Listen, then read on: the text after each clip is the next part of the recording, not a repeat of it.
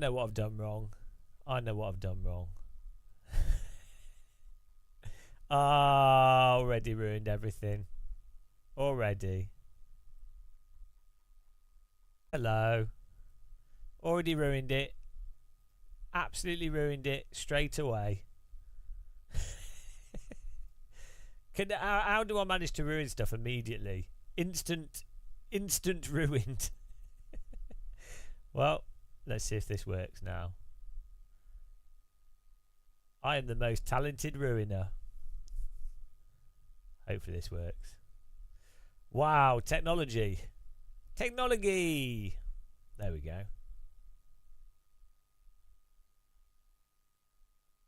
Brother, Kirith, hello. What are you doing? What are you doing awake at this time?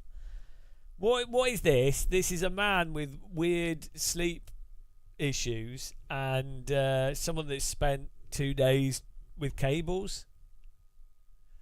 I don't know what it is. Hello, Loose Tech. I thought I should do a live stream. We've got people that are members and paying, and I'm like, oh well, we should give them something for their money. Probably not what they want, but something. Oh dear. Let's put some music on. We could just all listen to music. We should all ban Kirith. We've banned him from the internet. I say. Kirith he's got his fingers in every single pie. They call him the Pie Master. That's his nickname. Kirith Pie Master Kirith.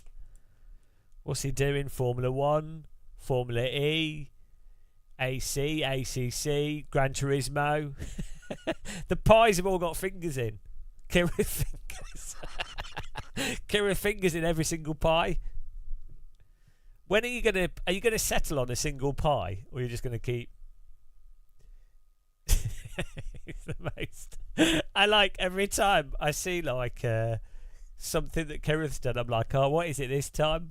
Oh, he started a space program. Oh well, that's not a surprise.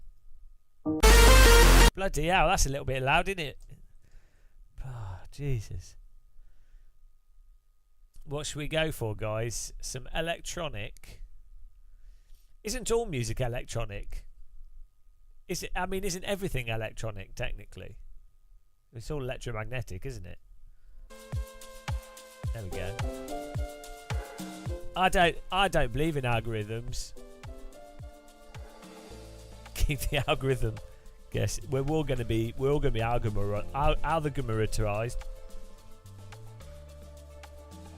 Did I die? I don't know. Am I back? I don't know what's going on.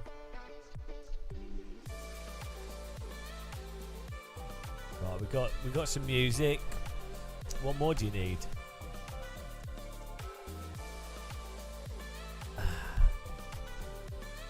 Right. I feel like my volume levels are not so good. How are the volume levels? Let's see. Is it just my monitor? Oh, it could just be my monitoring. Volume levels. Hello. There we go. Look at that. Pro. It's your first time having a natter. I get paid tomorrow. Oh, you don't have to. Don't feel like you need to send me money.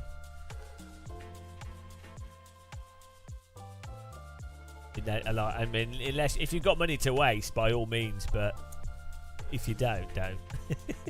Think of me like that weird person on the street corner that's like dancing, and you just give them money to stop dancing. You know, the local mental person. Think of me like that. You know, there's a guy in Hammersmith that would just be on the street dancing to techno. That's my inspiration. He would be there all the time, all the time. But to be honest, I think he's doing it better than me. I don't know why he picked Hammersmith though. I would have. If it was me, I think I would do like. I mean, maybe Westminster Bridge is too much for techno. Maybe Hammersmith is the techno zone. Right, I'm going to change the scale. Yeah, okay, I'm changing the scale of my monitors here. I want like 130. Oh dear. 125's too low on the scale. Ah, well, we'll leave it at that. Why break it? Let's get some iRacing up here. Chedhead, hello, how's it going, man? Chedhead! Is that like, Chedhead's like Smeghead? That's probably a banned word on YouTube. Everything's banned. iRacing.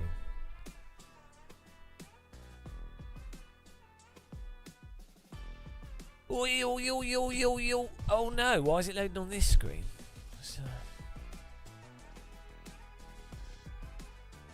So what are you up to, Kerith? Why are you in bed? I hope you are. You shouldn't be up at like midnight.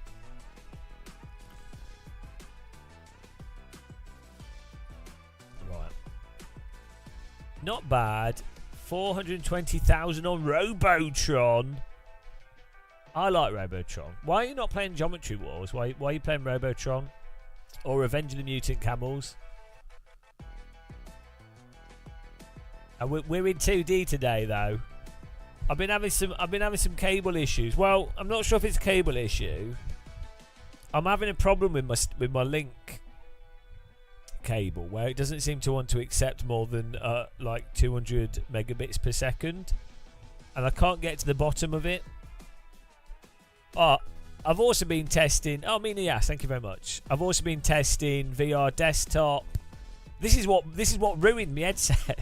It was all working fine, and then I started testing VR desktop, which is really awesome actually. VR desktop's got some cool stuff in it. And then I was just trying loads of stuff, and now I can't get it to go back to how I had it before. It adds your money, you're getting revenge while you're playing it illegally. It's not quite the same though, is it? You know when you play old arcade games, that fact that you had to get the value as like a 12-year-old, you had to get your value out of your 50p or your 20p coin, so it made it way more tense, and which added to the excitement of the game. That's true, Lunatic, but I like to break everything. But my fish has died. That's how broken everything is. I've honestly I must have spent about 20 hours over the last 2 days messing around with settings. I mean, I've had pretty bad insomnia, so I guess it's not the worst of things to be doing. And yeah, this is why I have a go at people that you know, when we do sim race and they're like, oh, well, your force feedback settings are wrong. I'm like, mate, you do not know how much time we've tried. We've done everything. There's, you know, right. F4 12:45. That sounds good to me. Let's get some rating here. We could do some polls. The march to 6K continues. I tried playing some iRacing the other day though, and it was a bit shit. I'm not sure if I can play it, so we'll give it a go. I mean, we kind of need to do this 6K iRating thing, but yeah, what was I driving? I was just driving it. I was like, oh, this is just. I was just like, do you know what? It's not good, and the physics aren't good enough, but it's entertaining to watch. But I was trying to play it for myself, like on my own with the VR headset. You know, I was like, oh, I'll try and enjoy it, not live streaming. And I was like, oh, and what happened? It's something dumb. Oh, I was doing the radical on the Nordschleifer, and inevitably the car went into a slide. I caught it, but then the grip was still gone, and so I had to get on the brake to stop the car from sliding. And then someone drove into the back of me, and I was like, oh, this is just, it's so iRacing. It's so iRacing. I was just like, this isn't fun. It's fun to live stream because it's funny to see someone have a mental breakdown, but it's not, you know. Chedhead, you bought PS1 Midway Classic, so you paid for it. Well, that's good. Well done for supporting the games industry. The struggling large publishers. Joust. Joust was good. I was playing that in a computer museum. It's such it's really smooth, really nice physics actually.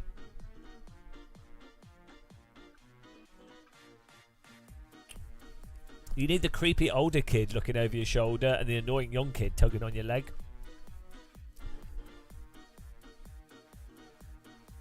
Yeah, I don't know. Maybe they must be just focusing on a different aspect. So Matt Malone's really good at just being entertaining, and Matt Malone's picks cars that are, you know, going to be quite entertaining for stuff happening. And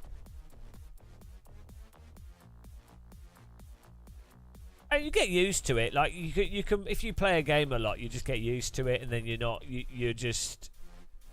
I don't know, I think some people are maybe able to overlook certain things, or there's certain things for different people that people can overlook, so it doesn't bother them.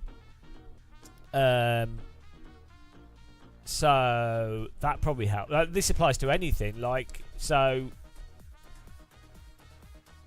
you can do something that's pretty terrible, or enjoy something that even you're aware of is terrible, or even though you're aware of something else does something better, and it can still be fine. Like, it wouldn't necessarily bother you. It just depends how much that thing irritates you, I guess. Which will then depend how much weight you put on that thing. Hang on, we need to change from VR to monitor. Oh god, we're going back to 2D here. Tugging on me what? Right, let's see if this works. I've probably broken iRacing. Haven't played it in 2D for a while. Yeah, I kind of feel with iRacing and with ACC, they're the antithesis of what driving is, and so that's why I think I struggle to enjoy them at a fundamental level. But then I like the online in iRacing and the voice chat. So it's the thing with AMS2.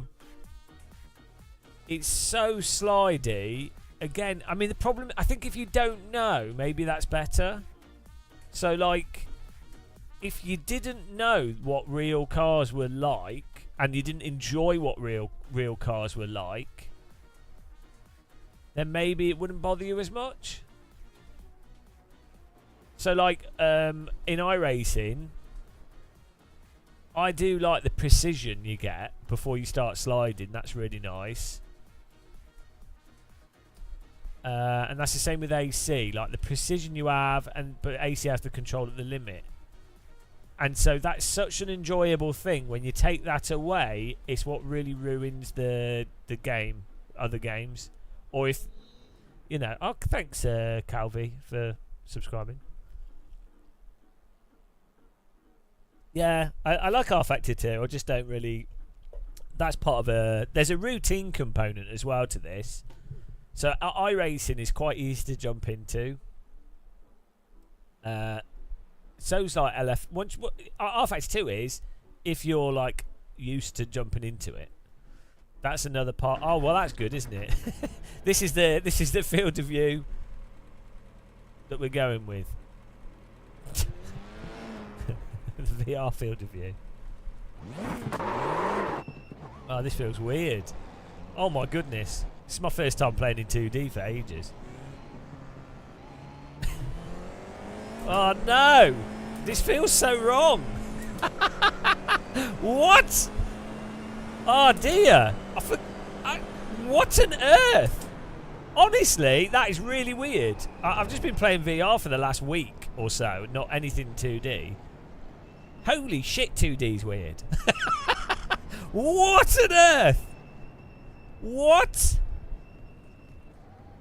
Guys, that's mental.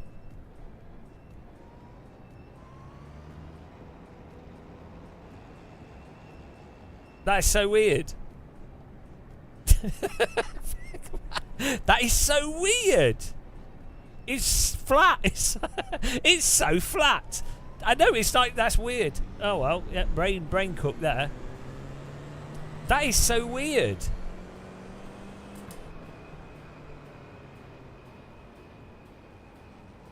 How is it that just a week of VR makes you forget 2D? Like, how is it your brain configures itself? That is crazy.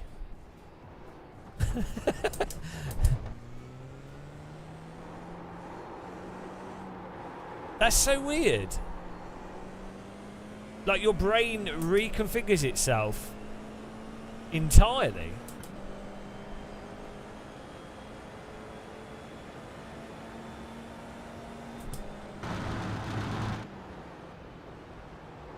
That's yeah, I can't put that into words. Is the stream running smooth? Because you play in 2D so much, you kind of take it for granted that, oh, that's just how it is, and then it becomes normalised. When it's actually 2D driving is actually completely weird to reality. Like, do you know what I mean? It's obviously an abnormal way. Oh, that's cool. Thanks guys. Have I been watching any Apple VR videos? No, my thoughts are still exactly the same. Like, so my criticism of the Apple VR headset is that it doesn't make sense as a VR device and doesn't make sense as an AR device. It makes sense for people that are completely unaware of VR. It makes sense for people that are Apple fanboys, and it makes sense from Apple's perspective as having a target device and a device out in the wild that people can start developing for and fiddle around with and that kind of thing. But it really, fortunately, people are stupid, and so the narrative and perception is that it's like people think it's the first VR device that's ever existed in public. It's really weird. Like, if you've used a Quest 3, the bulk of what people are getting excited with the Apple headset, the Quest 3 does. Like, the good stuff, like film viewing, placing windows, multiple windows, enough resolution for it to be comfortable, a portable screen that's as big as you want, basically, with the advantage of also having games. I'm not saying that you need games, and that's not the point of the Apple headset, but it's kind of nice being able to have, like, really cool, hyper-immersive VR games, and then also you can plug it into a PC and play Sims and things. And then, so you see, like, stuff like the... so here's a good example of what I'm talking about. You watch the Casey Neistat video, where he's like, oh, this is the future of computing, which it is, but everyone knows that, obviously. They've known that for like a decade. Everything he does in that video is stuff you could do with the Quest 3. So every point he makes in that video and everything said and done in that video is something that you could have done with the Quest 3. So that's what's really weird. The stuff that's actually genuinely interesting with the Alien vs Predator Apple headset. Welcome to iRacing Tire Model. The stuff that's interesting is the user interface and how it seems to be easy to use, and the eye tracking. Well, you can play games. It doesn't have any VR games. So, yeah, it is really strange with the Apple VR headset. It's strange how the public... Right, so because it's an Apple product, people talk about it, conceptualize it, promote it, and everything totally different to how they would with other products. It's really weird. Like, it's so weird how much of a cult there is behind Apple, that people do not apply the same critical stuff thinking behind Apple stuff. And then obviously you got all these influencers that it's really weird. It's so strange. I don't think it's a particularly bad device generally, though. It's a really good example of how people treat different things differently based off brand and authority.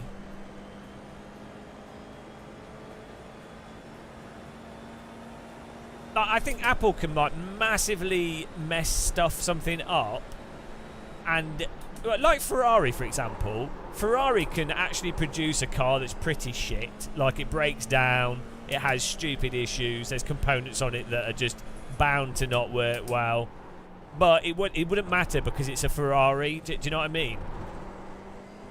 That is what you get because Apple's been around for so long, and because it's been associated with luxury culture, and because they're relatively speaking, it's generally a luxury good, and so it's associated with all that stuff. It's in that kind of expensive bottle of wine category. It doesn't matter if the wine is actually good or bad or the same. It could be good in some cases or worse in some cases. It doesn't really matter. It's in a luxury. Yeah, the Derren Brown. Yeah, it's that's what they've managed to create for themselves through marketing and which I guess that's a thing in and of itself, isn't it? That. To be fair, that is like Ferrari or a hypercar brand. That is a thing. That is part of the product. So it's fashion, isn't it? You're wasted. Shall you try driving? Well, you could do. You might drive better. Some people do. Oh, this is going to be a right royal shit show. Right, I'm dialing my head into 2D land here. When you play in 2D compared to VR, it feels just really distant. Do you know what I mean? You end up feeling very distant from the game. The shape of the car is totally wrong in 2D as well. That's strange.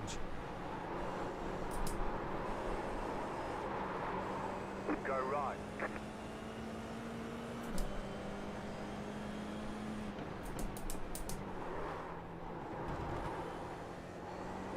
I need to change my socks. This sock's got something sticky on it. Sticking to my pedal. Ahead the gamer. Justin Smith. Who else is in chat?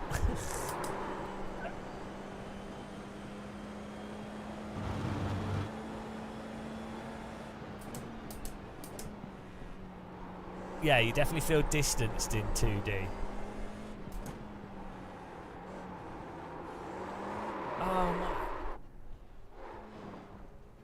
See, stuff like that. Right. What? Hello. This just doesn't make any sense at all. Like, I don't know.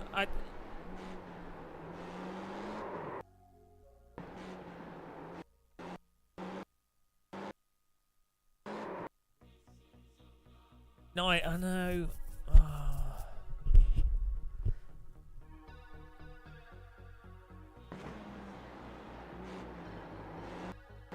It's stuck from this point here. It's actually stuck in the slide here. There. It wouldn't really matter what else you do. How do I... What...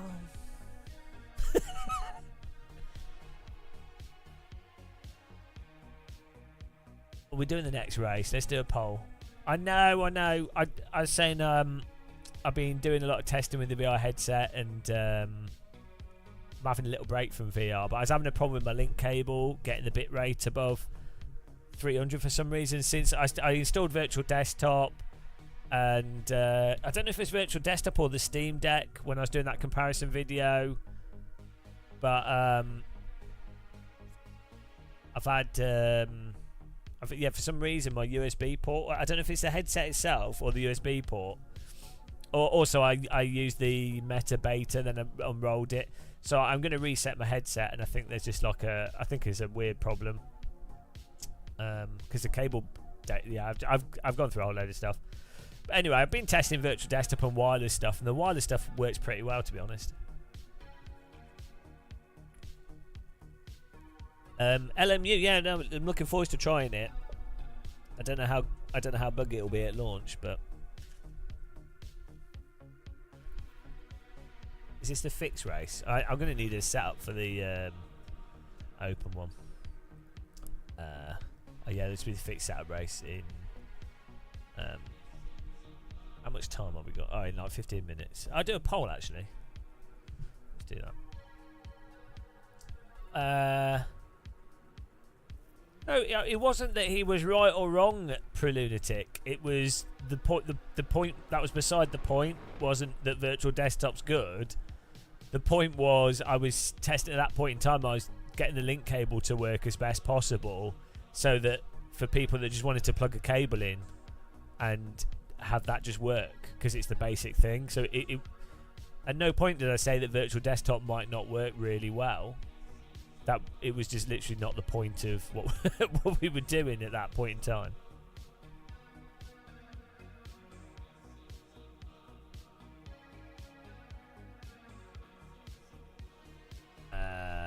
What am I doing? What am I doing, guys? Why did I just? Oh yes, channel points.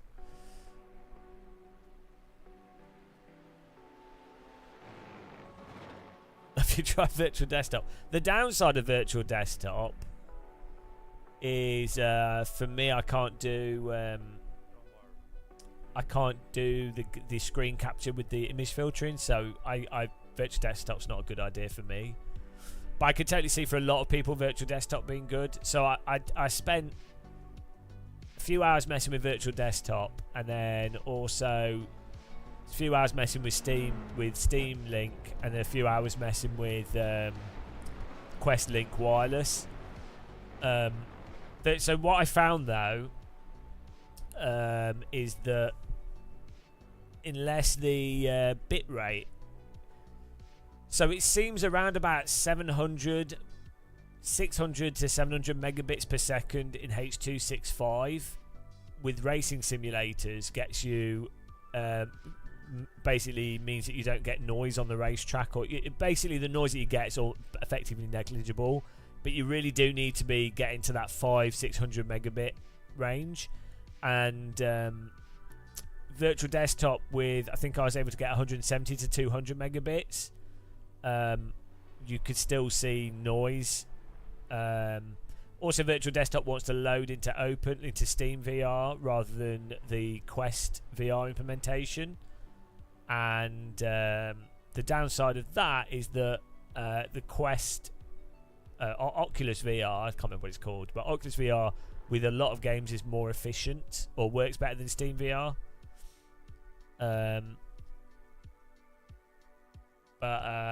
Yeah, I played a bit of Half-Life Alyx. Looked really awesome actually. Yeah. The remote desktop stuff is really nicely done in virtual desktop. But then you do lose some features that you have in the Oculus Quest Link stuff, where you can just position windows and lock them in whilst you're playing a game. So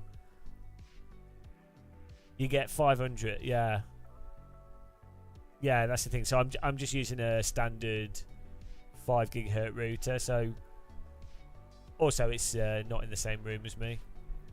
But it's not a bad. My house is really old, so it's 2 floors above me, but the floors are made out of light paper. Yeah, that's probably just their compression. It looked really good. So for room scale stuff like Half-Life Alyx, looked absolutely incredible. Half-Life Alyx on the Quest 3 looks insane. Like you can with the Quest 3, you can really appreciate the details because it basically looks like a computer monitor.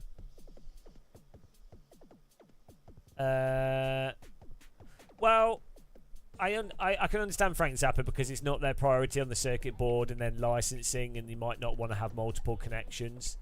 So I get that, but what? I mean, it would be nice to have like a DisplayPort on it. That would be nice. But what's really weird with the Quest 3 is why doesn't a link cable solution just work out the box? Like what it should be. Right, it should be that if I plug a link cable, Oculus should sell a link cable, even if it costs £30-40, with the one that sells like £70. But even if it costs £30, I say it costs £50, but that link cable should be a case of if I plug it into a USB 3 port and then plug it into my headset, it charges the headset and it works and looks great. It just works. Not really, Ben. The only thing is I'd probably use H.265 instead of H.264. Well, there's no point in using an optical cable. The Quest, technically the Quest 3 cable is optical, but there's no point. The only reason to ever use optical cables would be if you were doing something over a really long distance.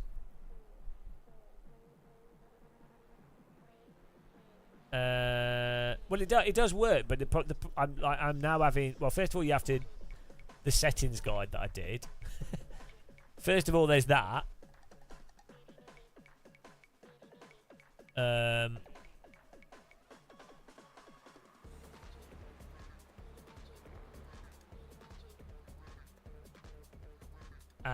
yeah, for some reason right now I can't get higher bit rates to work. So I'm just saying it should. The settings out the box should be nice and simple, and it should just work. If you plug it in, it does kind of just work, but the quality looks terrible. So there must have been so many people that they've just not really, they've given it a go, and then they've gone, oh, actually this is not, they've not bothered fiddling, which they shouldn't have to. So there's definitely. That's the thing with virtual desktop. If you buy that software, the defaults on that will generally just work, and it will look okay. It's not gonna be the best, but it will be fine. So that's what it should be like. And I think that's what's happened. That's why so many people go, "Well, virtual desktop." It's because they've tried the defaults, or maybe fiddled a little bit with the Quest Link, and then gone, oh, and then done virtual desktop, and they're like, oh, it actually works all right.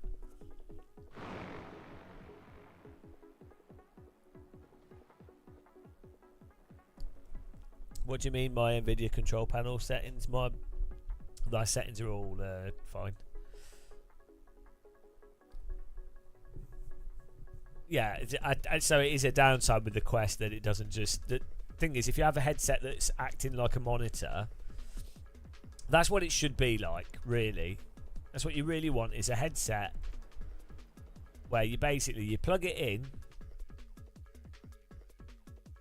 you plug your headset in, and it's the same as computer monitor. You shouldn't have to think about it, should you? You shouldn't. Sure, when you first get a gaming monitor, you might set the refresh rate, you might adjust the contrast and brightness. You might fiddle a bit, but you really don't have to think about it, do you? It's not a big thing. So that's what the Quest should be like, really. Or VR headsets.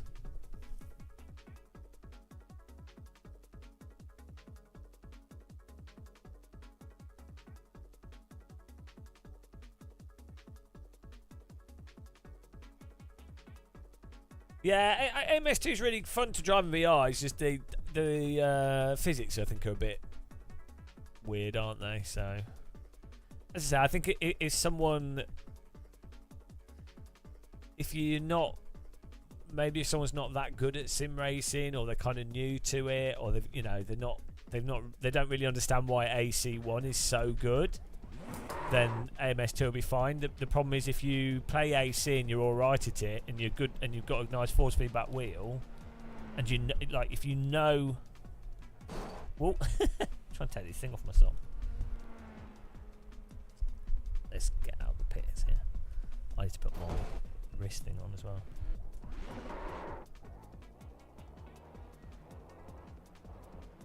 Oh, there we go. Right. Come on.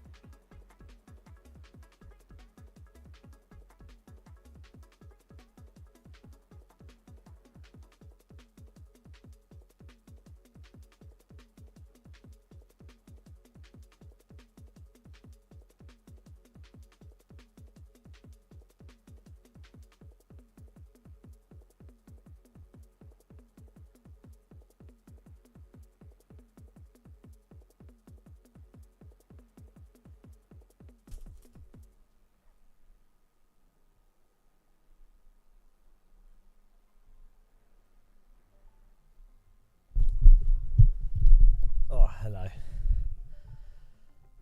Most immersive in VR. I mean, they're all pretty immersive. Whew. Let's do a qualifying here. Right.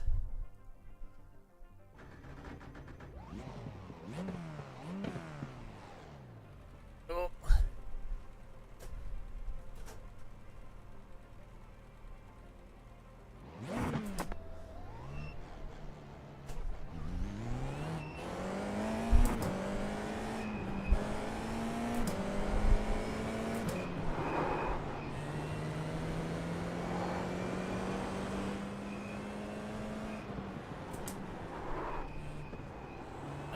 Yeah, pass through on the Quest 3 will look grainy because just because of the camera resolution.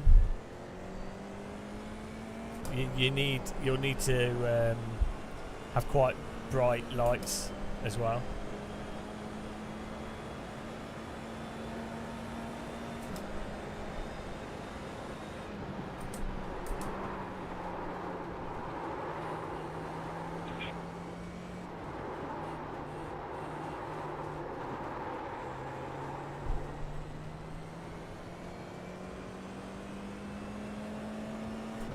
Am I doing setup? This is a fixed setup race.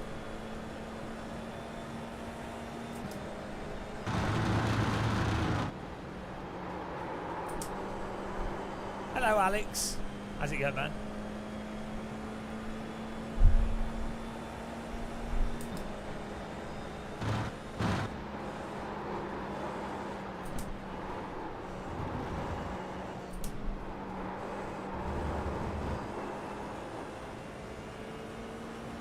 Any reason for no iRacing? Well, I've just been fiddling around with settings and stuff, so 6K by the end of the stream. Yeah, done.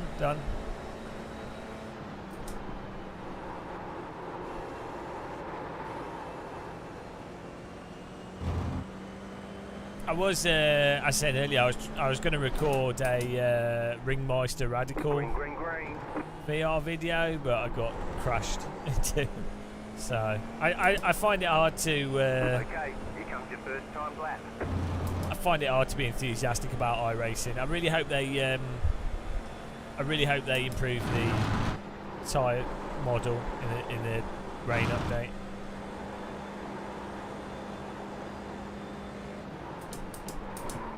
I think iRacing is entertaining for live streams, but the physics is so bad The tyre physics is so unbelievably bad relative to R Factor 2 and Assetto Corsa. You know, it's entertaining, but it's actually it's shocking.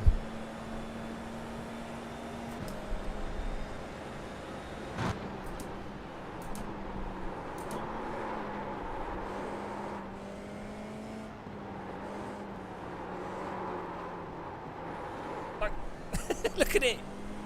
Oh, thanks for subscribing. Look at what the car's doing there. It's absurd. I've not watched that.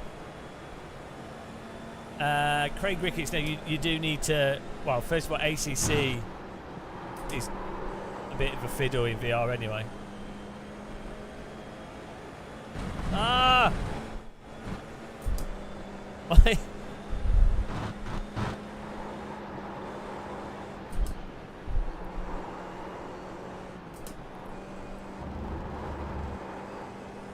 My Steam Decks.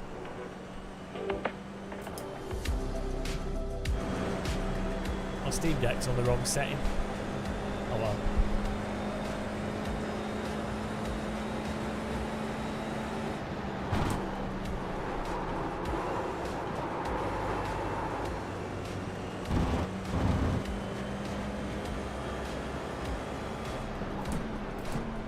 It's not about being able to hear the tyres. In iRacing, you cannot drive. Full stop. One more lap. Can you not hear these sounds?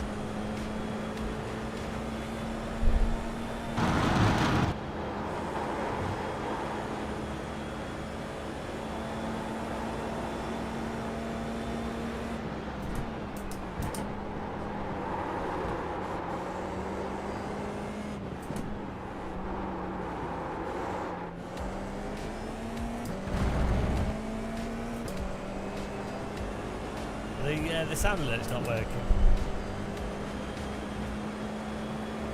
Look at my... Yeah, well, and that's it. It's all about the radio voice. Yeah, you can put this sound alerts.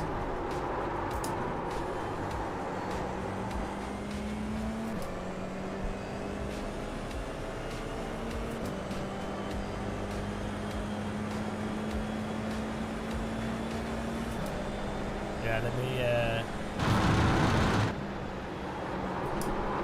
my Go XLRs, I've just out of the blue decided to load the wrong profile. Really weird.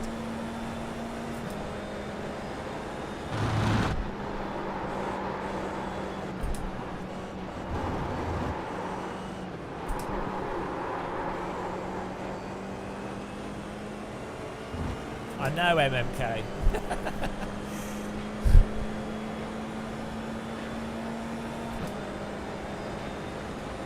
I could do it. I've had one cup of tea today. We'll do with some more.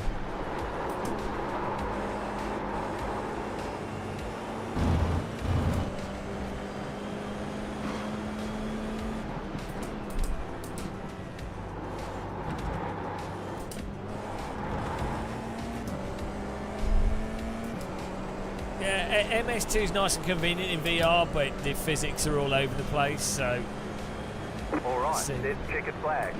It's good fun though. Right, let's try and fix this.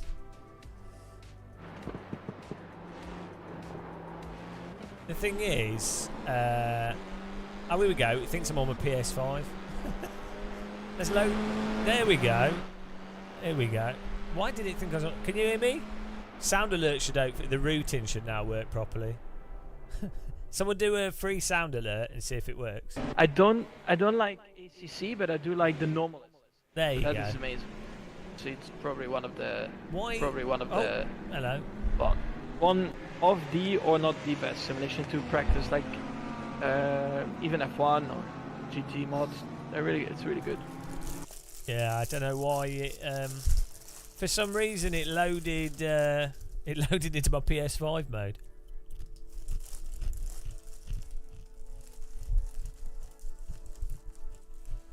Yeah, AC1 tyres, how the tyres are, should be the baseline. It should be the baseline.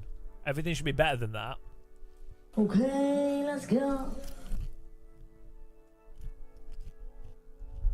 Just check that we can hear the car.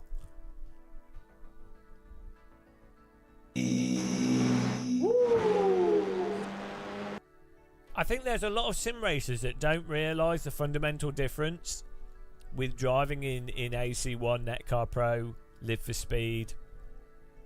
And if you don't know that difference, you won't understand. So, you know. And there's a lot of people, there's a lot of real drivers that don't know as well. The actual professional paid drivers that don't know. They're really good at driving. Obviously, you know, but they don't know what it is about driving. Like, they just don't know. They drive in a certain way where they don't need to know that, because you can drive quickly without needing to be able to drift or do certain things. You can still be a professional race driver and not know, and especially not know the difference between those sims, because they're like it's quite an abstract thing.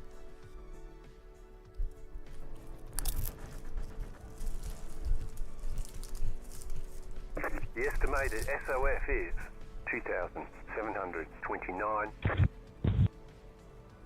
Tight field today. Look for opportunities. Well, we're gonna die.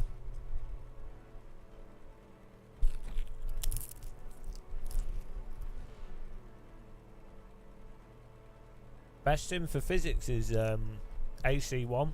Well, we're going. I want to sip of my drink. Hang on. Green flag, green flag. My game lagged out then. We were changing gear, but the screen wasn't moving. Oh well. Right side. Clear on the right. Right side. Still there. Still there, hold your line. Slow car ahead. Go right. Clear. Right side. You're on the left. 3 wide. Car right. 2 wide. Clear. Oh boy! We still got wheels. Miracle.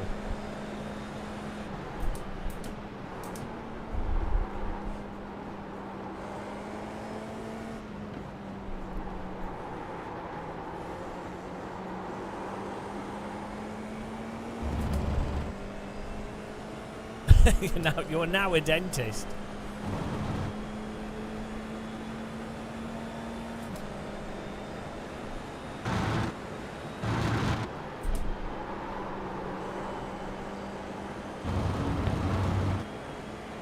Well, iRacing is good because the tyres are so unforgiving at the limit that if you can drive iRacing, you could jump into a real race car with your eyes closed.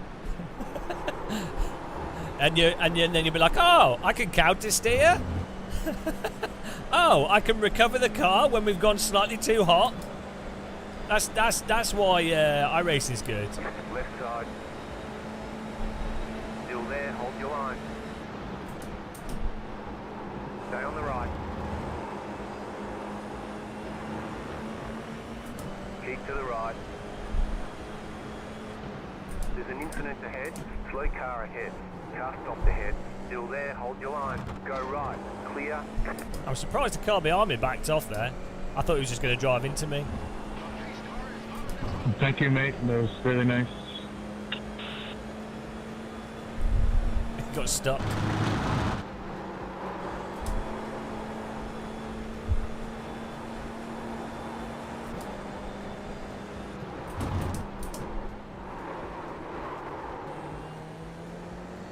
I'm learning as we go here.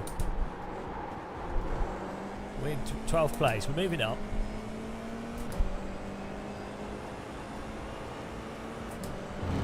Yeah, I play it. I think iRacing is the most entertaining sim for you guys to watch, and it's got the voice chat.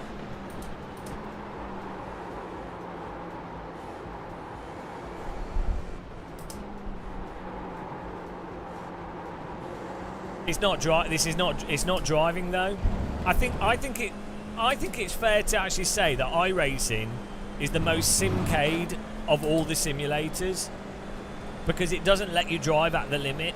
That it doesn't actually simulate driving. it doesn't simulate. Yeah, it doesn't simulate driving a car. Car right. It's so fundamentally broken Clear. at the limit, which is the crux of where you get performance in a race car and what makes you a better race driver. It's so broken in that regard. It's Car on simcade. your left. Stay on the right. You have to. The way you have to drive in iRacing Still there. is utterly. It's not the approach of driving at all. It is not driving. without that ability to go over the limit and come back, or counter steer, Clear on the left. or bring the yeah. If you can't counter steer properly, yeah, we're just waiting for the fanboys to come in, but it's all right because they're wrong.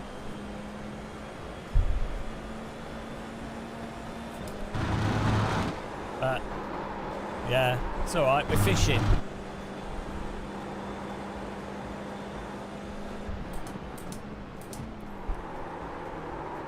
Isn't it weird though?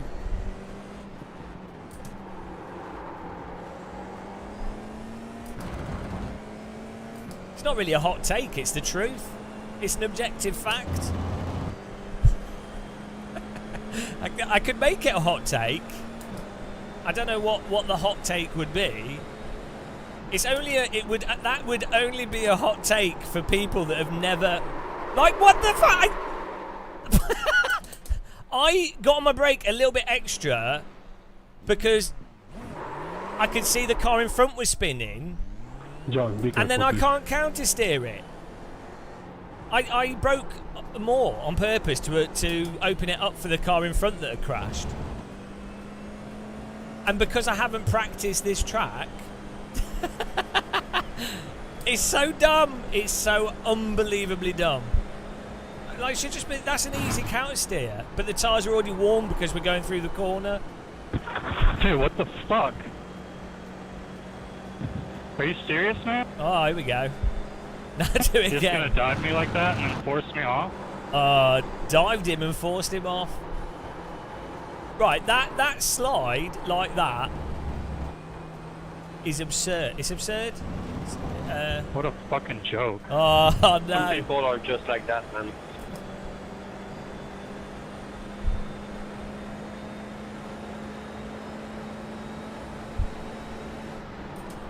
Got some salt in game. The leader's fitting now. Push, guys. Don't fight the watch. How ridiculous. Car 8 has taken the lead. We'll watch a replay of that slide. Yeah, but Alex, right? This car is slow. This is a very slow car. That type of slide that we had there is just something you counter steer. Yeah, that's Having a true. Yeah, great battle exactly. at the front. GP Tech, you're right. But you shouldn't have to do the full throttle brake slide. Do you know what I mean?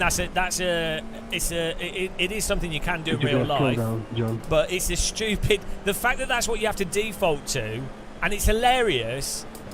What's hilarious with that? I was watching. There's another YouTuber where they did a video where they were doing Zandvoort full-length Formula race, right? And they lose the car a fraction, and then what they do Are is you a that fucking idiot? they slam on their brake and accelerator to catch the car, which then causes the car behind them to plough into them, ruining two people's races. And what's weird is they don't say in their video, that YouTuber doesn't go, oh yeah, this is a fundamental issue with iRacing. This is actually a demonstration of how the sim is broken and really this needs fixing. What they do is they blame themselves. It's really weird. It's so funny how like gaslit people are, iRacers are. I say, like, it's making the sims complicated. Don't expect it to be perfect. What is strange is the continual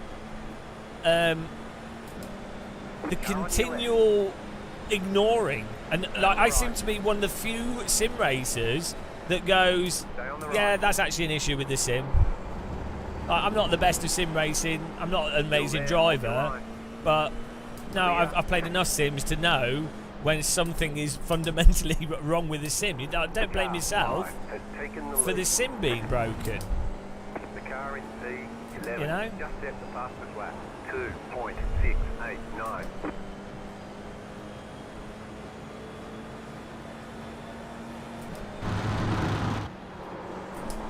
I think this track is causes issues as well because you have like prolonged corners. That causes the tyres to warm as you go through the corner. Goodbye, James.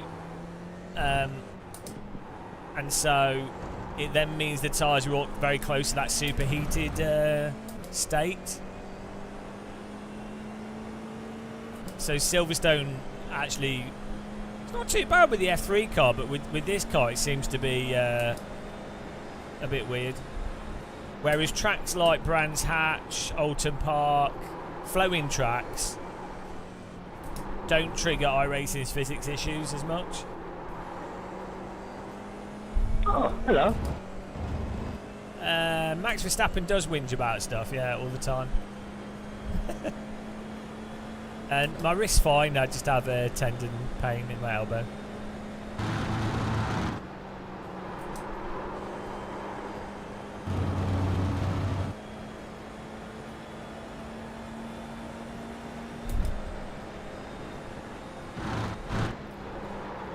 Well, I found pictures of your mum, Porter, on the internet, so it was really hard for me to hold back, and the repetitive strain injury was inevitable, to be honest. So I like Silverstone, Alex.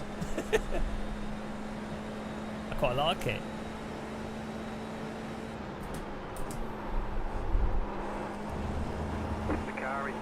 What a fucking joke. Well, I could take it though. I could take the abuse. That's part of iRacing. You have to take the abuse. The car in P11. Just set the fastest lap. 1.603. Why does this YouTuber always just complain? Yeah, DD Will's good. Yeah, for catching the rear, DD makes it very obvious what's going on. I'm alright, thank you.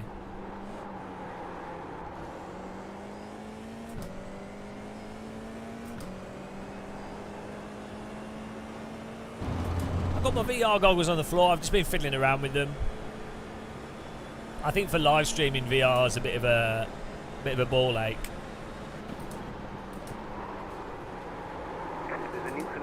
You got a slow car on the Really, left. man? Go Oh right. my god, get up the fucking racing line. Car behind has gone off. This is what it's all about, though. You don't get this in other sims.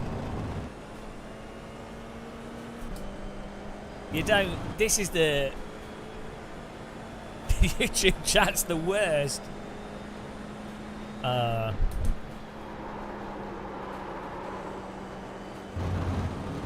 Yeah, so this is my first time in the F4 car on this track. What you have to do, the iRacing process is you basically chip away at a rote memorization procedure of accelerator and braking, which you do with everything. It's a good thing to do with anything. But then you have to set like absolute binary. Or You know. next time, get up the fucking racing line, please. The leader just did You up can't just jump into 2.097. iRacing and push and counter steer and overdrive. You know.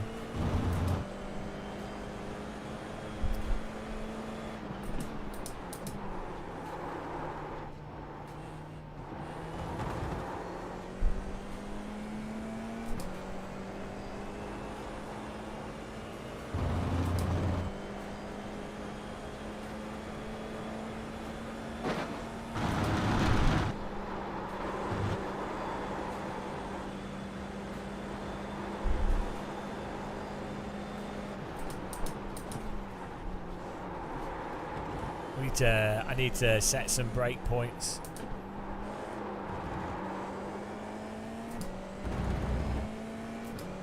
Yeah, I don't think Kunos are that interested in voice chat though, to be honest. Whenever I've talked with them, they didn't seem to be too keen on it. Kunos, you never know what they're going to do.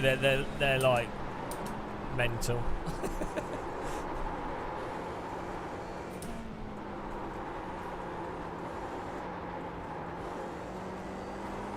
Yeah, that's. I think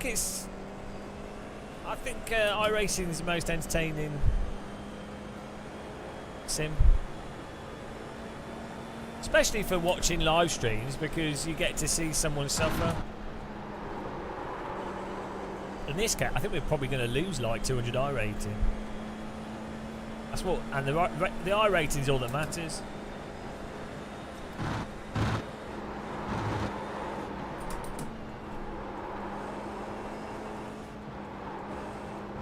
I quite like Silverstone though.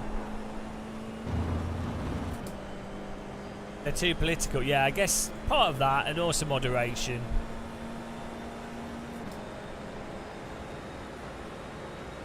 You don't want to. Yeah, you don't need to argue. You could just enjoy listening to the soul. In the context of a race, in a race, the good thing is that if someone else is angry, it's normally to your benefit. So it's never a bad thing. Do you see what I mean? It's not a team. In a team game, voice chat's annoying because if your team gets tilted or they start being stupid, then you're it's going to affect your outcome of the game negatively. But in a single-player racing game,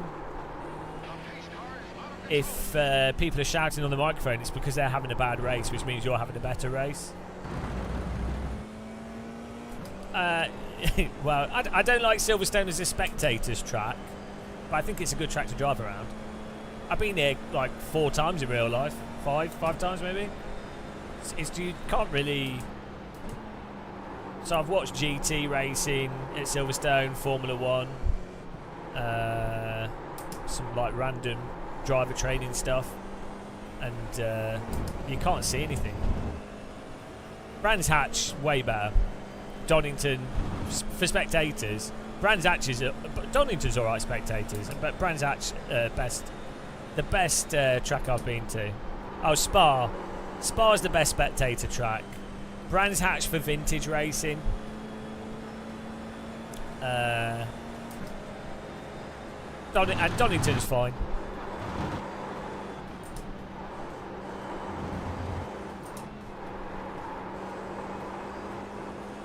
I've not been to Snetterton, no.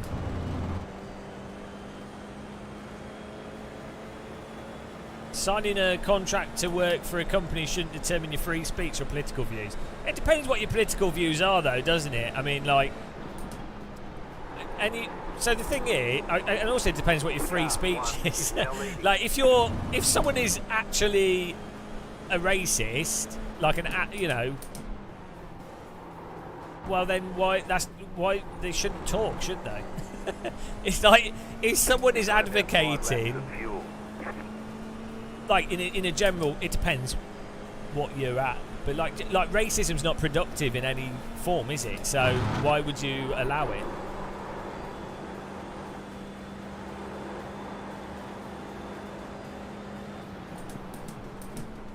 Yeah, that's a separate conversation.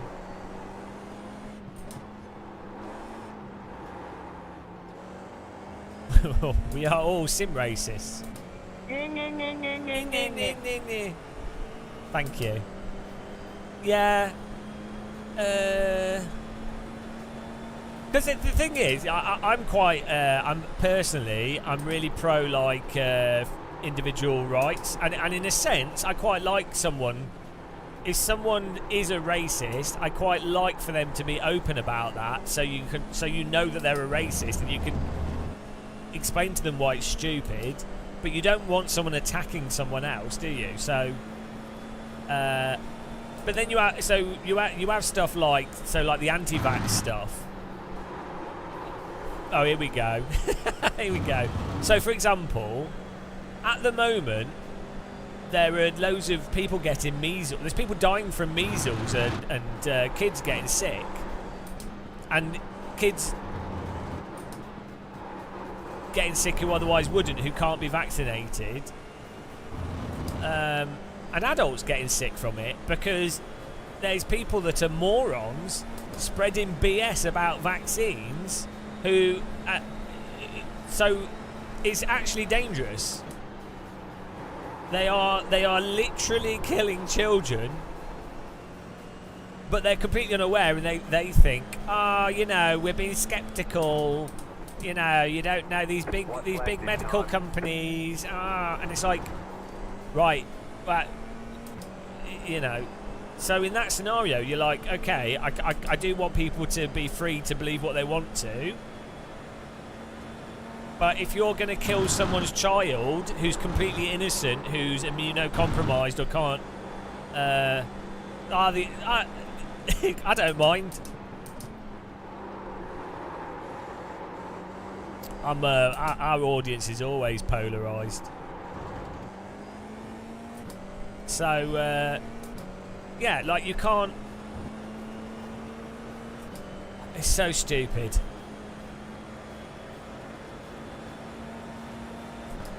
Trust who? But you see what I mean? Like, so... This is the problem, is you want people to come to their own conclusions. You want people to be critical. And you don't want to force things on people.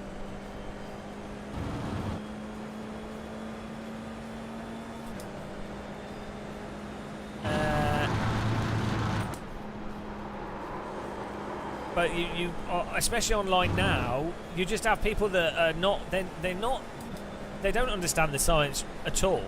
They're not particularly good at critical thinking. And then they've come to some, like, weird conclusion that they then put so much of their life behind it, disproportionately to other issues. So, like, you look at the anti-vax stuff, and you're like, okay, fine. You've come to whatever conclusion you've come to. Fine. Nice race there, Bruno. But why are they then like so like mental about anti-vax, but not basic climate change stuff or car transport? Like why do they like COVID anti-vaxxers? And why are they so passionate about COVID anti-vax, and every time someone's sick they go, oh, it's the vaccine? Why are they like that? But they're not like, there's another child's being killed by a car. There's another adult that's had a car accident and died. Big car. They ignore that. More people are being killed in car accidents every single day. Even if like these vaccines were like 100 times worse. It's like on the scale of issues. That's how you know they're mental. Because someone's disproportionately concerned about something that's not actually the biggest effect in their life. Do you know what I mean?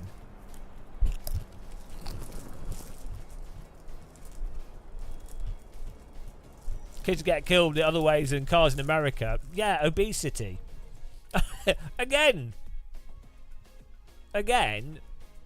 people getting overly concerned about vaccine death, which it might be a valid concern in some ways, and there are definite with different like not necessarily COVID or measles, but if you're vaccinated against malaria or rabies, there's no point in some scenarios getting those vaccines, or there is in other scenarios, and some like there's a whole load of stuff. You travel, that you get vaccines for a lot of things, and there's some of those vaccines have really bad side effects, or for quite a high percentage, way worse than measles or COVID. Like, they're well known, very common side effects, but it's like was better than getting malaria.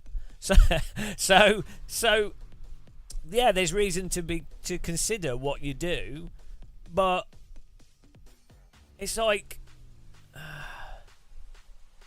it's like, yeah, on the scale of stuff to be concerned about, they're being totally disproportionate. It's the same with the you notice these issues are like often used to like distract from actual things that really are things that should be considered, like wealth inequality, environmental damage, a tiny minority of people taking money out of everything.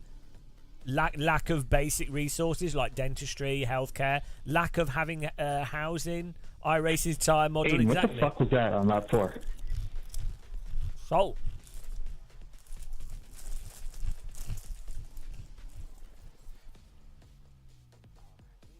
Hang on, you wouldn't go to a country where you have to get vaccinated? Well, that's most of Africa off the cards. No, my wrist is fine. I have driver's elbow, golfer's elbow, and putting the wrist guard on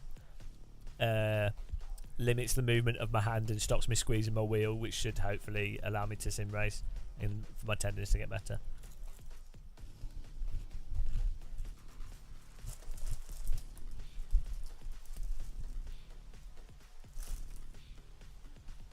Yeah, well, it's so weird. So weird.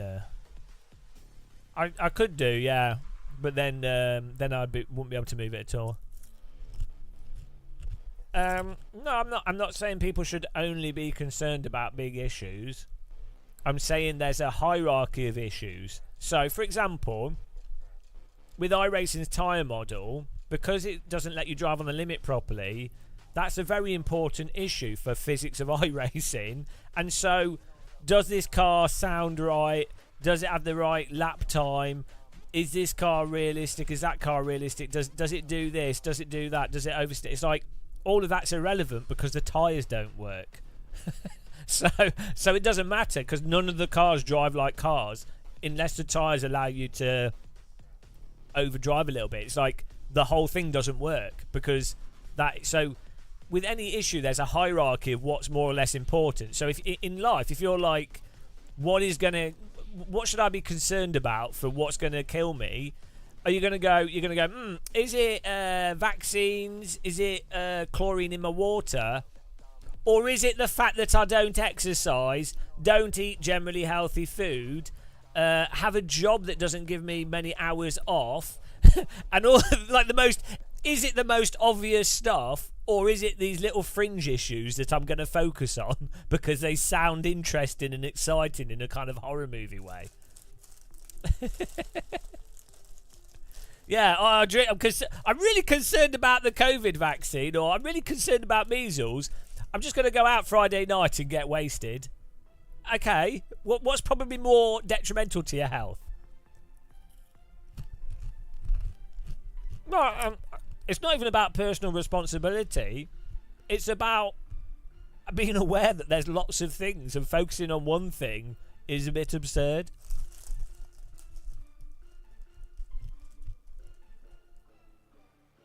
Alcohol fortifies the liver. What's lap 4? Okay. Lap 4. Let's look for the salt.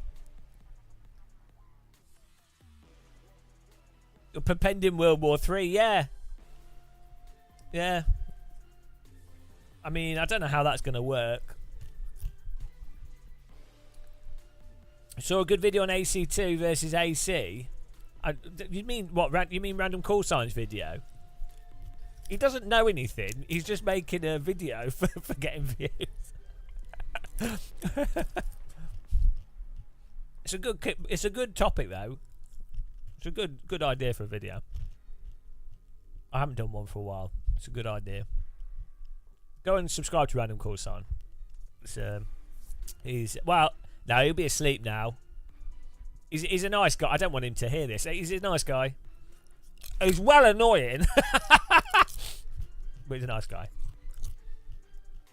Having been trapped in a car with him for... I mean, I'm more annoying than him, to be fair. When we were coming back from Sim Racing Expo, and his seatbelt alarm goes bing, bing, bing, and I keep unplugging it and singing songs to it. He was going to have a mental breakdown. 6 hours in a car on a straight road.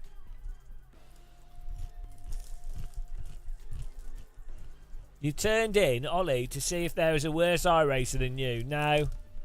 I'm the worst because I'm honest. Oh, lap 4. What was the name of the car? Sorry, we got distracted.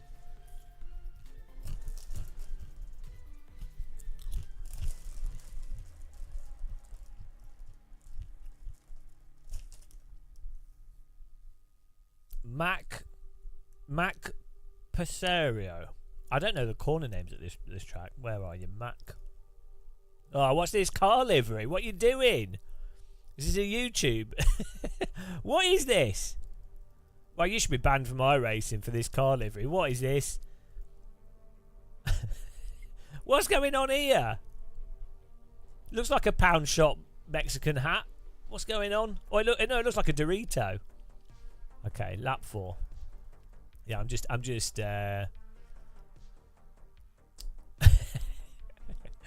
ban this guy. Right, where's this crash? What's happening? Pound shop Dorito, knockoff Dorito, Lidl's Dorito car.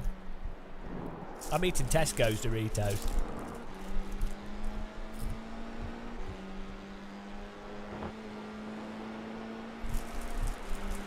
Well, where's this crash?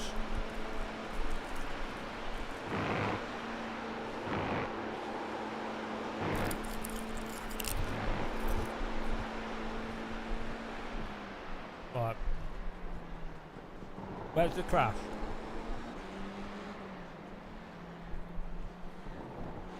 I don't know which corner Luffield is.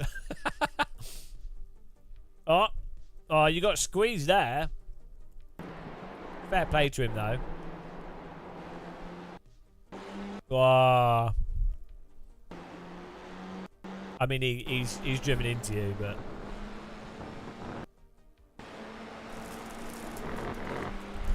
Was that it?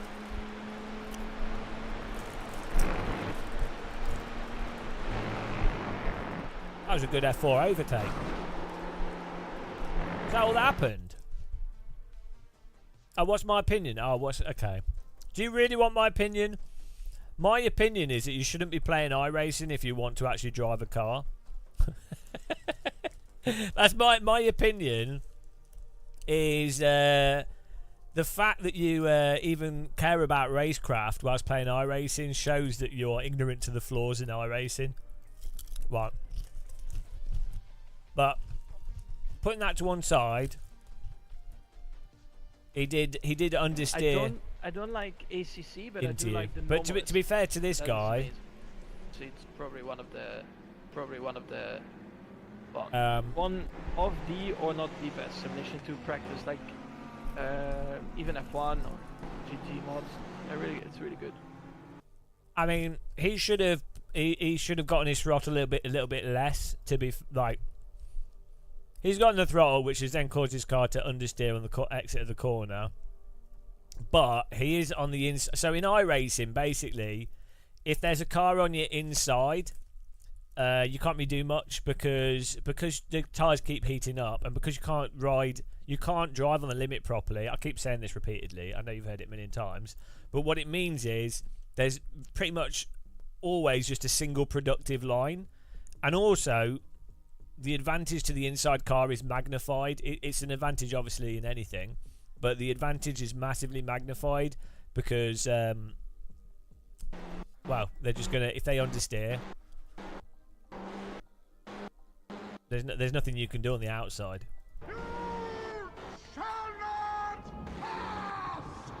But,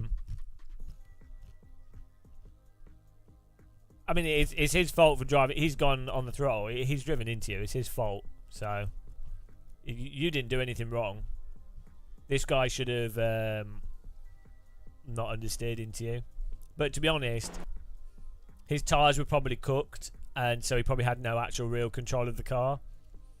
So, yeah, but he did just drive into you. So if we're looking for guilt, yeah, the pink car's to blame. I guess the only thing you can do is stick your car on the inside more aggressively at the entry of the corner.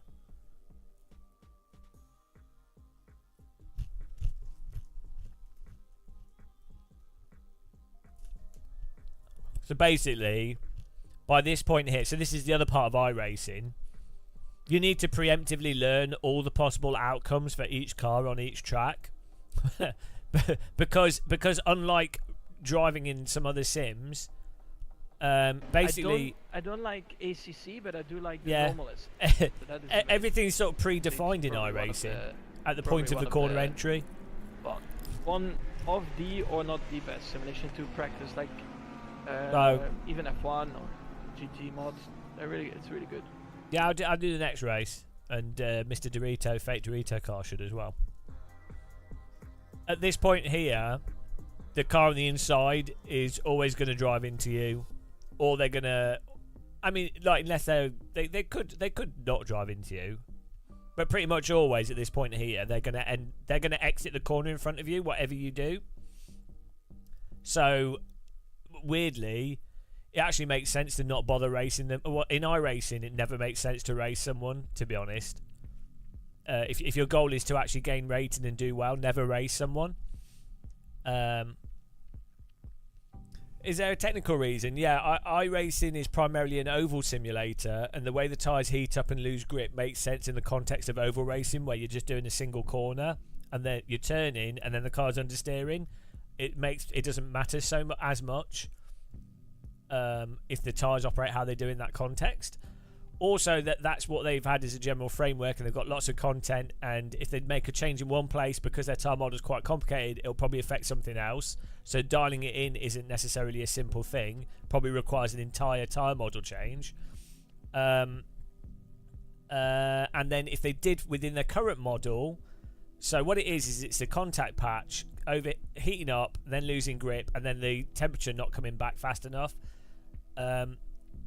If they were to sort of just fix it as a fix, it would probably mean that the cars could then be drifted like crazy everywhere, and would probably cause much more fun racing, but equally unrealistic in a different direction.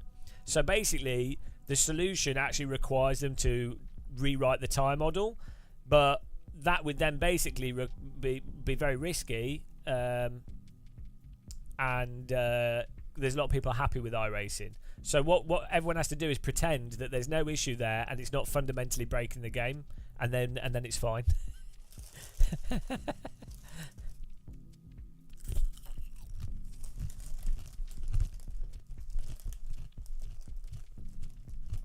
The different cars in iRacing actually do have different versions of tyres on them. So, but they all have the same fundamental issue. Right, we're going to do the next race here. We need. Has anyone got a setup?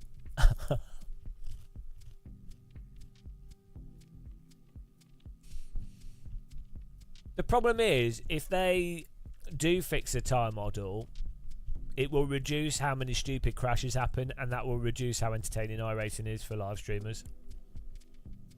So it's like the grass. They fixed the grass, but that's made it less entertaining for like stupid crashes. All right, shady sim.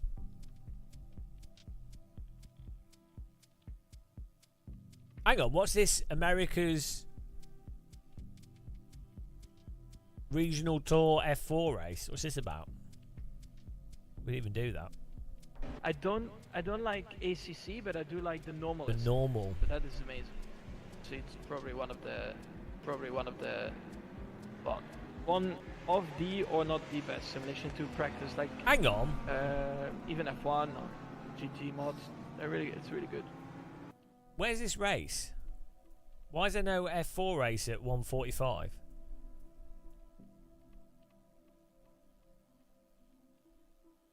What's going on here? I'm hot, and you're not. Guys, why is the 1:45 race missing? Oh no, it isn't. I'm just blind. I'm blind.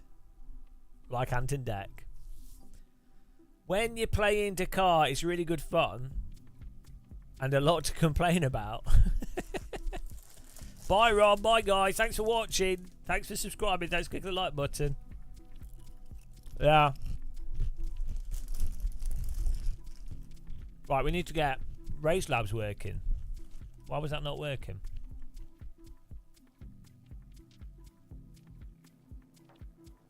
We need to get a poll going here.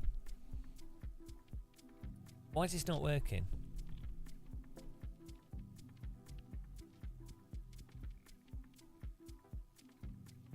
Did I close it or something?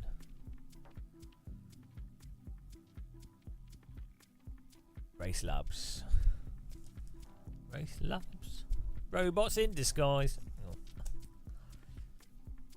Oh, he's saying goodbye to you? Ah. Not saying goodbye to me. Oh, Race Labs is signed out.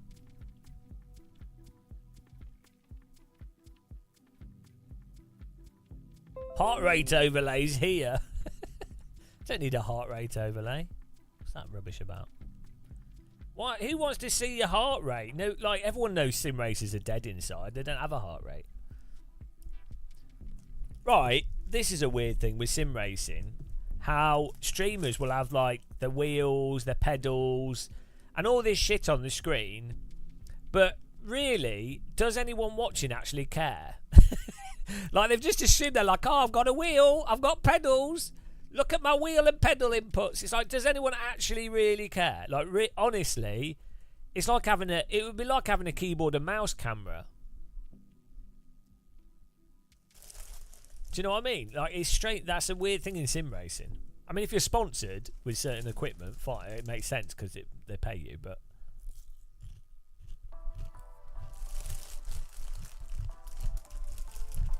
ouais, ben c'est ça. Fie-toi à tes tires.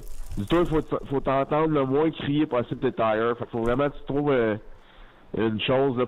Faut pas que tes tires crient quasiment. Ben, c'est sûr, ça crie un peu, là, mais. Okay, I could do with the mute button here.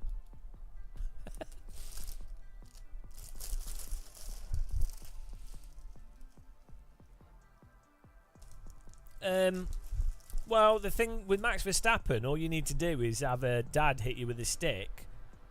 Why's my mouse not working? Have your dad hit you with a stick at the age of like 5 and do go-karting, and there you go. Then you'll be a great sim racer.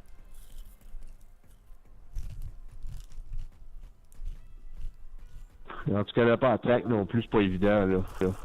Moi, je la connais, là, c'est pour ça, là. Ouais. Mais non, mais j'ai pratiqué pas mal. Ben, pas mal, mais je veux dire. Des fois, je me trompe à des virages. Tout à l'heure, je pensais que c'était les chicanes, mais là, oh, is this guy French Canadian? Is this like the strongest accent ever? French Canadian accent.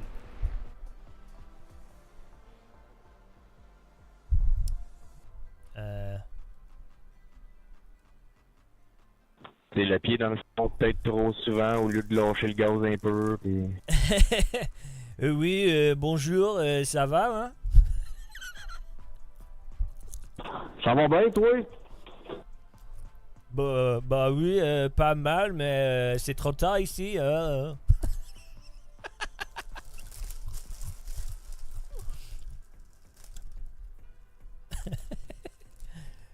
Toi, tu as gagné encore aujourd'hui, hein? It's my Quebecois impression. That's pretty close. No, he's not interested. I thought I'd done a good job there. Thought it was pretty good Quebecois French accent.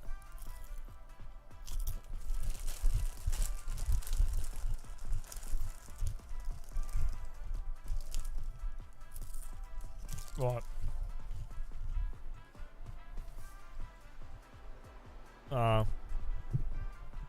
Right. We're doing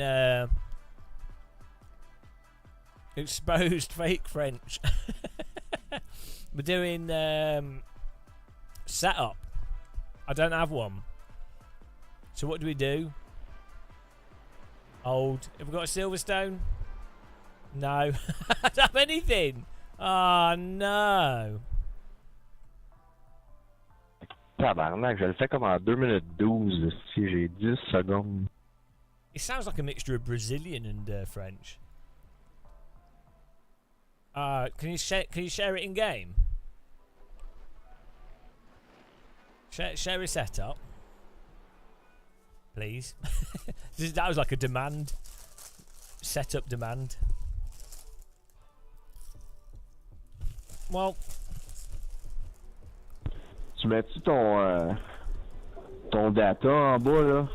En haut, excuse, là, la ligne rouge, là, le lapping, là. Ton temps, là. Francis, tu peux me donner une setup, s'il vous plaît? Ouais, je sais pas qu'est-ce que tu veux dire. Bah, j'ai pas compris, mais tu peux faire un setup pour moi? Merci beaucoup.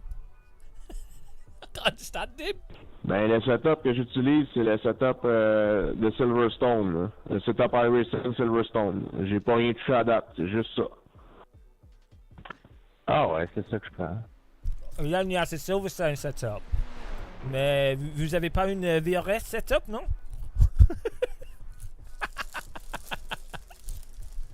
Give me the VRS setup! God, I'm begging in different languages. It's Imagine being able to see the heart rate of the driver in front. Yeah, that should be in the game. Non, moi j'ai pris le setup iRacing Silverstone à date, là, je roule avec ça. Right, it's just using the iRacing one side, we'll see. Ah! Race like a man.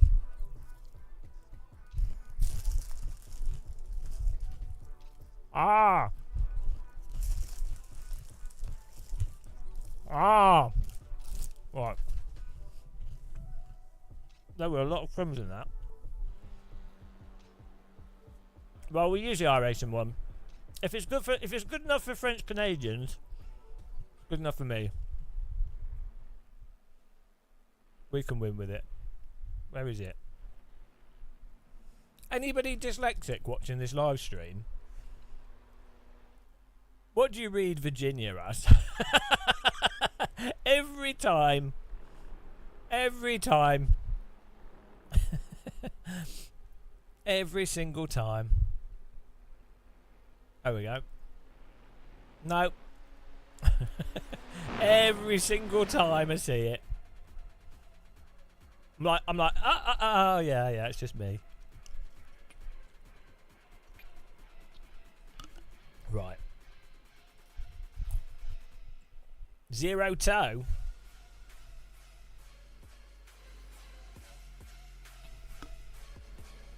What, Virginia? I like it. VIR, really good track, and it's one of the few tracks where it has multiple good layouts. So like the North Circuit, the infield track, there's 2 infield tracks, and then the full circuit, they're all really fun. Because Robley J, people are prejudiced towards dyslexics because they know that dyslexics are superior, that's why. They try to hold us back, but they can't. They know they have to. They have to subdue the power of the dyslexics because they just know that we would take over. United in bad spelling. We'd have an army and everything would be... we need to invade this country. It's to the north. Ah, shit, we've gone the wrong way. The dyslexic army. You can make a well good comedy sketch. It's just like everything, they all go the wrong direction. Everything's spelt wrong. Ah, thank you. Dyslexics United sounds like a really bad football team.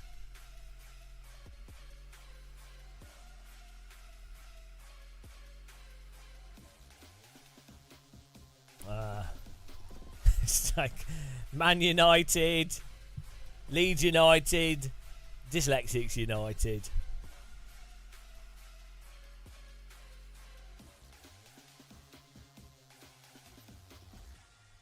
It would be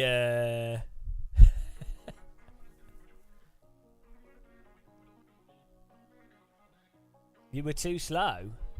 Oh, don't worry about it. We're all a bit slow. Is a Porsche Oh, it's the training centre. There's a port at Silverstone. I need to do that.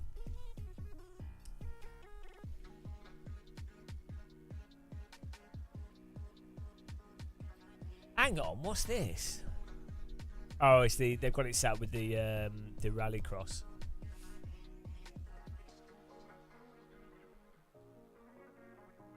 Silverstone's such a mess of a circuit. If you ever walk around it, it's so confusing. Like there's like 3 entrances, and then one of the entrances you have to literally drive for 2 miles to get to the track.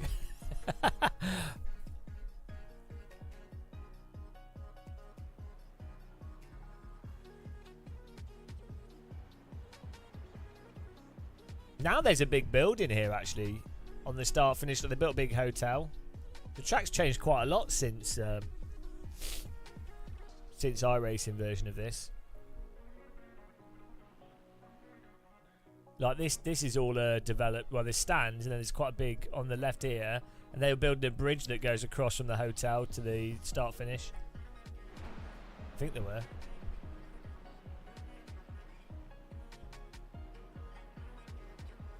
I don't know how much money Silverstone makes though.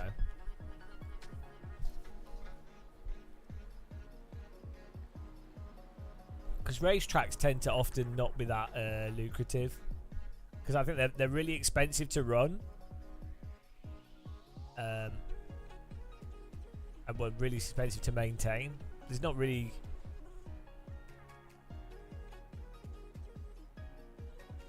Like, Formula 1 obviously gets a lot of people in, but a lot of the time there's hardly anyone watching racing.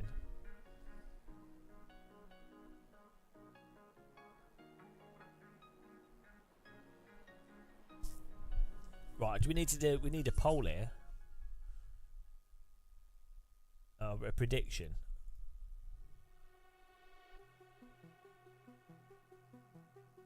Right, do a new prediction. What we do, 430 or more iRating gain. 5 minutes. There you go.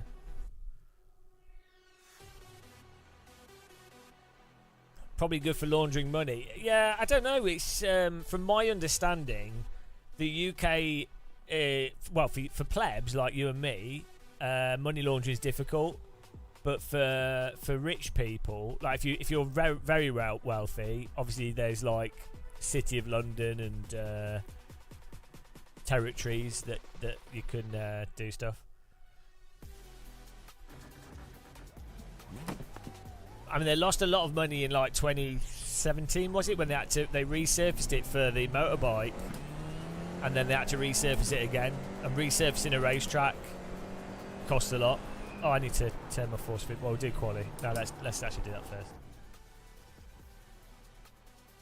It's all the dentists keeping the sport.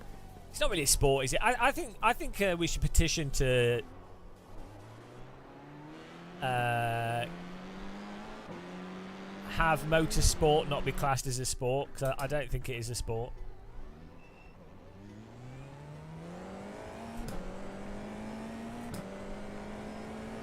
How's everyone doing though? We must have like the international viewers watching. Appreciate people tuning in at this time. It's nice that I can live stream.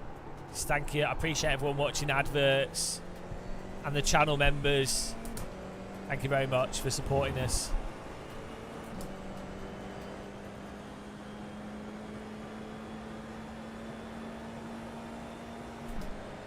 How can you support this channel?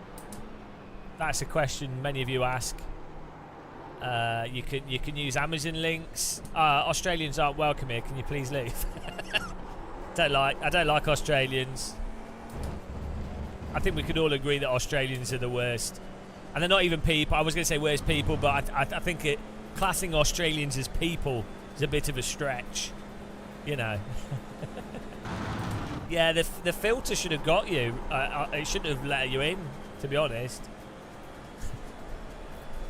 Normally it detects. Yeah, it detects them and goes, "You're unable to watch this content due to your location." I'm not sure how you got past that.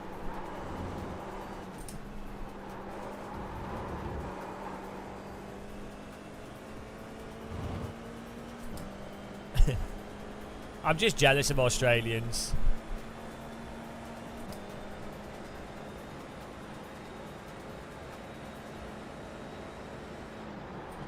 If I was in Australia, I wouldn't be sim racing.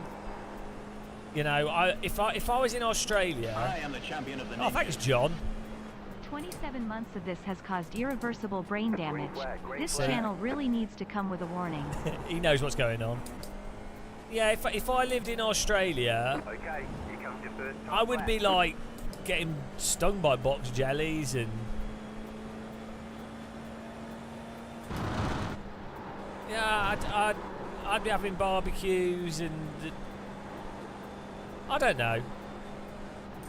I wouldn't be sim racing. I'd be swimming in pools out like to me. Well, that's what I always do. And even when I'm by the coast in the UK, I swim in the sea all the time, even when it's cold. So this isn't like a holiday thing. When I lived up north, I used to live about a mile from the sea, and I'd walk to the sea and then just swim in the sea. No one else was in it. It was really nice, actually. It was too cold, so people would be like, there'd be no one there, just dog walkers. Then I'll be in the sea paddling. I loved it. I need to move back to the sea. Well, yeah, all the clever Australians live by the coast, but you can still have a pool.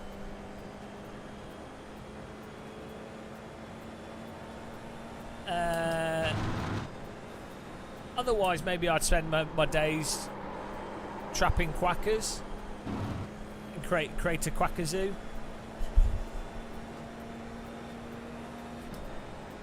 Sharks don't tend to eat people though. I really like, well, I've said this before, I really like swimming in quite big wave water, but I've almost drowned twice, so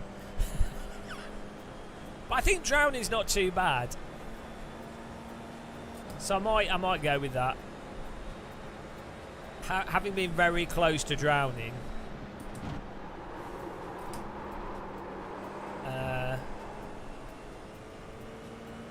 yeah, less likely to have sharks in big waves as well, so jellyfish are what I don't like. I'm not too concerned about sharks.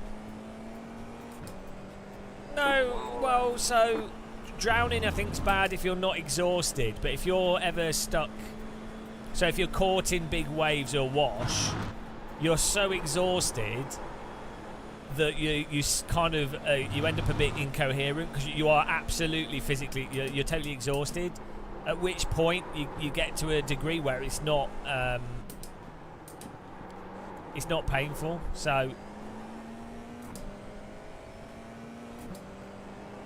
but yeah, if you were to be if your house was to suddenly fill up with water, that would be terrible. Or if you're trapped underwater immediately, that's really bad. But if you're caught in big waves, or like when I've done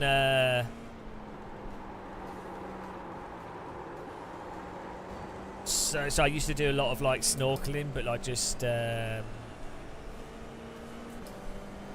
you know, you just dive down without you're just holding your breath, and if you run out of oxygen, you just pass out. So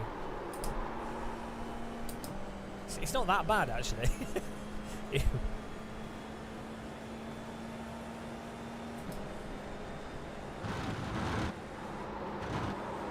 I picked that over being burnt alive.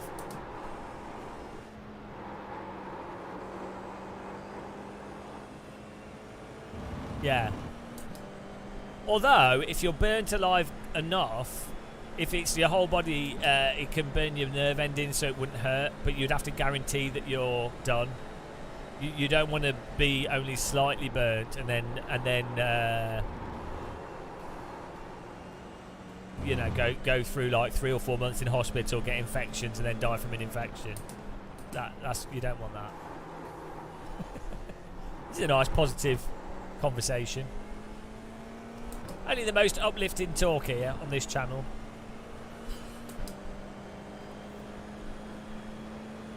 Here we go. Alright, there's checkered flag. Right, we're starting at the back again. That's what we do. Minus, oh, it's only minus 31. That's fine. So we're learning still. I'm just relaxing, really. And then we have people like John Sherwin, 27 months of being a subscriber. That should be an indication of how. I mean, honestly, how could you have watched this channel for 27 months and still not gone? Yeah, probably should stop watching. This is just our second race, Unlucky Vader. How you doing? Oh no, I didn't. Did you send it in game? I'm just... No. Oh, you sent it. It doesn't matter. You've made bad choices. Is 17 litres enough? I guess it is. We'll go with it. It doesn't really matter. We're just... it doesn't matter.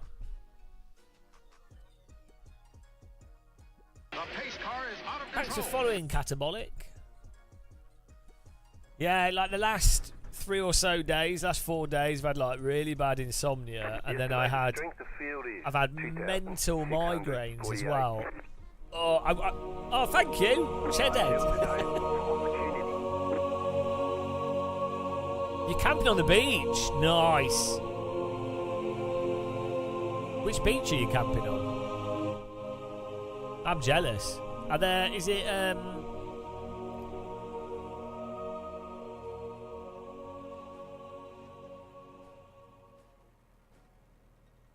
What sort of beach is it? Let's go Silverstone. Thank you, Chedhead. Church of Force back. Blessed be. Ah, nice. Are there not sand mites?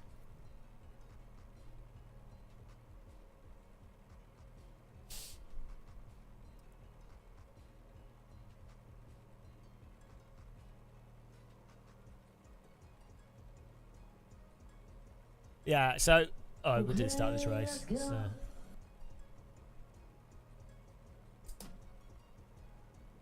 Green flag, green flag.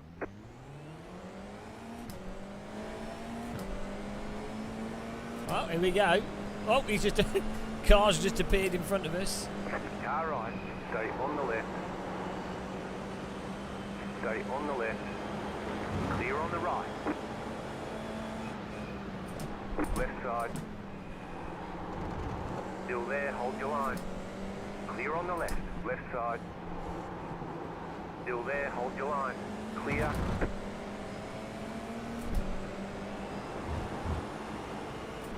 So weird not being able to just look. I guess you could with track IR, but...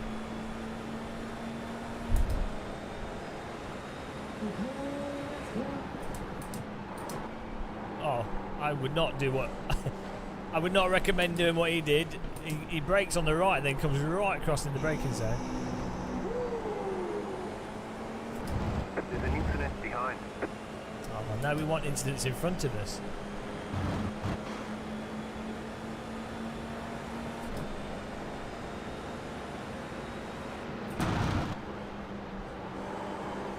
I don't like these.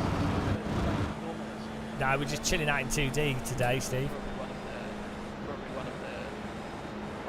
One of the or not the best simulation to practice, like even F1, GT mods, everything. I have a weird issue with my link cable as well at the moment. I'm trying to... I think I need to try resetting my VR headset. But for some reason I can't go above 250 megabits. It might be... It seems like it's not the cable. It's probably something to do with my computer or my VR headset. Stay on the left. You're on the left. 3 wide. Car stops on the right. Go right. Right side. 2 wide. There's an incident ahead. Clear on the right. Oh dear, iRacing.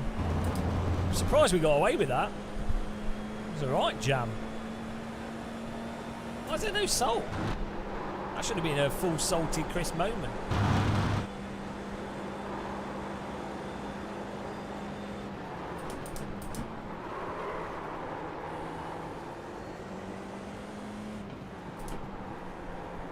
Go left. Car right. Clear. I get 4x for that. It's so stupid. See, other people are succumbing to iRacing's tyre model, and then you get punished for it. You get punished for other people getting taken out by iRacing's tyre model. It's really ridiculous.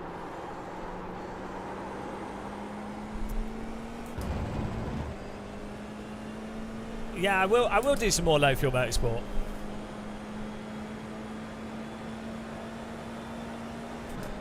Don't know why we haven't been on it recently.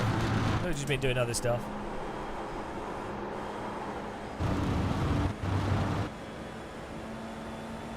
Oh man, yeah. So I was saying, so last week I had like really bad migraines. This was before we started doing. Sorry for that fun fact, Cameron. This was before we got the VR headset stuff, and I woke up. Oh man, I woke up. I woke up with like a visual migraine as well. Oh my god.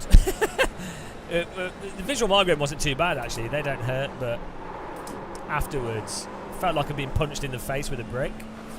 And then yeah, and then we've also had some issues with insomnia and just the sleep schedule because of that. But oh well, it's fine. I'm so lucky that I can do this as my job. If I had a normal day job, man, I'd be I think I'd be really, really sick. Oh, death and carnage is what we like to see.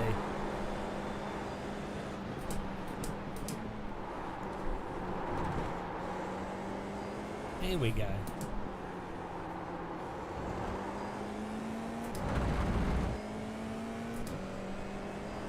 There's no salt for some reason. It's becoming a wreck fest. Yeah, you just need to. You just have to qualify in the top 5 or 6 and then know how to avoid people. It's the same. I mean, real racing's a wreck fest as well, so. Go left, go left, go left. Car right. So I just have to let this guy go past. So, because if I was to race that white car properly, it would just crash. We would probably just crash. Oh, shady. It was a good move by him, but I'm not complaining about his move. But someone else lost it, so I had to go slow. But yeah, like look at that crash in front of us. Didn't make any sense. Yeah, but so the thing is, you don't actually need that higher frequency for force feedback to work well. So most of the most important force feedback forces are low frequency. So like the sensation of the tyre grip is all really low frequency force feedback. High frequency force feedback is good for curbing and stuff, but and also to get rid of a notchy, grainy feel. But DD wheels and stuff do really good interpolation to get rid of that anyway. So you might as well have higher force feedback frequency. Yeah, but the latency doesn't really matter, as I say, for the important forces, which is the slip, the grip that you have from your front tyres.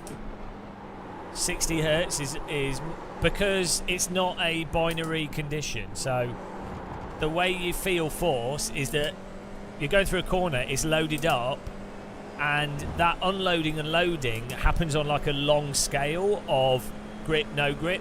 Even with a Formula car where it disappears very quickly, it's still actually quite slow. It's not like a flick shot in Counter-Strike or something. No. So can you please stop fighting on every corner? Yeah. I think there's a lot of misconceptions about force feedback and frequency and how relevant it is. I'm not saying it's stupid. It's good to have high frequency force feedback. I'm not saying that's a bad thing.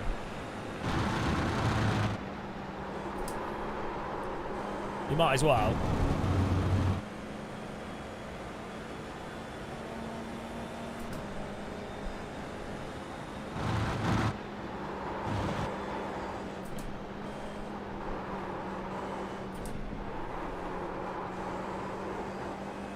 Might let Julian go past me. I'm not going to bother defending if he makes a good move, because he's got much better pace than Stay me. on the right. Fact, let's just let him go past, Still there, hold your line. Clear on the left. and then hopefully we can follow him through the next cars. He's a lot faster than me through a lot of the corners.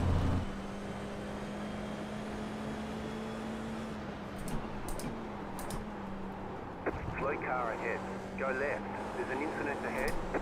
See, people, this is iRacing's tyre model, just taking people out left, right, and centre for those things. 2.103. Well, no. So the point of higher frequency force feedback is that there will be more detail, it'll be more responsive, and the issue is for stuff like curbing and little track textures and track bumps. If you have lower frequency force feedback, it won't necessarily pick them up or send them through the wheel. But those aren't. I don't think Aris understands what good force feedback is. Like, from the perspective of what's useful to drive from, weirdly, I don't. Because I talked with Aris about force feedback, about ACC, and I don't think he understood what I was getting at. So I don't think he gets it. From a driving perspective of that variation in sustained load for the front and the rear tyres, and the detail in that specifically for conveying where the grip is on the wheels, which is what makes AC1 force feedback so important. You can feel the braking, you can feel the understeer, and you can feel the oversteer, which means you can drive from force feedback. So yeah, no, I really like Aris as a guy. Like, I don't have anything against him, and he's done so much for like all car implementation, and obviously Kunos and everything. So I'm not knocking him, but I just don't think he gets the point that I make about force feedback. I tried talking to him about it, but I don't think he understands it. And a lot of people don't. Like, there's a lot of people that will play ACC that don't understand the difference. Like, they don't understand the fundamental difference in the driving and the force feedback. It's not. They might like or dislike different things, but they can't identify what the specific difference is, which is, to me, pretty crazy, because it is so important to driving and knowing what's going on, and it's one of the reasons why AC is so fun to drive, and it's one of the reasons why real cars are fun to drive, is because you can feel what they're doing. It's not, do you know what I mean? So it's again, I think there's a lot of sim racers that approach, and real world drivers that approach driving in a methodical process. They don't approach it in a they don't conceptualize it in a active balancing it's you get this in other sports. I noticed this when I used to do more sports. You have people that they don't learn stuff in terms of a feel. They have to learn stuff in terms of it's a list of processes. That's which is fine. Again, that is a good way to learn things, and that's a good way, even if you have a feel for something. A really good example. Someone that's really technically good at playing a piano, but they don't have an intuitive feel for timing, or like how loud you push the buttons, the keys, or they don't get how they don't understand what it is that makes a song played in a certain way actually work emotively when listening to it. Do you know? So there's people that are technically amazing pianists. They can play the piano very, very well, but it's like they're going through a MIDI sheet and pushing the notes, and it's like, oh yeah, push that note at X amount and this note at Y amount, and yeah, you know.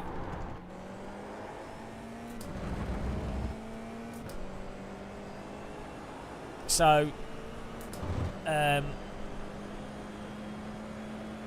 think that's the thing. That's the difference, isn't it? And I think often, no, it's not. It's not even about reading the music. It's about, so you could play a piano piece differently, and you could understand why that difference, why you do it in that different way, and what you're trying to achieve, and why that would be a good or bad way for that specific piece of music, even though you're playing the same notes. Do you know what I mean? Like, I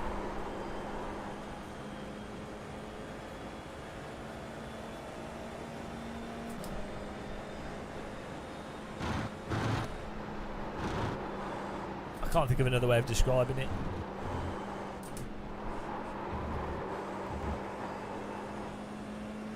You wish you were an amazing pianist. Yeah, don't we all? Yeah, because it applies to sim racing as well and driving. Someone could learn the inputs. There's the brake point. This is the turning angle. This is the line through the corner. This is what you do in this scenario. This is what you do in that scenario. But they don't have a feel for, oh right, so what you do is you listen to what the force feedback's saying, and then you're balancing and counter steering based off that to have an optional trajectory through a corner, of which multiple ones could be actually quite good. Like, it's not a...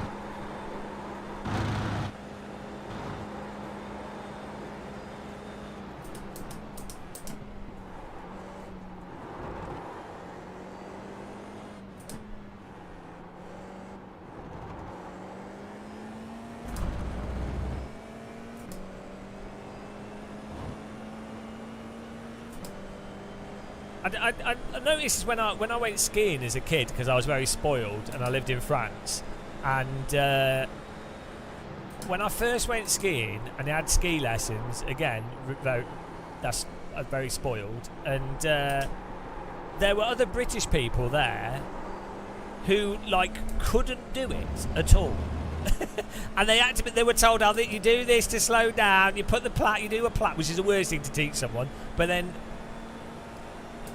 and after a week they were still doing that, and not to like toot my own horn, but within 2 hours, having never skied before, I was like doing normal skiing on like basic, you know, like basic pit, nothing crazy.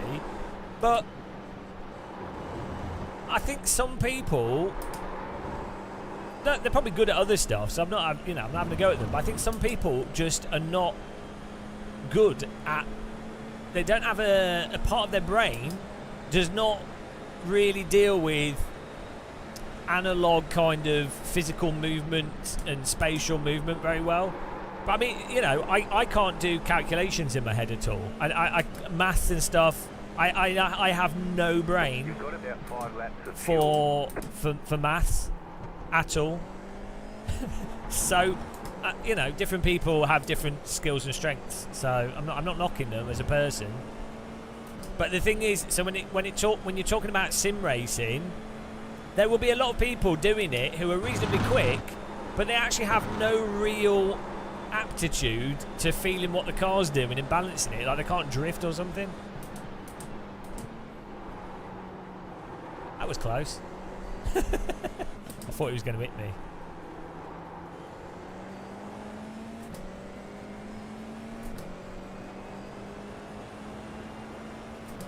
Yeah, I know. Capsule. That's actually a really good example. I'm really good myself, really good at like light guns, because I used to play light gun games, and I was actually playing around with yeah.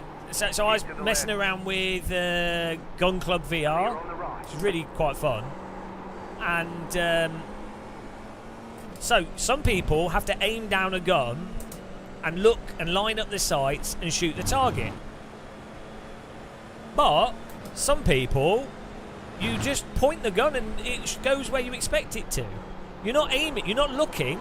I'm not consciously looking down the gun sight. Like, it goes where I think it. Like, I automatically know. I'm not even looking at the gun. It goes where it should go. Like, so there's a subconscious process for that, where my brain knows the angle of my hand will be pointed in that direction to pretty high accuracy.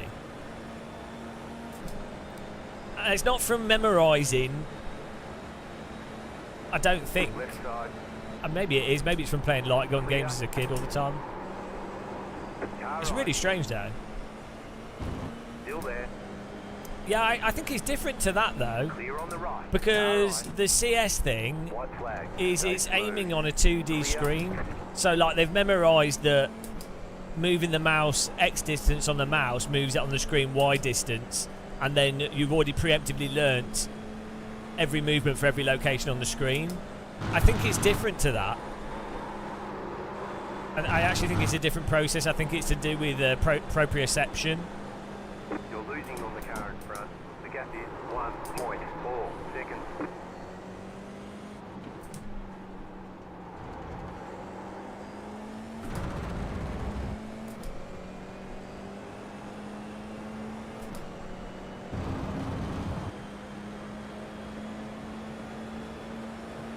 Car on your left.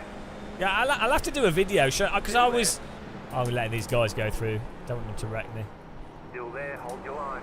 I was really surprised. I was messing around with Gun Club VR, as I say, and I was aiming. I was like, oh, I wonder if I just... What I found as well is like just rotating my wrist like this to aim, and it worked. I was like, what? Don't make any sense. And I can't understand why that why it works. It was really interesting to me.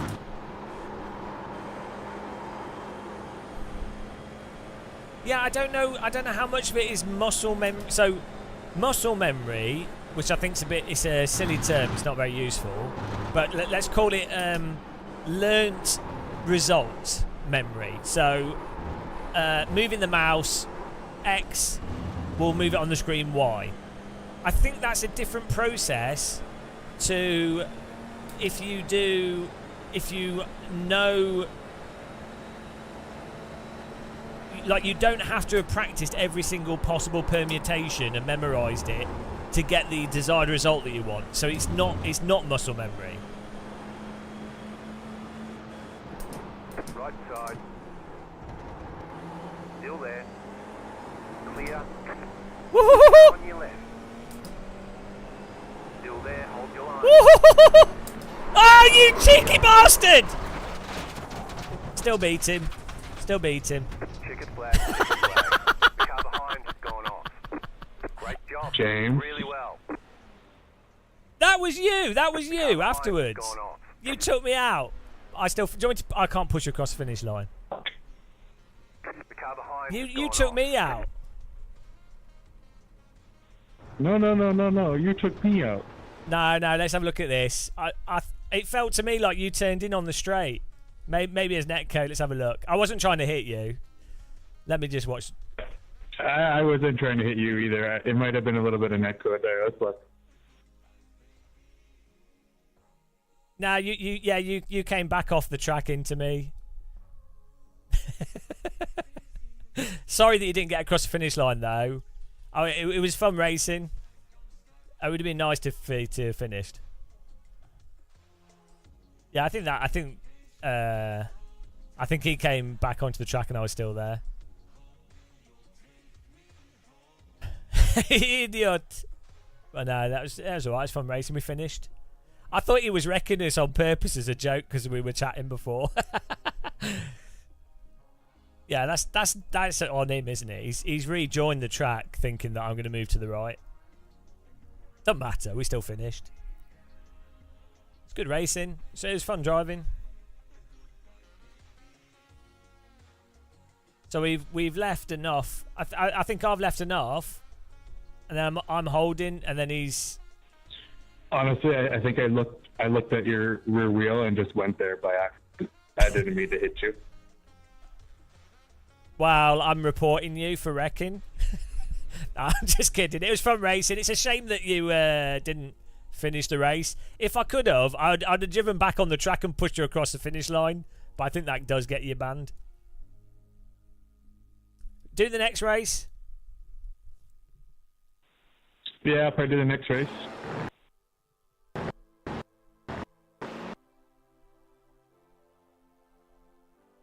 You are you still there? Mark, are you still there?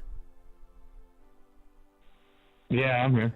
You know on before the chicane, you should have parked it on the inside of the corner. Right, 'cause you left it open for me. Are you watching the live stream? No, I'm watching the replay. All right, yeah. So you move to the right to open up the final chicane corner, which in other sims would be great, but in iRacing, if you just park it on the inside, there is no way I'm going around the outside of you and beating you on the final section of corners. Right, yeah, that makes sense. I think probably I'm just used to the other sims where I would probably just plan for a better exit, but not in this game, I guess. Learning. Yeah, it's good. It's fun racing though. It's good. Do the next race. Yeah, why did your car not finish? Let's have a look. No, it finished. It says I finished. I finished. Oh yeah, oh, that's all right. I think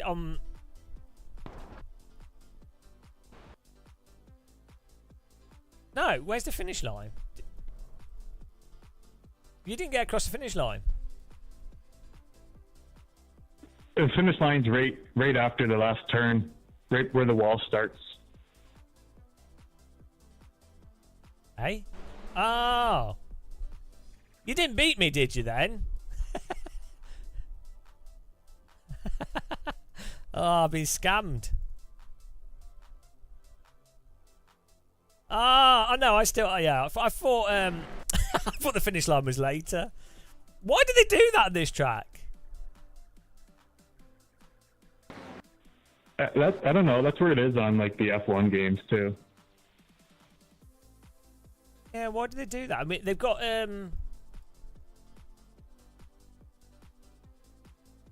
yeah. Oh, it's probably for safety.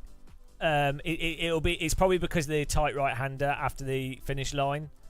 If you had people finishing and then they slow down after they finish, they would slow down on the corner that's a blind corner. So I think they put the finish line there for safety. There you go. Is it 2 a.m? Yeah, I got up late. Yeah, that makes sense. No, yeah, I finished 10th. You finished 9th. Sorry. Again. Oh no need to say sorry. It was funny, but it's good. It's good that you finished. I thought maybe you hadn't finished. We'll do the next race. It'll be good. Get a cup of tea. Sorted. Okay, mate. I'll see you in the next race then. Yeah, nice one. Need to change your livery though. Good content. No, it was alright. It was good. I enjoyed that. Oh, I'm guilty. We got 35. There we go. We're back in it, guys. Fortunately, the time model's taken everyone out, so we're gaining loads of places. Right, we do the poll.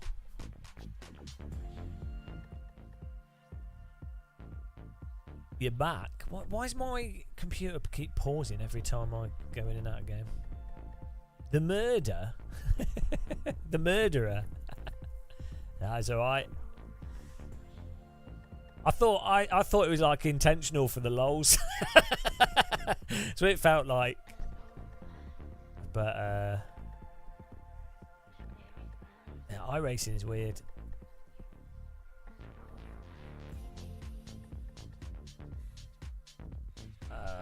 Right, here we go. Join the next one. Register up. I need a cup of tea. So this is the worst thing that happened a few days ago. Said weird sleep. So wasn't able to go to the shops when they were open, so I had to do a Deliveroo. And I was like, oh, I could just get a Deliveroo in for a shop that closed like 30 minutes away. And the reason why is because I'd run out of milk, so I had no tea, right? Because you can't make tea without milk. Well, you can. I have made tea without milk. But it's not. Do you know what I mean? Yorkshire tea with milk is, for me, that's a cup of tea. And so I do this Deliveroo order, and you can't just get one thing because you have to spend like 25 quid or whatever. So I get all this stuff, do it all there. It arrives, and they bloody forgot, or they didn't put milk in it, and it's like they didn't even replace it. So I ended up spending 25 quid on Deliveroo stuff that was all overpriced, which I only did for milk, and it didn't have any milk. So for 3 days basically, no cups of tea tea without milk, which it's all right, but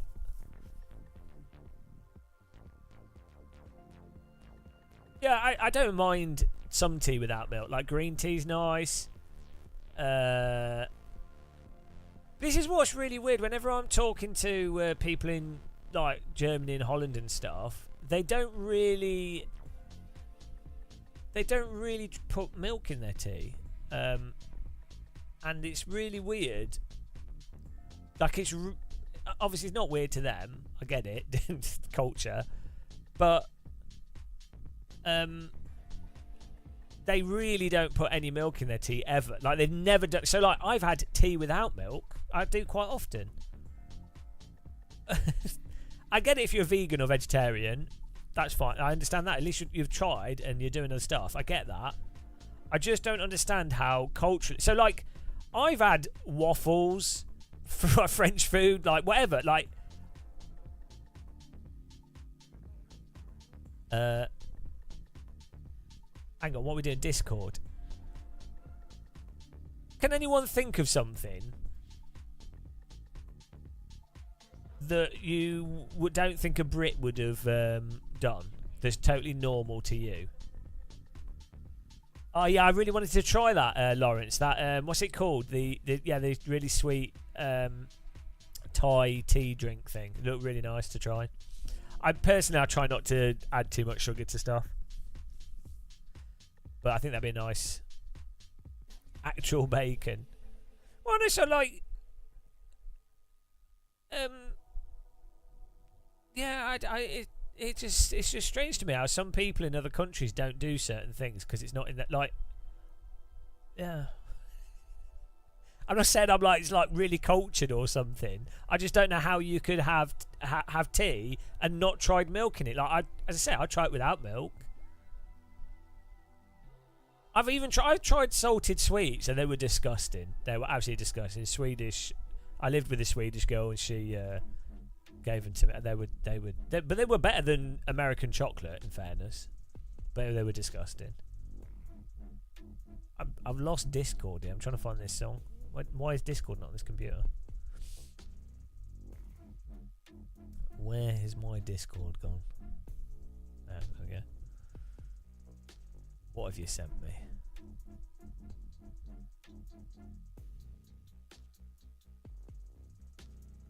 Oh, thanks for the setup as well. Let's put that on. What do you guys think about me doing a partnership with Coach Dave?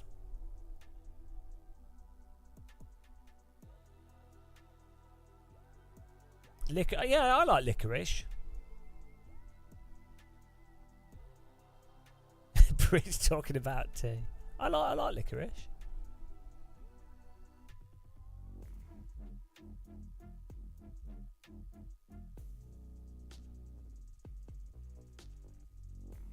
Hang on, what's the F4 car called?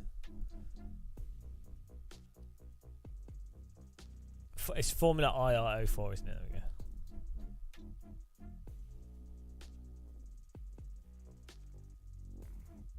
Right, where's this other thing? What are you pasting?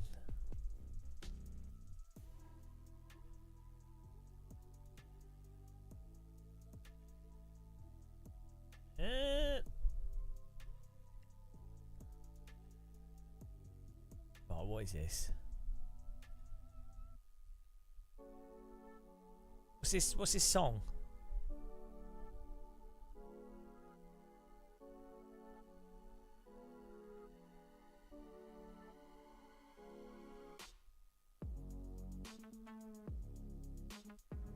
I don't know what you're on.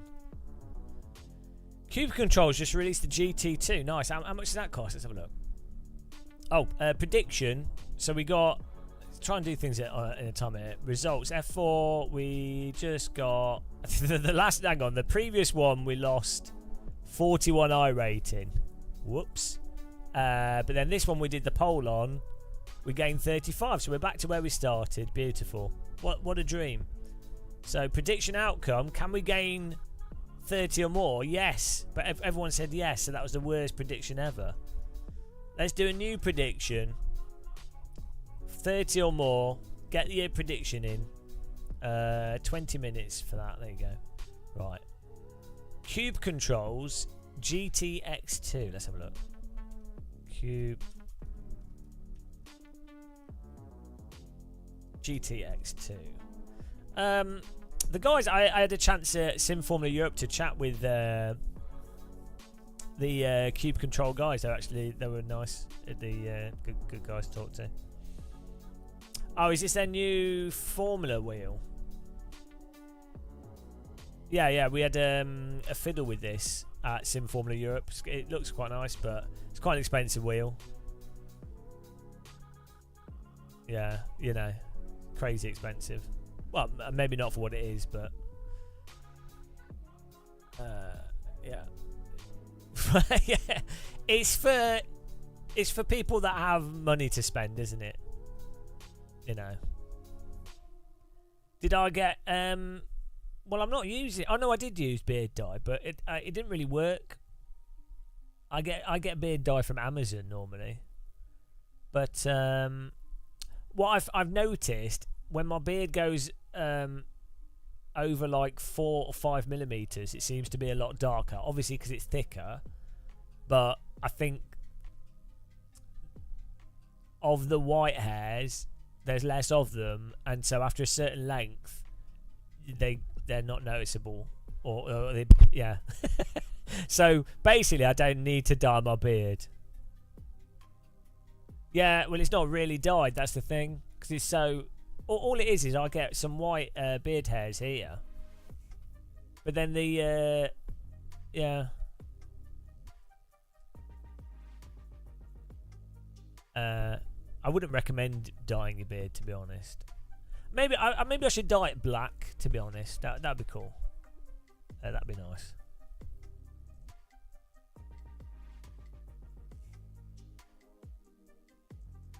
Or maybe like green.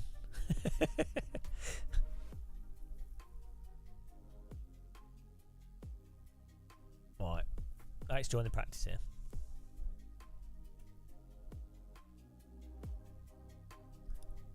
Neon pink. Yeah. I could dye my hair pink. Oh. Oh no.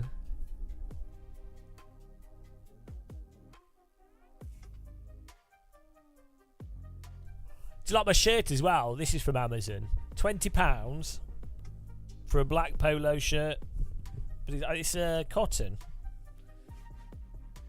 It's all right. I wanted like a polo shirt with a V-neck. This is nice material.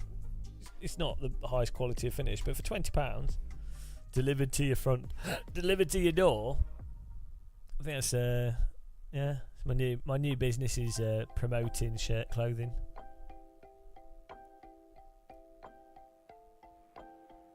Photoluminescent. Oh yeah, bioluminescent. Or like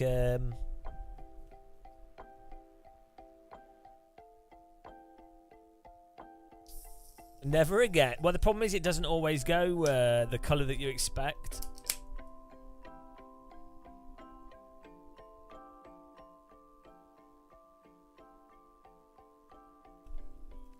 That's the problem with dyeing. Glow in the dark. Well, make your forehead glow in the dark, but aren't they really toxic, those glow in the dark chemicals? I don't think they're I don't think it's particularly good for you.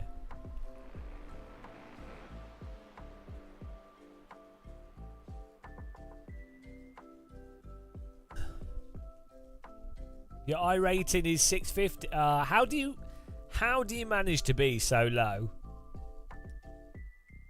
Why? How?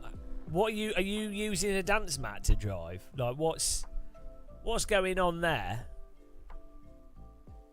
That's actually just. I'm not angry at you for being 650 iRating, but I'm just disappointed.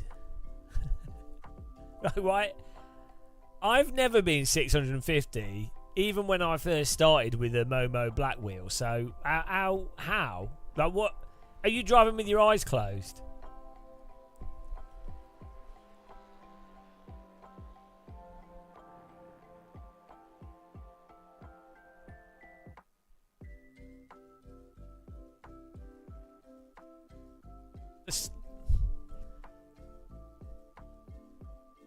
I don't know how you're doing that. To be fair, lower splits can be a bit crazy, so there is that component to it.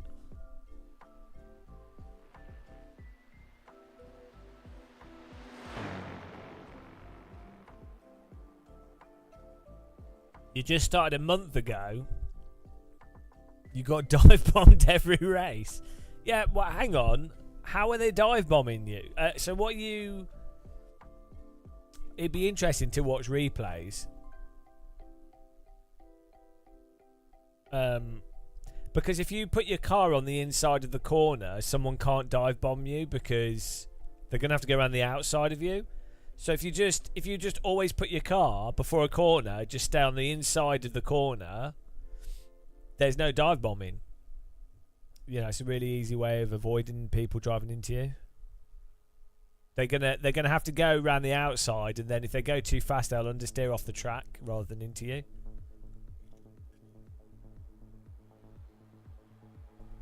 That's my pro race tip. So look, I shut on here. Oh, this mouse. What? Why? Oh, it's not the mouse. It's the game.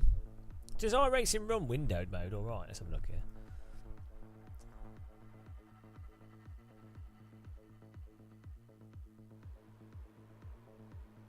See if the game still runs smooth. They tried to pass you. Go to the inside. Yeah. So that's it. That's what I'm saying. What you need to do is this. Look. So when you come up to a corner,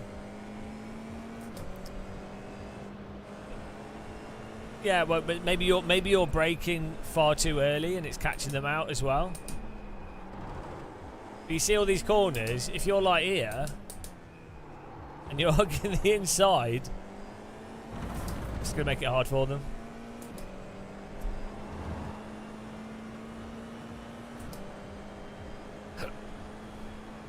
So this corner here, make sure you're like really far over on the left, and then the worst they can do is be on the right and you understeer into them.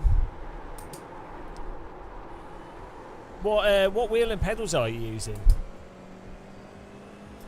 Have you done any? Do you have control of the car? Because I think that's a big thing. Is like it's difficult in iRacing because the physics don't work properly. But being able to catch the back of the car is really handy. Obviously.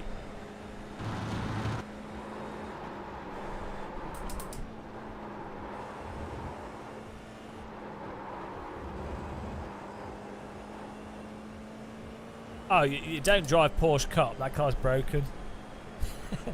I don't know. That's like the stupidest car ever. Also, yeah. So the Porsche Cup. The problem is, if someone locks up, they'll just train line into you. Oh yeah. So you should be able to feel stuff perfectly fine.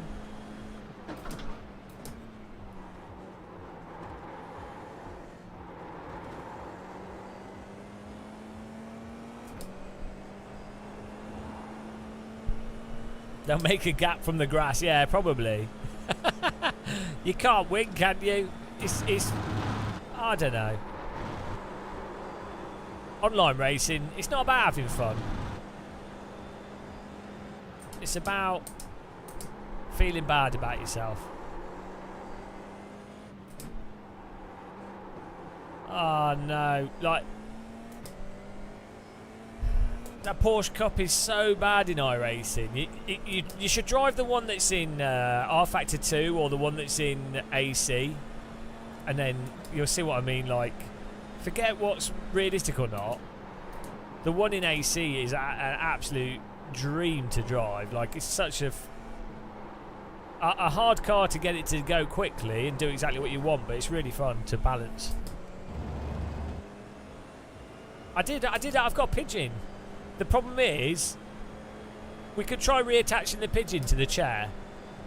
I'm ahead of you, Adrina, Luke. I'm ahead of you. Do you want me to put the pigeon on the chair? Oh, there you go.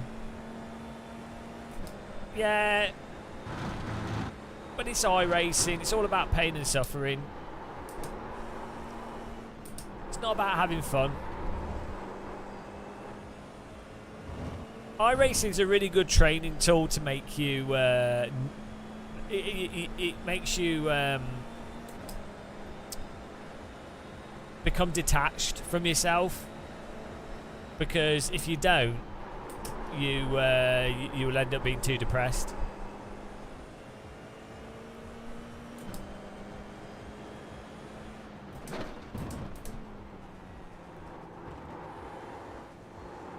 You're ahead of me, but you're P3, eh?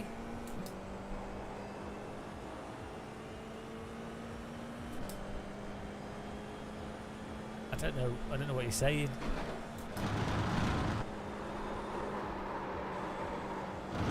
Slow car ahead. The best thing about iRacing is struggling with your brain to race and risk up. Well, there is no racing in iRacing, so you just don't race, just hot lap. Right. Did you guys want me to put? Do you want me to put the pigeon? Where is the pigeon? I've lost my pigeon. Come to think of it, where has the pigeon gone? I've lost my pigeon, guys. How do you lose your pigeon? What? This is a disaster. I think it was by my pedals, but it's gone. Someone stole my pigeon.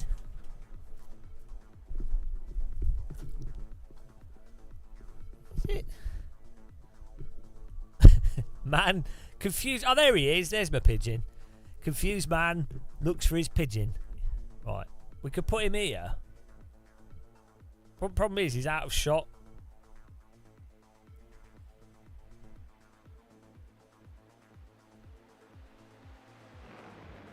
He'll fall off. He doesn't stay still. He's There we go.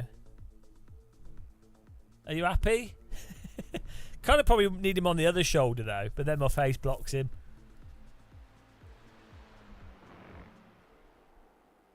Perfect.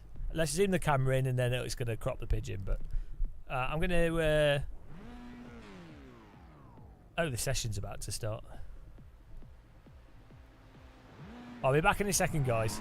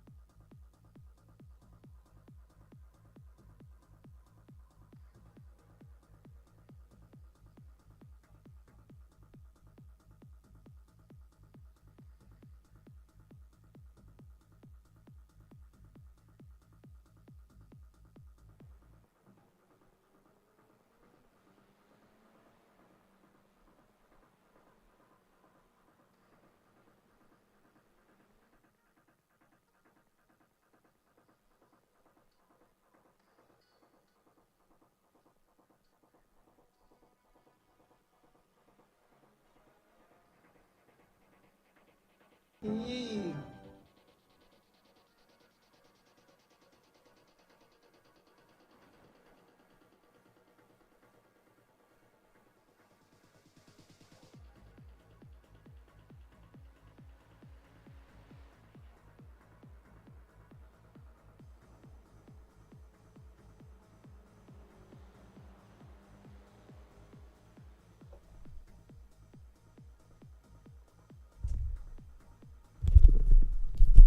Hello. Woo! It's either tea, rice cooker, or air fryer. Coffee? It's coffee. Got coffee.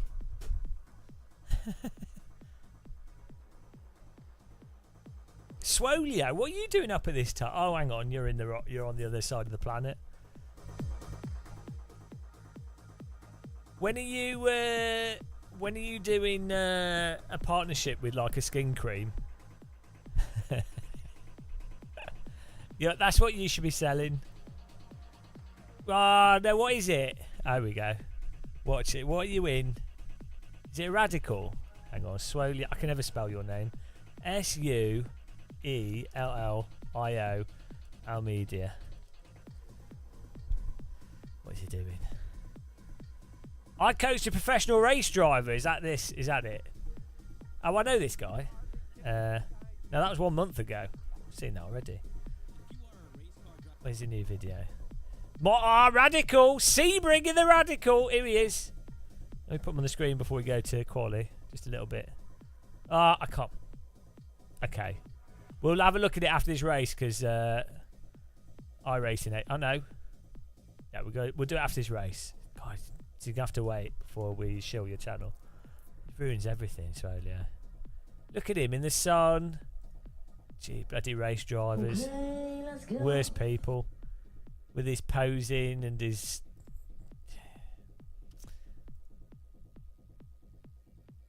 Elgato gets tired of my attitude. The game pauses every time I go back to it. My graphics card's hammered. Right, let's do quali. Yeah, guys, check out Swoellio if you haven't. He's got a book called How to Deal with Erectile Dysfunction. Oh no, hang on. He's got a book called the Race Driver Book. How I overcame erectile dysfunction. Oh dear, made myself laugh. A stupid joke. That's just a stupid joke. Oh dear.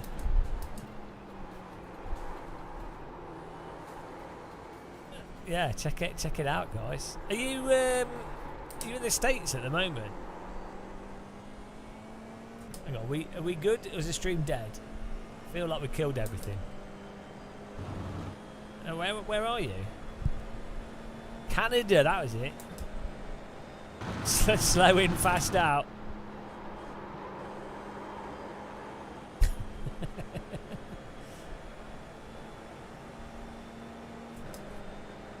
Canadians are the worst.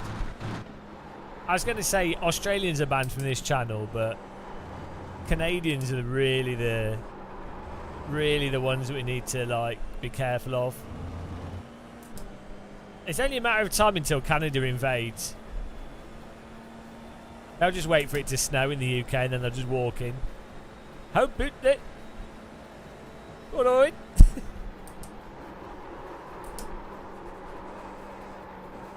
Are you all good, Swoellio? In general?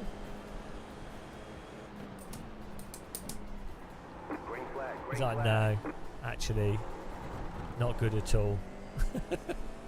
Terrible. Worst Okay, here comes your first time lap. worst year so far.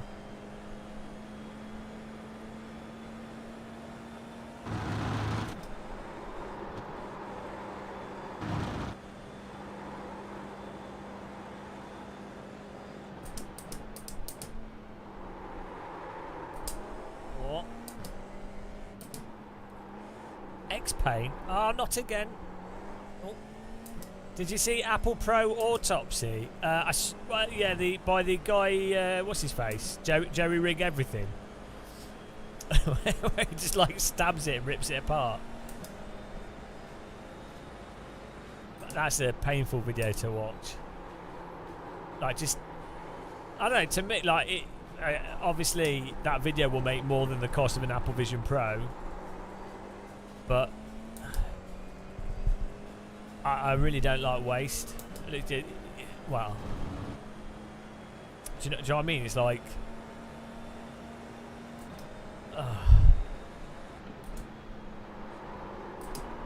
it just seems like a...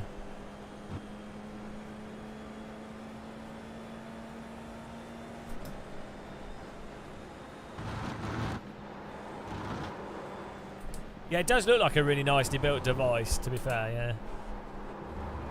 I like the visual style of it, generally speaking. I just think I think maybe the head strap, the problem is it's too heavy for what it is, and the designers of it actually have said that as well. Like, Tim Cook's forced them to bring it out before I think they really should have brought a product out. So that...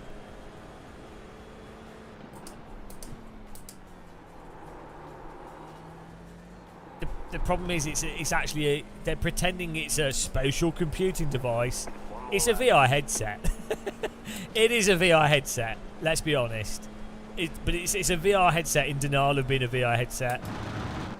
If you actually break it down and look at it, really it's not substantively different from the Quest 3, which is a VR headset with AR pass-through. I think the horizontal FOV is like 90, vertical's lower.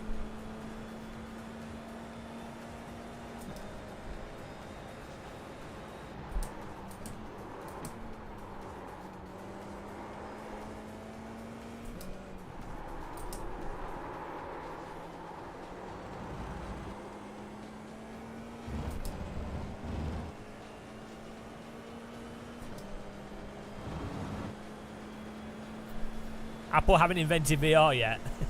No, they invented... yeah, they did. Have you not seen it? Seen all the influencers that never used a VR headset that now are like, oh, wow, it's 3D. It's like, guys, have you not used a VR headset in the last 10 years?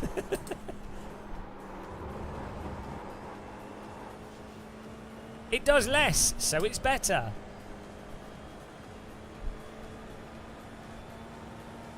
iRacer is good in VR. Yeah, it looks quite good. It looks quite good in VR as well. Yeah, it's because it's quite simple graphics. But the thing with VR, what you find is it doesn't matter if something is simple because it's 3D, so it looks kind of real. It's more about it just running. As long as it runs okay, you're good. There's the flag. It's over.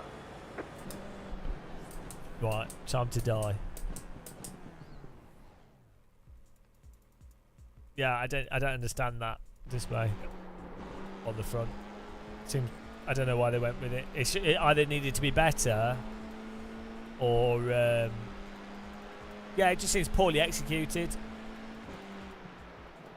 That's a weird thing. So I don't know why with the AVP, the Alien vs Predator, I don't quite understand why a lot of people are giving it such a free pass. Well, so the criticisms and the positives are all leveraged in the wrong locations. So, like, the price of it is not a problem. It's actually good that it costs. It's a good price for the lenses, the package of it, the computing. It's not too expensive for what it is. It's good value, eye tracking, everything else. You know, it's fine. It's actually good value for money because it's a much more complicated device than a laptop, and it has two screens. And yeah, so the price is fine, and people are complaining about the price. That doesn't make any sense. And they're not complaining about the fact that it's uncomfortable. And it's like, hang on. And they're not complaining about the lack of actual things to do on it. It's like, okay, well, if it's just a screen, which is probably its biggest functional use, is it's a screen that you plug your Apple into, well, then why bother with all the compute on it? Why bother with the front iBits? And why not just use like a big screen beyond, which does a screen better? So it's very strange what people are critical of. The estimated strength of field is 2,518. Tight field today, look for opportunities. Yeah, I mean, a lot of Apple design is very sort of geared around superficiality because their products are sold as fashion products as much as they are actual devices. They compromise the functional design of the product in order for it to appeal to people that are looking at superficial stuff. So it's like the plug in the bottom of the mouse. They compromise like a pretty basic expectation Green flag, green flag. for the sake of making it look nicer. Which, if you're using something, is not really that useful. But they're a business and it's about sales, so who am I to say? Right side. Stay on the left. Still there, hold your line.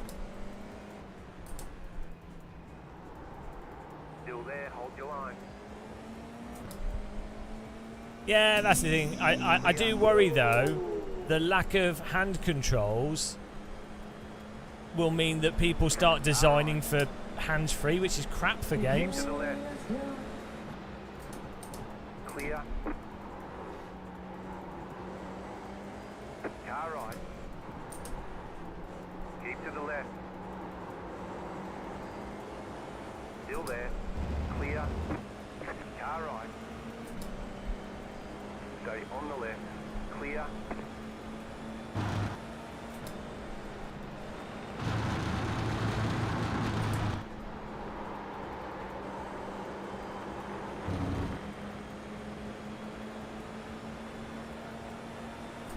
Right side. Clear. Oh, I really want this guy to... Infinite ahead. Left side. Go left. Go left. Go left. Stay on the right. Bro, can you fucking hold the brake like at all, or are you just gonna drive me directly into the wreck? That went well. I didn't get a track cut, that's good. Keep to the right. I got a 1X.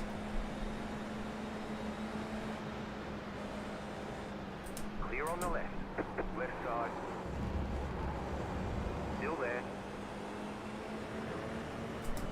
Ah, this is not a good position to be in. Still there. You're in the middle. 3 wide. Clear on the right. Oh my 2 god, wide. absolute suicidal driving Keep to from the the pink car. Jesus Still there, hold your Christ. line. Still there, hold your line. Oh, okay. Clear. Left Oh, side. these guys. I'm not trying to race here. I'm trying to do what on average... that is lucky that we didn't crash there. I'm trying to do what on average is going to be the least likely for me to get wrecked from the car in front or the cars behind. And it's a real awkward position because iRacers are so erratic and the physics are so erratic and the netcode's erratic that you're having to compromise your aggression and non-aggression based around so many variables that are also very counterintuitive to other racing simulators. So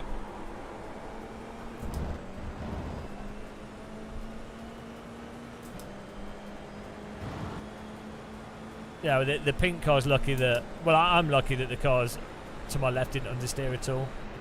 It's normally what happens. That was good racing though, everyone got through that. Yeah, it's not racing, it's Russian roulette, basically, yeah.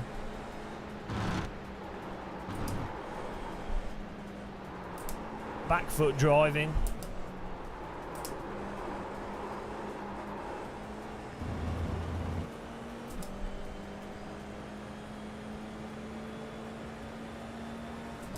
Oh, cool. Yeah, I'll check that out. I like Bandit Brothers. Side. Clear on the left. I do find war stuff a lot harder to watch now, though, because of Car right. Still there. Stay on the left. Come Stay on. the left. Clear. Just stick your nose in. I've seen a lot of stuff from the Ukraine war, so it just makes me a bit depressed seeing it in films. Why did that guy just stick his nose in? Like, they just expect you to move out of the way.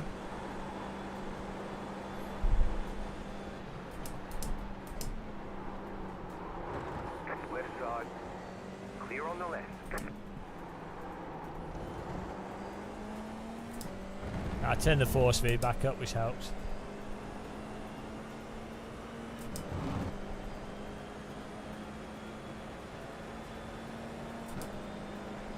Oh, we need to gain some more positions here.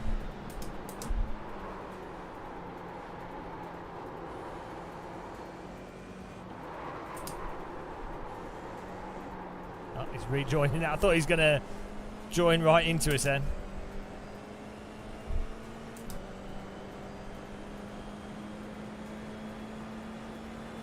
That's not too bad so far.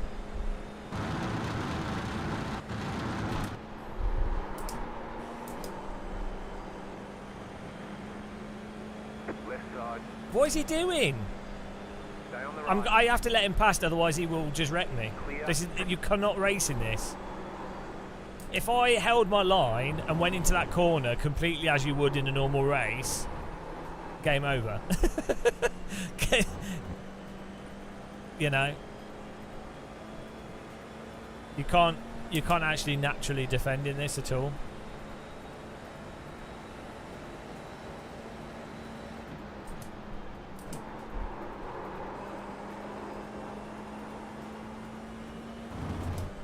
That's the game. Well, okay.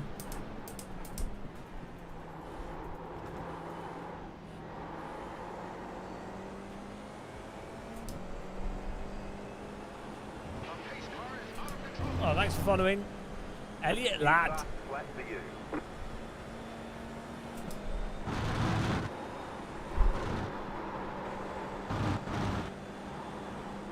Yeah, exactly, Rob.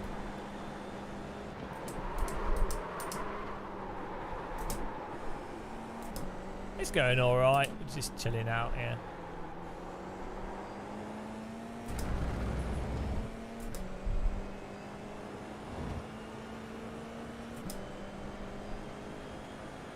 Sorry about that one.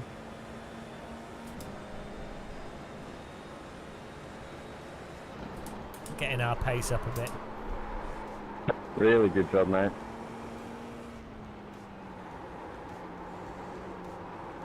I mean, in all fairness, it seemed like you went a little slow into the corner, but... God, you drove into the other car. In all fairness, you're driving to my rear left. Oh, salt! Still there, hold your line. Clear. Car on your left. Clear on the left. What is he doing? You can't just overtake off the track. He lost it. Just ruined both our races. There's a car on your inside. It's a video game. There's an incident behind. There's a car on your inside through the Yeah, corner. with dickheads like you. Oh dear.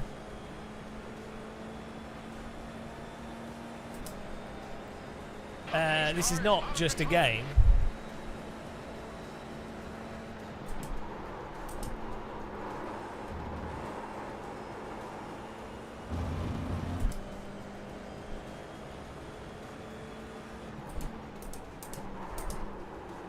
The car in C1, just set the fastest lap.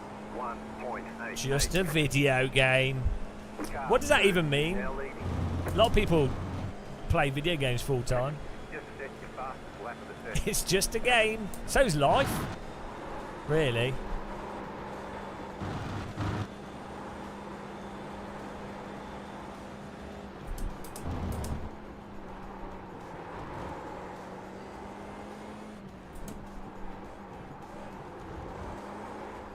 Oh my god, the car just wants to kill you.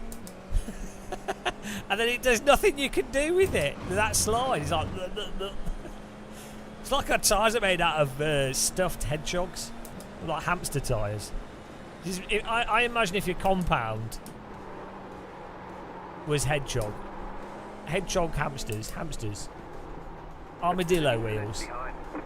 Armadillo skinned tyres. Oh, +1 iRating, guys. These are the gains we're talking about. This is what we race for. We've got 10 minutes left though, it's fine.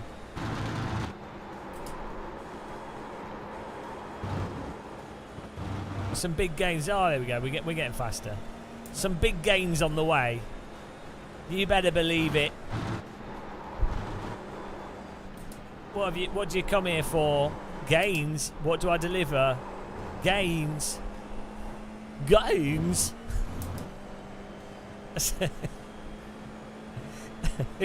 Who's the actor that talks like that?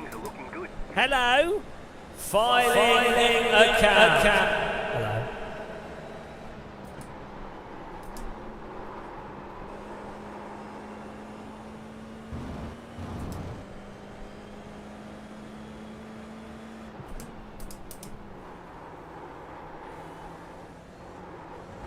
Oh, look at that sausage. Insert the sausage into your under tray. New fastest lap for you. New fastest lap for you. The car is C11. Just set the fastest lap. 1.709.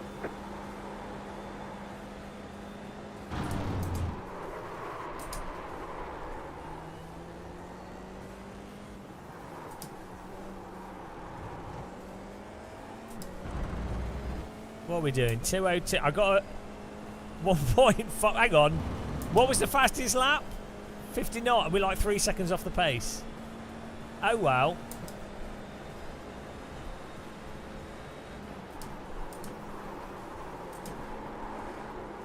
Yeah, I have the biggest under tray sausage. It's my claim to fame.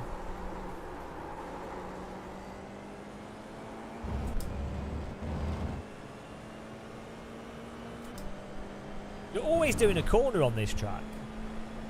Apart from the two straights.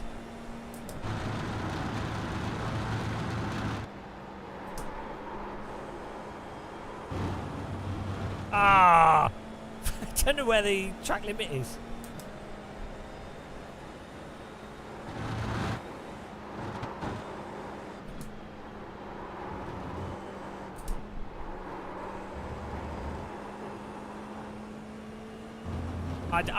I have quotes that will change your life, but not in a good way.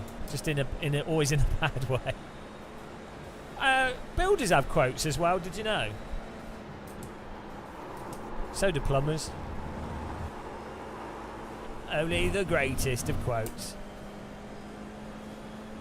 The leader is running 1.764.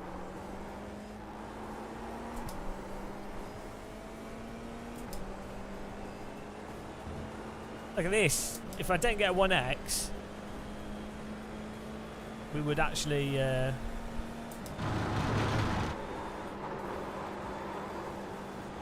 getting better times.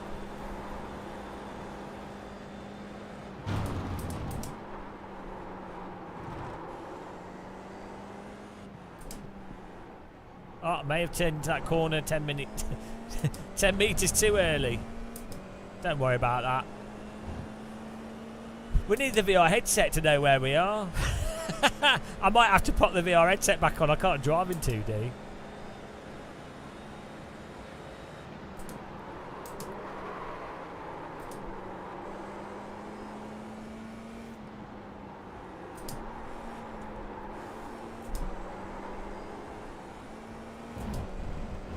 There we go. We're getting faster. What's our best lap so far? 2:03. Oh, we're getting there.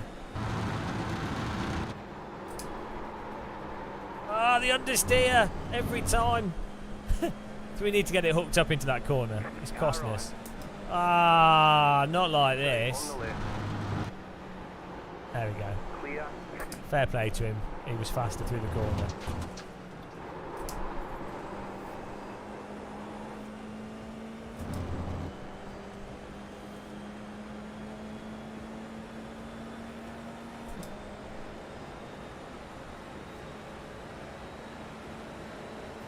Car on your left. Still there, hold your line. Clear. Car on your left. You can't drive off the track and then rejoin back into the car that's next to you. Why did iRacers always do that? If you've left the track, you've left the track. The car in P11 just set the fastest lap. 1.667.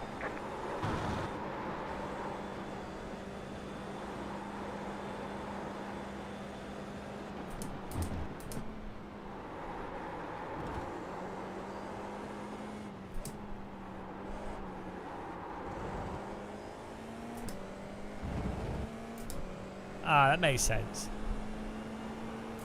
What is it about people doing that non-stop in iRacing? They go too wide, they go off the track, and then they're like, oh, the other car will surely move to the right. It's like, no, they won't.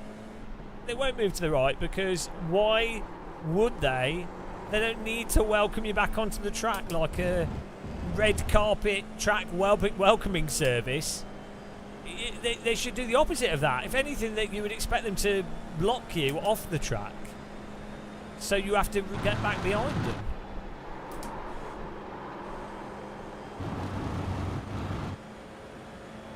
We need to throw it into that corner.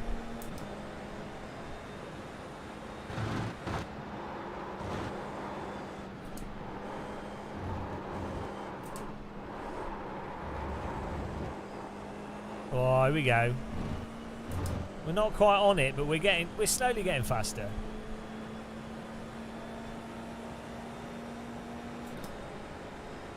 Yeah, don't worry.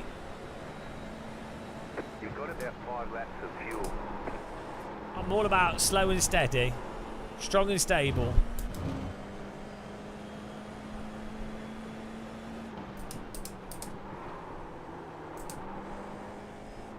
Car 1 is up the front. Look, we're getting faster each lap.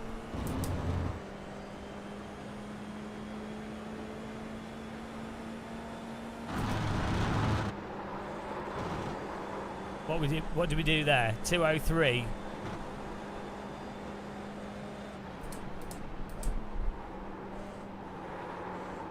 Yes, I'll come out of my braking so that you don't plough me. Oh no! That's a shame, isn't it? That's a shame. F. Can we have some F's in chat? Oh no! Well, that's it. That's our 1i rating protected. That's all that matters. The rating. He turned. He turned 1 degree too much on his wheel through that corner and went past the point of no return. Driving a corner in iRacing is like landing a space shuttle. If you make one mistake and the whole crew is scattered into the atmosphere.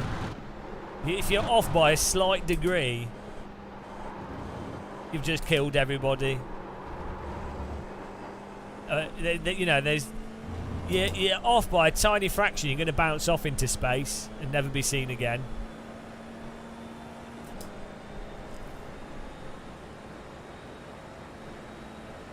Exactly.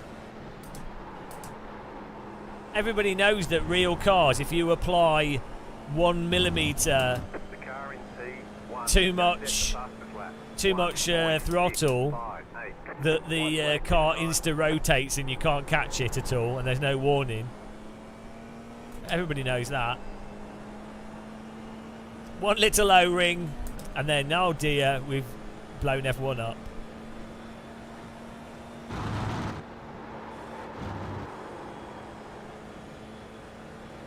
To be fair, it was called the Space Shuttle. It wasn't called the Get into Space Safely vehicle. You know. It wasn't called the Safe Travels into Space vehicle. You know.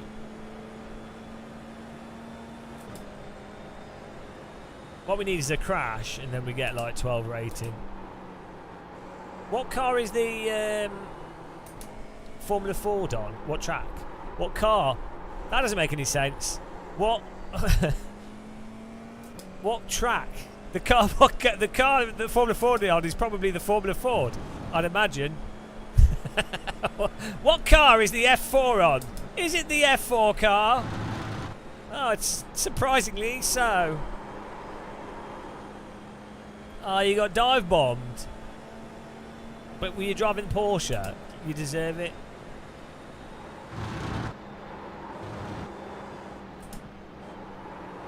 It was the special needs shuttle, yeah. It wasn't. It was actually called the spatially challenged. Nice dive bomb there. Shuttle. I was dead fucking even with you, bro. Ah. Beef. Get the barbecue out. We've got some beef on the track. Here we go. I mean, if it were a dive bomb, it would. I mean, I missed the quarter, yes. I was even with you on entry, though. Well, hang on. Did we gain a place? 9! Whoa! Hey-oh! Woo-hoo! Hype! Hype! 9. Let's have a look. What were the names? Where was the crash? Who was involved? Tell me now.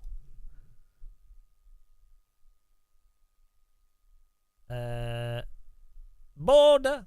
Hang on. There we go. We should be able to run it window, and then hopefully it runs. Let's have a look at where that incident was. Let's get some music going. Why is my music stopped? I didn't say it could stop. Where is it? Dance. Electronic. Oh, let's just go through. There we go. Oh, I hate. Right, here we go. Yeah, let's have a look at those guys at the front. Patrick and Matt. All right, Rob Lee J, night. Have a good one. Thanks for watching. Appreciate the viewership.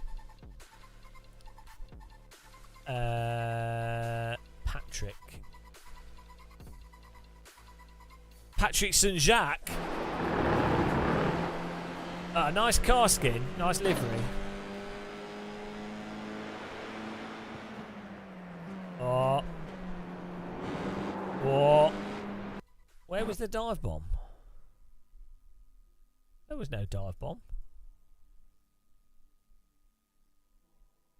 Ah.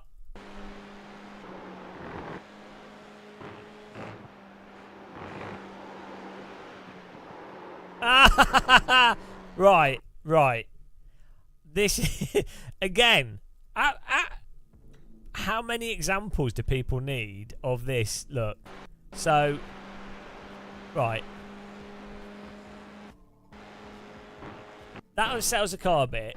So he's now sliding a little bit here. Tiny bit of slide. But that now means when he turns left, the physics are turned off and he can't catch it. This is at 175 kilometers per hour in an F4 car, which isn't like the hardest car in the world. You know, these are like rookie formula cars. There's literal 13-year-olds driving these. Do you not think that if a real formula car did that, it would be too dangerous? Because people would be losing it in like really, you know, people drive into them and then they'd die. Where was this crash?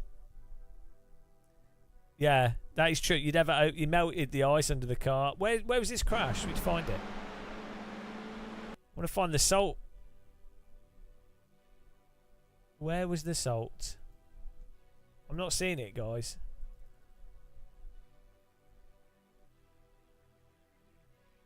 Not these people. Where's this salt? Why are they salting? Ah, we got beaten by Mac. Where's the salt?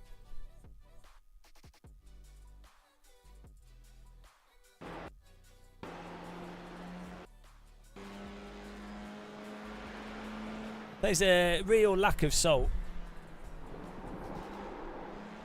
I think people are just a bit too chilled out at this time. I quite like that guy's livery. Very sort of 90s look to it.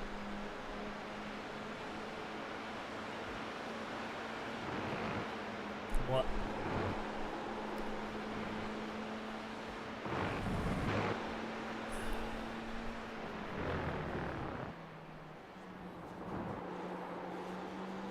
But yeah, sorry for those of you that went on the poll and that were in the polling there. We didn't quite get a lot of farming, but we gained some rating. We need to put that on the screen. Also, anybody that maybe we should have like some gifts on the screen for people that donate and support us, and just put the names on. We had 2 channel members. Here we go. We had who file was it you filing accounts? Someone else did as well. John Sherwin. J-O. John's a weird name to like write, isn't it? Jahan Sherwin. Who else was there? Why have I put that there? John Sherwin's likely to win. He's sure to win. That was my pun there. Who was on YouTube? Who do we need to... who are we blaming for YouTube here?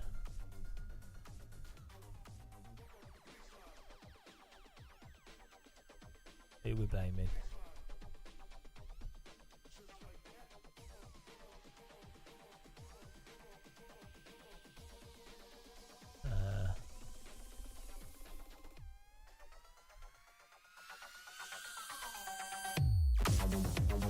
I think everyone's falling asleep. I'm not. We're just waking up. Chedhead. What a disaster. Chedhead. Ched. Head. There we go.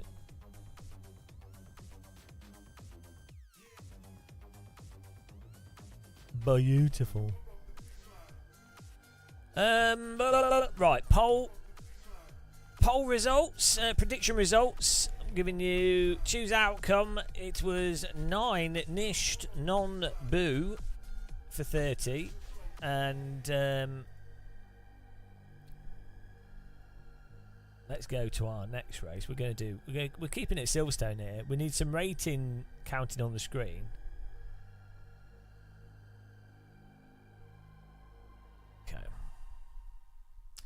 Oh, we got Swolio's video. Should we check that out? I am the champion of the ninjas. Filing account. So this is a story about how I don't know how to cancel Twitch subs to save my life. Ah, filing account. Thank you very much. One of the worst, if not the worst, viewers of this channel. Appreciate it.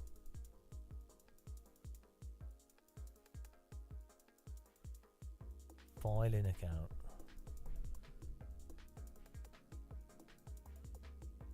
FILINACCOUNT.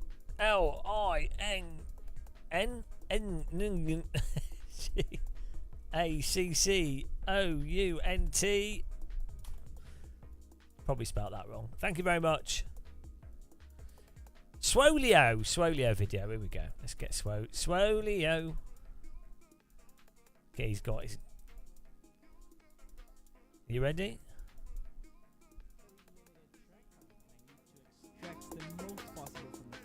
I'm going to have my music playing over the top. Oh, nice footage here. I'm playing my music over the top, so you can go and watch his video. I don't want to get copyrighted by his audio. Look at this, radical. Fear and confidence. Okay. SR3, guys. Ah, so good.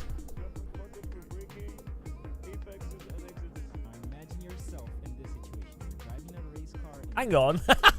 Hang on, what's this Sebring out? Look at the field into Sebring. What's this? Men. Men. No women here, just men. What is this out infield? It's like there's a little picket fence. Stop sign. This looks like a broken video game. What are these trees? Ah, America. Doesn't make any sense. Sebring's a 1940s World War II airfield that's converted into a track as well.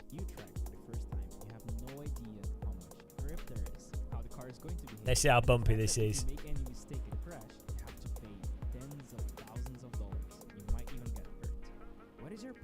What is your process? Oh, blah, blah, blah, blah, blah. Well, just talk about the car.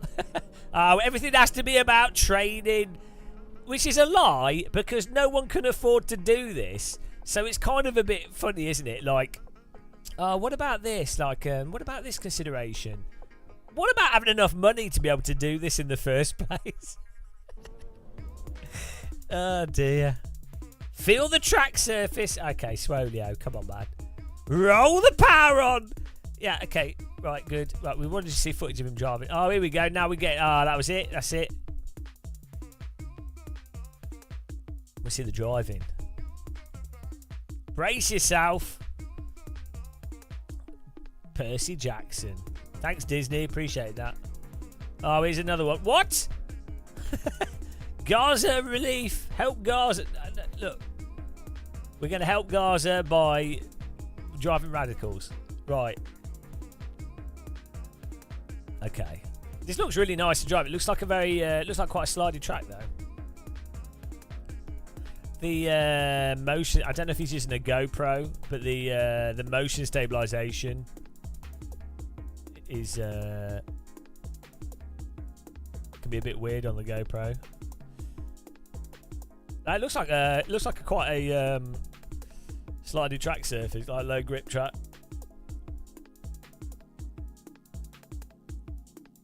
It looks nice to drive though. Yeah, I'm not sure if I'd like bumpy tracks. Hello, Sim Racing Wales.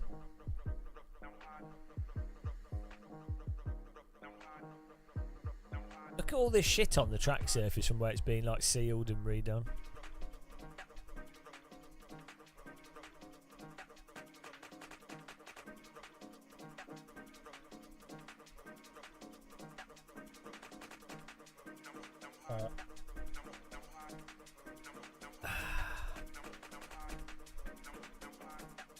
Yeah, it looks really nice to drive.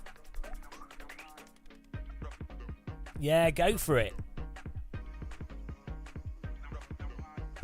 This is a tour. This is a Conservative constituency public road. Ah, man, this looks so fun to drive. This car. I've had passenger laps in an SR3, but I've never driven one. I'd need to build up arm strength because I'm weak.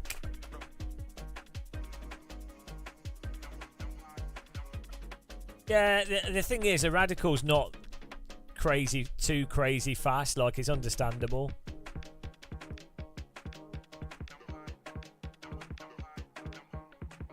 That looks nice. He's done Australia's done a good job of filming this with the GoPro. It's come out really well. It's weird that he's not got. Oh, maybe they're not allowed to in this race car, but you can mount cameras to. Maybe it's not allowed. But you can mount the camera to the roll bar and integrate it into the car.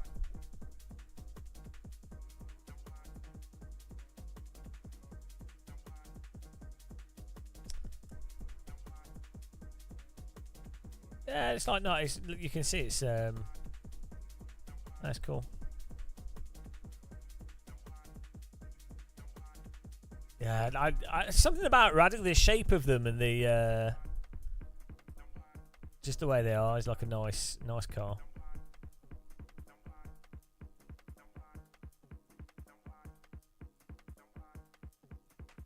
This section of corners actually would be really good for if you're not completely sure of the limits of the car.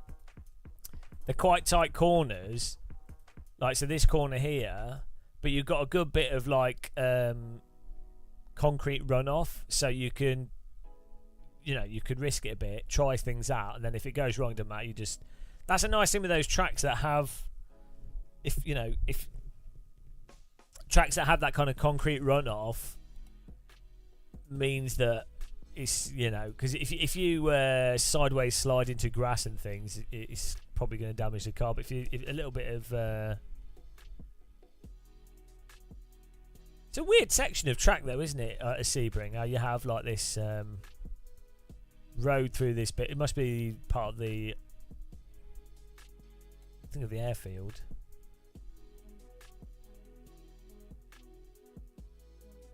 It's part of the taxiway, I think. Yeah. I don't know where the actual runway is. If is this bit the runway? I have to look at the map. There needs to be an eye. Well, that French guy did a crazy one, but it's just so expensive, and it's not really. Is this the runway, or is this part of a taxiway? I think this is a runway. This bit. But it would be the edge of so the actual runway would be more in the middle. Yeah, look at all the patching of the concrete. Well, as I say, I think it's a 1940s runway. Yeah, this corner would. This is not good. Like if it was in real life, I'd be absolutely shitting myself around this corner, because if you mess this up, you're probably writing the car off, aren't you? It's not a forgiving bit of corner.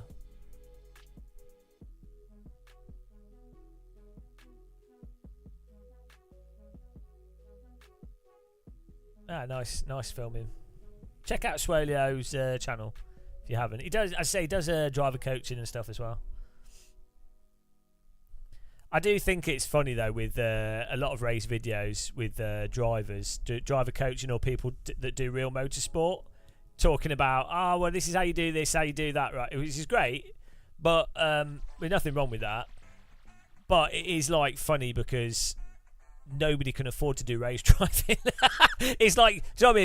It's like someone on a sailboat going, this is how we do this. Oh yeah, but from the perspective of if they were genuinely talking to people that do it, it's like, okay, yeah, a few people. It's just a really weird sort of perspective to come at it from when you think about the inaccessibility of it. Isn't skill, it's cost. I mean, obviously, there's still rich people that want to learn how to drive and things, but, you know.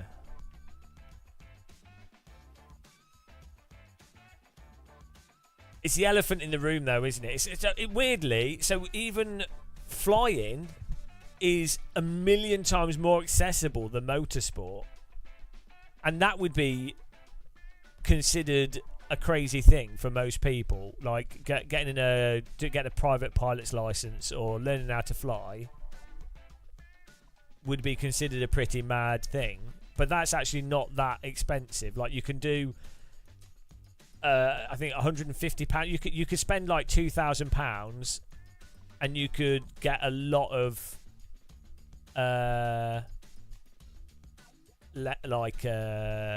well, for example, you could do a full gliding course for like £3,000, which would get you lots of flight hours, and you could learn most of the basics of aviation. You'd have really good flight control, and then, you know, for advanced free skydiving. Most people think of that as quite expensive. You could do an AFF course, advanced freefall course, which is normally about 12 to 15 skydives, 2 static lines, or you might even skip the static line part.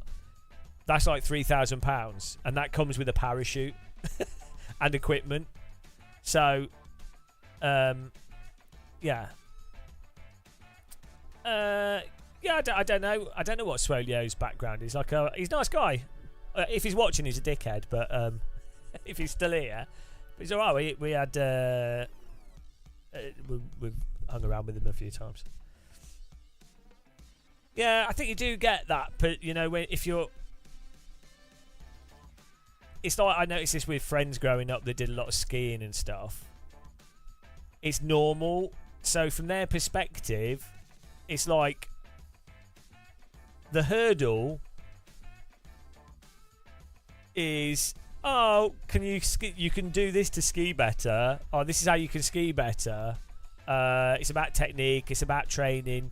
When in reality, the reason why the vast majority of people can't ski well is because they can't afford to go skiing. Do you know what I mean? It's like you can have all these lessons and tutorials and books and everything, but it's like, yeah, if they lived on a ski slope, they would have just learnt it anyway by themselves regardless, and the reason they can't ski is because they can't afford to ski much. So the teaching is beside the point of what it is. It's the limitation of what makes someone actually better or worse at something. That's the thing that's kind of funny to ignore. Favourite tea? I drink a lot of Yorkshire tea at the moment. I like Twining's English breakfast. Yorkshire tea's good. What else? Yeah, Yorkshire English breakfast. Van Dam's do really nice tea. I don't know if that's how you pronounce it. Yeah.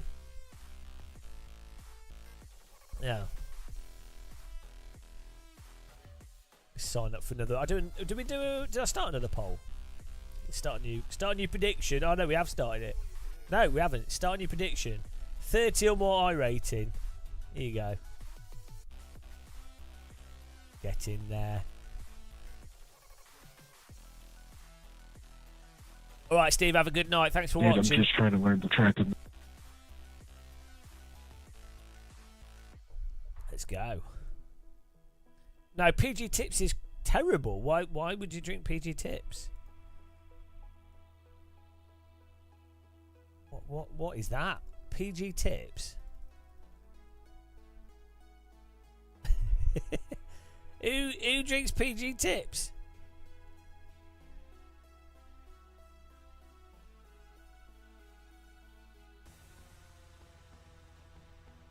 Hello, Pommy Turk.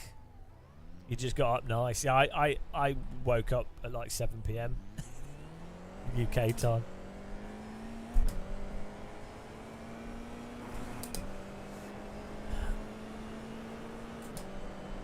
I don't like PG Tips.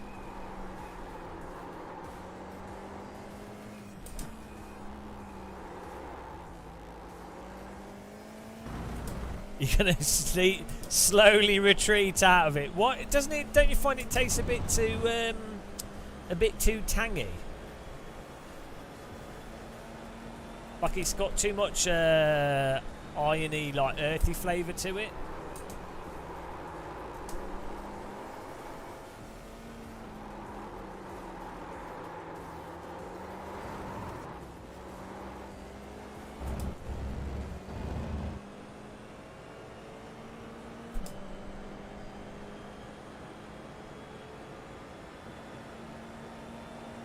No, but Yorkshire... Do you put sugar in your tea or something as well?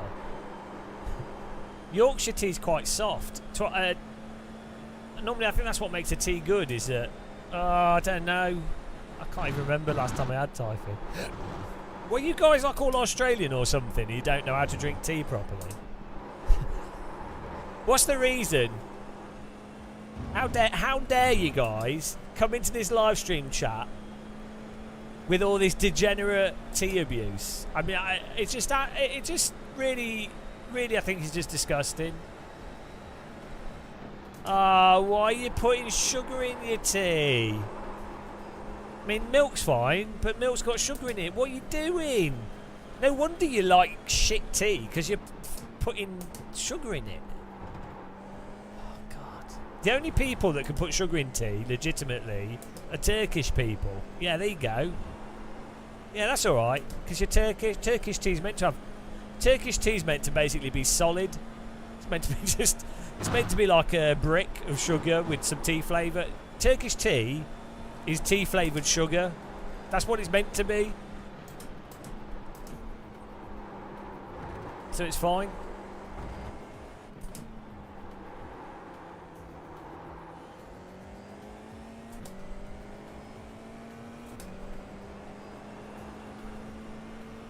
Sugar in coffee. I don't put sugar in coffee. Why do you do that? What is wrong with you people? I'm gonna close the live stream and cry into a pillow.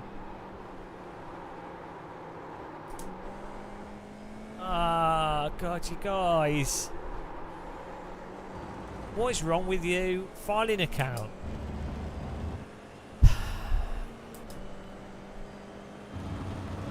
It's like, that is almost as bad as thinking that ACC's got good force feedback.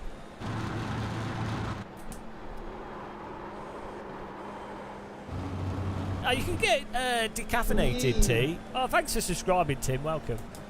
You can get decaffeinated. Jared Paul, I put instant coffee in my tea. I don't think coffee and tea go together. I need to try it. The coffee would be too strong. I don't think they're complementary flavours. I do like coffee myself. I grind my own beans by hand, and then I have a DeLonghi Dedica with some custom attachments on it. So I'm not in the full coffee degeneracy, but I do make proper espresso coffee. I have really nice coffee beans as well, so just thinking how you would make that work with tea. Like you're not gonna be able to taste the tea. No, the point isn't the caffeine. The problem is decaffeination process often changes the flavour substantially.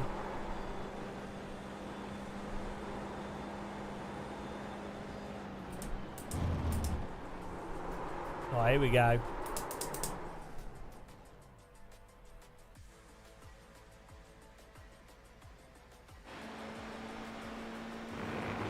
The biggest tea collection. Guys, get your polling in. I need to fix that on the live stream, actually, so you guys can see the poll stuff. Oh, Paz, thank you for subscribing. Welcome along. Hope you're alright. Appreciate the sub as well. Let's make this a little bit smaller.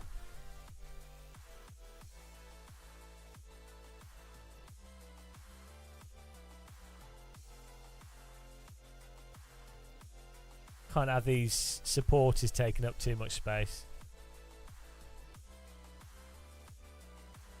There we go. Tetlit, no! Well, I mean, are you Welsh, sim racing Wales? I mean, that would make sense. The Welsh are a bit weird, aren't they? Can you trust the Welsh? I mean, they Tetleys. I'm going to go through every brand of tea and we'll review them. But I think you'll get like tea fatigue, so you won't be able to notice a difference. Because there's a point, you know when you really want a cup of tea, it's like when you're thirsty and you want some water. That's when the tea tastes the best. And so that's going to be like peak tea time. And that's also certain times in the day. So you'd kind of want to do that. Like, it would be unfair to drink, whatever tea you drink first is going to satiate tea desire, so it's going to affect the next ones. Lipton's alright, to be fair. Lipton's the tea that gets exported the most, so most Germans and Portuguese and people outside of the UK are familiar with Lipton tea. It's the one all the hotels get as well. it's one of those. It's like Lipton is like Foster's in that hardly anyone in the UK would drink Lipton tea. It's yellow label, isn't it? Hardly anyone in the UK would drink it, but it's one of the more. It's probably the most popular export tea, and it's fine. Lipton tea's fine.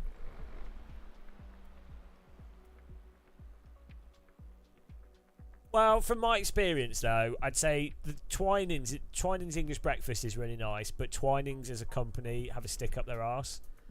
Yorkshire aren't pretentious, and their tea's good value, and it tastes great. And it's not like crappy, it's nice. Lidl's Gold Blend is a good tea as well. That's fine. I think it's a rip-off of Twinings. It's just probably the same mixture of stuff. Lipton's fine as well. The thing is, it depends how much milk you put in your tea and how you like your tea. Because some teas are softer. Some teas are so soft, if you add milk to them, you're not going to taste the tea. So some teas that are harder don't taste very good unless you have them with milk. You go to uni in Bangor. That's a made-up place. TWG. What's that? What's TWG?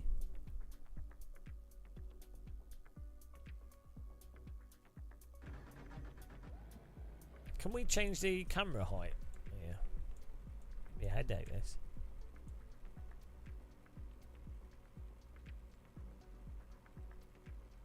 See? There you go. I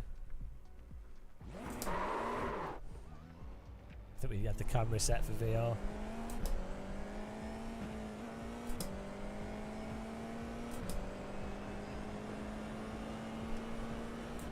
I'm trying to get sponsored by Yorkshire Tea, but every time I contact them, they tell me to go away. I need to find a brand of tea that I like and that I can get sponsored by. If they could just send me free tea, I will shill it. I'd really like to set up my own brand as well.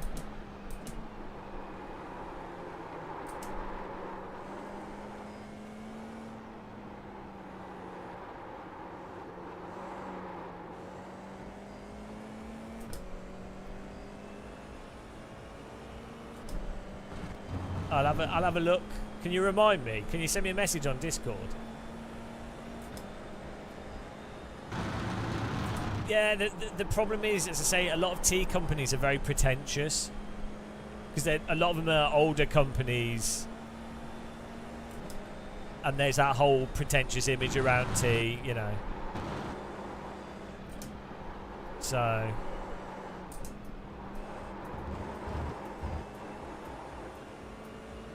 Hipster tea.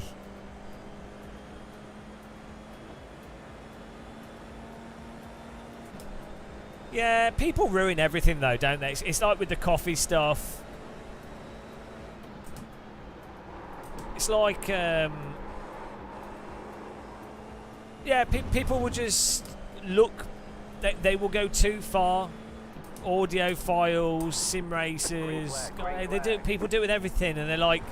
They miss the point. Like, they go well beyond the base utility of something and then ruin it by... They think that they're extracting the most out of it, but what they actually end up doing is overcomplicating and just being a hipster tit about stuff, and it, you know...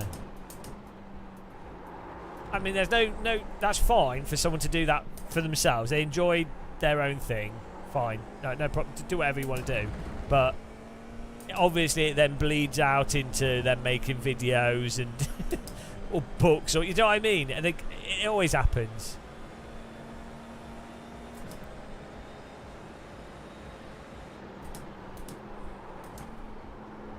And then it turns into like a pretentious, authoritative voice on something.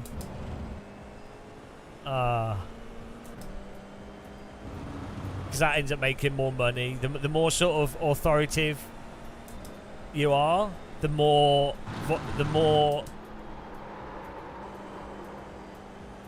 people will go, oh, they're an authority. I don't know anything about this, but this person's the authority. Wow, they're worth listening to. I'm going to spend money because, wow, they're an authority, so they're worth spending money on.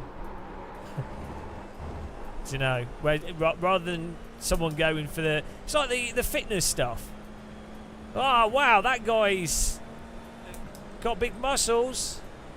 They've got a successful YouTube channel.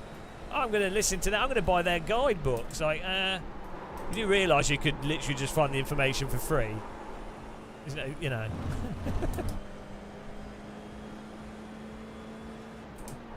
Have you guys been getting that advert for the eye thing? Where it's like you need to...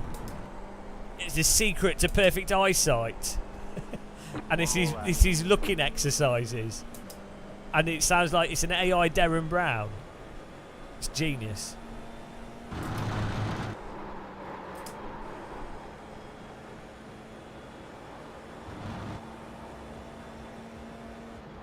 Oh, I'm having a pizza after this race.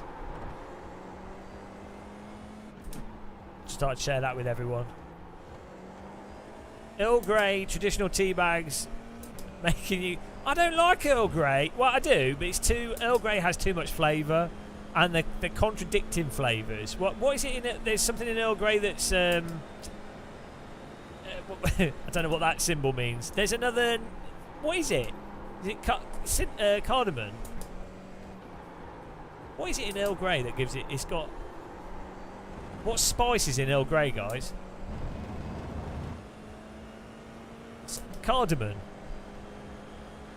Right? You've got about 2 laps Is that even a of thing? Have I just made something up? No, it's got something added. It's got a spice in it. Yeah, cardamom. Which thank you. It has a weird flavour to it. So it doesn't really go with milk. It's nice without milk, but it's not very good tea to have with milk. Oh, bollocks me arse. Bergamont's nice. You like... yeah, Earl Grey, it doesn't go with milk. Milk and cardamom don't go together. What? It's only good with... What? Filing account?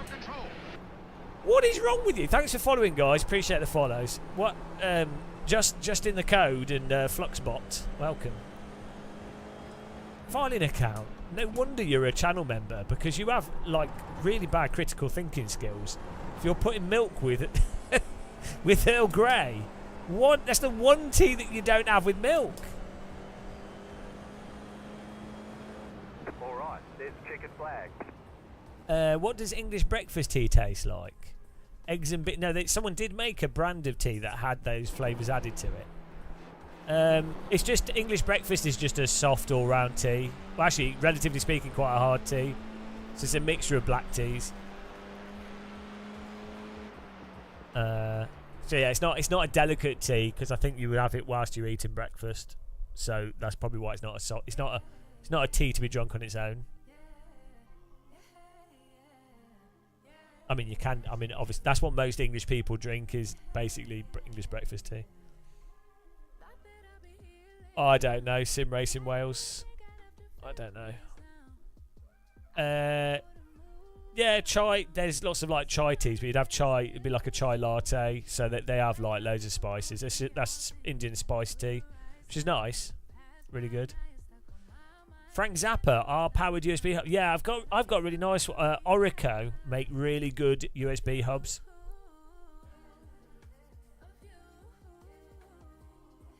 Orico, quite expensive but well worth it.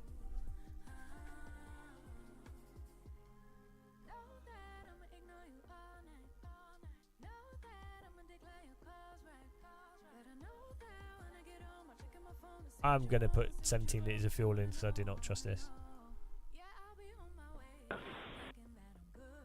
Hello, ladies and gentlemen, and welcome back to a beautiful, cloud-filled Silverstone circuit in the heart of the British countryside, located near Buckinghamshire. That's where it is. It's not near. On pole position, Leo Overkov with a 2 minute .8.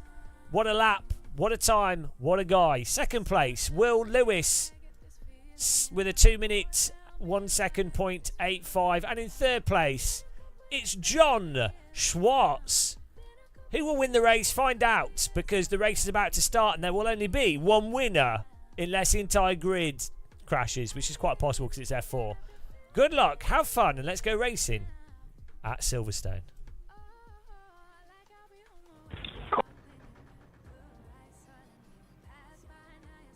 The estimated strength of field is 2,799.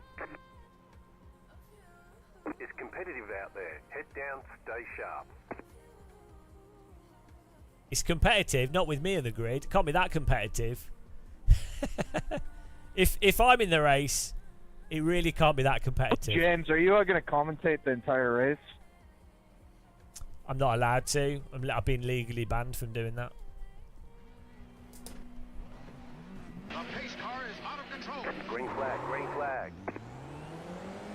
Oh, here we go. Hello, Unlucky Vader. You're on the left, 3 wide. Oh, that's not good. 2 wide. We do not want... Right. You don't ever want to hear 3 wide. Left side. Your average American is 3 wide. Stay on the right. Clear. Lol. Did you like that, guys? I was talking about oval racing, obviously. Those of you, some of you would have thought I was talking about the obesity epidemic. No, I was talking about oval, NASCAR, obviously. God, can't believe some of you would... I nearly just understeered into the car in front there. Absolutely disgusts me. I mean, I can't...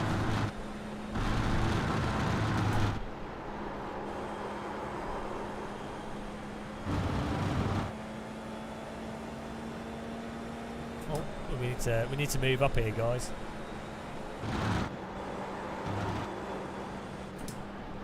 Do some muscle hustle. We've got to earn that pizza. Cut us some slack. I need some slack. I'm such a fatty, but this is how I'm going to get my American citizenship. I was asking Matt Malone, I was like, how do you become American? And he said, well, game of muscle. You got to get in the gaggle. He said you need to... Oh my, I'm sorry, Jacob. You need to eat some more food. That was close. Sorry, Jacob, I walked up and hit you. Almost got Red Bulled there. My friend. Yeah.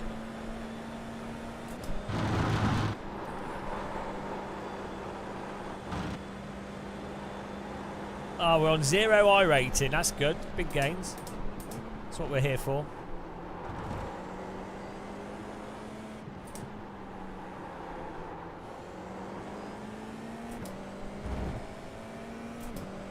Yeah, I always like adjustable seats because my back is about... Oh, my music stopped again. It's broken. My back is not very good.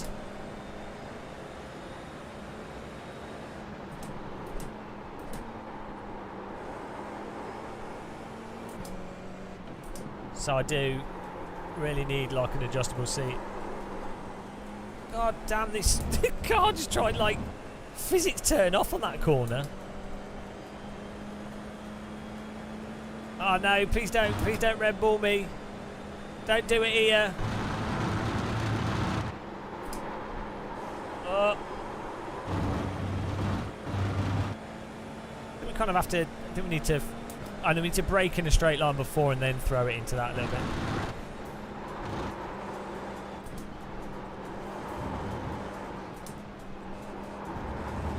Oh, of course that's a 1X. That's my line. Yeah, the strap-on. It's going to be a full insertion without any butter. Car on your left. Ivan Lederhausen. Keep to the right. Clear. Left side. Keep to the right. Clear on the left. Come on, Ivan, get in there. You've got past me. It was a good... To be fair to him, it was a good overtake by him. And I do like it. I do like the pink livery. So, credit to them. It was a good overtake.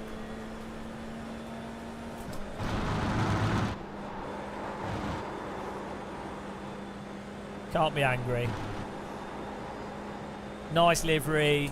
Nice move.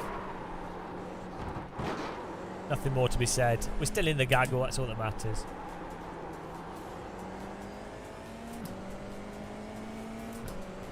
That's F4. It's all about being in the gaggle. As Matt Malone would say. I've lost Matt Malone. There he is. Oh. What a specimen. I mean, I'm not gay, but if I was, I'd have posters of Matt Malone in my bedroom. To be fair, I should just get posters of him in my bedroom anyway. Don't need to be gay to appreciate Matt Malone. What? What? What is...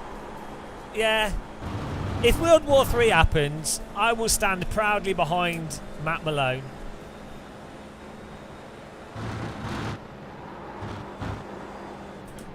He'll command the gaggle. A lot of people don't know this, but I have seen Matt Malone's sausage. I've touched it. In fact, I'm not even making that up, I have actually touched his sausage. And it was very long and thin. But yeah, fun fact for you guys. I'm not even joking. This is a fact. I have touched his sausage.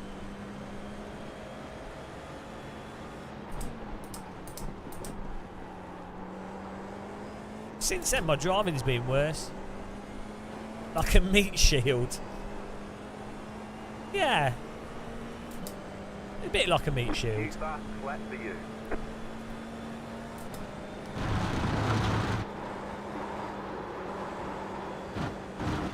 I'm jealous of Matt Malone's new office. He's done a really good job with it. It's really nice.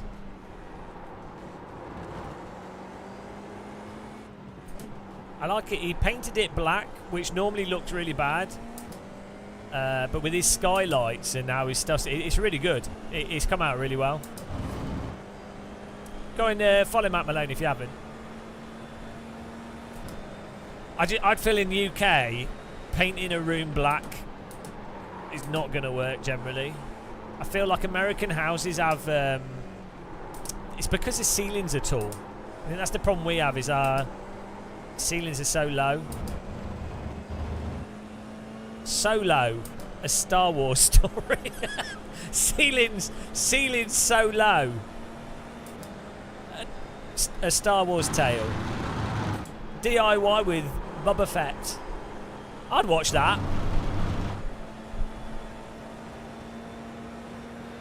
Hello, Australia, Struth. Oh man, to tell you what, seeing as we're in Australian time zone, if any Australians do a donation, we'll put an Australian GIF on the screen. We'll get like some kangaroos, well, people could just ask what they want. We can Aussie this up. There you go. We've already had a filing account being a member. You could pick something. Get the ball rolling on the GIFs. We haven't had a GIF stream for ages. Oh, here we go. It's happening. We need some Fosters for this. 0.95. I think I could be a good bogan. I think I could pull that off. Also, as we've got Australians in chat, what's it called when you're on benefits in Australia? What's it called? What's your benefit system called? I like how in the UK they called it benefits to try and make it seem better. It's really not a benefit. It's like it should be a base. It should just be a base right of a citizen of a country that's quite wealthy.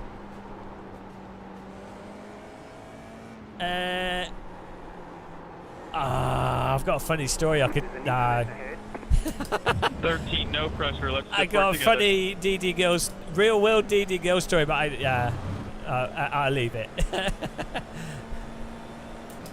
I mean, there's not many viewers. No, I'm not going to talk about it. You have a GIF in mind?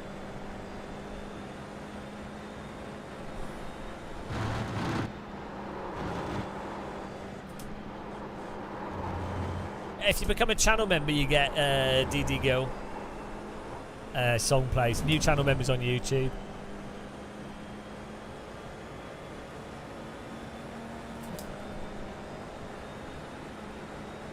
No, I don't want to say anything because we'll see. Stay sharp. There we go. Get in there. You ready? Oh, is it job seekers in Australia as well?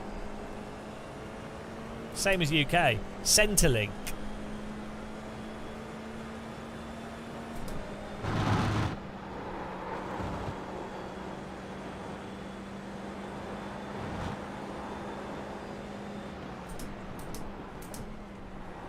Let's go.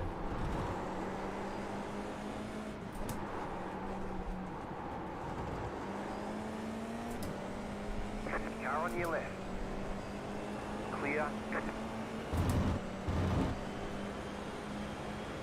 Wins? They tried to make it sound good. Car right. Still there, hold your line. Thank you. Sorry about that.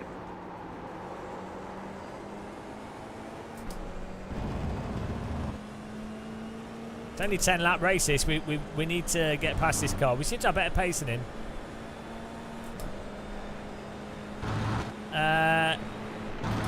I'm having a little break from VR, and I've got a weird issue with my headset where for some reason, since I plugged the valve index into my computer, I can't get the link cable to work over 200 megabits.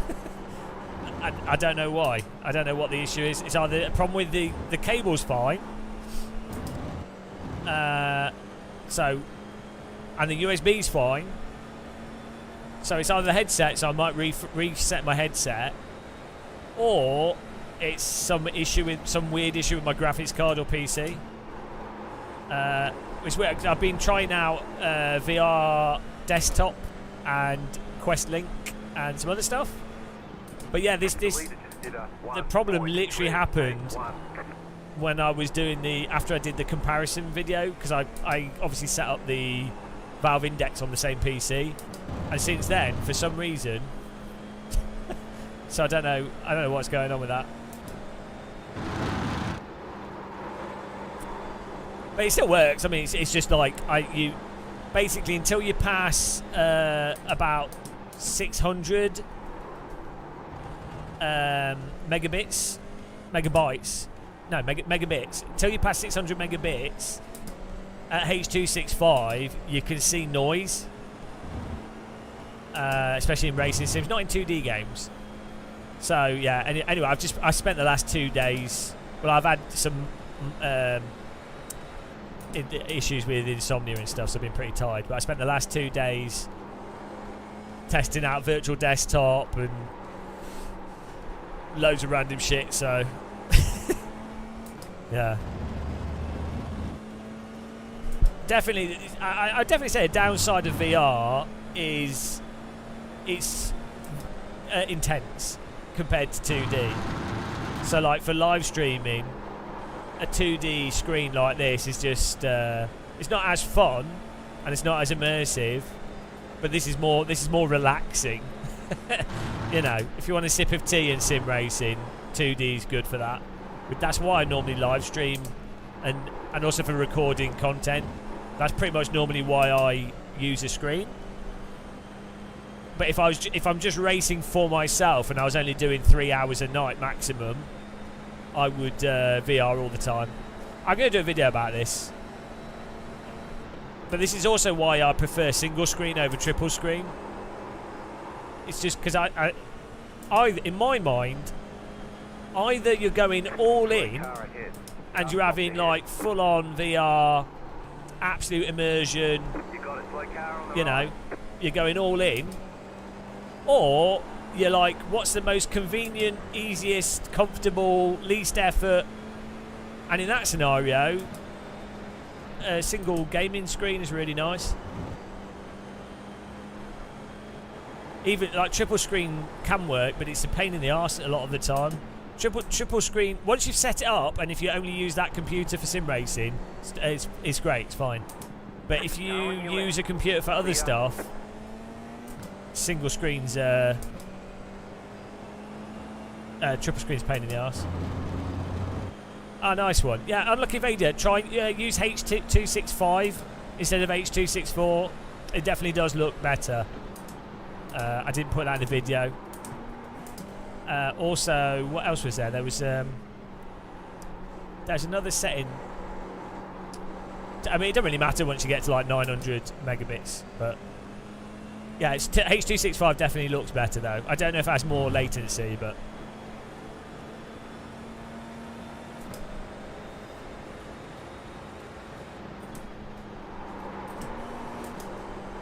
yeah, I don't know why my computer isn't using the full bandwidth of the cable, because when I speed check it, it comes up at 3 gigabits. So all that stuff's working, and I know the cable's a rated cable for it, so I'm not. I think it might be the headset. Maybe when I put the Meta beta on briefly, that might have caused an issue. That might have done something, but I don't know. But two screens for work, yeah. I would. I mean, one screen for the video game is what I mean. But yeah, I would have triple for a work computer. I'd always have 3 screens.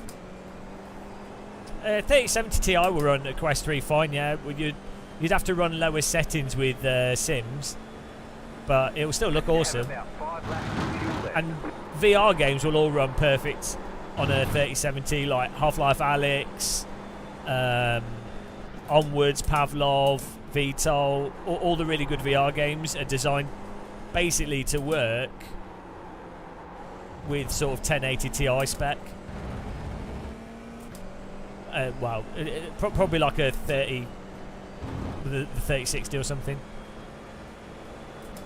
Lower FPS will require less bitrate to.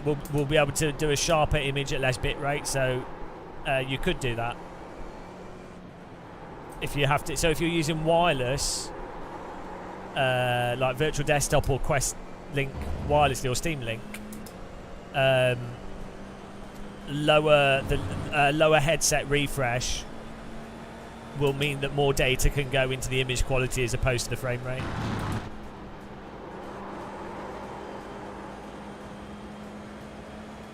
Yeah, no, this is all separate. I've used that. I need to. I think I'm going to reset my headset. No, I've experimented with the debug tool as well. It's just there's something weird going on. I don't know what it is. There's really no reason why it shouldn't work as it was before. Left side. Still there. The car in P1. Just set the fastest lap. 0.756. Still there. Hold your line. Car 2 is up the front. Stay on the right. Clear. You just got the it's our friend. That means one more lap to go. Oh, here we go. We replay of the last one. We beat him last race. It's our Pound Shop Dorito car. We need to get one place here because we're on 0 I rating.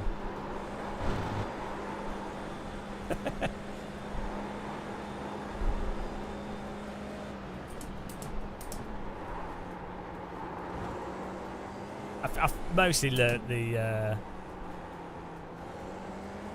dynamics of the car, the binary fail conditions on this track. So we should be able to start pushing a bit soon.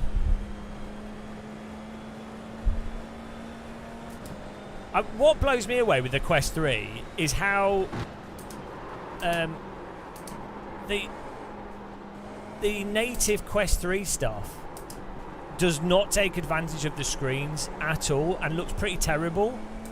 And when you play it on PC, the quality, just purely due to resolution, is incredible. Like, it's so good. Like, Half-Life Alyx looks so good on the Quest 3. It's like, it's mental. It's actually... I'm surprised more people aren't making more of a thing out of it.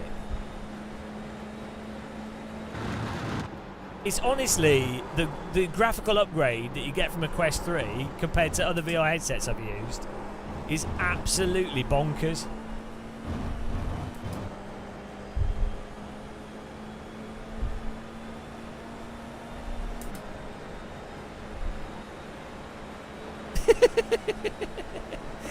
There we go. Stay on the left. Good race, Will. Still there, hold your line. Yeah, good race, man. Still there, Good race, hold your Renzo. line. Clear on the right. Left side. Whoa! I parked it on the inside line. Oh, we've got him twice! Good racing. Yes, we gained some rating. How much did we get? Alright, there's chicken. Nice racing there. Good fun. Nice run. Solid work.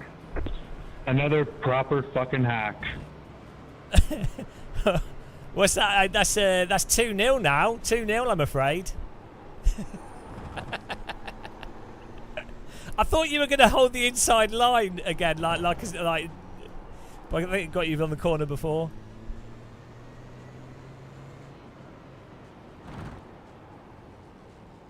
Let's have a look here. Oh, it's fun racing though. GG, so it was really good. Yeah, I tried to get it on the right. You left enough space on the straight for me to... You're almost enough. I tried to fake you to open up the inside. Oh, yeah, I could... you know, on the straight before the right-hander. Yeah, I went all the way to the right and just kept my fucking wheel straight. I wasn't biting on shit.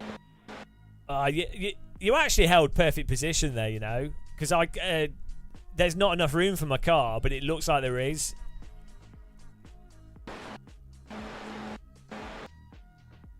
That was actually that was really good positioning by you. Yeah, good fun. Good fun.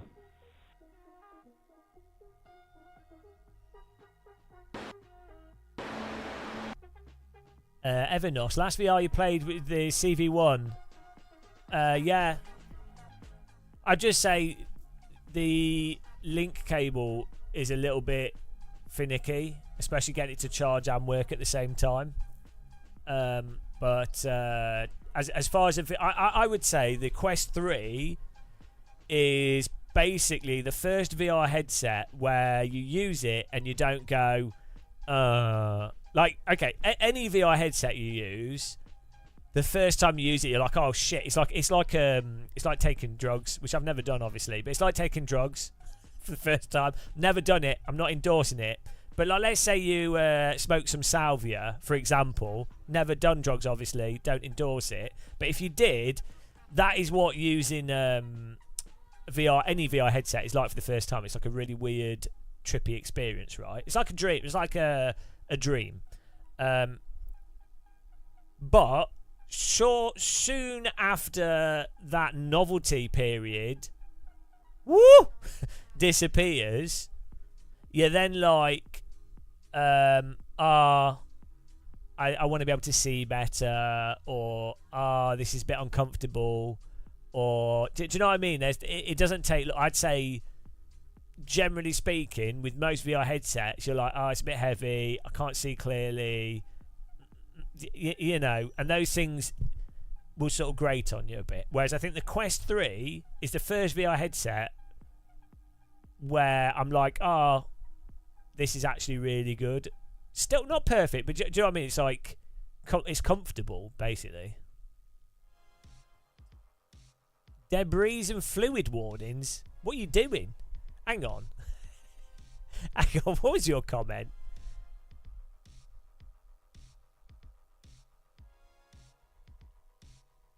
You got 2 days of use. You keep getting debris and fluid.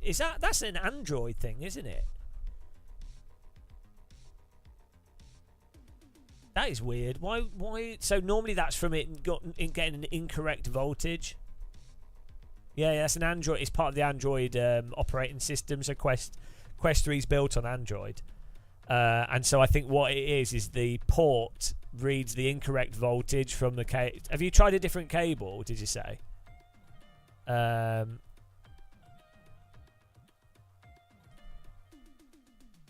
So it could just be a faulty port. Do you remember when we used to race on Project Cars 2? Tom the Dentist, yeah. There's Tom the Dentist and Tom the Fake Dentist. It happens after 10 minutes of game. So maybe the cable's wobbling or something, or I'm trying to think what could cause that. Because I've had that problem on my Pixel phone actually.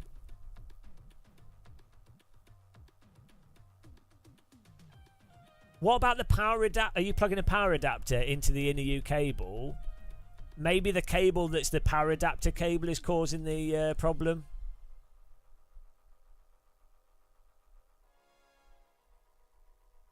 That's possible, because then that would fluctuate the voltage, which would then trigger the port issue.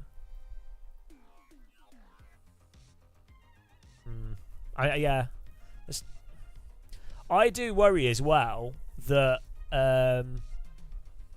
you've got one USB port on this headset, right? If that breaks, you're screwed. Like, you can't charge it, and you're moving around. USB-C ports are pretty good, to be honest. Like, the forces are normally on the edge of it. So the thing I've found is that USB-C is really sensitive to up and down motion. Not that it breaks the port, but it breaks the quality of the signal. But it's not exactly, so it's not got any clips or anything on it. So like a display port, it's like the micro USB ports on your Sony cameras. If they're just begging to break, they're even worse, to be fair. And then your $2,000 Sony camera is broken. Not in VR. Hang on, I've just had this plugged in to the socket. I actually just bought an Anker power supply, 40-watt power supply to try. Let's see if this is charging. Oh yeah, it has. So I think it's plugged into the PC but turned off, and it's charging, which is nice.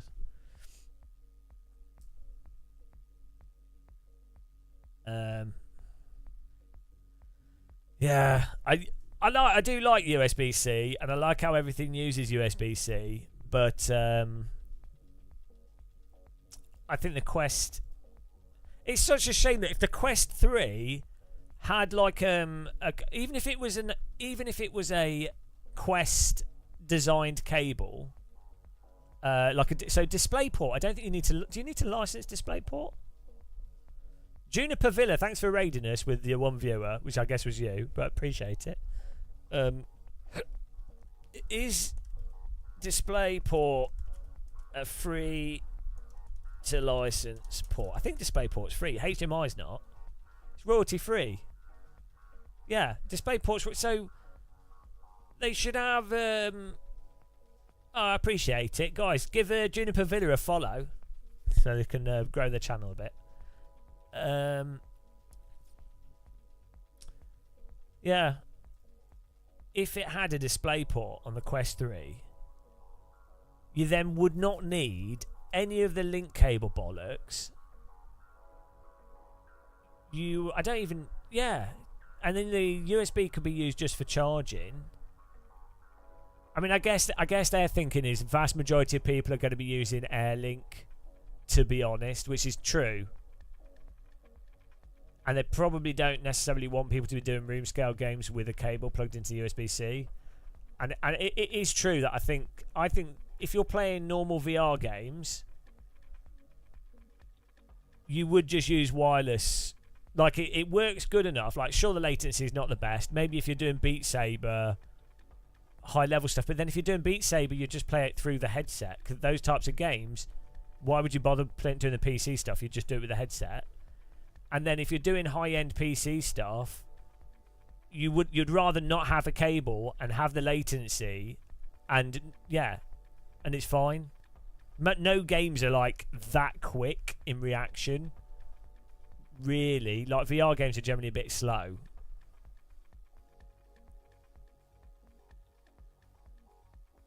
Well, hopefully Valve have a headset coming out.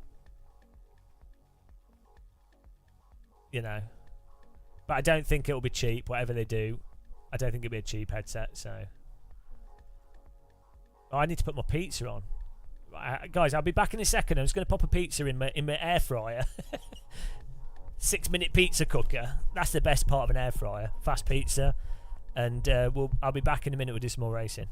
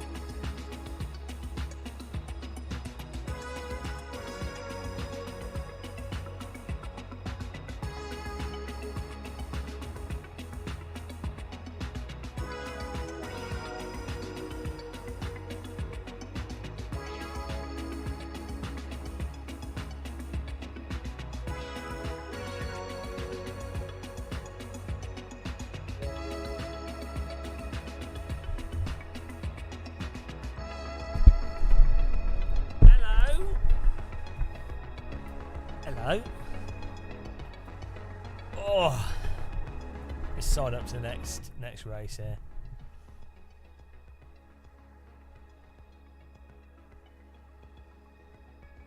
Tesco's Pizza. Hello, Juniperville. Hello. Fixed F4. Sign me up, baby. We gained my results. Here we go. Results. Oh, it's not updated. Find results. We have making Quest 3 videos before the weekend. What do you mean? There we go. 10 rating. Oh, okay. Well, that wasn't, for those of you that polled for us, that was not too good. But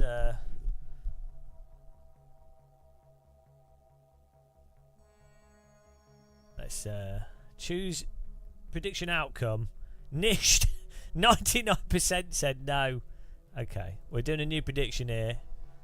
Well, let's sign up. Let's not forget to sign up.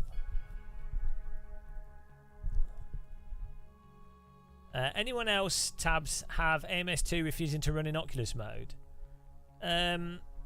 So what are you using?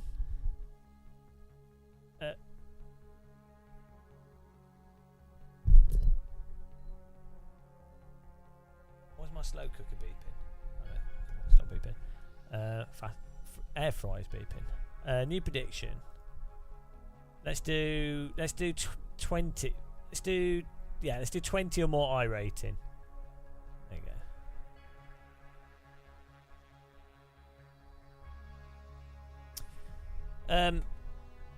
Yeah, there's launch options, but there's also sometimes Steam. Oh, have you got virtual desktop installed?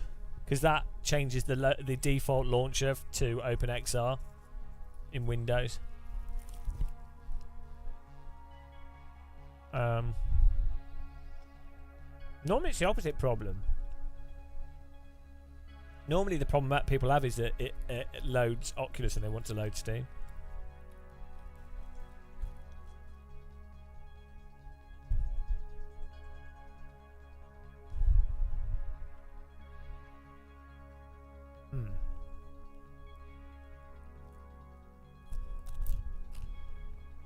Oh.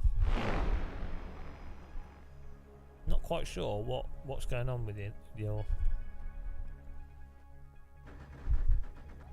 Yeah, it's weird.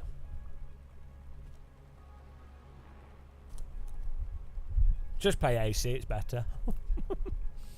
Whoa, what a burn!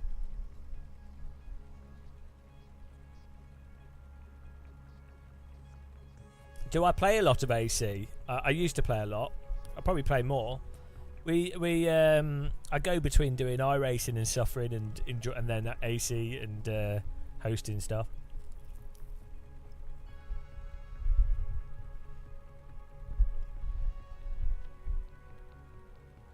Can you not just delete everything Oculus and reinstall it entirely, or opt into the Oculus beta and then opt out of it, maybe?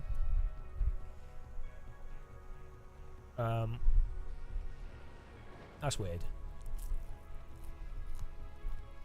That's Colin. Yeah. I don't fish, no. That's just Colin. He's just chilling out. Colin's he's just a bit depressed, to be honest. People don't see the pigeon and go, do you pigeon? They see the fish and they go, do you fish? But poor Simon here, nobody asks if I pigeon. No. Nobody cares about pigeoning. It's all about the fishing. You're going to sell your PC and start playing. No, it's even worse on console because the games are all shit. Yeah, you can hunt anything. I like to hunt people in wheelchairs. It's controversial, but it's all about the chase.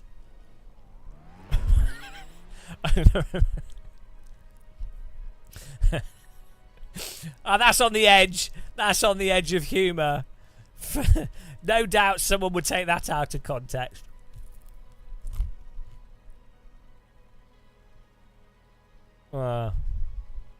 Imagine if that was a thing.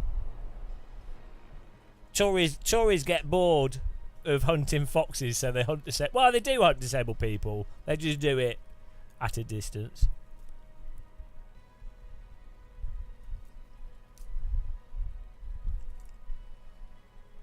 That's like a Running Man type film. Well done, King of the Hatch. Real karting.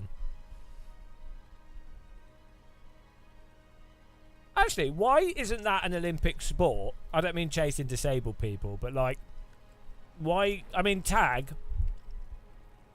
But like, if you had someone on foot and someone in a wheelchair, they could be disabled or able-bodied. It wouldn't really matter. But the sport is that you have two different configurations. So you have someone in a like a hand-operated vehicle, so they can roll faster or they can do certain things.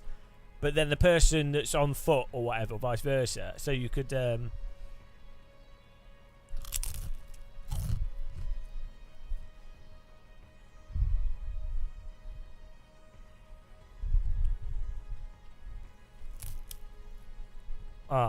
I bet you were. I bet you were physically wrecked. You probably still are.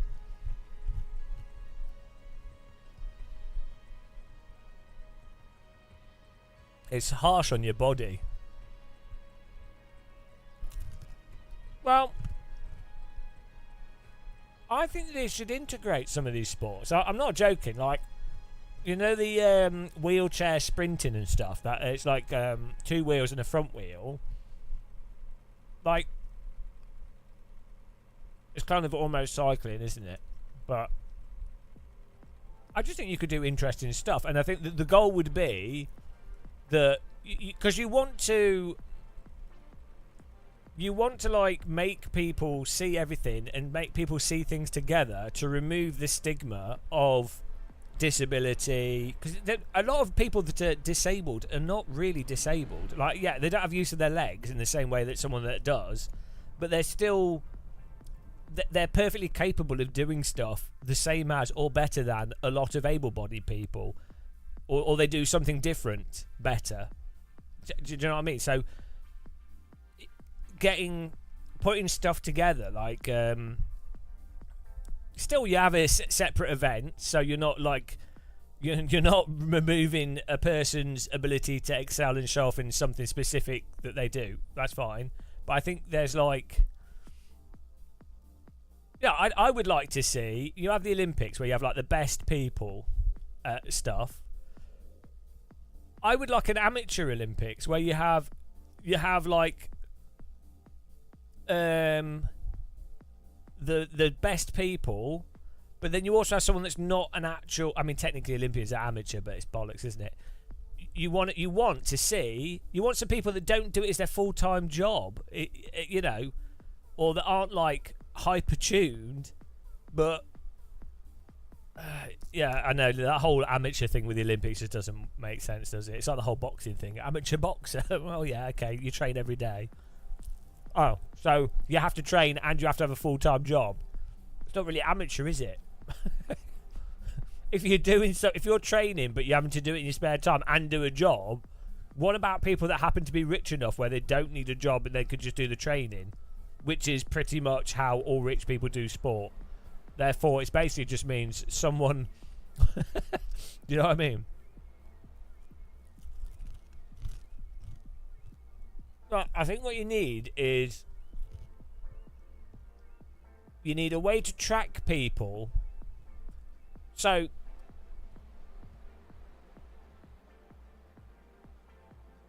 what you need is a skill to time invested quota, because it's really not that impressive for Olympians to be like really good at what they do when it's all they do. It's like it'd be like a plumber doing the job, or a doctor doing a surgery or whatever, a surgeon doing a surgery, and you'd be like, oh, wow. It's like, yeah, no, it's the job.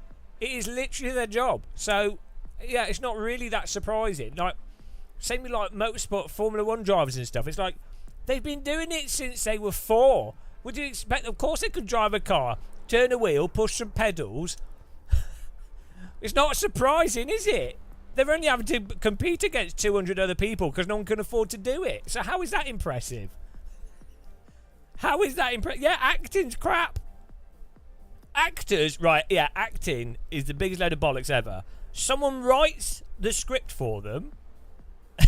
Someone they don't have to do anything. They just read. They memorise a script and just say it back. That's how simple acting is. Actors are well overrated. I don't know. It's all because of capitalism. That it's made out to be like a really good thing.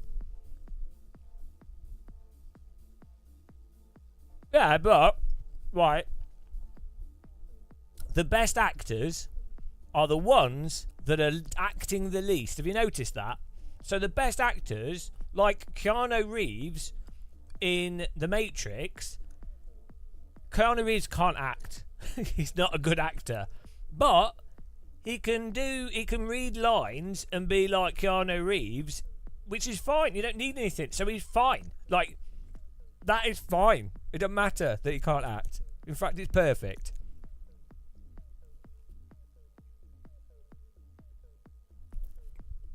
Yeah.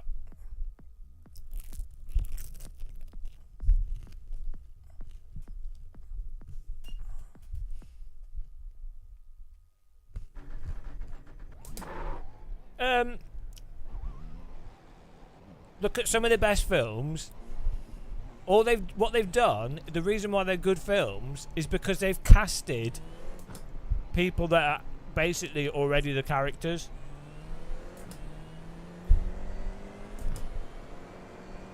I think sometimes you do get genuinely good actors. So, like, I think Robbie Williams, you know, the comedian. I think he was a really good actor.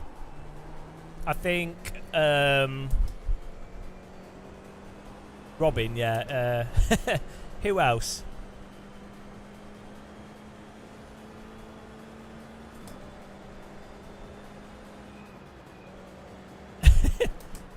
Wow, Bread Tin's got a lot of hair, hasn't he?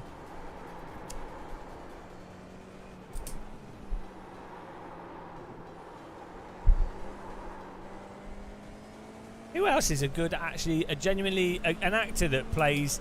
They're normally not playing main characters. They're normally doing side characters, and then you don't realise they're the same person.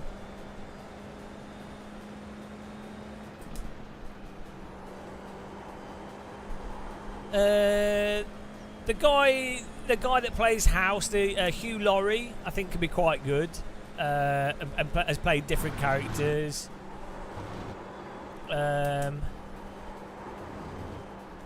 Yeah, normally it's a lot of them are like comedians, end up being actually good at acting.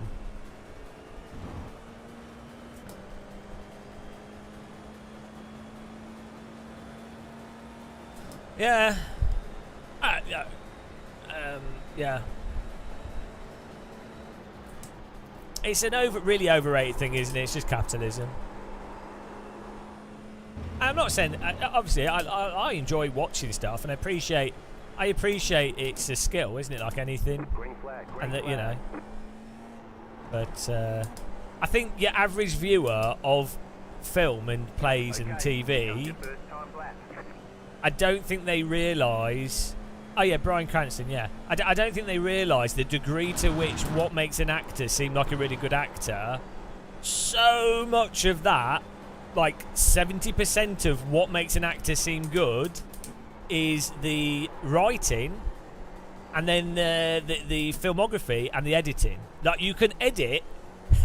If you direct someone well and you edit well, you can make probably some of the worst actors ever seem like they can act well, because you can keep doing takes and you can cut those takes together. You can use camera shots that make up for the actor's inability to, like, look in the right place or to emote in a certain way, or, you know, you can use cuts, edits, music, other shots. There's loads of stuff you can do to make an actor seem way better than they actually are.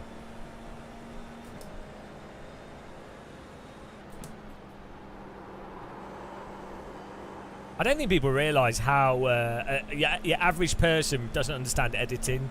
It's a weird, like, it's a surprisingly not mainstream understood thing, given that it's the crux of most film and video. Do you know what I mean? Of things that are not understood by general people, that are the crux of something, editing's probably like up there. Yeah, stage acting's a load of bollocks as well, though. It's still bollocks. No, it's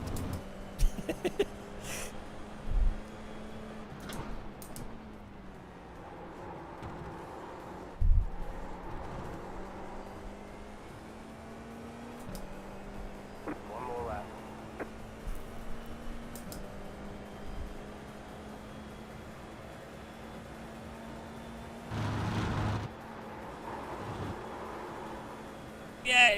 yeah. So much of it again in like theatre. So much of it is the issue is normally people overacting and being and thinking that they're like some kind of genius artist, when a lot of the time it's like just, you know, less is more.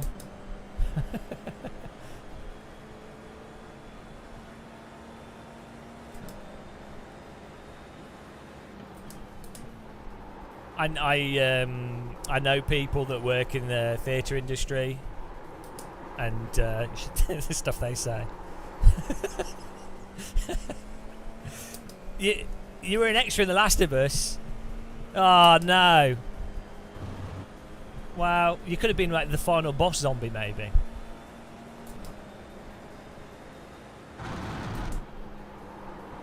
But you know, it's like magic and stuff, isn't it? Like if you know about general magic, or you know a magician, it's actually, you know, it's a little bit embarrassing in a way. Right, and it's also a bit cringy and actually quite childish in many ways. Not always, but outside, like if you're looking at magic from an external viewpoint onto it, it's like, oh wow, magic, oh the trick, the effect, the trick, oh how did that, you know, it's not. The reality is like, oh, someone that's repeatedly practiced some monotonous, boring thing, and then goes to tedious, like run-down venues, and you know, a lot of the tricks are like mostly just gimmicky stuff and not even that artful within like the actual magic, you know. Like realistically, how many actual sort of Penn and Teller type magicians are there where they do the magic, like the, you know, the basic trick, like the palm, or you know, the magic stuff, but then they also create a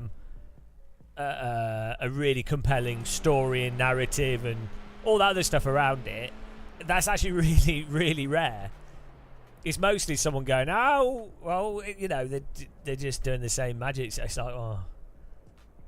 But that's fine. Like, it's entertainment. It's fine. I'm not having a go at them. I mean, it's still really skilled and really impressive. But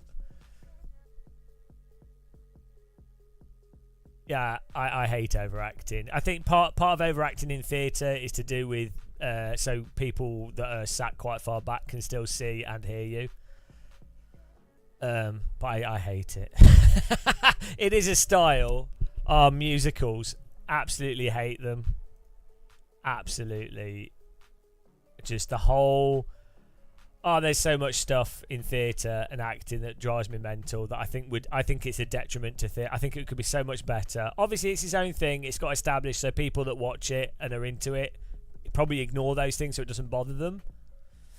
But like, you know, when it's a musical and you have so there's a thing where people stood still on the stage while someone else is doing something, or someone's singing a really long thing or talking for ages, and then the other person is doing like facial expressions and acting to what they're saying as if it was a conversation happening in real time, but it's not because it's a musical. It doesn't work. That effect does not work. It just looks stupid. There's so much stuff in theatre that's just terrible, and for some reason, it just continues. I don't know why.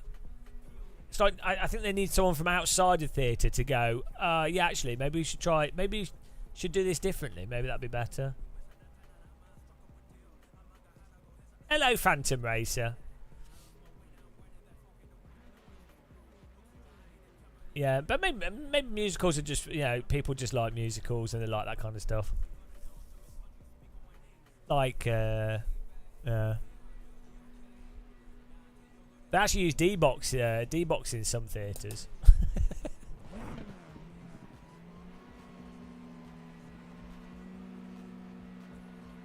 Green, green, green. Let's go.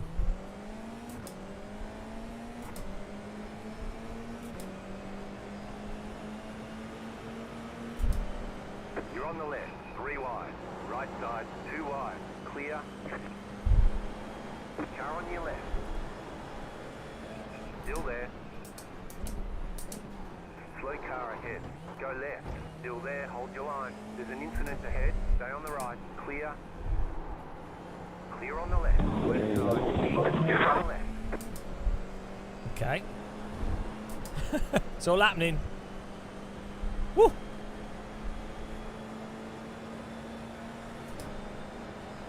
Yeah, Nick Cage is a weird one, isn't he?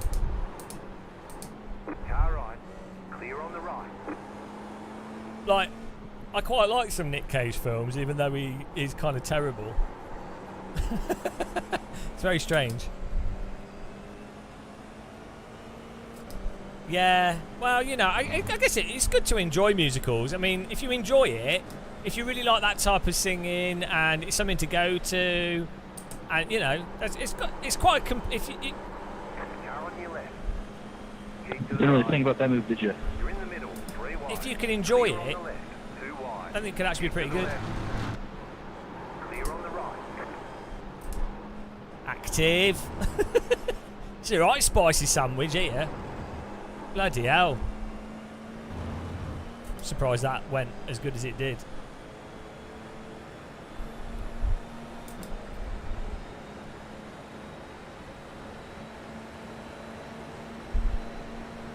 Car on your left. Still there, hold your line. Why? That black car almost wrecked us there. What are they doing? Now I've just lost 3 places thanks to that black car's terrible driving. Still there, hold your line.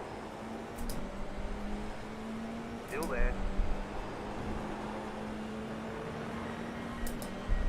Stay on the right.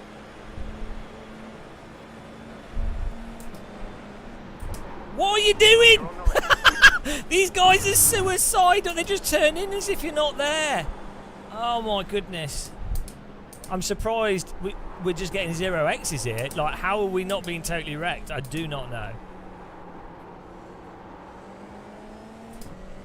Yeah, no, everything is subjective, but subjective things have objective components to them. And something, like, so then it's not, yeah, everything's subjective, but that's irrelevant. Like, as a result, we do say, we don't have toddlers doing blockbuster films, or, do you know what I mean? Because it would be shit. So, it's not subjective, is it? Like, there's a reason why certain productions, plays and films are more highly regarded. It's because the editing's better, the music's better, the acting's well done, the styling is well done, the dialogue's better. Do you know what I mean? So, like, it's not subjective. Like, a person's enjoyment of something is subjective, but we do agree. Generally, people do agree. Yeah, but I mean, yeah, people like what they like, but some people like what they like because they've not actually thought about stuff at all. So, So yeah, it's not. It doesn't really mean anything, does it? Still there. Clear on the left.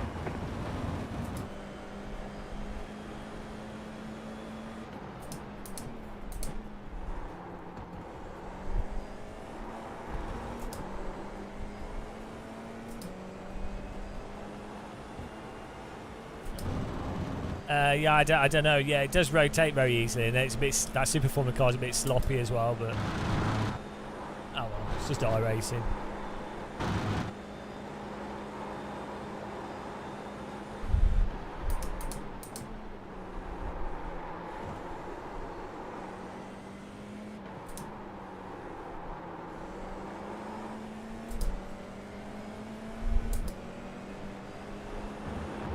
Ugh.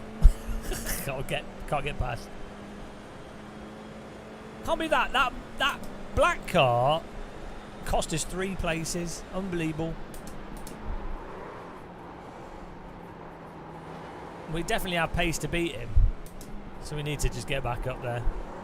We're only on lap 3.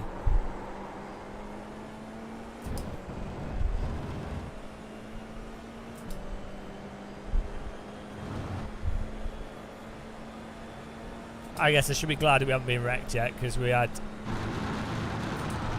quite a few times there where we could have got wrecked very easily.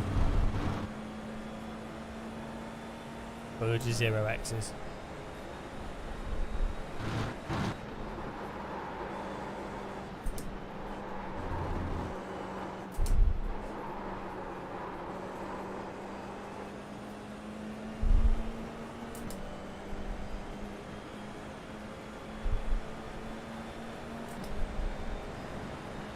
Left side. Keep to the right. Clear. Right side. Oh dear. Stay on the left. Clear. Right side. Oh. Car right. I mean, what are they doing? They have no awareness. I got 0x then again. Oh, they have no. They have no awareness. Oh, welcome back to iRacing, guys. Christ Almighty! At least they all killed each other. That is a good example of why you just stick your car right on the inside of the corner, because at least when they crash, they're going to crash outwards, and they're not going to send it up your inside.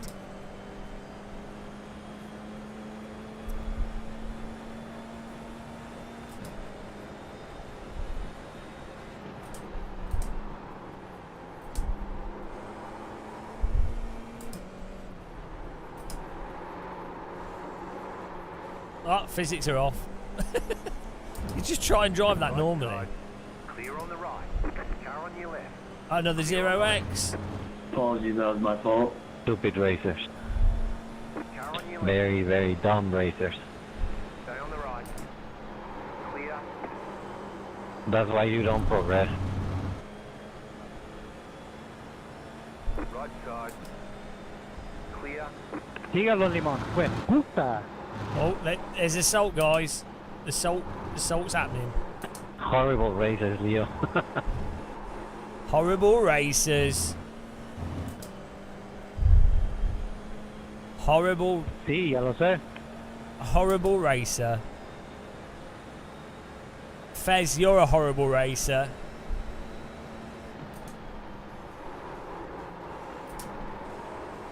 Horrible racer.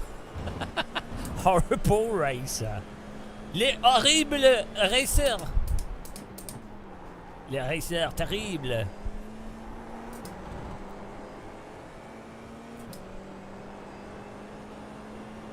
Horrible and honourable You're pulling away from the car. are very close. The gap is 2. Oh, he's just crashed. What happened to him? He's gone. He's a horrible racer. Oh, I'll get to 6k, yeah. Don't worry.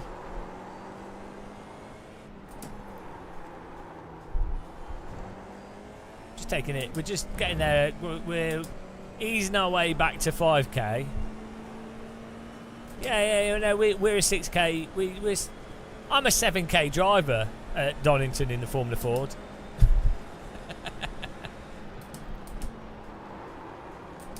Yeah, iRacer is just Guitar Hero. So yeah, I can Guitar Hero to probably to 7k. It's just about time and repetition.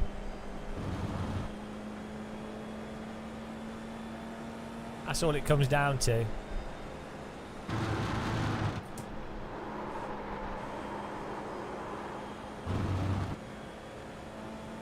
I need to get my lap times down though. We need to be doing what's the pace on this track? Whatever it is, I'm like 3 seconds off it, so we need to sort that out.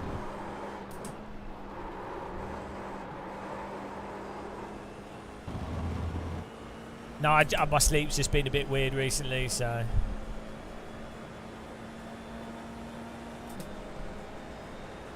It's going well. Keep at it. It's going well. We're going to gain 2 I rating. That is not going well. That's a disaster. Mr.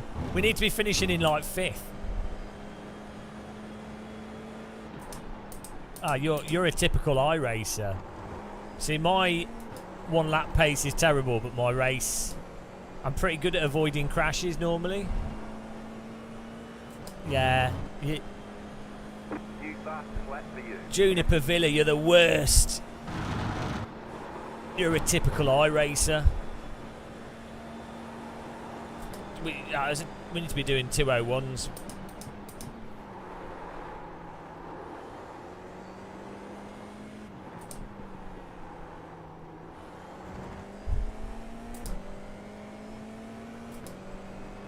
Most tracks are opposite. Look at these clouds. Weirdly, in real life, every time I've been at Silverstone, it's been like ridiculously hot. For somehow.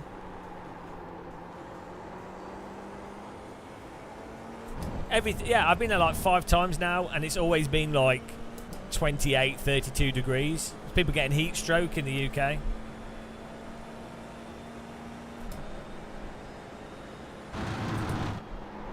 In fact, normally when I'm at racetracks, it's really warm. Even that's weird. I don't think I've ever been at a racetrack when it's not hot. I need to go to racetracks more often. Go sunbathing. Yeah, like Donington, Croft, Brands Hatch, Silverstone, Spa. It's always been really warm. I've never had a rainy day at a racetrack. There we go. Sorted. That's a really weird coincidence. Next time I go to a racetrack, I'll be pissing it down, that's for sure.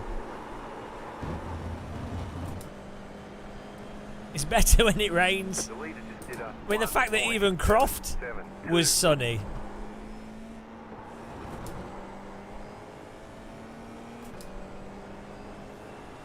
Yeah, even when I've done go-karting, Buckmore Park, it's always been sunny when I've gone there. What is this weird? I've just noticed this weird. The trend has got to break. That's a really weird coincidence. Everything else I do is normally damp and miserable. Oh, I know what it is. It's because I'm wearing a race helmet, so people can't see my face, so they don't cry. What is that? It's disgusting. I've never seen something so vile. Imagine if you were so ugly that you made people cry when they looked at you. That'd be impressive. I'd be proud if I could do that.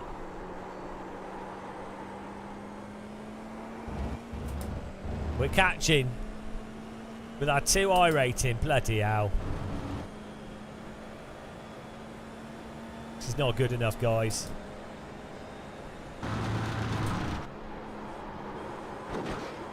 Oh, that's the line. Much better line. Whose line is it anyway? Game of Muscles.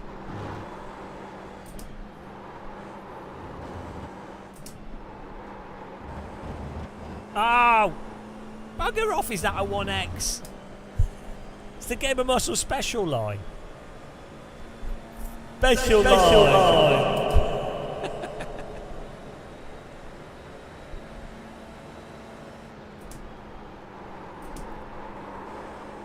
Oh, we're catching them, they're battling. We're closing in. Come on, 3 places would be great. Kellogg's 3 places.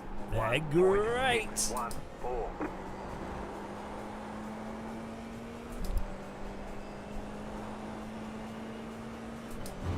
I can see clearly 10th place now. And we've got two laps, I think, to go here.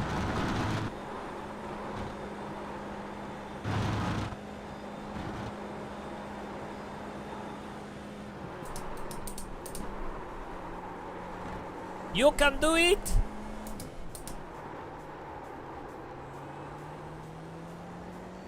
We got this, Fez.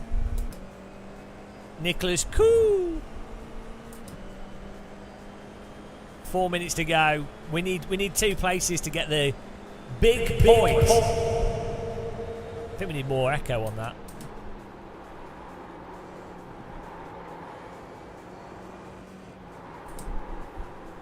Row, row, row the F4 with slippy tyres.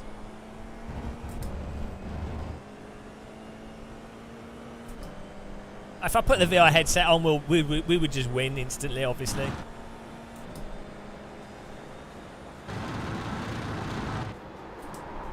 That's what we should be doing.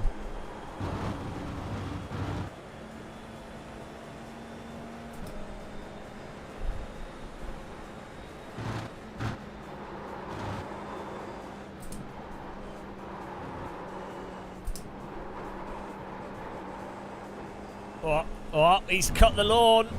That's not the racing line. Surely he's got to slow down. I think he did. Yeah, he got a little bit of a slowdown. Naughty boy. Left side, still there. Hold your line. Clear. Sneak on past there. Let's go.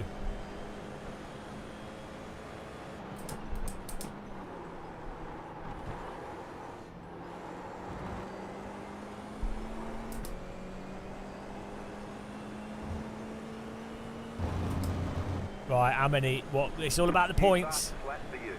You're in the top 10. Top 10's happening.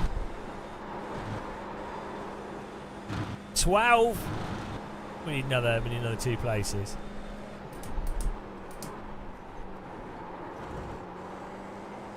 Active.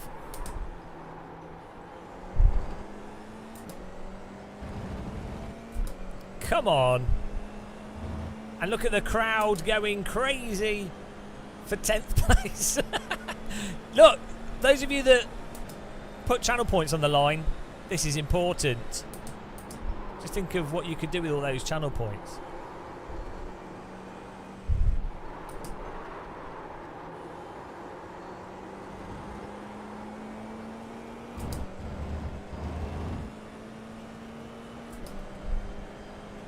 What?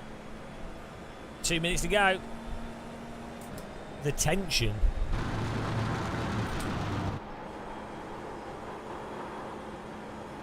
We're getting faster as well. Randall Bush. Randall my Bush. 70s adult star name, Randall Bush. Randy Bush.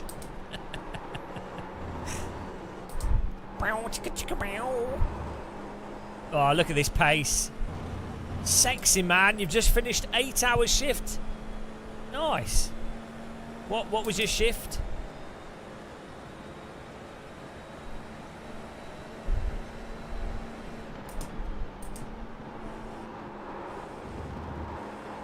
Oh, get in there. Get in there. White flag. White flag. French passport in the post. Lol. Lol. Lol. That was your fastest lap of the session. Oh, 2:02.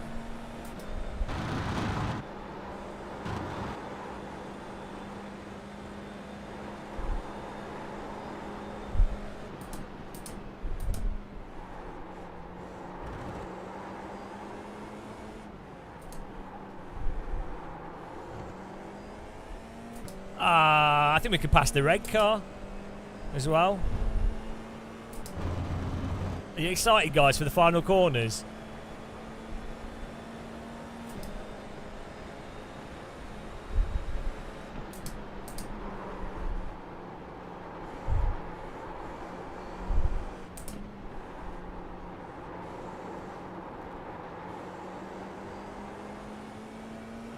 No. Easy. Oh, I'm going to have a heart attack here, guys.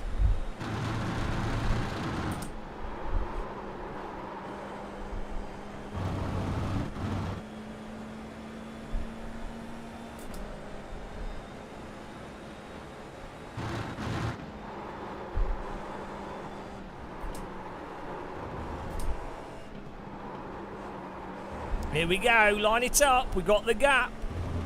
We got the run. We need to draw this guy to the left. Will he fall for it?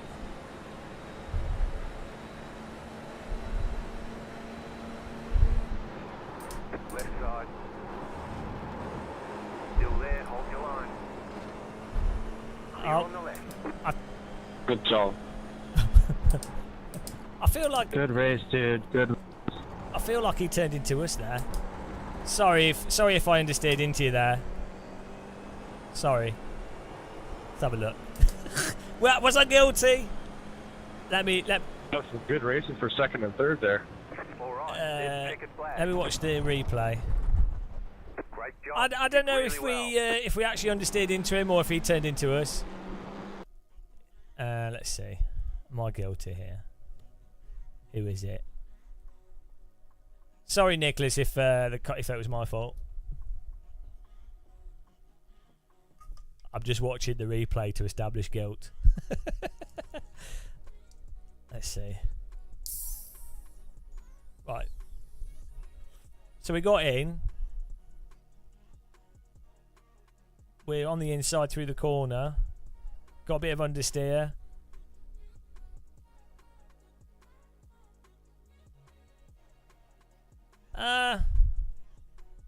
I mean...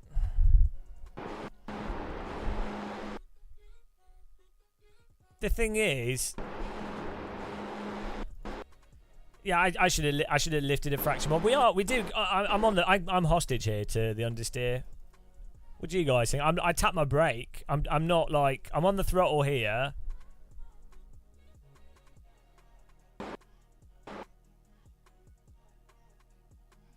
How come I don't have... Well, because I'm too cool. When you got a pigeon on your shoulder like me, it intimidates people.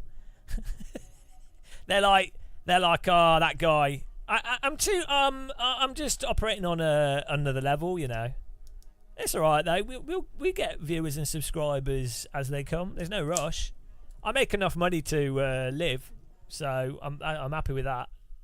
You know, what more do you want really? If you make enough money to live off and you're doing what you want, anything else, anything extra is a bonus. I could do with being a bit more in shape, but yeah, you know.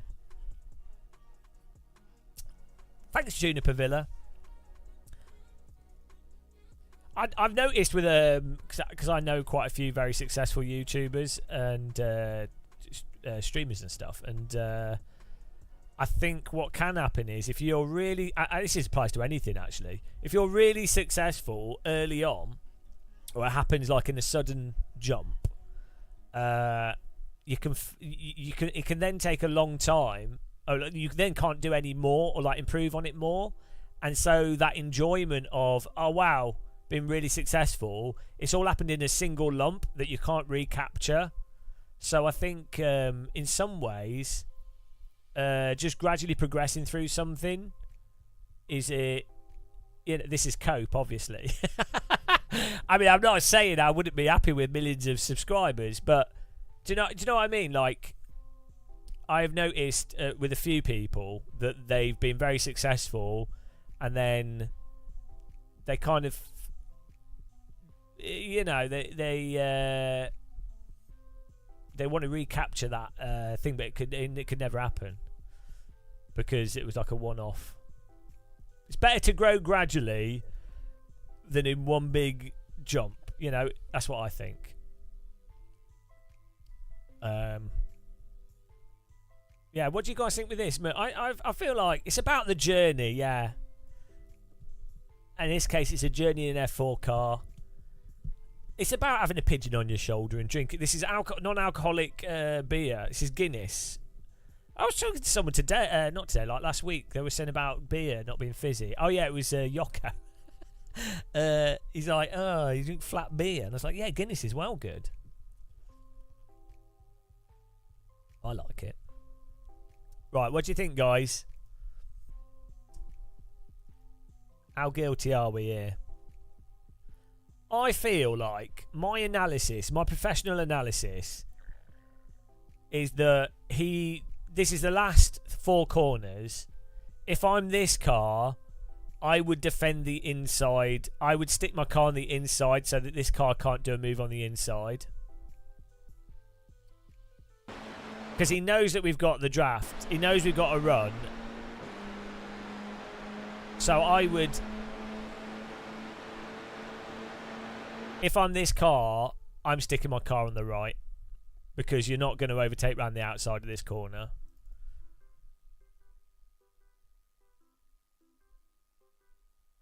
It makes sense for me to do this move here. I think. And then I think we've just... I mean, I've stayed as inside as possible. Well, you know, I'm pretty modest. So, well, I'm glad I'm entertaining for some people. You just happen to have, like, some, like, issue with your brain that makes this entertaining. That's what streamers need, though. They luck out that there's enough crazy people out there that happen to enjoy their stuff. So, right, let's see.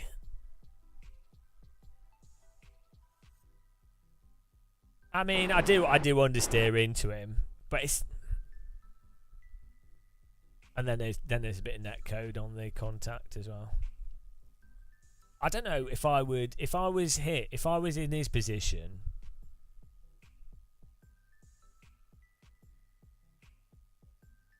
Yeah, I think I'd be pretty annoyed if I was him, because I'd be like, well, if I was this guy, I'd have stuck my car on the inside, because I'd expect the person behind to do a stupid send like I did.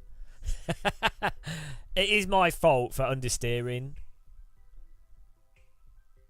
You would have seen the car on the inside sending it, though, and you would have seen that they were actually their momentum. But yeah, I did understeer into him, so that is on me. So I think by the point I started understeering that, like, if I got off the throttle, we'd still be understeering. I did dab the brake and I still understeered. And it's more netcode, wasn't it, really? Because you watch what my car does. It's just it's a pretty gentle car on the inside, sliding out, tap, and then that knocks it. This car just goes over the limit from it because his tyres are already warm from the corner. Yeah. So it's my fault for understeering into him. We are playing a video game here, and the video game doesn't support that, so that's my fault. But he should have defended the inside here as well. Like, if I'm him, on the final lap, you stick your car on the inside, even though it's stupid and a bit over the top, given how far back I am. You just... Yeah, because he's not... He's actually broke late. Because he's not apexing at all there, is he? It doesn't really make much sense. Like, no,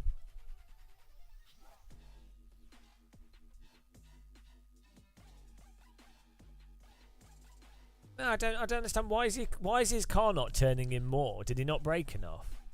Because the other thing you could do, he's far enough ahead that he could brake a bit harder and actually cut to the right, and it wouldn't be turning in the braking zone. You're saying I'm mental. I know. Well, why you have to be mental to give me a compliment? I do appreciate it. I don't take compliments. Oh dear. It's not netcode. No, there's a contact, but then look at how much it overreacts. It's time model and stuff.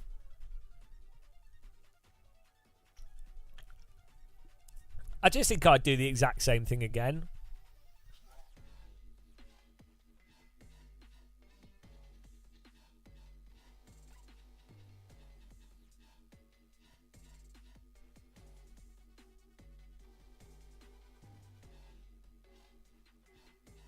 Yeah, look, see how we come off. We're actually hugging the inside here, all right.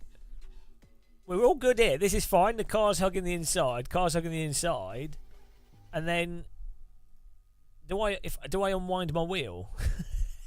No, I don't think I do. No, look, I'm catching the rear. Oh, you guys can't see it. Well, no, I'm actually turning more to the right. It's understeer. If I unwound my wheel, then 100% it'd be my, I mean, this is still understeer, but I think I would do that same move again. He doesn't need to get out of the way, though, so it's definitely my fault. It's aggressive driving, but, right, that's my, I think it's okay, though. I think we should put another half of a pizza in the oven. I enjoyed that race. It was all right. Big Screen Beyond. Nice. Yeah, I need to get one to try myself, like to give it a go. I can get a Pimax crystal to try, but I don't know if I can be bothered to fiddle around with it, because the thing is, I know. So this is also why the big Screen Beyond. Like for me, the sweet spot component is a big thing for me, and I know that's not the Pimax Crystal and the Quest 3. I mean, the Pimax Crystal and the Big Screen Beyond have worse sweet spot, so I don't need to even use them to be like, I know I won't like them. And then the price of them is a lot more as well. So it's very hard. I don't know how companies are meant to compete with Facebook, to be honest. Like the scale that Facebook can operate on basically allows them to outcompete most companies.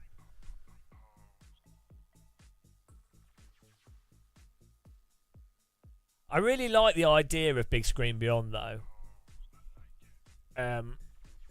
Or even if someone did something that was basically the Quest 3, but they took all the stuff out of it and just made it DisplayPort. Inside-out tracking. DisplayPort. Maybe the problem is, as soon as you're going to do decoding on the headset for Wi-Fi, you need a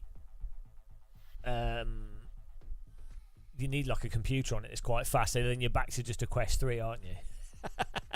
So I think the Quest 3 is hard to beat. I think they've done a good job with that headset.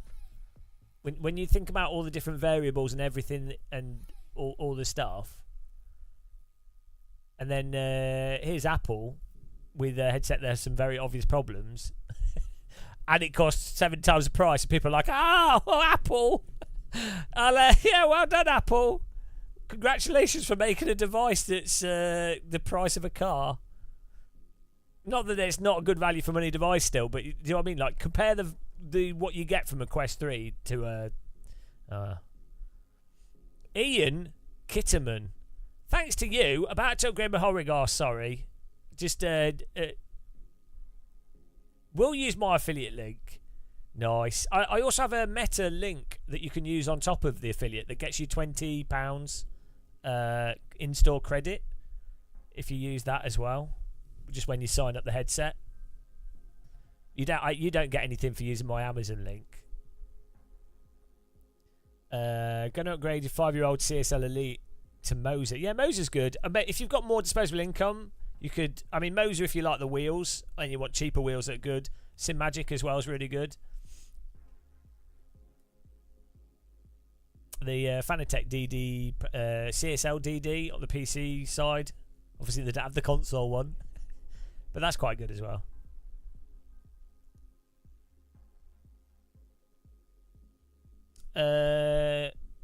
Probably having a better processor probably helps, yeah, I'd imagine. But It's swings and roundabouts, to be honest. For some reason, I'm having problems with the Quest 3 link cable at the moment, but I don't know if it's my headset or my PC or, you know. As I was saying earlier, after me messing around with testing a bunch of other stuff out, we can't get the link cable to work at proper bit rates. So I'm going to try resetting my headset. I think I might have accidentally installed beta software. Or maybe I can try reinstalling the beta on the headset. I don't know. I know what we've done. We've messed something up. Yeah, I think it depends what country you're in with the Fanatec stuff. I don't know, Dave. It was a comment on something. I thought it was pretty funny. I think the thing with the Fanatec stuff is, for sure, if you bought the PlayStation wheel and then it's not arrived, but you could just cancel your order. But I get that people, you know, they want to get into it, so they just feel tricked. So communication could be better. The support from Fanatec stuff, I think it depends on the territory. It should be better, you know. Like, you compare it to like Housingveld or something, it's like, you know, incomparable.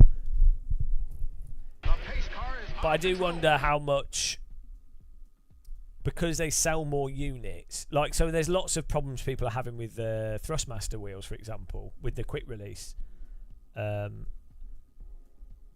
There were, when Moza first came out, there was people having quite a few problems, but less so now that I'm hearing. So I wonder. Thank you, Super Dave Aussie. Appreciate that. Like, it's hard to pin down exactly if. No, Fanatec support should be better. The whole PS5 wheel thing is stupid. Their communication's terrible. So I'm not denying that.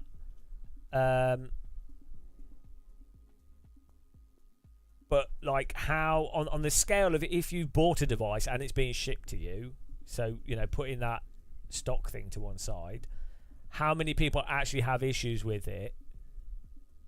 And then do you know if that number is really high, or do they just sell a lot of wheels? Because Fanatec sell a lot of wheels. So, like, you know, and then obviously some stuff becomes a meme.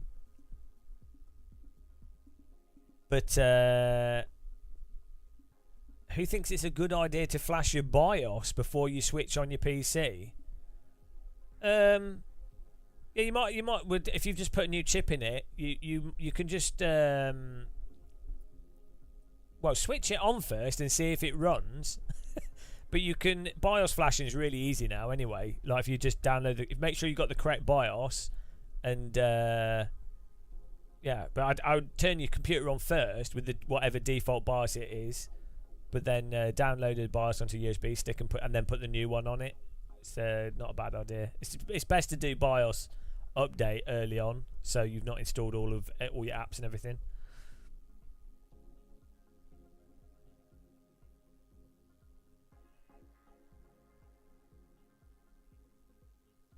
Yeah, so this is my thing. Generally speaking, I'm quite anti pre-order. My own personal view is to not pre-order stuff. Generally speaking, and if you are pre-ordering, only pre-order something if you don't really care if it's delivered on time or not. And then I would also say, if you buy anything on the internet, always buy it with a credit card, and don't use credit. Like, use the credit card and pay it off immediately. Set up auto payment, because you don't want to be in debt on a credit card. And then, if the product's not delivered to you, well, tough shit for the company that you've just bought the thing from, because you just do a chargeback. Like, it's that simple. So it's that process. So as a consumer, it's up to you. Like, companies should do the good job, and companies should get in shit when they do a bad job. But consumers should also buy stuff in a way that protects them as much as possible. So, personally, like, I've bought like Sinden light guns, and so when buying something like that, I was like, oh, I might not even get them. I know it's a Kickstarter. I know it could be bollocks. I know they could go out of business. So I know going into it, if I pre-order anything, I'm like, right, by the fact that I'm pre-ordering, I have to say I have no expectation and they're taking my money before I got the product. So I'm prepared that it might have issues, and and if I'm pre-ordering, I'll pre-order with a credit card, so that if something didn't arrive, you can then do a chargeback. So, or even I tend to I kind of say to order stuff from like Amazon or or a retailer where you've got the ability to refund it. To be honest, in Europe, anything you buy, you have distance selling regulation. So if you don't like if the thing's faulty or you don't like it, within 2 weeks you can just send it back for no reason at all. You obviously then you'd have to be prepared to pay the postage to return it, because not everyone does free returns. But I think that's the whole thing, isn't it? It's like if you factor that into when you buy something. But yeah, I know it's people that have less disposable income or are new to something, or when you're younger, you're more sort of like hyped and excited to buy things, and you've had to sort of put all your eggs in that one basket with the thing that you're buying. So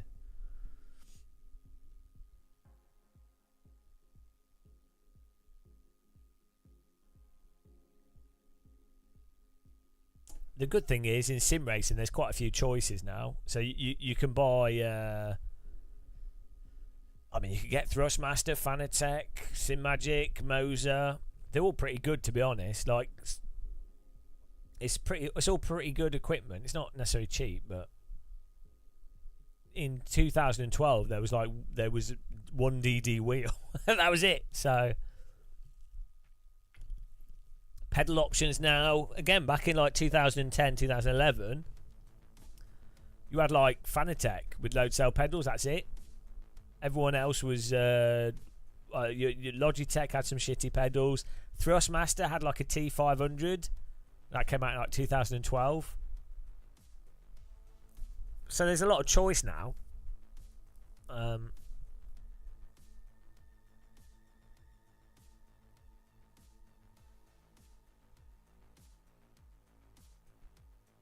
Yeah.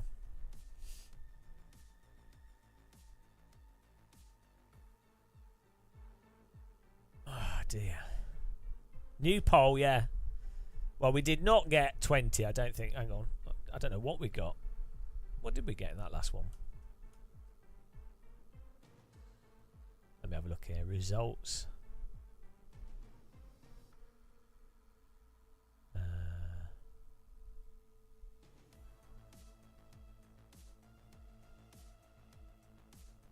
View results. Oh, we got 21. 21. Here's the proof. Is that the right race? 4:45. Yeah. 4:45, guys. 21. 21. Take that, you unbelievers, you unbelieving scumbags. 21. Yes. Get in there. We're moving up. We're also on 2,600. Who voted against us? Summary. King of the Hatch was the only person that voted in our favour with 10,000 points. Keen and Addy lost 10,000. Take that. How dare you go against us? Let's do another new poll. One small I rating for man, one giant leap for 6k. One toddler footstep at a time. That's what we're talking about. We'll go for 20 again. New prediction. There you go. I really need to set predictions up on this system because they're not on here.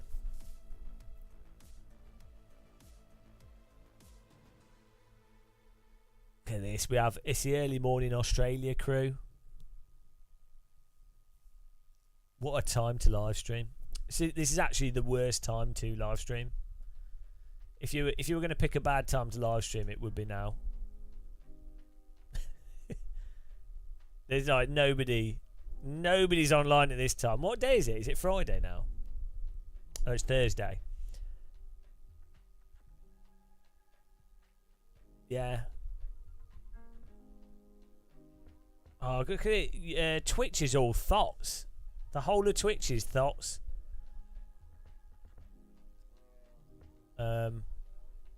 What are they doing? Like, these women just sat with their legs and they're wearing like a bikini.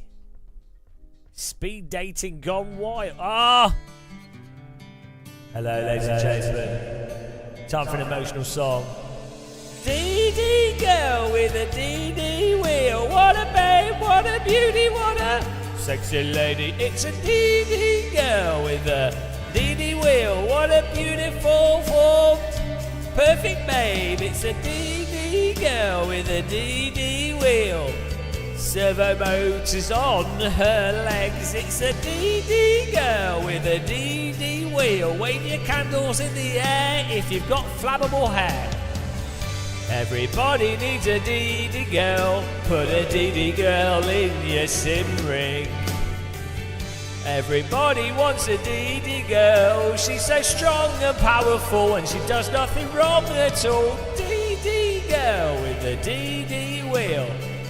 What a beautiful babe of a lady. It's a DD girl with a DD wheel. AccuForce Fanatec and in your cube. It's a DD girl with a DD wheel. Put her in your bathtub tonight. King of the Hatch has a DD girl in his bedroom. There she goes again. Disappearing off into the sunset. She's gone to Thoughts on Twitch, showing off her servo motor legs to underage men. Oh dear, I knew she was a thought. Thank you very much for the for becoming a member there. Appreciate that. Let's add you to the list. Beautiful, emotional. What a moment to remember.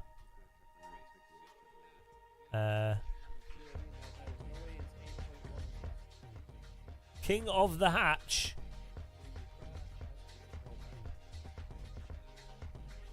Thank you very much. Well, yeah, look at all these thoughts on Twitch. I don't know if I can really show them. Should we evaluate the thought? Thought investigation. Like, look at this. Oh no, there's like topless met. No. Let's not look at that. No, let's not look at thoughts. They're normally, have you noticed that thoughts on Twitch are normally not that attractive as well? Like they're normally women that are like very sort of average looking and bit dull in personality. They're not normally like genuinely really hot women. I don't know if you noticed that.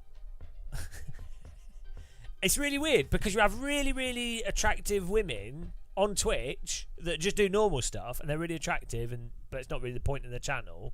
But the ones, a lot of them, that decide to go into full-on thottery are often not... I mean, they might have like big breasts or something, but they're not attractive. Like, they're boring people and they're boring, like, they're just average looking. They're slim with big breasts. It's like, well, that's not good enough. I mean, if from my perspective, yeah, like maybe there's like a sweet spot where they need to be insecure about themselves enough that they're not. They know that they're not that hot, but they want a thought to be hot. Do you know what I mean? Yeah. There's definitely like the thought threshold where if someone's genuinely really attractive, they're like, I don't need to thought. I can, well, for a start, they could just do Instagram posts and they'll get loads of views. So they don't need to, like, be sat on Twitch talking to 14-year-old boys. I would be a thought. Because yeah, look, here's another one. They're always wearing, like, they've got their legs up. Flashing their tutor. What is this? Like, they sit... Like, imagine that if I sat on a chair and my ball sack was like lumping out. If I sat like this, Hi guys. This is how I'm gonna thought sim race. I'm gonna have a camera pointing at my genitals. It's absurd. We could have a hole so you could see the bottom of the balls, like an upside down breasts. just little ball, 2 balls sticking out of like a hammock. Genius. It's probably legal. I mean, what if they're going to accept the top of breasts? Why not the bottom of balls? Do you know what I mean? Why are top of breasts acceptable? How much of a breast can you reveal before it's unacceptable, or how much of a ball can you show before it's no? There's going to be like a Twitch percentage. There's going to be like, oh no, sorry, you've shown over 15% of ball. That's too much ball. Yeah, it's weird. I mean, people draw the line at a nipple, but like, why a nipple? Why would the nipple be the thing to draw the line at? Do you know what I mean? It's oddly. Why would it, like? First of all, why would a breast be so like overtly sexual to people in like a weird way? It's like it's a breast, like you feed babies with it. It's not. Yeah, I like breasts, but like there's other body parts as well. So it's. It's a weird Christian hyperfixation on a single body part. It's bizarre. It's actually insane. The nipples are well, it's not, is it? The mammary gland, the nipple is part of a breast. The whole breast is functional. The functional part. The nipple is the functional part. Well, if someone's not having a child, they're not producing milk, are they? It's just so weird. Like. It's so like weirdly specific and like arbitrary for what's decided to be okay and not okay. It's bizarre. Like, it's based on some like weird American Christian view of bodies. Like in Europe, loads of people go like nudist to nudist beaches, or you know, a topless all the time. Like it's fine. Like, it's not inherently sexual. It's just a breast, even a naked, even a vagina or whatever. It's like, just because you can see a vagina doesn't mean you're like gonna jump on someone. Do you know what I mean? It's it's so weird. How it's Americans, I think, have to like, they can't decontextualize stuff. Like, they're unable. Yeah. It's just bizarre. And yet, you can show people getting executed in films. That's fine. You can shoot someone. You can put some. You can penetrate them with a piece of metal, which deprives them of their life. That's totally fine. But no, a naked person. Oh God, that's terrible. That's, oh my God. No, you can shoot people though. That's fine. Nudity, no. We draw the line there. Oh, you can put a metal object through someone's body, but not into their bottom. It's so arbitrary. Or you're not even necessarily into the bottom. Do you know what I mean? It's just, the more you think about it, the more ridiculous it is. So yeah, I think everyone should be naked on Twitch. That's the lesson. That's the moral. Full nudity at all times.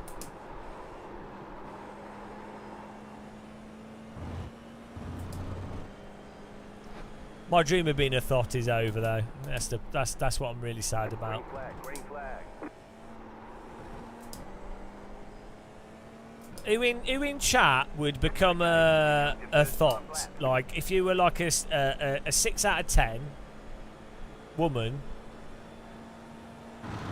and you're like, no, there's loads of 14-year-olds that would watch you and donate, who would become a thought?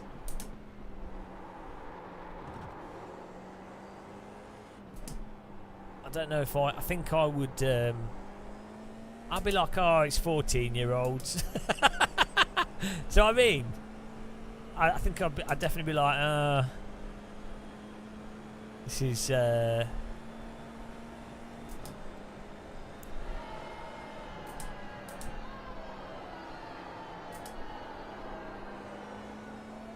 I mean, to be fair, a lot of our viewers are thoughts, so I wouldn't be surprised.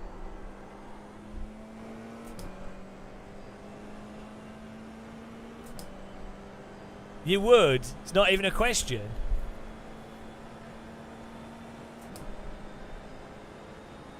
Yeah, I think if I knew I was producing adult content, or I would be like a thought, but then I would redirect. I would use it to promote like science and critical thinking and skepticism. Do you know what I mean? I would like, on the face of it, I'd be like a thought, but I would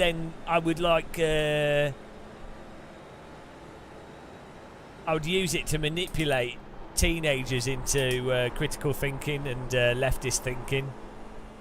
I'd convert, you know. I'd use it as a tool of manipulation. Bloody hell, sausage. One more lap. You hear straight man say to another straight man, if I was a woman. What's wrong with that? I think a lot of, because it's normal. It's like yeah.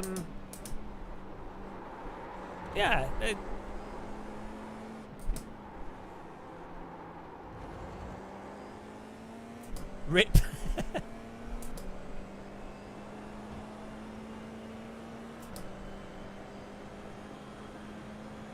Use your mate. I don't know what you mean.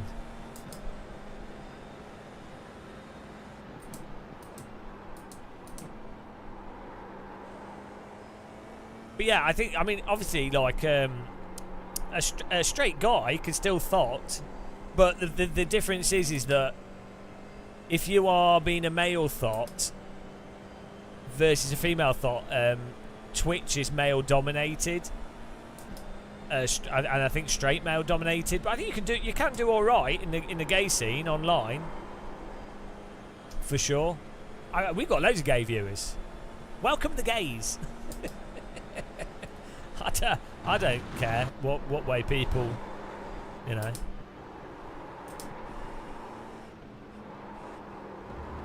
The problem is, for me, if I was thoughting for men, I'd have to. I wouldn't even be like a bear or a cub. I don't know. I'm just in the middle. Yeah, I think it's quite normal for straight guys to imagine being in a female perspective. Like that's a healthy thing to do.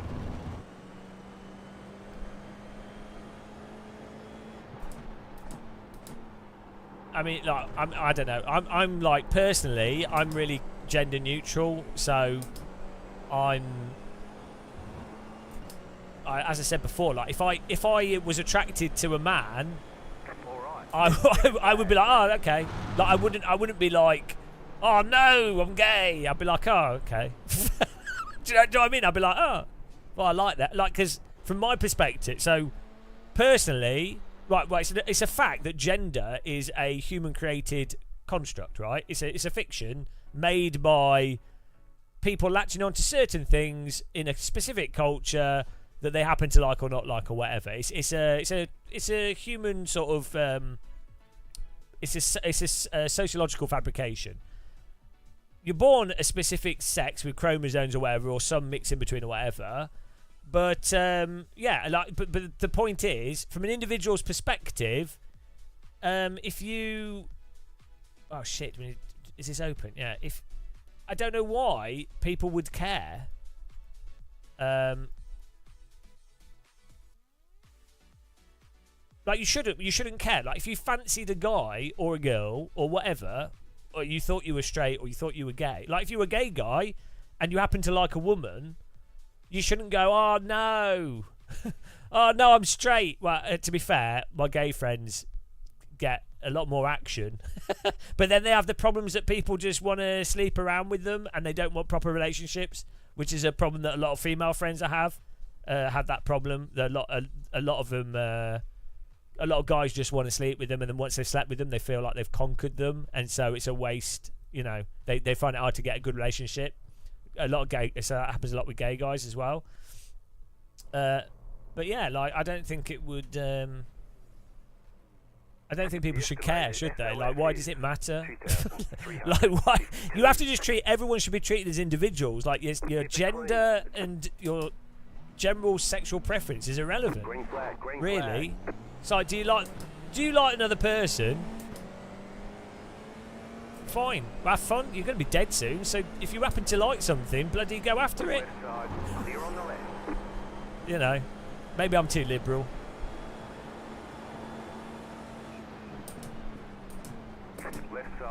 Like, it's weird, isn't it? Like, I think life, as long as life's just so short and massively shit in lots of ways. Why would someone? Hey, please be careful. Like, stop themselves from having fun? You'll be dead soon. You're really. Like, I think a lot of people don't realise. Why? You broke my car. He's wrecked my car. What a penis. See? That's why you should always wear protection. Chuck him out though. I think he's broke the back of my car. Let's see. I might be okay. You like erect penis? This is a PG chat, by the way, so I don't know if... I mean, to me, the word erect penis is just a scientific description. I think we're okay. Personally, no, I don't.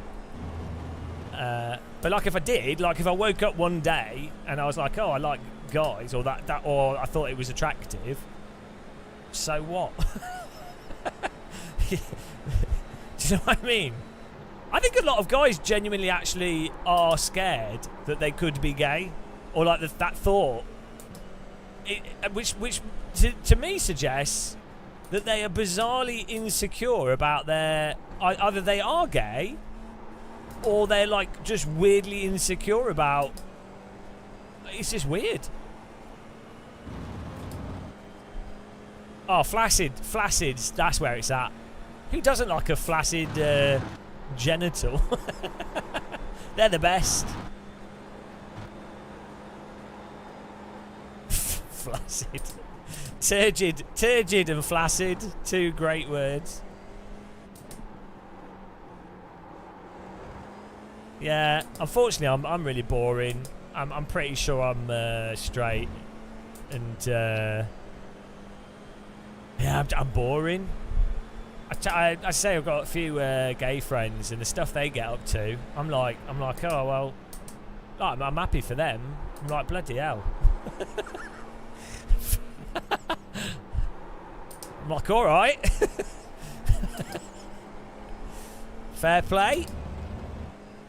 It's like the extreme sports. Here's me driving around in my Skoda City Go. They're driving around in their bloody Harrier jump jet. Horses, different horses for different courses. Your morning didn't go this way. Ah. We talk about everything here, it's all good. I haven't tried Big Screen Beyond, but from what I understand, the sweet spot's quite small on it. Oh, we're on -21 rating, and I think we must have damage from that guy that ramshackled me in the arse.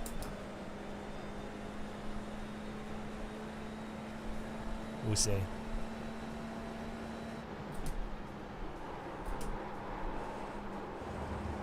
Ah, I'm going to get Kentucky Fried here.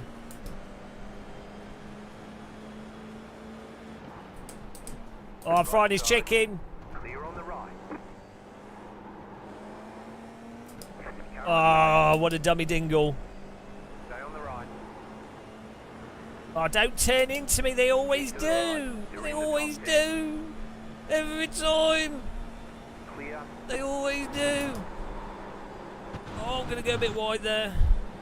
Yeah, I think we have rear wing damage.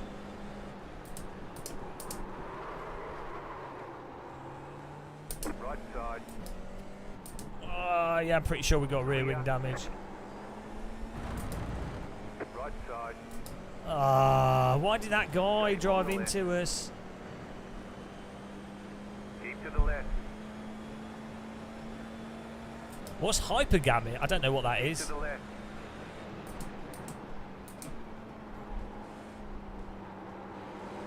Oh, what are you doing? Give me room, you Clear on the right. chicken bucket.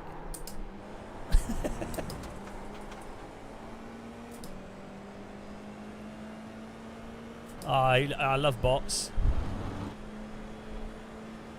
I need to turn my mirrors on here. Oh, I can't really see out of them, so doesn't really matter.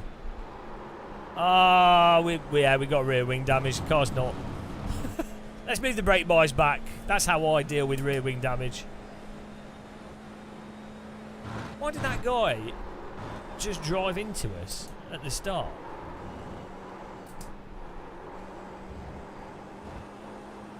Oh dear. Oh, we're on -10 though. So in 10th. But okay, we just need to get one place. So if we can hold on to this, it's all good.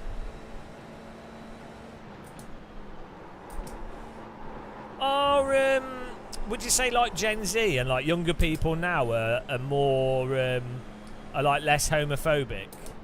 Because when I was at school, people were quite homophobic. Is it still? All our viewers are bloody old, so. Like I had a good friend who like came out to me when I was at school, and he was like really. He was really shy to like come out. He's like, "Oh, I'm gay." And I was like, "Yeah, I don't care." Like, why? He made such a thing out of it. Fair enough. Like, I understand it. It's just from my perspective, I was just like, "Yeah." Well, ah! Bucketed. What are you doing? Good driving, I thought. I don't know why you're complaining. No, not you. The guy in front that drove into the one that was spun.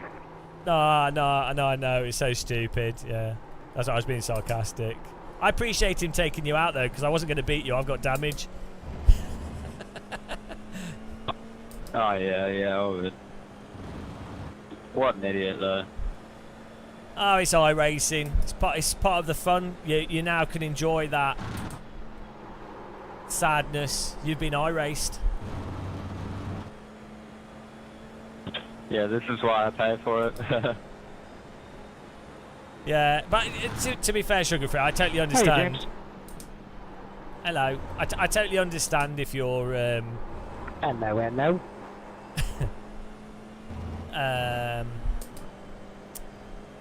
Yeah, from like your perspective, you don't know how other people will react, and just because it's obvious to other people, it might not be obvious to you that it's obvious to other people.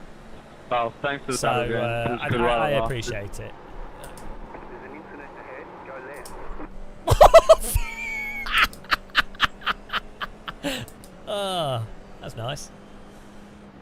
That was pretty unpredictable, but it keeps you on your toes. You need a pacemaker to play this game. Yeah, I resent not being gay though, to be honest. Like, I had so many gay friends at school and then college, and then like, you know.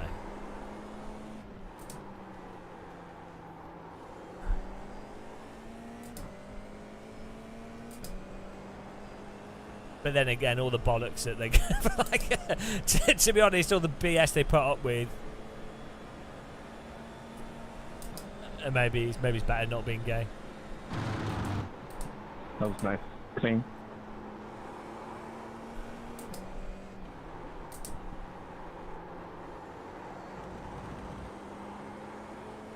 Never took me to the back. Oh dear.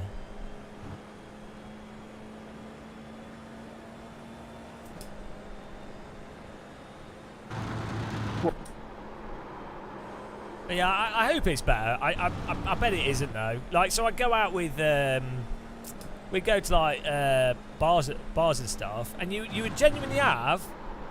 This is the thing a lot of straight guys don't realise. They're like, oh, why is there gay pride and stuff? And it's like, because you have people following around gay guys, spitting on them, shouting at them, threatening them just for holding hands and stuff. And it's like, Jesus Christ.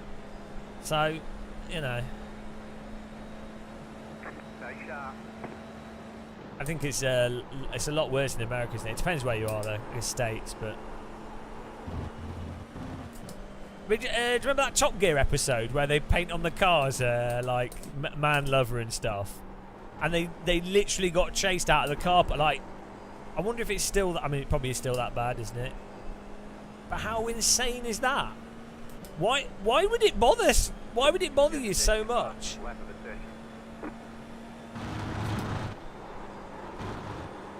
It's like if someone had like I don't know, but someone that's got really crazy religious views, I would still be really nice I'd still be friendly to them. Like, why would I not be? Why would you not?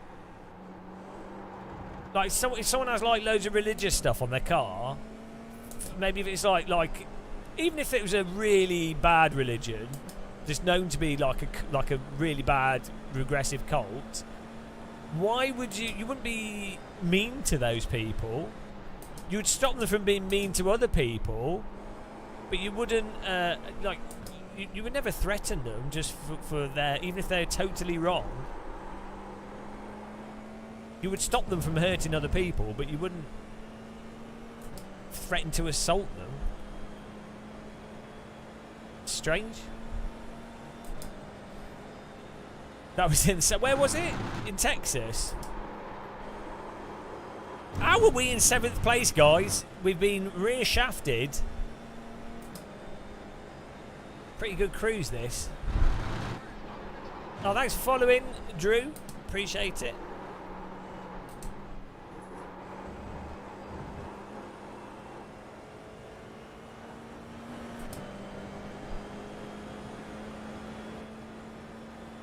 Let's go.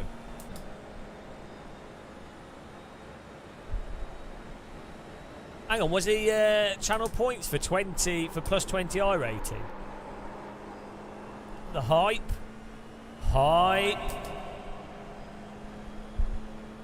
Get in there. And how you doing, Phantom Racer? I hope you're still crying yourself to sleep every night. Woo! Phantom Racer.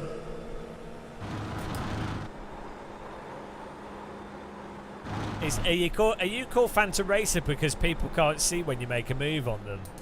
Is that what that is? Or is it because you never have enough time to sim race? Oh, you just got a 49 tick. Get out. Bank account cries. 49. How much did you spend on it? Shit the bed. I'll be honest, I really want one, but I ain't buying nothing this year. Yeah.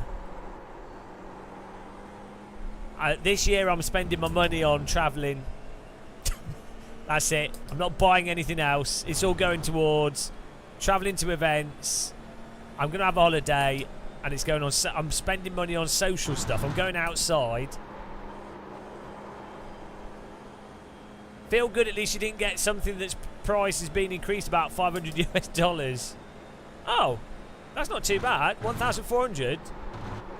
I mean, it's shitloads, isn't it? But like, for 4090, if you're going to keep it, if you're going to use it for let's say 3 years, I ain't buying a motorcycle. I would die. No way am I doing that. I'll go on a moped. If I lived in a country, I'd buy a moped.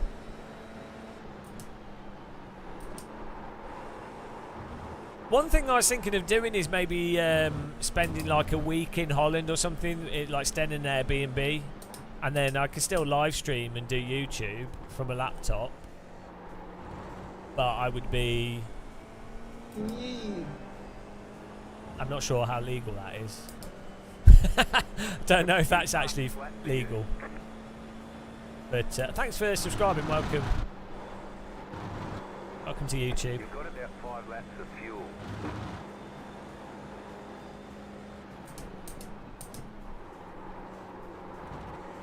I was thinking of having a holiday in Europe, is what I'm saying.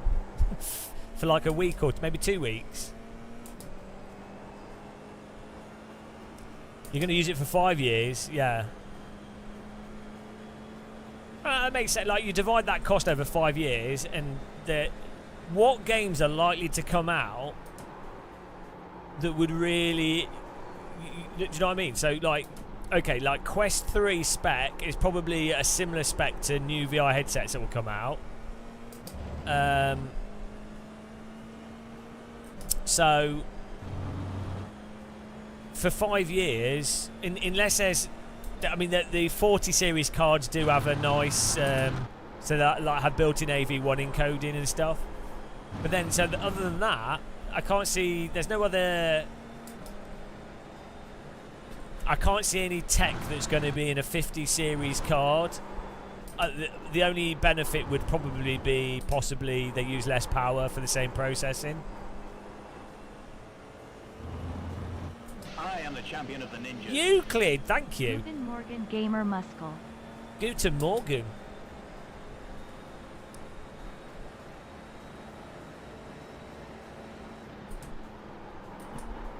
Yeah, so... But I mean, things I bought 3080 in 22 or the... yeah, 22 I think I bought it. Or the beginning of 23, I can't remember. And that cost me like £1,200. So, you know, I really can't. I mean, maybe I can get a company to send me one. But, you know, it's unlikely because we don't really do hardware reviews. Yeah, no, so I bought the 3080 in the middle of when all the cards were stupid price. Because I had to buy it for a project. So I was like, shit, I didn't have a choice. I am the champion of the ninjas. Counter debate, thank you very much. No VR, no buy. No VR, no buy. The chant of the cultists. Are you still on holiday?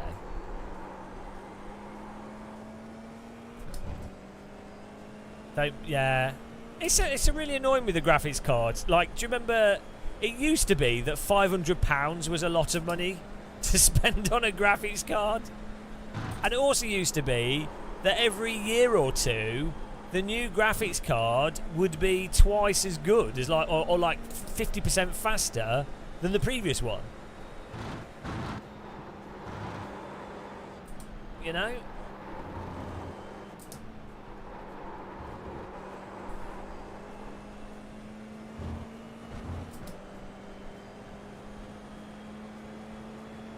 Yeah, it was COVID. What happened was COVID really magnified the wealth gap. And it also showed that there's a lot of consumers out there that have a large amount of disposable income, and so they can afford those really high-end prices. And no company prior to COVID would have done those prices because they wouldn't have felt that they would have got away with it, and they wouldn't have realised that the market would accommodate it. But because COVID showed that those people demonstrated mathematically that there's a segment, a quite sizable segment of wealthy people that can afford that frivolous £1,500 expenditure, all the companies were like, hang on a minute, we've been selling computing stuff for reasonable prices, trying to sell to as big a market as possible. How stupid are we? Now we can sell stuff for twice the price and people will pay for it because they've got disposable income.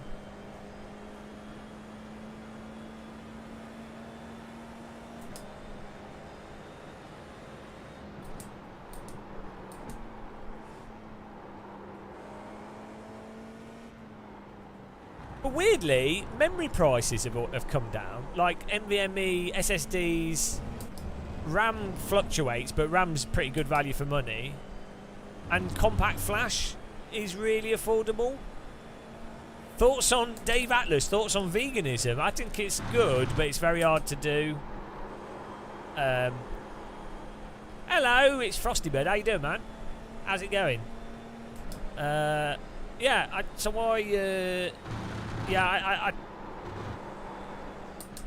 think vegans are right, to be honest. But I'm ethically corrupt and a hypocrite. So I eat. I had vegan chicken. They were shit, but I had vegan. They were like chicken goujons, but they were vegan. They were all right. They would have been fine dipped. They were weird, but they were Lidl's cheapo ones. Oh, nice one. Are you going to... yes, freebie. Oh, no.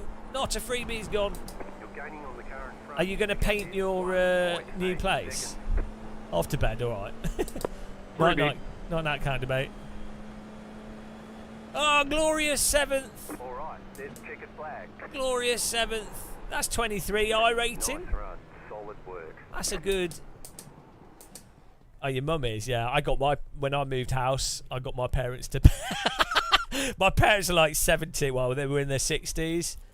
Well, my dad was 70, and my mum was in her late 60s, and I got them to paint my whole house. Painted everything in 3 days. My mum's pretty good with a paintbrush, though.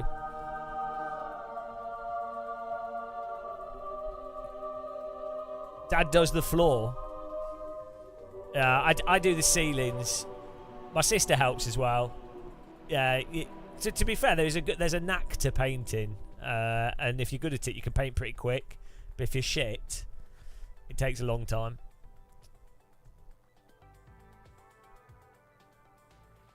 Yeah, ceilings are the worst, to be honest, because you've got your arm doing this. I highly recommend Deluxe do a paint that's pink when you put it on.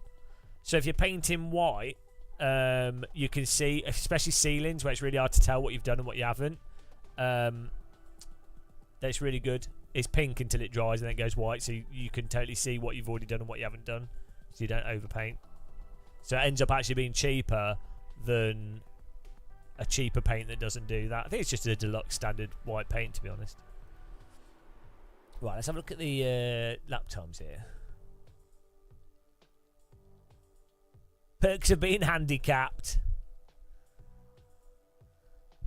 Well, you know, you could just get put paint in a balloon and pump it up and then explode.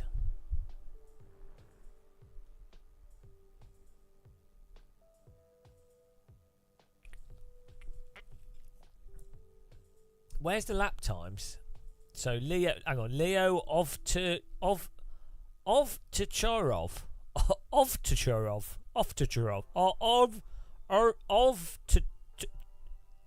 yeah, that's really hard for me to say. Where's his lap times? Here we go. 201s, there we go. So we need to do a 201 flat is a good time. 2015 is probably good enough for me. Let's see what I got. I think I was doing 203s.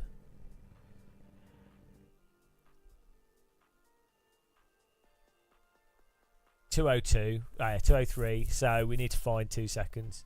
No, 1 second. No, 2 seconds. Easy. This was our third race. It'll be fine.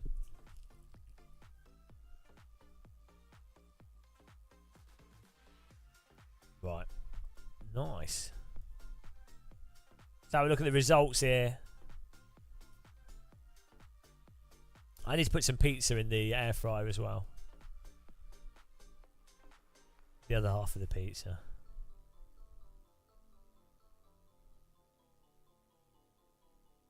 There you go. Oh, we got a safety rating as well. Oh, I forgot to play the replay of us getting done in the bottom. It's 6:23 a.m. here. Plus 23 though. Take that, guys. Take that. Outcome of the prediction. Oh, we had a lot of people saying that we would do it. What? You guys are guessing pretty well. New prediction. We'll do 20 again. It seems like if we get wrecked, we're not going to get it. But if we do, all right, we do.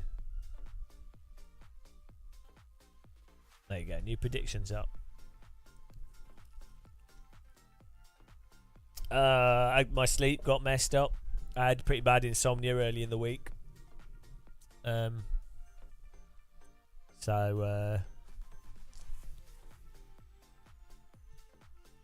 it's just how it is sometimes.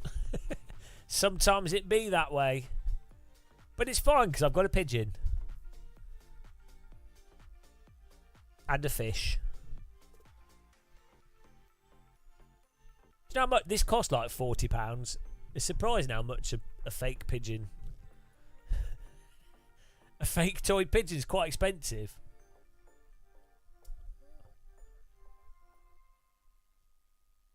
But it's worth it. I would quite like a stoat.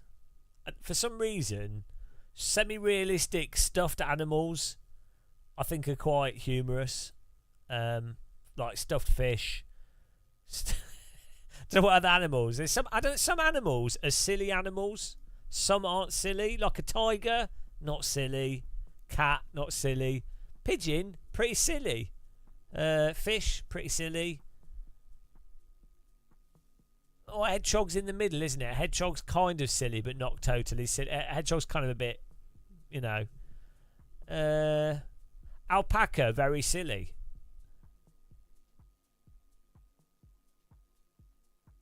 I think it's to do with their eyes and how dumb they look. The more stupid an animal looks, the more fun it is. So like a cat looks reasonably intelligent, not a house cat, like a wild cat.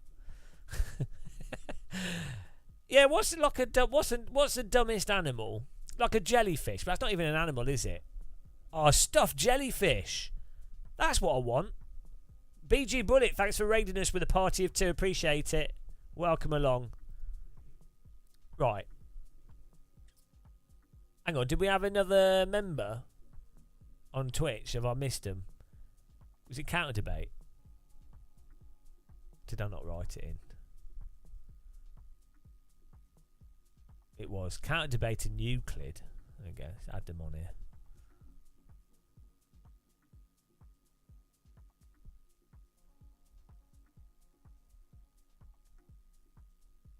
Probably spelled the names wrong. I can't write. EUK. Why is it spelled like that? What do you hate dyslexics? You've been a viewer for so long. It's not a surprise that you hate dyslexics. I don't get an S in there. That doesn't make any sense. Sheep is not silly. Hello, Patrick. How's it going, man? Right, what was I going to search for? Jellyfish. Toy, plush, jellyfish. I need to put my pizza in the air fryer as well. No, see, they all look crap. They all... Oh, no, this is good. They put faces on them. I actually have a phobia of jellyfish. These are some knitted jellyfish look cool. Here we go. Ravens. Oh, these are pretty realistic. £7. Oh, I might get one of these. Soft plush jellyfish. Oh, they're too frilly though. They don't look realistic.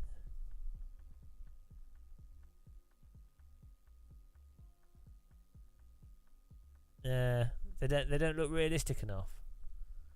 Why? Because you're hungry for jellyfish?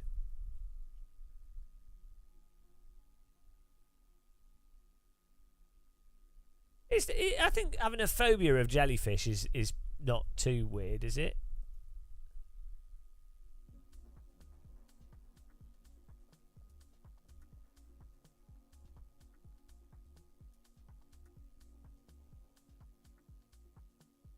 Alright, can you make me some pizza, please?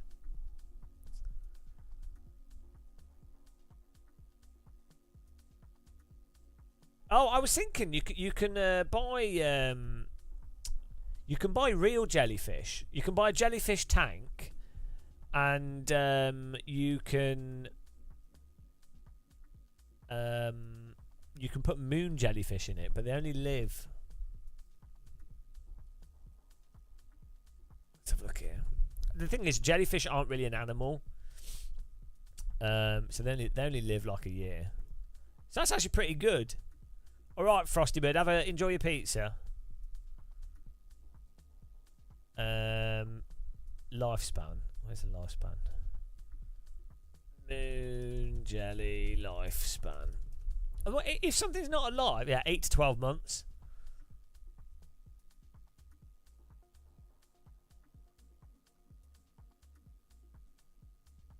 Oh, 2 years. 2 years in an aquarium.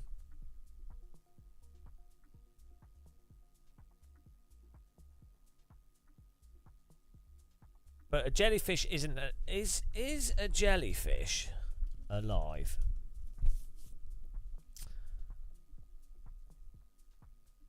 They're not an animal, are they? They don't have a brain. So how jellyfish work? Hang on. Are jellyfish animals?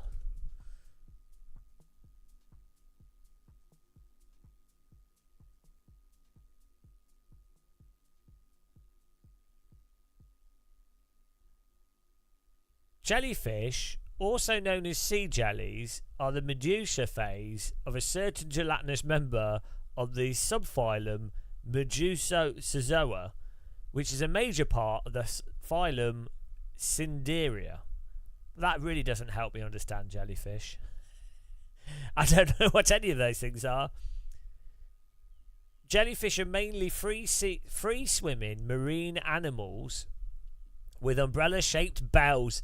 You guys watching this are all umbrella-shaped bells. Trailing tentacles. I thought it was testicles then. Trailing testicles. You don't want those. A few are anchored to the seabed by stalks. I didn't know that. Right. Jellyfish are eaten by humans in certain cultures. I beg your pardon. Yeah, they're not, are they animal? Like, do they have a brain?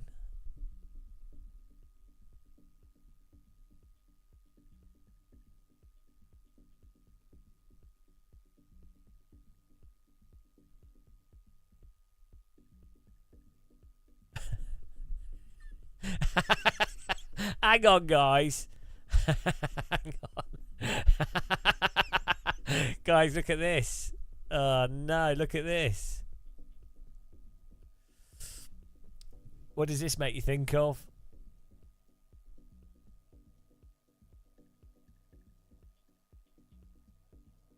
What does that look like? Wow.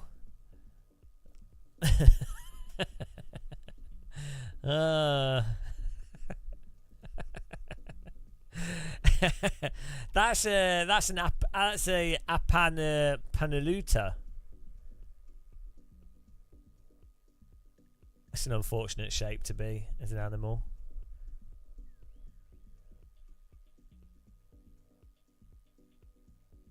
Hang on. Do jellyfish have a brain?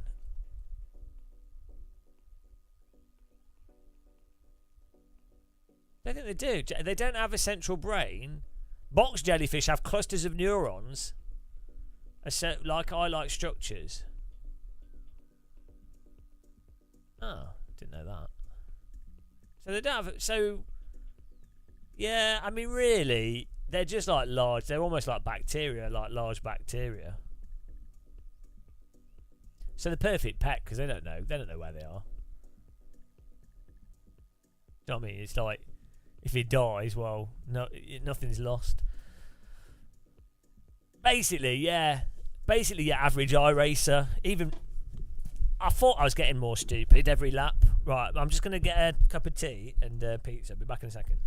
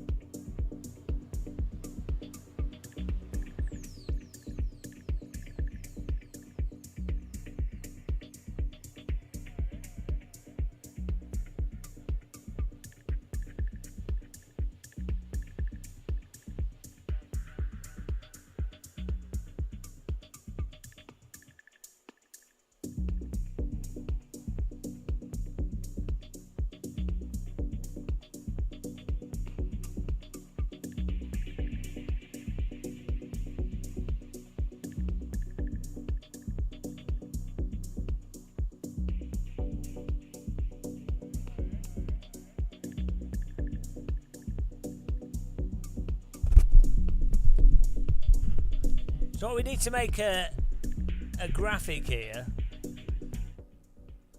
for like the grindometer. Oh, I just had to win to get a cup of tea. The grindometer. So people know where we are on the grind. Currently at 2,600, I think. How you doing, Drivable Sod? Yeah, just been on all night, you know. I got up. My sleep's been messed up, so these things happen.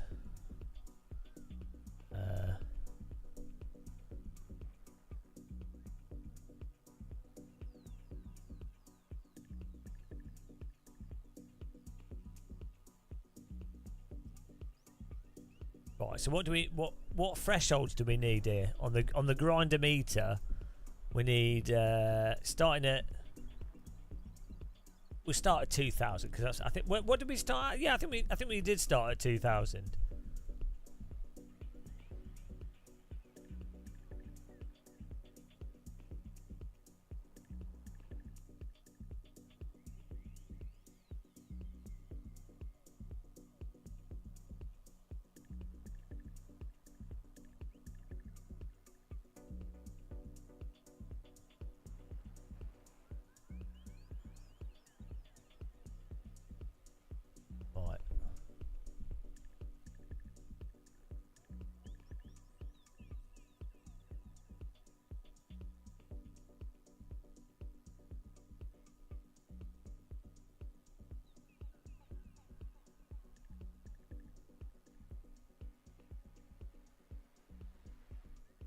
We started at 2K.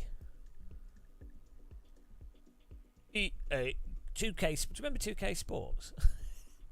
I thought they were always shit. 2K Basketball. Did they ever do a good one?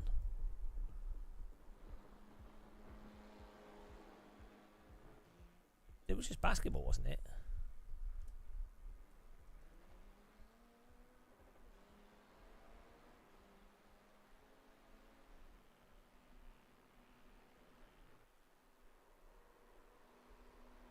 Oh, hang on. It says ChatGTP for this. This is what ChatGTP is good for. If you ask it to do... Oh.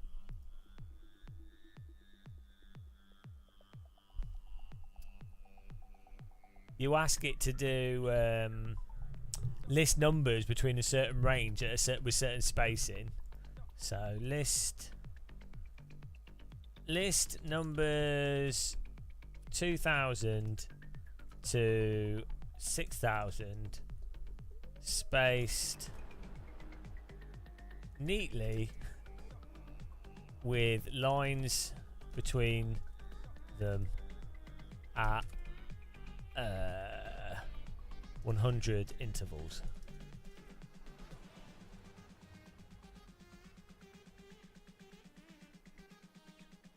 Let's see if it does that. Yeah, look at this. Oh, it has to be a single line. Yes, ChatGTP is amazing. What's this music?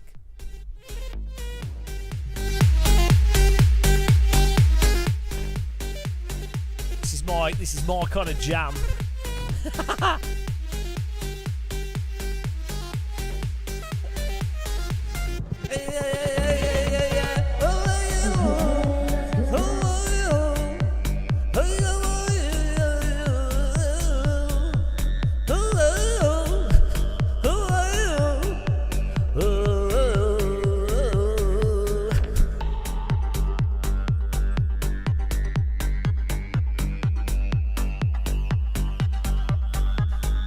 Game of Muscle theme tune.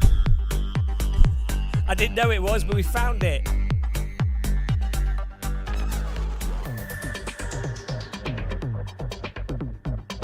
Come to my live stream, watch me race. Come to my live stream, it's in your face. Come to the live stream, what are you doing? You're watching bald men drive racing cars. Come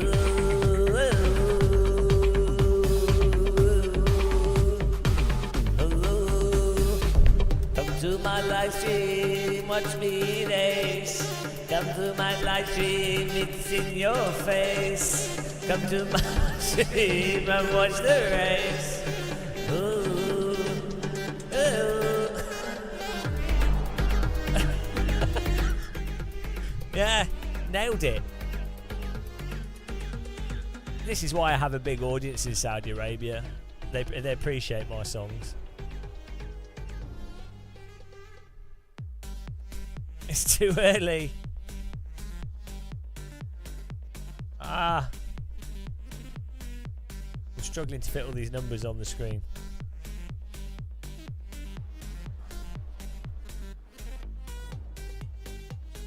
This music's amazing.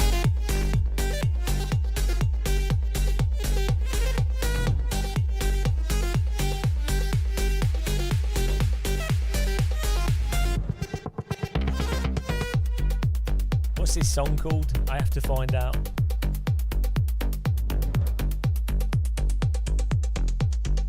Where is it? Baklava. Download. Saving that. Right.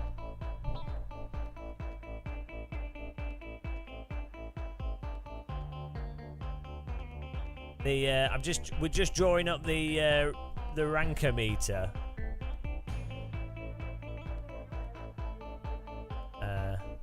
The grinder meter.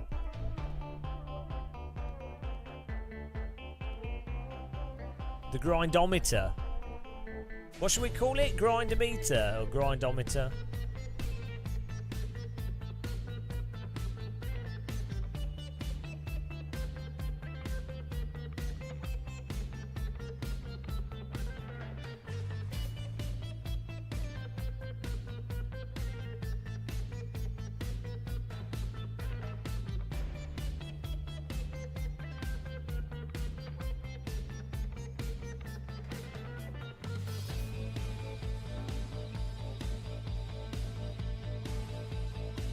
I know you guys can't see anything, but I can't display this on that screen because it's on another computer.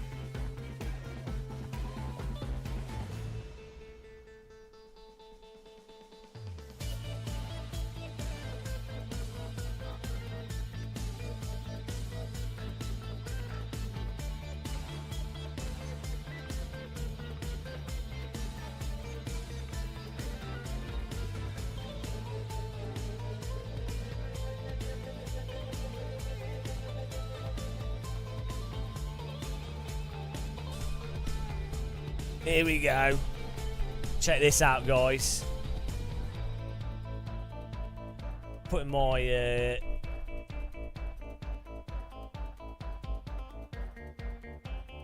oh, we have to send this across the other computer.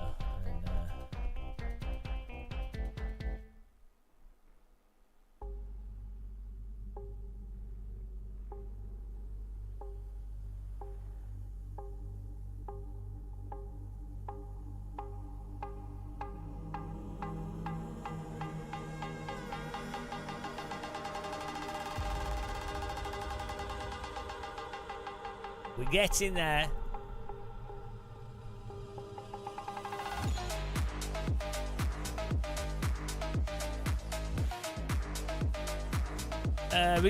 We got the poll should be closing soon for this race.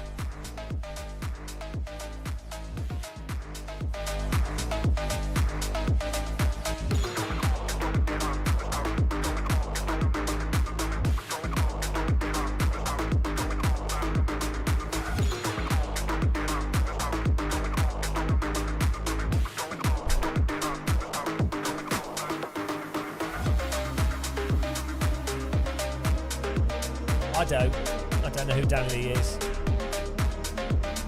Are you ready for this? Are you ready for the reveal? Check this out, guys. 5-minute graphic design is about to blow your face off.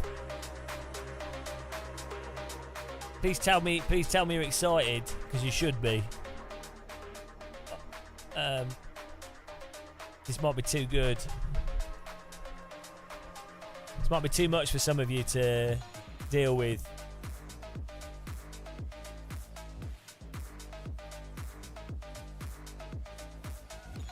The grindometer is now official.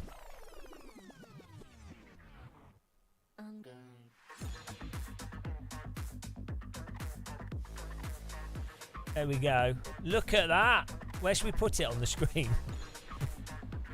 AI designed, well, the numbers. Do you like it?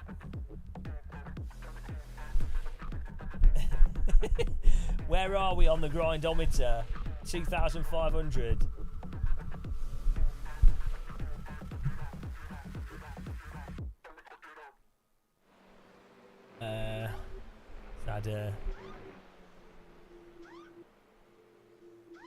Hang on, I've just got to get my pizza. I'll be back in a second.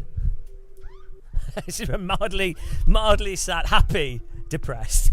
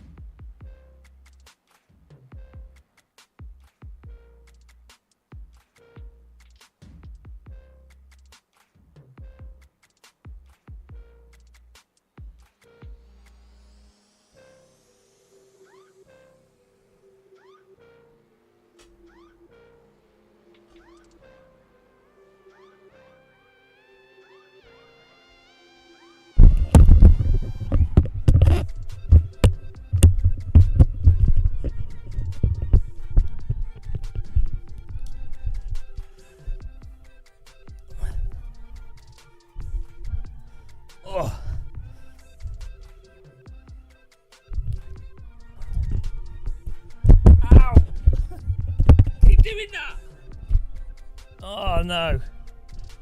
Hit myself in the face with my microphone. I need to glue my microphone on.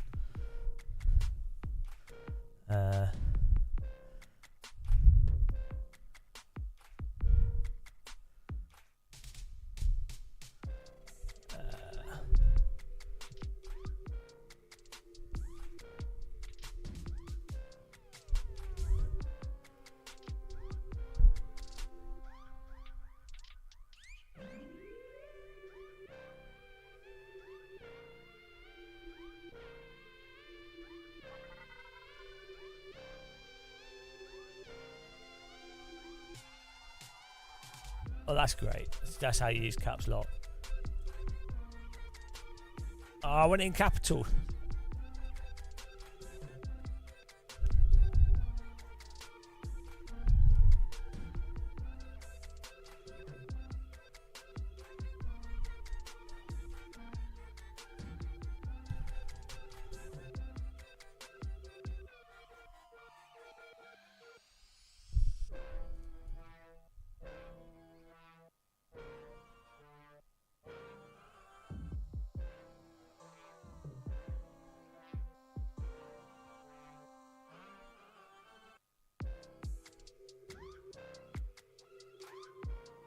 Right, where are we? 2,500, there we go.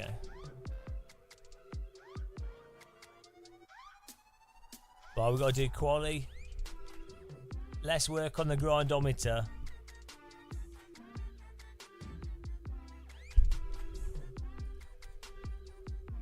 Okay. Look at this. Who else does graphic design instead of qualifying?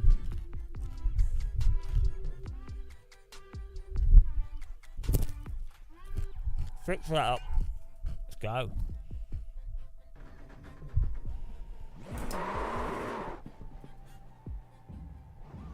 We need to make a little marker.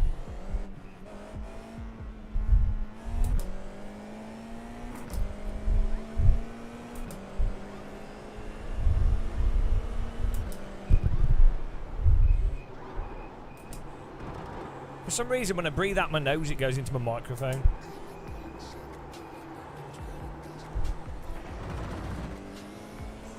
Quaverty! Quaverty! He likes to get quadirty.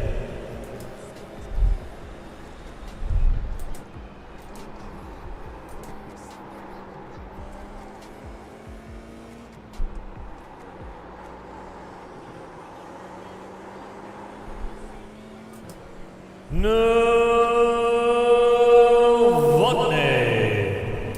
Hello.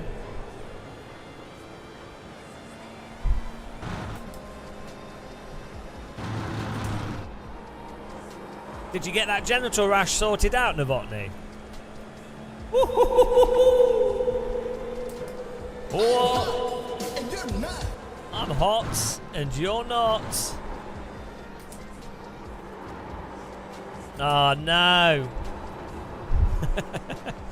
Not again. Do you like the grindometer?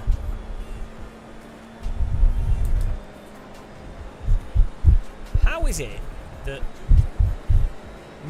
breathing out my nose goes on the microphone? That doesn't even make any sense.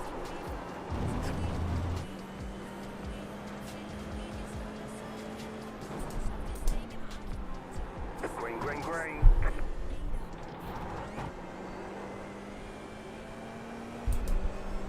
Okay, here comes your first time lap. Yeah, I need to close it. Yeah, it's my left nostril. We need to have plastic surgery on my left nostril to divert the air.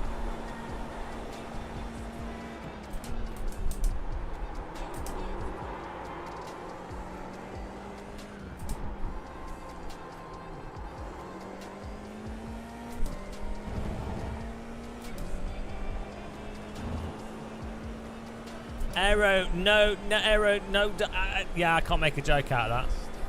Someone asked ChatGTP to make a pun about aerodynamics and noses and see what it comes up with. We don't need to think anymore, just use ChatGTP for everything.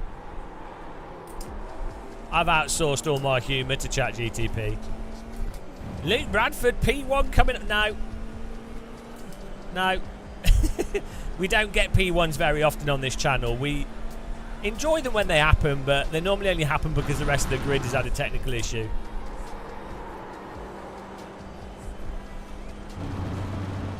We're overdue a bit of a punt though.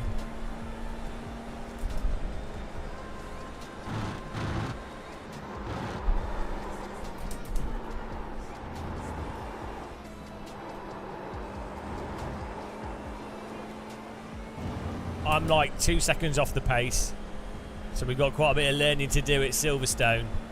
Silverstone!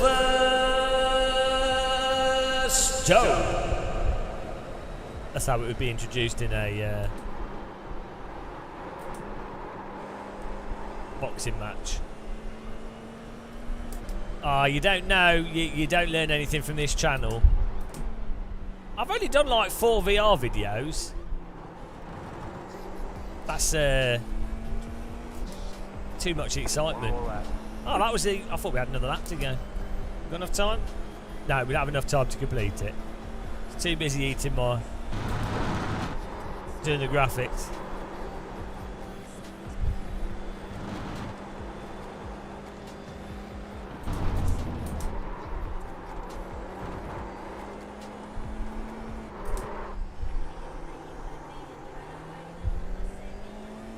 Okay, well we're good. We can go back to graphic design. Forget quali. Right, we need the "you are here" thing. The pace car is out of control. Yun de Villa, thank you for following. Appreciate it.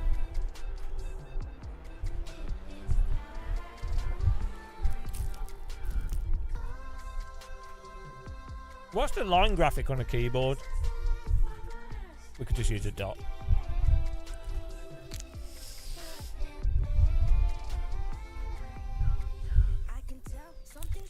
Oh.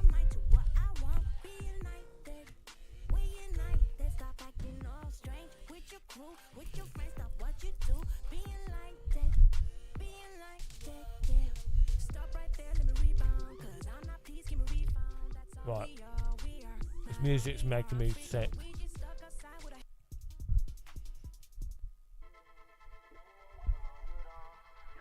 Okay.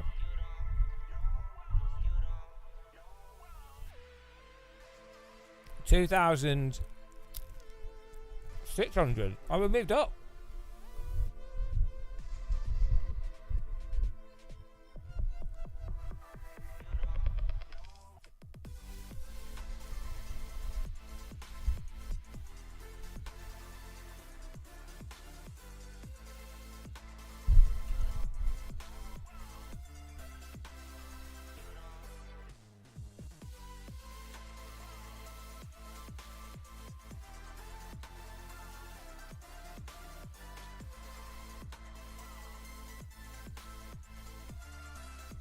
Ah! 2,600, where's that? 2,000. Here we go.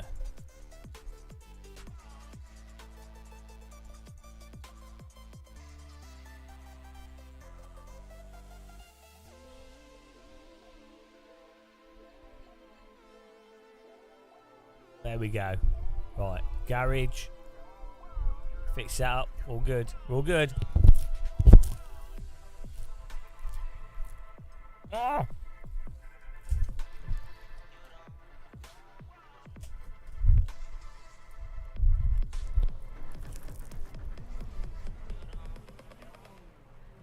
The estimated strength of field is 1,988. Oh no, it's a terrible strength of field. We expect to be fighting for the podium. What? I don't. Oh, this is a well low. We need like. Oh dear.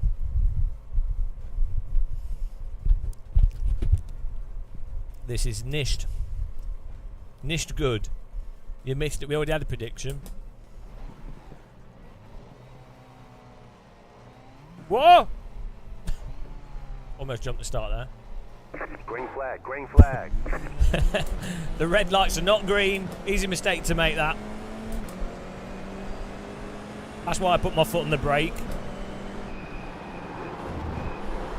Because I don't trust myself. I have to take my foot off two pedals.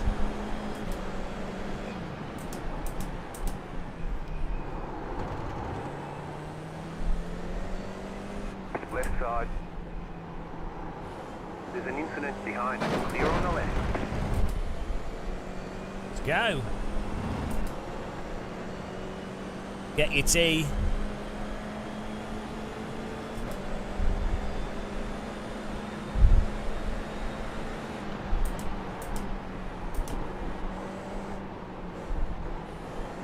Car on your left. Stay on the right.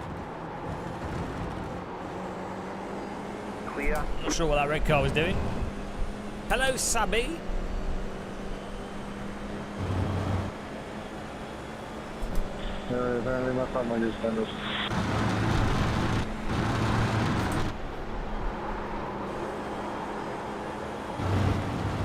I just use one monitor. I still have it, but I just use one monitor because it's easier. I'm more comfortable. You don't need triple screen in iRacing.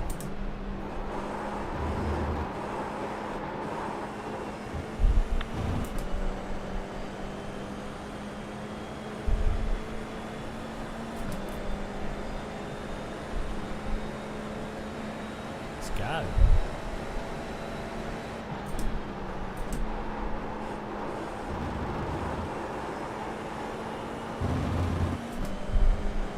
Oh, we won down there.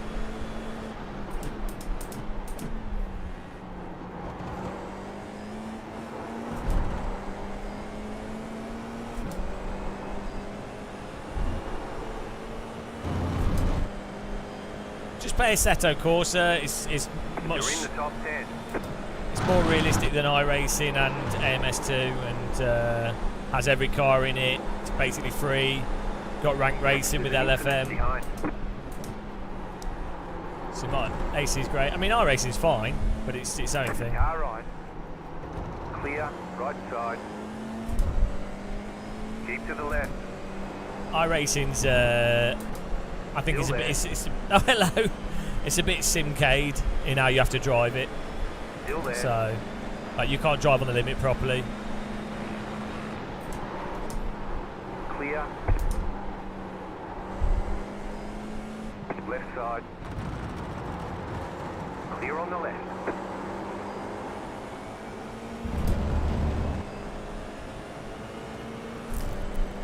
Morning, Jason.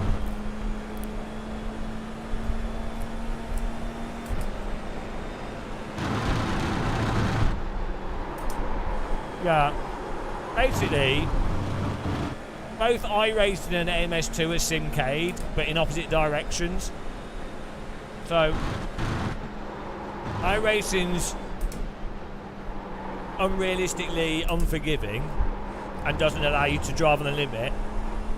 And MS2 is not that it's unrealistically forgiving, but it's just nothing bites the road properly, so everything's sliding. It's like driving on snow.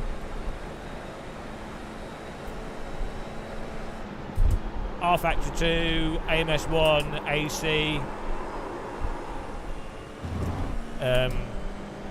Live for Speed, Race Room are much better.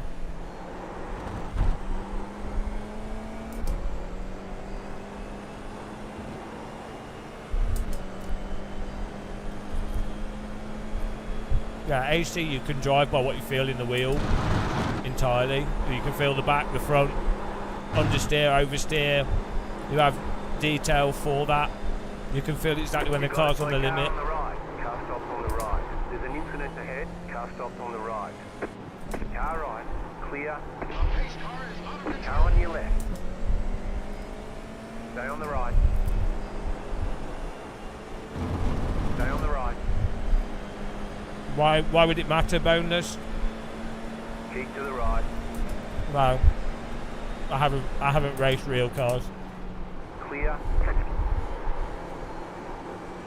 You don't need to race real cars to know what physics are like. I am the champion of the ninjas. Geoda, thank you. Gamerm 5GM, Gamerm 5HE, good morning. Morning.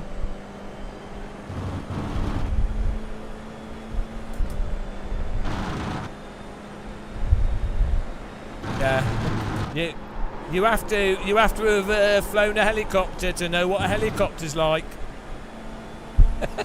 You couldn't possibly know. There's no way you could ever know unless you've done the exact real thing.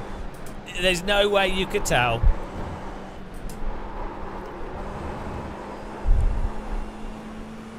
There's literally no way to infer realism. I mean, until I drove an aerial atom, I didn't know. I couldn't have known. I couldn't have known that what it was like going to be like at all. I just had no way of knowing. No, okay, bonus, yeah. So you're telling me, bonus panda, that you have no idea what flight sim is more or less realistic, right? No, it's not straw manning. Tell me. You can presumably you can tell which flight sim is more or less realistic, having never flown a helicopter, right? Surely you can. I mean, I can. I've never flown a helicopter, but I can categorically tell you that which helicopters in Microsoft Flight Sim are more or less realistic, or the ones in Take On Helicopters and Armour aren't realistic, or what aspect of the helicopters in DCS are realistic or not. So, obviously, you can. You don't need to do something to know if it's realistic or not, is it? Come on, like, it's obvious.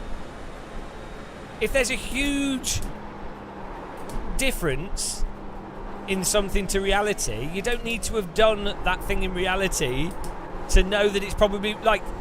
Do you need to have flown a spaceship to know that Kerbal Space Program doesn't have the most realistic flight dynamics or orbital mechanics? You don't, do you? Or like,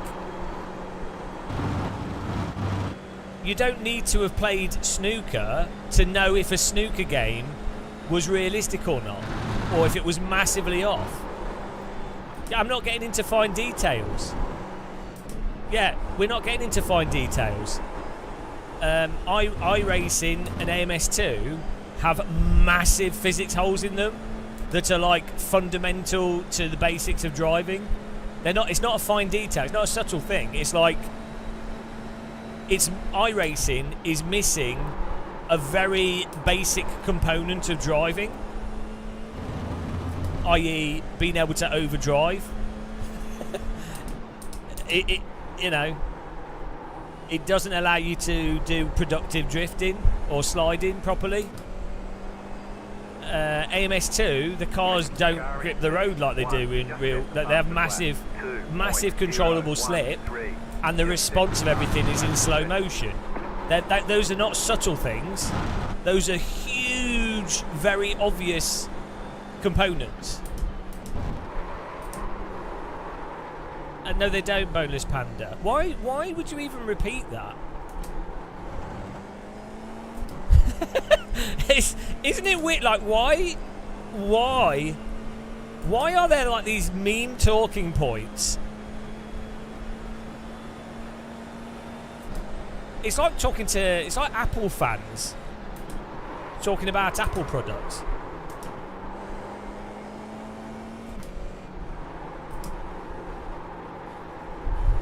Also, you can use something as a training tool. Doesn't necessarily have to be the most realistic thing. Yeah. iRacing has good online competition. You can find a race any time of the day. There's people up to high ranks, and you do use a steering wheel and pedals. And as long as you drive under the limit, and as long as you don't push, it handles realistic enough for a lot of people. But it's miles off. The tyre model doesn't allow you to drive in totally natural ways of driving.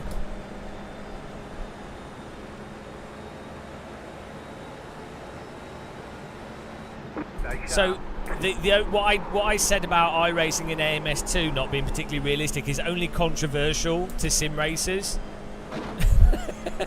It is not a controversial view to people that drive real race cars, or anyone that's driven in a real race car. The car in P2. The vast majority of them. 1.805. It's just camera angle. My wheel's a little bit low, but it's mostly camera angle. Just set it to whatever's comfortable. Your wheel height probably depends on how you have your monitor set up, to be honest, but in real cars the wheel can be at different heights depending on the type of car you're sat in.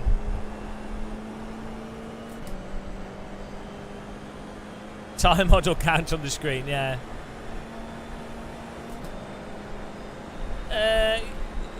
Daniel Morad's one driver, and he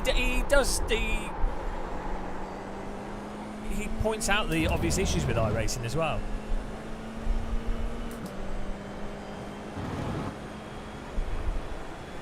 I don't like. Oh, ACC, ignore this but guy. I do like the normalist. Oh no! It's probably one of the, but one of the or not the best simulation to practice, like even F1 or GT mods. It's really Ignore that guy. Ignore that guy. He doesn't know what he's talking about. He's some amateur driver that thinks that they know what's realistic or what's good for practicing. Ignore them. Ignore that guy. Right then, what's the list? The list is you can't know what's realistic without doing it. Ex-real wheel driver says that my sim is the most realistic, or ex-real wheel driver plays whatever sim you happen to like, so it's the most realistic. Everyone, this is the most popular sim, or it's the most active, so it's the most realistic. What's the other? What's the list? When they why the other one is why don't other people complain about it? Oh, and then the next thing is well, if you don't enjoy it, why are you playing it? It's like pre-recording of like 10 arguments that people go through. Right, that's all right. You're being frightened. You're fine. You're being totally fine. And so you get a lot of people saying the same stuff because they either don't know any better, or maybe they're newer to sim racing, or they might just be brainwashed into iRacing marketing.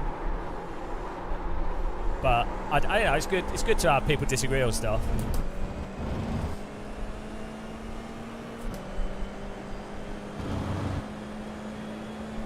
iRacing is definitely one of the more entertaining sims. It runs nice. Good camera filter. Since you already came out of the pit and were in my race, I will report you. There we go. Thanks a lot, Corbin. People talking from inside a bottle. Voice chat, you know. It's really good. I'm sorry, man. No, be nice to Morad. I like Morad. Yeah. Sorry, man. You were sorry 3 times without saying a word to me. You knocked me off the track when you came on almost. You're a ridiculous driver, dude. You're getting reported. It's getting reported. Ridiculous. Sorry you feel that way. Overall, well, if you ignore physics and car handling as a package for online racing, yeah, iRacing is the best sim. But generally, it's a bit hard to, you know, time. The physics at the limit are kind of important. Sorry, this is stupid, man. This guy's well angry. Overall, AC1's probably the best simulator. And I am reporting it still. I'm not sure right now. It's nothing but you just did. But iRacing is the most You can entertaining. report me, I didn't do anything wrong. You slammed on the brakes in front of me to left me. iRacing is the most entertaining sim.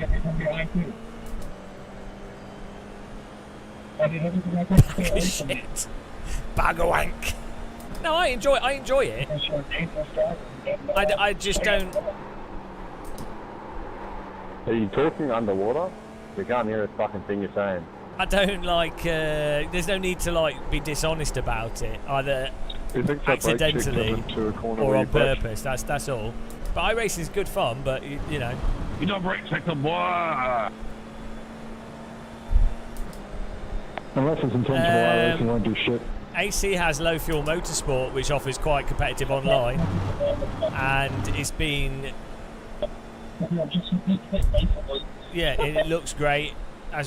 It drives more realistically than iRacing. So why would developer support really matter if it's already better? It has better netcode. It has better physics. It has better force feedback, and it's like a fraction of the cost.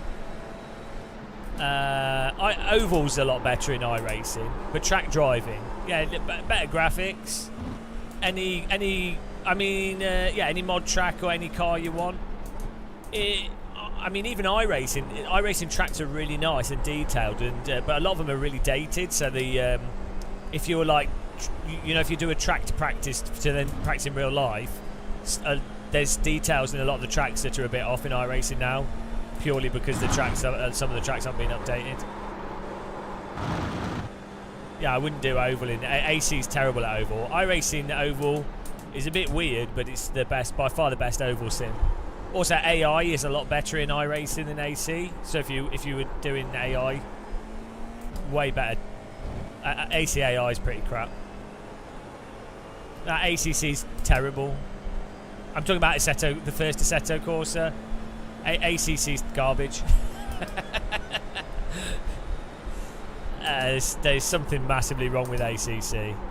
I don't know how people overlook it. Like the cars, it's easier to drive than iRacing, and you don't get stuck in slides like iRacing the same way. But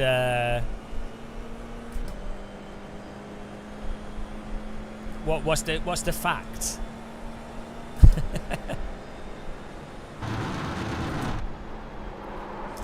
You know that whole thing with the alt-right? They do that thing where they say, oh, it's facts, and you have to accept the facts. But what they do, the thing is, a fact in and of itself doesn't inherently win or make a point or make an argument correct.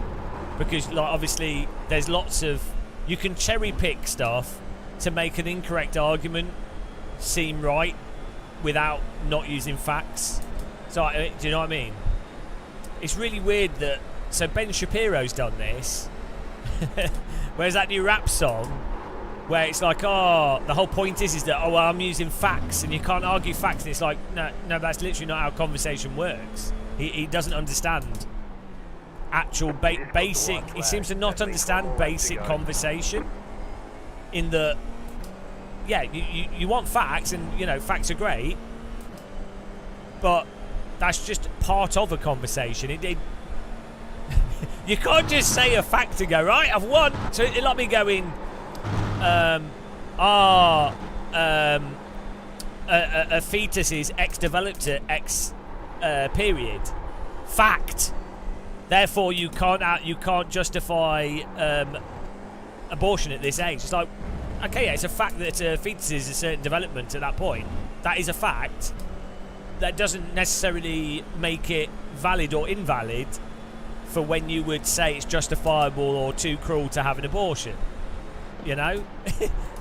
Like, you can look at those facts and you can go, okay, that's informing us to then make a decision based on evidence. So that's the good thing. But you can't, it doesn't, in and of itself, on its own, specific selected facts don't really necessarily do anything.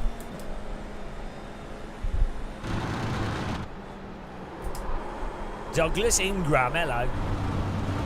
Ah, we need one more place here. Well, it's really weird with Ben Shapiro because he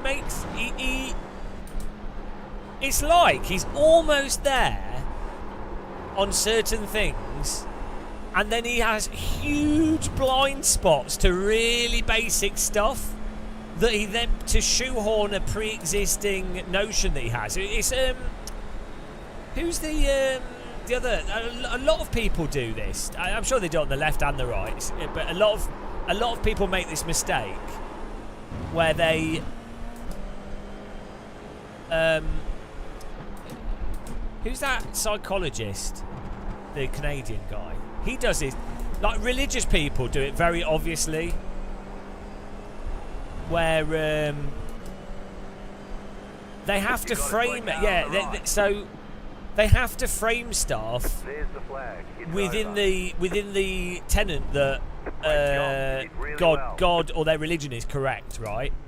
So they might be quite clever people or quite reasonable with stuff, but then they will reframe what they will selectively choose stuff to fit into their presupposition. Is that the right? They have to fit everything in a presupposition at all costs. So they basically ignore anything that goes against the presupposition and only select stuff that conforms to that initial view.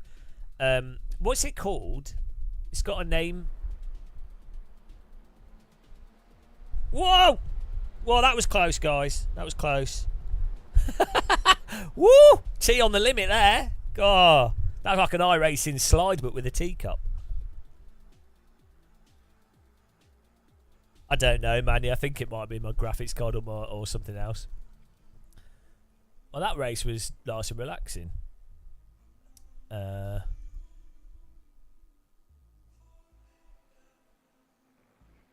Let's put a background on this.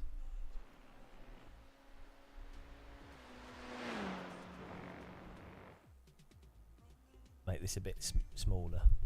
Oh, my tea tastes very... doesn't taste like... It's Yorkshire tea, but it tastes... tastes more like Earl Grey. It's weird.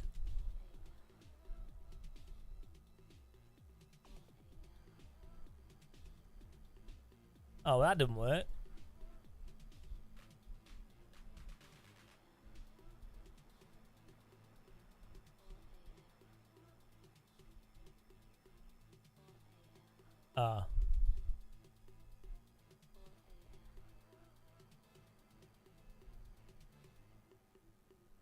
colour of this? Need it brighter.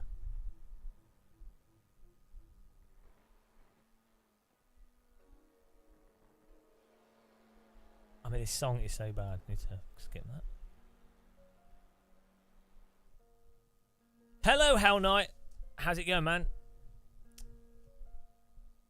Oh, I don't. It says we've got 19. We might have got more. Oh my god, this music. Let's put some Monster Cat stuff on. We could have some drum and bass for a bit. Let's do that. Right.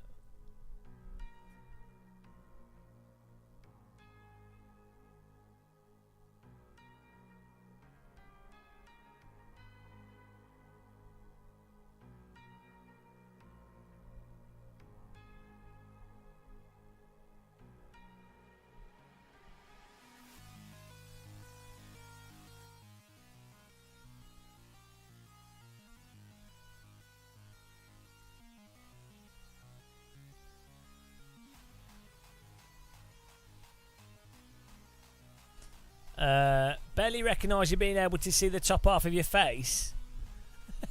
What? Hang on, what's this CSLD? Hang on, what's going on here?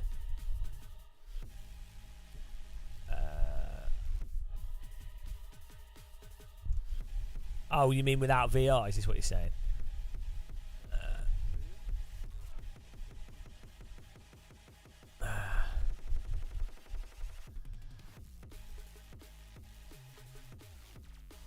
Oh, that was on YouTube. Ah, dear.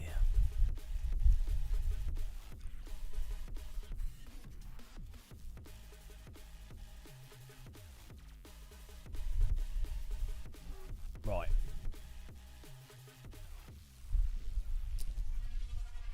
Type me message again. I missed it. Something about G920. Let's have a look at the start of this race.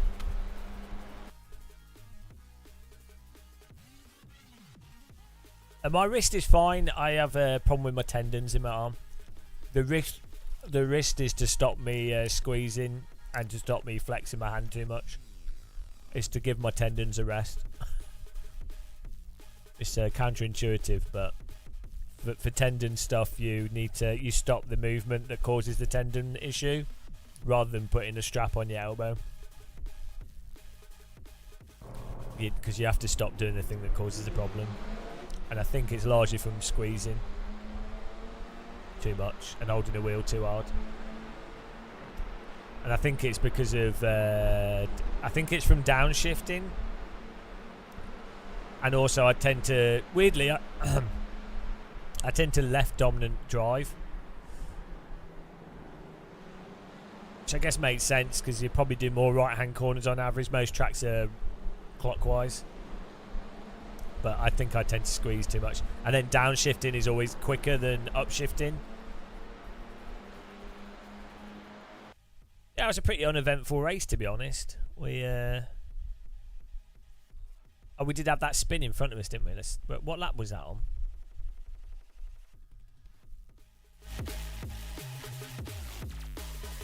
I bet Boosted Media will turn up with the drum and bass. He loves a bit of drum and bass. You're assembling a sim rig right now, right here, right now. Fatboy Slim. Club Sport DD, 12 Newton meters, VRS pedals. Looking forward to jumping back into racing. Nice, yeah. Yeah, the Club Sport DD's nice. Feels really good.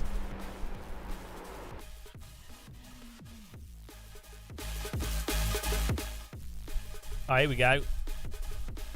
No. Was it before this? What lap was it on?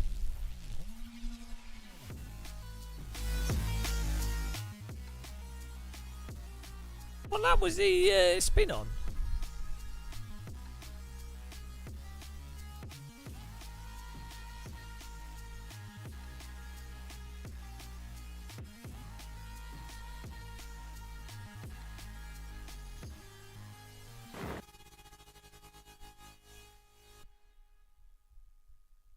Hang on, what happened here?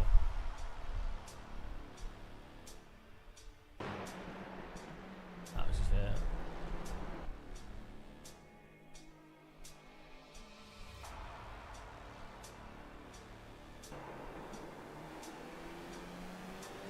I don't know. Why no VR? Because I'm having an issue with getting my headset to... Well, first of all, VR is a bit intense if you're doing like 8 hours of live streaming. VR is amazing, but I wouldn't recommend doing 10 hours of live streaming in VR. So that's one reason. Obviously, I have a lot of hot women watching. Or, ironically, we actually do have some really hot women. Ironically, I joke about it, but there are actually some super hot women watching. Thank you. But yeah, obviously most of the audience is super hot women, and they like seeing me and my beard. So I can't.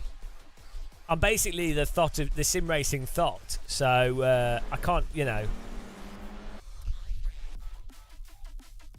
I find VR racing is just a bit intense for like perfect for 2 or 3 hours, but it is. It's a bit, you know. Same with shooting games in VR, like stood up room scale stuff. To be honest, it's probably healthier. Like, you shouldn't really be gaming for more than 2 hours a day, really, should you? Like, I don't. If I go walking, I don't do walking for more than 3 hours. Yeah, my goal is to be a thought. You would be surprised. I found out that some really well, you know, like no, right, no. Yeah. Anyway, continuing on.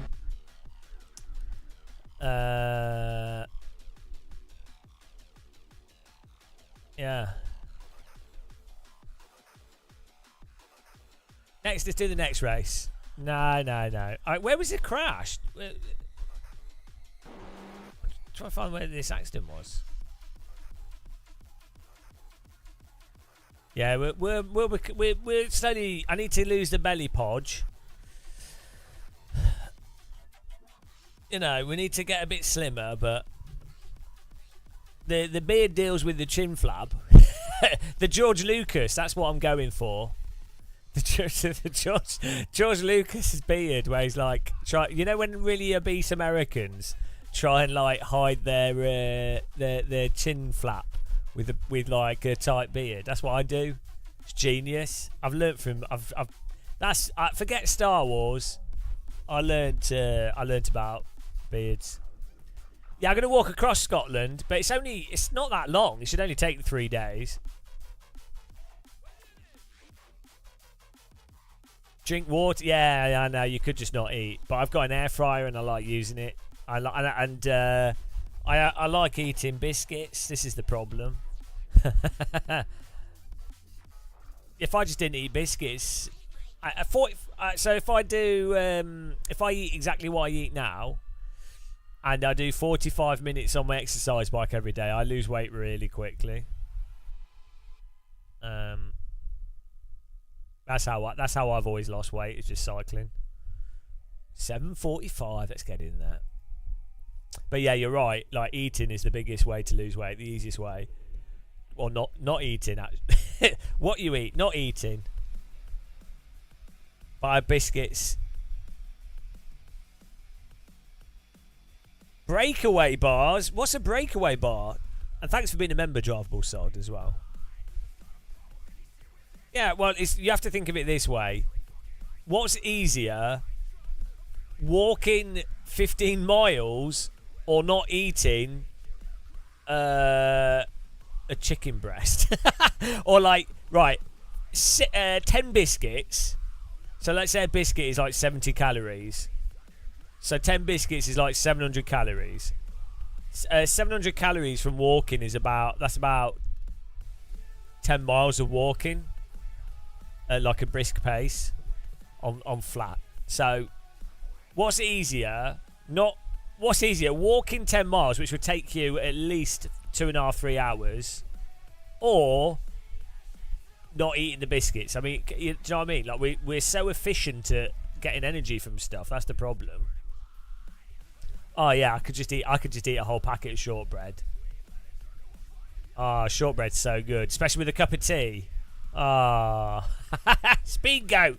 Damn you. Yeah, well, you know. The problem is, my problem is I'm an all or nothing person. I actually find it easier to not eat at all or to exercise a lot than I do to do the healthy thing. So I was saying with sim racing, I find it easier to just play iRacing for like 15 hours in a row than to do it normally. I'm like that with everything. We like that with work.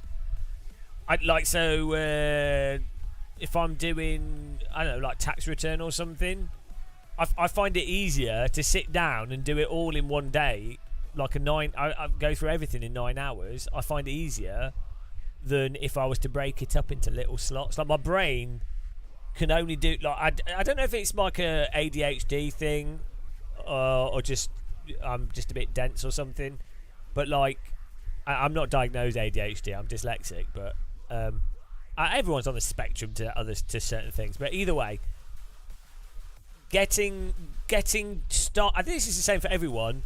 Starting doing something is the hardest thing, and then I think a lot of people that's hard, and then they can stop doing stuff. I find it hard to stop doing something that I started doing as well, but I think I find it very, very hard to. I think I find it harder than most people to start doing something, but I also find it harder to stop doing something. Do you know what I mean? And it doesn't even matter what it is. It doesn't have to be an enjoyable or unenjoyable thing. That's irrelevant. It's a weird. It's a. What's that called? That must be like a. Find it hard to start or stop doing things. Ah, my fan is blowing right at the microphone. That's not an earthquake, guys. Don't worry. Got this really nice little fan on my sim rig. Really recommend getting one. It's so good. I think that is an ADHD thing. It might. I mean,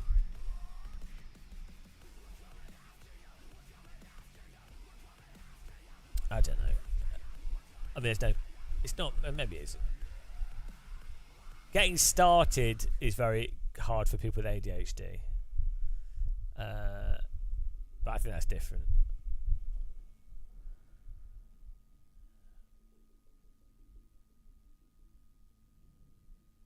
Yeah, because the thing with ADHD, it's to do with executive function, like the other part of your brain that goes, this is worthwhile doing, doesn't work properly. So people with ADHD,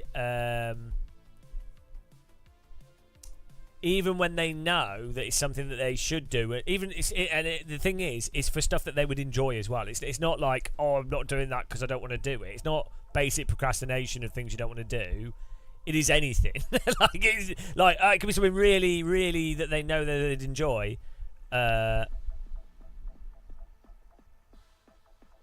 That's the thing that's weird, because it actually makes sense to off-put stuff you don't want to do, or like that's not normal.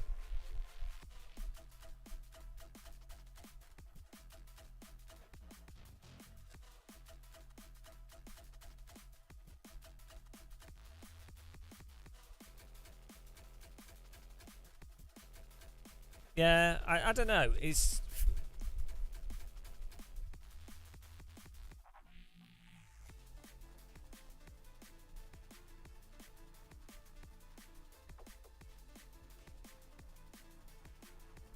I mean, there's lots of it's not just ADHD. There's loads of reasons why different people might struggle to start certain tasks and things. Like if people have like weird, like certain anxieties that are irrational, or like people that are anxious automatically assume the worst of something, and so then they don't want to start it because it's they have a negative thing every time they think about it, even though it's not a negative thing. So that can be totally separate to someone having problems with executive function. Task initiation, right? I think everyone finds it hard.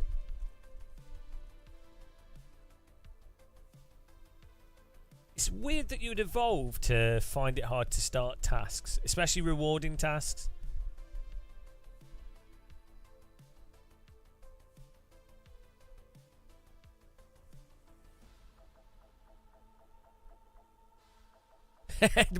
Hang on, this sounds like my life here. Maybe do have ADHD. This is the problem with all these things. You can give it to anyone. Hang on. Chronic difficulty with task initiation is frequently misunderstood as work avoidance, laziness, procrastination, and defiance. No, I'm just lazy. I avoid work. I'm pretty defiant. That's not ADHD. I'm just a stubborn bastard. No, it is literally, for me, it is literally, I was like, oh no, defiance, laziness, that's me. That's me. It's not ADHD, I'm just lazy. Damn it. There we go, hang on, what's this? Interest-based nervous system. That sounds made up. Novelty, that's me. Interest or passion, yeah. Challenge, extreme urgency, there you go. Importance-based nervous system. Primary importance, yeah, not important. Secondary, game reward, yeah, I don't care. Avoid yeah. No, yeah, I've got full-on ADHD. It's like novelty. Yeah, well, we'll do that. It's novel. Get in there. I have to hunt for novelty to like motivate myself to. That's why I like focus on comedy, because it's inherently novel all the time. Oh, we've just diagnosed ourselves with ADHD. I knew it. Oh dear. It's blatant ADHD. Oh, hang on. And we can't stop doing stuff, and we do repetitive tasks non-stop. No. It's pretty common for people that are dyslexic to also have degrees of ADHD. Hang on. We'll do an online ADHD test. The thing is, I bet you if anyone does these things, they will. You need a psychologist, a private psychologist to assess you, because you know how it is. Right, here we go. Question 1. Can you guys work through this? Adult ADHD, test for ADHD. Oh, it's going to ask for an email at the end, isn't it? Right, I know what's ADHD like. So, question 1: you find it difficult finishing a task or project? Sometimes find it difficult to finish. It's mostly starting is the problem. Sometimes it's difficult to finish. Question 2, you find it difficult to organise myself? Yeah, I have the organisational skills of a shrimp, very often. Question 3, I find it difficult to remember appointments. Yeah, that's all the time. I have to put it in my phone like 10 times with alarms all through the day. Question 4, if a task or project requires a lot of thought, I will often delay getting it started. Yeah, very often. Question 5, I find it difficult to sit still and often fidget or squirm.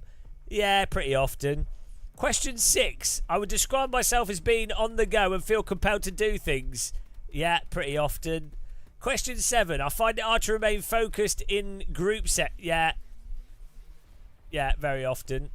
Question 8. My mind feels very cluttered and it's hard for me to concentrate on one thing at a time. Yeah, sometimes. It depends. Sometimes. I'm pretty good at focusing now. Like I think I've learned how to do that. Question 9.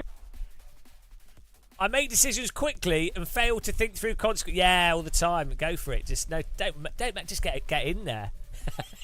Don't waste time. Get in there. Who cares? Often irritable with a short fuse. No, I'm very patient. So sometimes, well, that's normally from a lack of sleep. Question 11. I have mood swings. Sometimes feeling quite high. Yeah, pretty light in between. Yeah. Yeah, I'd say often. Question 12. I often miss what's being said to me in conversations. Yeah, sometimes. Pretty sort of in the middle. Oh, no. Your result is highly consistent with ADHD. You've got AIDS. Oh! No! I thought I was tested for ADHD. You don't have ADHD, but we've detected that you've got you have AIDS. Oh well.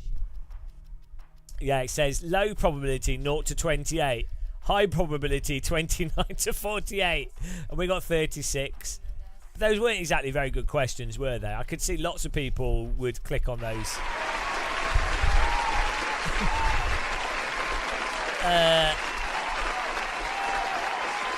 Lots of people would click those that don't have ADHD at all, you know. Yeah, the benefit of getting diagnosed is to learn about the tools for helping you deal with it. Unfortunately, I'm quite aware of them due to dyslexia, so... Oh, well. No, there's no point. There's no benefit. All I know now is I've not gained anything from that. The internet's diagnosed me. We need to do a test for something that I categorically know isn't the case.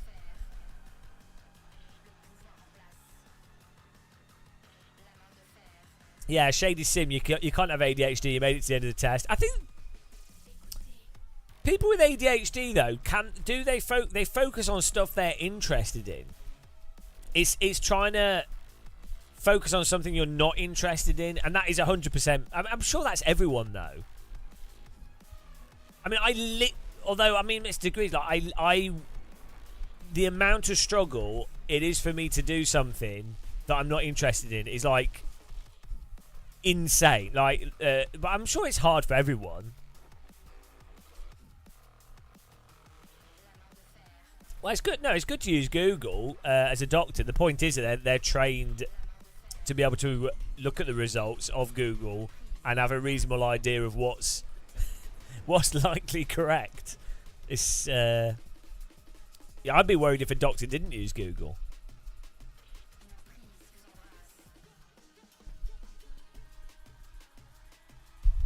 Right, so yeah, who in chat does stuff that they don't enjoy at all, but they're able to do? Like, because that's everyone, isn't it? If you really don't enjoy something, well, that's the point, isn't it? But that's why I'm self-employed, is because I really hate jobs that I don't want to be doing. I would do something that takes more hours, was way harder, and was objectively worse than a job that I didn't want to do. You know what I mean? I'd like to a massively disproportionate amount. So I think for a lot of people, they don't enjoy the work they're doing, but they get paid quite well for it, or okay, or they're just lucky to have a job. I get that, but like, you know what I mean? Pete, yeah, we'll go for it. Get in the sim with this.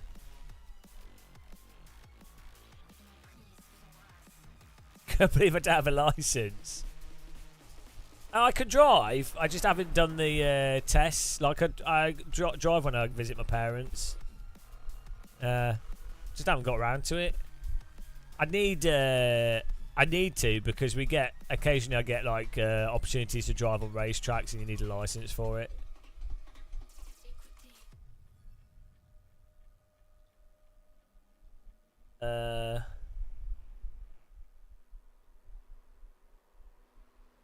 Yeah, I mean, I didn't mind working at McDonald's too much, to be honest, and Morrison's wasn't that bad. IT Tech was alright, actually. I think the thing is I really like being, I really like comedy, and I like being creative, and I like just chatting. But weirdly, I do more work. Like, if I had a normal job, I would do less work than I do now. Probably make more money. I'm trying, but you know, it's weird how that works out. But yeah, I'm not money motivated at all. Like, I like making money. I'd like to be more successful. I'm not like, but it's not like as long as you like, if you have, for me, as long as I make enough money to pay for living, a pension, and I'm not driven to make more money, if that makes sense. Like, there's nothing that like, okay, yeah, I could go and drive race cars or fly helicopters or something, but I wouldn't want to buy more expensive stuff.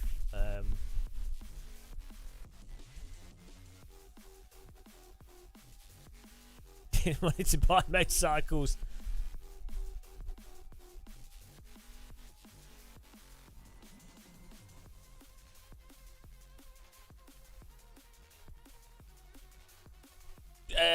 Only briefly, quick Brian. Yeah, I used to play helicopter, remote control helicopter. I've got a DX5E radio.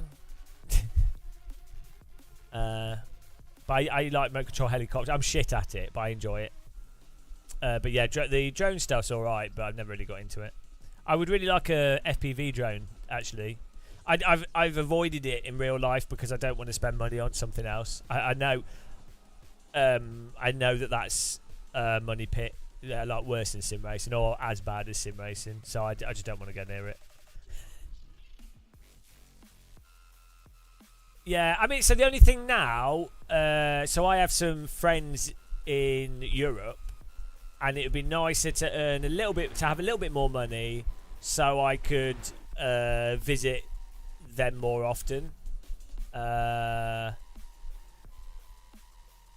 Because at the moment, like, let's say I wanted to go to France or Germany or something, it would be probably going to cost like £400. I would need to be earning, to be able to do that like once a month. I'd need to be earning quite a bit more.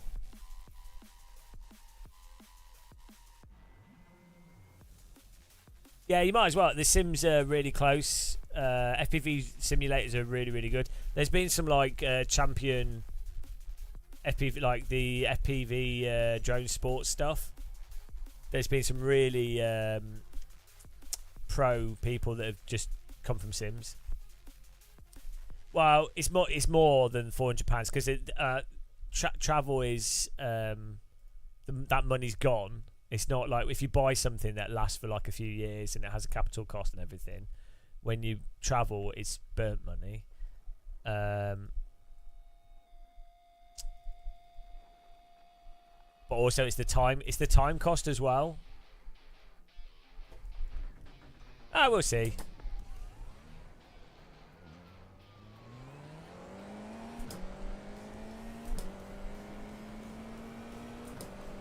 Well, travel's not tax deductible unless I was doing it for work, which I did. Like, I'm fortunate I get to go to, Sim Formula Europe that we did in January. That ended up costing about £600, but people donated in the live stream, and then I made videos on the event, and so. And that also ties into its networking as well. So I'm fortunate that I get invited to stuff as well in Europe. So that's really good. So I think that's a really good, if you can, like, it's really, I don't know how you would on purpose design your work to, yeah, how does someone set out for their work to also be their hobby, so that you're killing two birds with one stone? So it is work, but you're virtual event boundary. Yeah, you do work, but it's something you enjoy. Like, how do you do that? Like, I've done that, but it's just luck, really. Like, it's not everybody would know how to edit videos. Not everyone would necessarily have an interest in comedy and being stupid. And then a lot of people that do YouTube, it's pure luck. Like, they happen to pick a video game that then happen to take off at the right time. And other people are putting shitloads of work into it. So it basically just becomes the same as any other job. Green flag. Yeah. Okay, here comes your first. You get people that do stuff like dog walking, or like, that kind of stuff, and because they genuinely really enjoy animals, and they manage to turn it into quite a profitable business, and it's something they really like, and it's not, it's not a crazy job. I guess you have to make sure you live in the right area for what you're doing, and just be lucky. Yeah, I'll play Le Mans Ultimate when it comes out.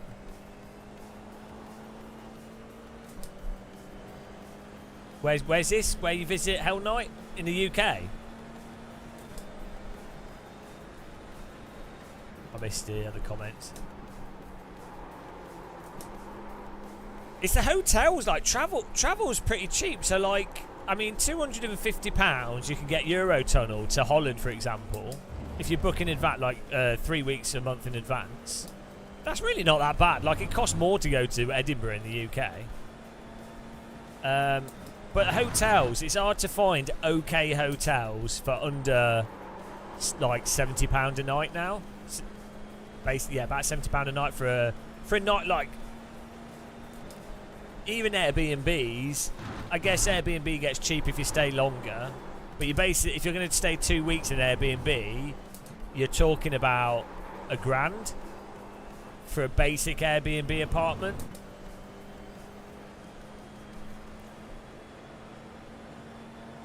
So that's the, I mean, if you're camping, but then that's a whole different thing, isn't it?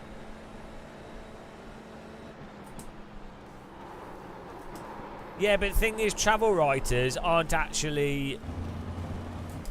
That's a whole different. You end up so focused on the work, you're not really enjoying. Like, this is the thing. It's like with backpacking. It can turn into. You get a lot of people doing. Oh well, they want to experience Europe and they want to see all the cities. So it actually turns into almost a job of like traipsing through every place as quick as possible, and going from place to place to place to place. It's not necessarily a enjoyable way to yeah, but hostels, you're sharing rooms with people that are murderers, so I mean, if you're into that, it's fair enough. Some hostels are fine. It depends. I've never stayed in one, but I know people that have, and then you get mixed. You have to know which ones are good.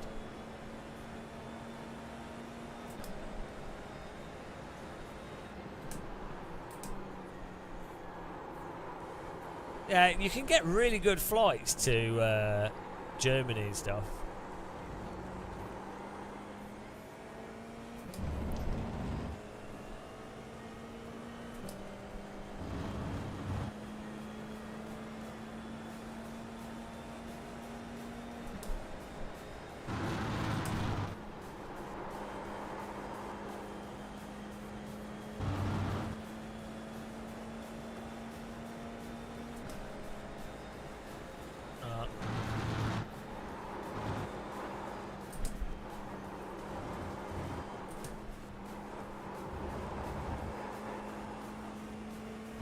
I think I need a like a holiday in a warm place, like a week, or maybe even like a week. Yeah, 6 days, 6 days in somewhere where I can go snorkeling. Because I've not had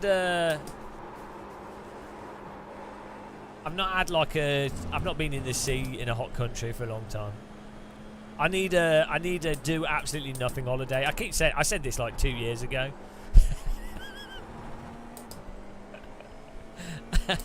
Well, it's like I really need to just have I mean, at Christmas I spend time with my parents and do nothing, so that's like a week or so.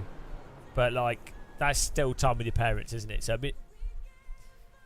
I've been to Croatia. Yeah, it's really nice. That'd be good. Go back to Croatia.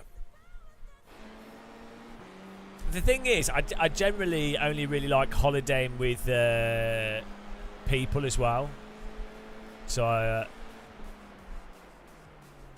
by like women, I feel like with a partner. So yeah, maybe do that.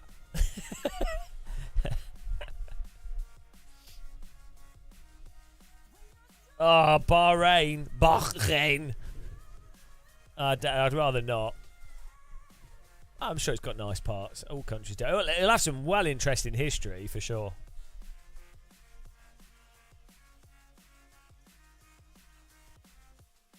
Oh dear. The strength of field's terrible. What's everyone racing? Do I need to check out the Formula Ford or something? What's that racing on? Yeah, probably can go to Russia quite cheap. I do know some people that live in Russia, so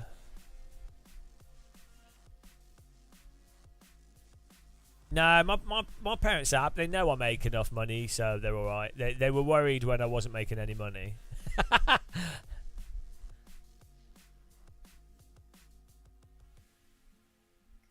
Yeah, we are totally gonna forget the amount of fuel one of these days. Squishy split. Yeah, whereabouts in Spain? I've been to Valencia and I've been to Mallorca twice.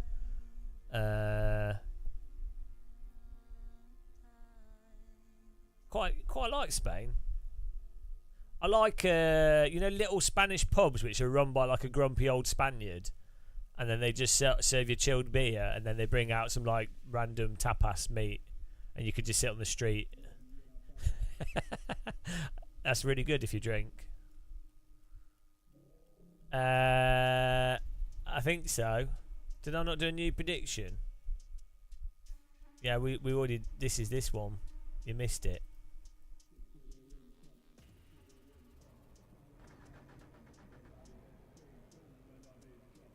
The estimated strength of field is 1,868. Yeah, ready to die. Keep it clean. The DNF today would hurt our points a lot. Yeah, I can ring a bell. You can go to Russia, yeah. Technically, the UK's not at war with them. We just have, I mean, let's not. We are, but we're pretending we're not to try and stop World War III happening. But there's sanctions, but you can go there. I don't know. You might not be able to fly directly to Russia. You might have to go indirect to a partnering country that's not at war with them. Green, green, green. Let's go. There's an incident behind. What? Already?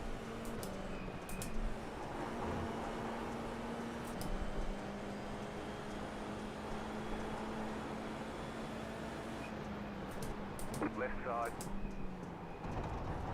Still there, hold your line.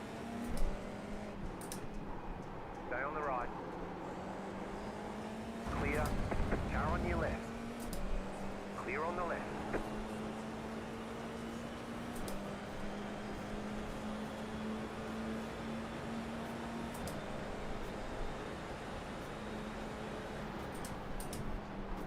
Right side. Clear. Lol, he forgot to brake.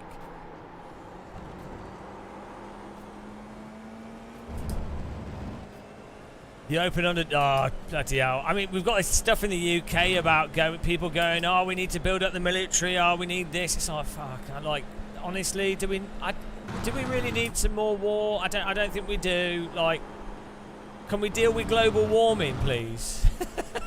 Can we just have basic healthcare? Like, we really do not. We don't need a war. Like, it's not in anyone's benefit to have another war. It's just it's going to damage the environment more. It's going to kill people for nothing. It's in the benefit of rich people, a couple of rich people, not all rich people. It's like, no, we don't need that. If UK goes to war, I'm going to go to Canada. Nothing ever happens there. It's like, I even like the Ukraine-Russia thing. It's like, what a pointless waste of life for everybody. So like, oh god, like, just such a waste. War is just so wasteful, like, of just lack of humanity. I get it. You know. We should be very grateful for Ukraine basically showing, you know, for the sacrifice. But it's still left side. Clear on the left. just such a waste of life.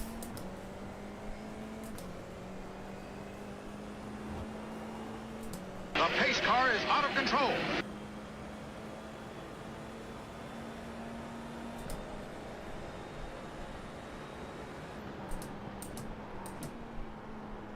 I feel like we're going to get wrecked. War Thunder custom game. Yeah, I watch a lot of war footage from Ukraine and stuff. It's just sad, isn't it? All these conflicts,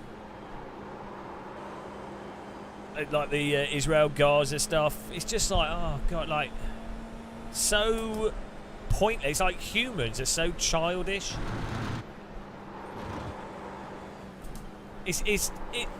What's weird is we in the West as well generally hype up like guns, violence, war and killing as like an exciting thing because it's fun in action films and stuff.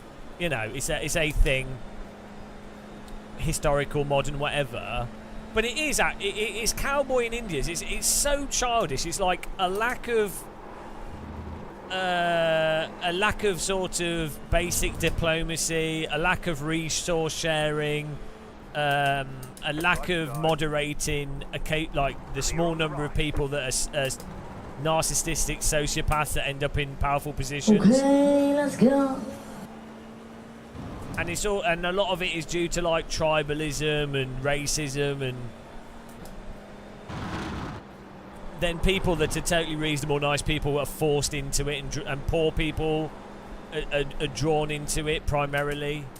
That they've not done anything wrong, they don't deserve to be dying in the wars or to get bombed. So you know, it's just you would have thought that humanity would have learnt and would have moved forwards, but apparently not. Yeah, humanity's just moronic, isn't it? So, you know, what can you do? What can you do? There's nothing you can do, is there? Really? I mean, there is limited things you can do, but in terms of like being hopeful as to if humanity will evolve past needlessly killing each other, I don't know if they ever will. Yeah, well, that's the thing, isn't it, Hell Knight? You could actually nip it in the bud. There should be a war on climate change. Like the war on terrorism, there should be like a technological war on climate change where countries battle to build like the ultimate desalination plants or the ultimate plastic removal from the ocean things, or like the ultimate solar panels, or do you know what I mean? That should be, or like there should be a battle to build efficient housing that's you know, that's what the war should be about. The battle should be, how can we make stuff as pleasant as possible for people? That's where the war should be. What can we do to house everyone and feed everyone? We should, I mean, to be fair, there has been a lot of development in that, but it's like, so in the past it made sense to fight over little bits of resources and land because there was no technology, so you had to, like, there was if there's a literal food scarcity, it makes sense to be fighting because there's no other option. That you're like, well, I'm going to die if I don't fight you, so fine, it makes sense. There's no other choice. Once we're now, humanity is at a point in technology where it can build and feed everyone on the planet. It can be done, and it can be done since the 2000s. So there is actually no reason other than stupid humans being stupid. There is enough. No, there is enough ritual horse. There is. You can build bloody skyscrapers. Yeah, there's not enough land if everyone's going to have a detached property, but you could build. You can, if you, yeah, you can just build like really nice skyscrapers. You don't even need to go that far. You can just build really nice 10-story flats that are nice and spacious. Have like a balcony, have sound insulation, really nice on the inside, nice size bathroom, like really nice. What you consider now as like like a 5-star hotel, everybody could have that. That would be possible. Yeah, instead, what you need to do is you have a few people with absolute luxury, with them owning multiple villas and houses and God knows what, and aircraft and all this stuff. You can have like 1,000 of them, and then you can have 7 billion people with nothing. Hmm.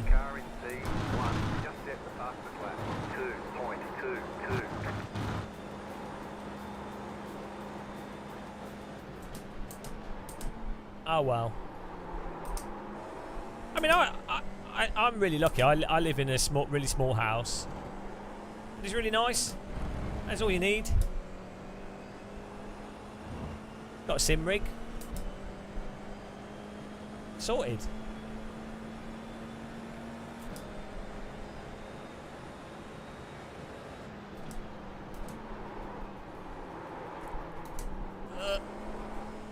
God, this drives like a bloody sledge.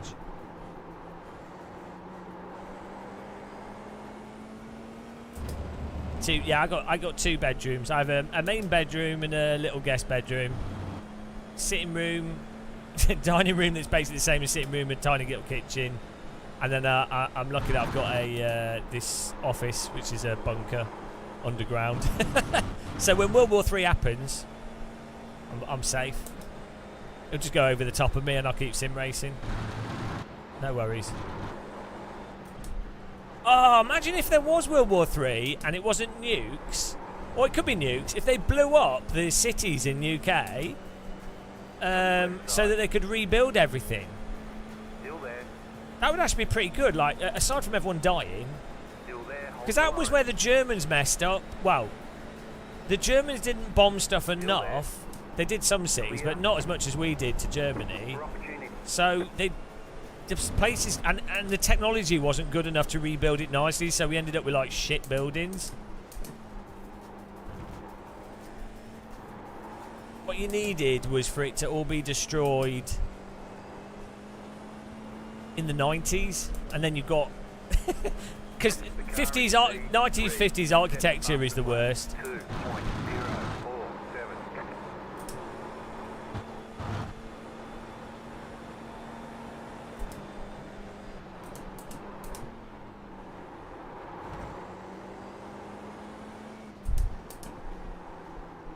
I mean, imagine if Birmingham was blown up. That would be a favour. If Russia wants to nuke a city, maybe not London, although I mean that would be good. But like Birmingham, no one will care.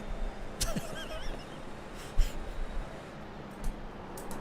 you know what I mean? They'll be like, oh, that's a shame. Let everyone evacuate so no one has to die. That's fine. Do you know what I mean? Let all the Brummies get out. Tell them, phone them up beforehand. Go, well, we are going to, I don't know what accent it is. We are going to nuke Birmingham. And tell them like 10 minutes before. So that's plenty of time. All the Brummies will be like, oh, gotta get out of Birmingham. They're not dropping a bomb on Birmingham. All right, let's go. So they all get out, nuke it, and then blank slate. Oh, you could make Birmingham actually nice. In fact, even after you could do nothing with it and it would be better. You could just leave it as rubble and it'd be like, it would be an improvement. Probably wouldn't even notice. All right, to go back home now. Oh, they said they'd been nuked, but it's exactly the same. It wouldn't notice. It would still just look like a mess of concrete and grey.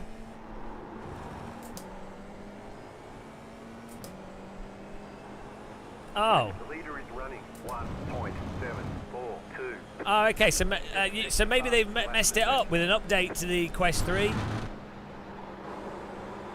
That would explain why it wasn't working for me spontaneously. So you can't use any bit rate over 200 without it going to shit. Oh, good job, Oculus. That's what I've been having is my issue. How did they mess that up so bad? Nuclear fallout isn't an issue anymore. So nuclear fallout happens from what type of bomb is it? A fusion bomb, which is what we built in the 1940s. But a nuclear fission bomb doesn't produce fallout. It's a common misconception. The issue you have is the environmental thing from all the dust. But yeah, you don't get radioactive fallout. So basically, after the bombs in World War II were developed, they wanted to develop nuclear bombs that could be launched from like small like mortars, like miniature nukes. Or weapons that could actually be used against an enemy, small nukes that could be used on the battlefield. So you obviously can't nuke a battlefield and then all your troops get radiation poisoning. Left side. Stay on the right. Keep to the right. Still there, hold your line. Clear on the left. Yeah, Google it, guys. Is it fission? Nuclear fission bombs don't create radioactive fallout. I think that's right. Fusion does. Fission doesn't. I mean, there might be a little bit, but it's nowhere near the same. Also, if you detonate a bomb airburst, I think it's different again.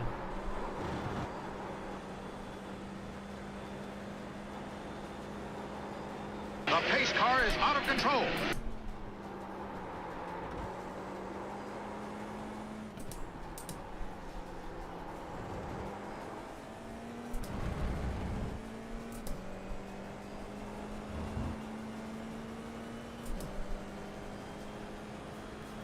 Yeah, so fusion only leaves... Yeah, fusion leaves a bit of radioactive, but it's not crazy.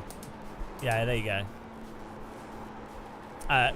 If you are in the initial blast, though, it's the fallout dust that was the big worry. So in the 80s... Yeah, I don't know, but in the 80s, the worry was... they would nuke London, Birmingham, Manchester, whatever, and a lot of people would survive the initial blast, but then the fallout would cause like 5 to 10 times more death from radiation poisoning. Because at the end of the day, like even in an invading country, let's say they don't necessarily want to kill the population. Like what's the advantage? Like you want to... If you're a country invading another country, you want to kill the political structure and any resistance fighters. You don't care about... If the general population is willing to do jobs and work in your interest, well there's no point in you killing them, is there? Like you'd be like, well, no, we want to take advantage of them.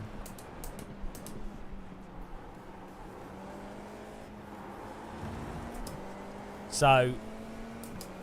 That's how most... Like the idea of a war is to remove the people that are against your country. You got about 5 laps of fuel left.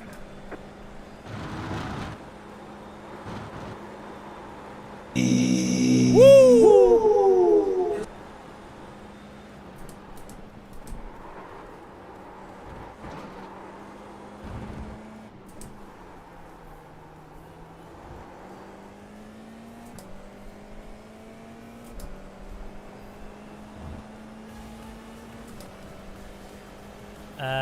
What's that, Hell Knight? Are you on about the battery thing? Yeah, even if I unplug and plug mine theme back in, it's still not working above 200 megabits. Unless I set the frame rate to 80, then I can go up to 300. Which is weird because we were using 900 megabits before, so I feel like Oculus might have updated, because I know they didn't update. I think they might have broken it. I feel like they're messing around with settings for Airlink, because that's what they're focusing on, and they've accidentally, because Airlink settings are connected to link cable settings, and I don't think they've realised that they've messed it up.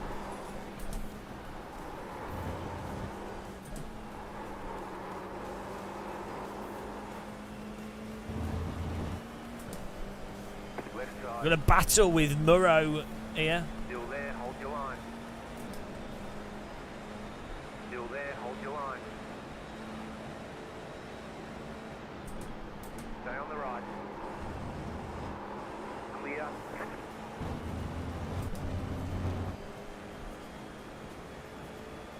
Car right. Clear. You just got the white flag. Oh, can we hold him More off? left to go. What I rating are we on? 7. So low strength of field. We need a crash up front.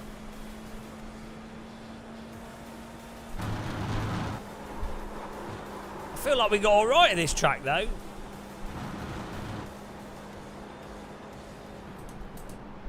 Is it the update on the headset? Ah, so it's the headset that's updated and that's what's... There you go. That would make sense. I wasted like all week. I've spent like 10 hours troubleshooting.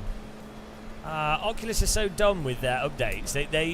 This is why a lot of people actually recommend Virtual Desktop, because Oculus keep breaking their stuff, and at least with Virtual Desktop, it stays consistent. Or if something does break, Virtual Desktop fixes it very quickly. Hey, really? Why would they not have any GT? Are they mental? Oh dear. That doesn't seem very bright. Yeah, the problem with Virtual Desktop is the maximum bitrate I'm able to get is 200 megabits. So I don't know about you. What's the maximum you can get? But I mean, the bigger problem for me is I can't use the Oculus Mirror, and it wants to use Steam. Virtual Desktop it forces open XR with Steam, I think. I don't think you can use the Oculus. Do you know what I mean? The Oculus runtime won't work with it, which is a bit of a problem. Yeah, just drive into me. What? What? Yes! No! It's turned around. Needed more crashing. Let's watch a replay of that. What was he doing? I'm obviously going to hold the inside line. Oh, we had voice chat turned off. Checkered flag, checkered flag. What? Oh, well, we got 7 rating. Good job. Very good job. Yeah, I think for people at home, your average person, Virtual Desktop's probably fine, to be honest. But the reason why the link cable is the charging thing, and lower latency, but also the high bit rate for driving sims is really good. But I don't know why it's not. Oh, what is he doing? What was this? I'm obviously going to hold the inside line. I'm obviously going to just hug the inside. Well, I know what he's trying to do, but it's not illegal for me to hug the inside, is it?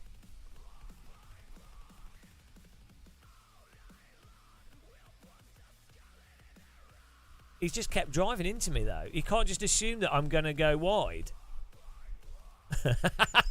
I think he did try and brake. Oh, yeah, I outdrove him. I bet you there's a good proportion of iRacers that would think what I did was an illegal block. I guarantee it. I guarantee you there's a good, probably 50% of iRacers would think what I did here was an illegal move, which is go in tight and then hold the inside line. I guarantee you that people would go, "Oh, you're blocking."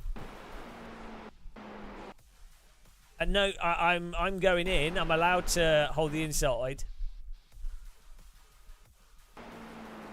It's annoying, but I've done the most. That's what you'd expect someone to do, isn't it? If someone's racing, you expect them to, if they see the car behind is wanting to go up the inside, I'm not reactive locking. I'm holding the inside line. It's annoying for them, but it's what this guy needed to do. He would have to be on an even tighter line on the inside to be able to get. If he got his car up the inside there, so he needed to slow down a little bit more, and then he could have got his car up the inside, and then I would have had to have reactively blocked him, which would be illegal. The thing is with iRacing, the inside line. It's the same with all racing, but in iRacing in particular, the inside line is so strong because the way the tyres get stuck once you start sliding, and there's only really like one line through the corner because you can't counter steer and burn up the tyres through the throttle to get a faster to go faster in an unproductive line. It makes the inside line overly powerful in iRacing as a defensive move. I think he's still finished though, so what's he doing? Ah, there you go. Let's look at it from his onboard. Problem is, it's hard to avoid someone that does what I did there as well.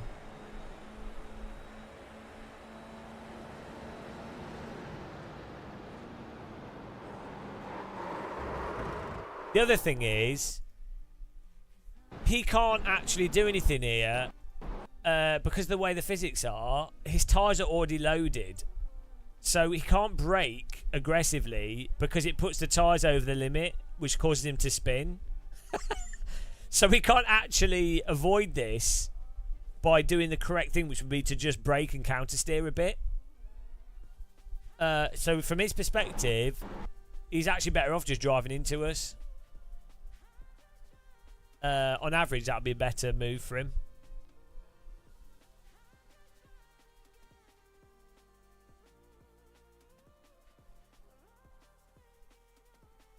Guilty. Right, let's see what happened at the start here. I don't know anyone that works at Meta for me to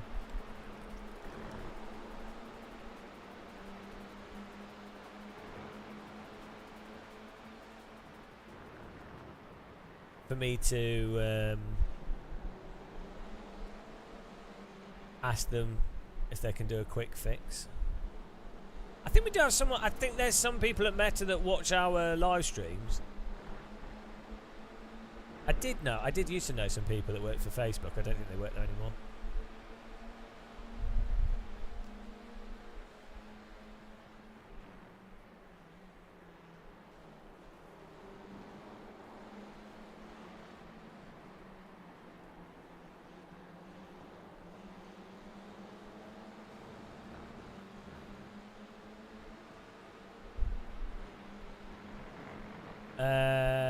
Yeah, but the 120 is only on, it doesn't come up on the Quest 3. It only comes up on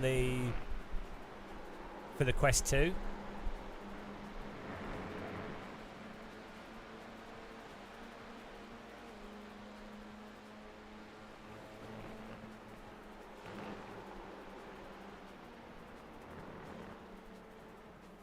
Just saving it. I'm making the grindometer easier to see.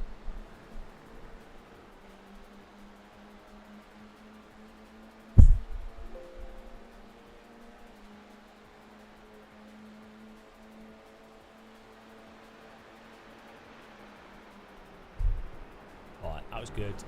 Next race. We gained rating. We can't complain. We got pretty good at avoiding crashes.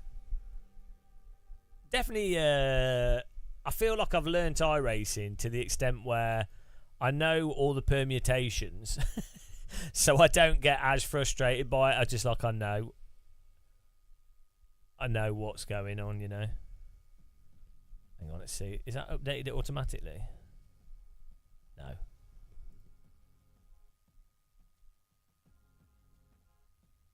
It's weird. OBS caches the... oh no, it's saved it as a different file now. There we go, that's more clear. The grindometer.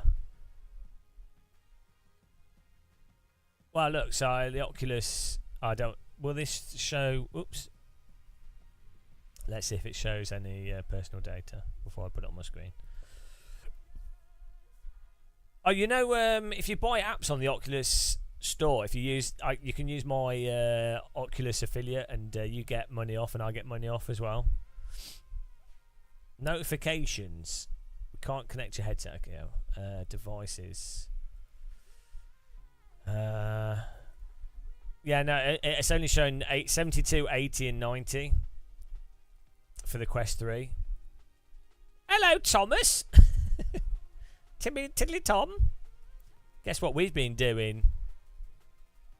Grinding. Do you like the grindometer? Oh, you've not seen it. Check this out. The grindometer for the 6K. We're not even halfway. Yeah, it's good. It's look at that. Look at that journey we got to make. I used ChatGPT. It's well good. I told it to put in a line the numbers from 2000 to 6000 spaced by 100 on a single line with a dash separating each one, and it did it. How good is ChatGPT for shit like that? Like stuff that would be annoying to write out. It's so good for annoying stuff that you would have to write, no programming, to do simple. Do you know what I mean? It's not a complicated thing. I understand. Like a programmer would be like, well, yeah, I can do that in 2 seconds. But like for it to display it's basically an array, isn't it? And format it and do all that kind of stuff from a prompt that's pretty vague. I think that's what's really impressive with ChatGPT. Hello, Slenderman. How's it going?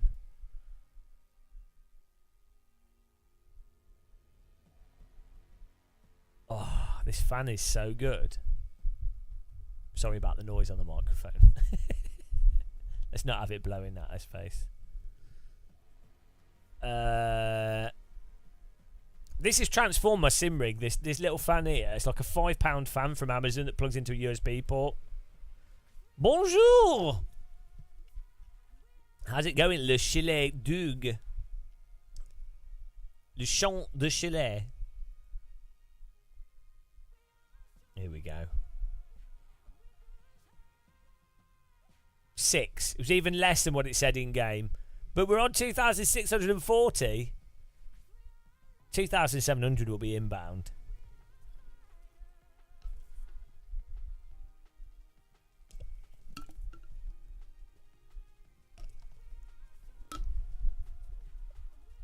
Active.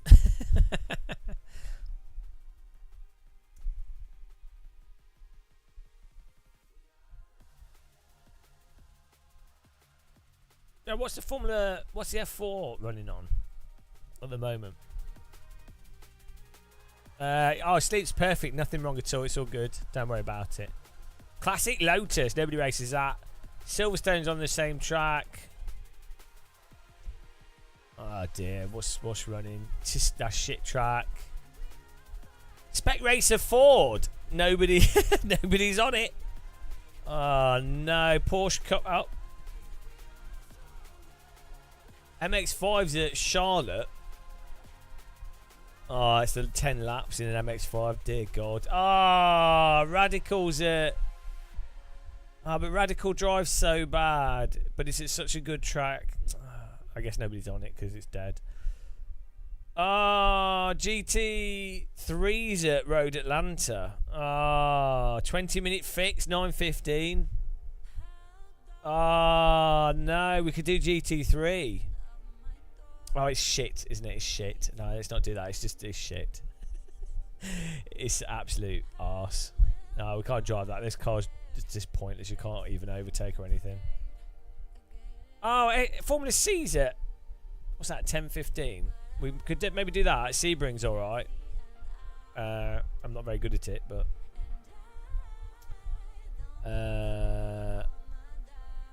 What's the... where's Formula Ford? Oh. Is that Formula Ford? No, it's... Oh, no. The fixed one's on a crap track. Oh, an MP3 in the... No, that's going to be terrible. Oh,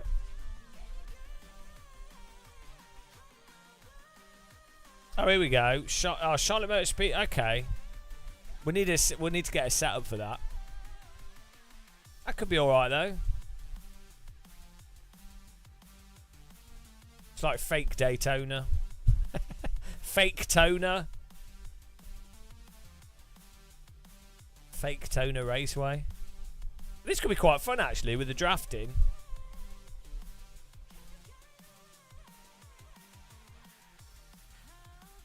Wow. We can try this out after the F4. Give it a go. Bongalingarino. Hello.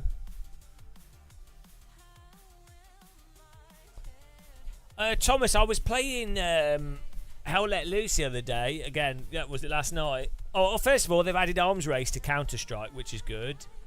And, yeah, Hell Let Loose seemed to be running a lot better. It stuttered at the start when people loaded in the old Unreal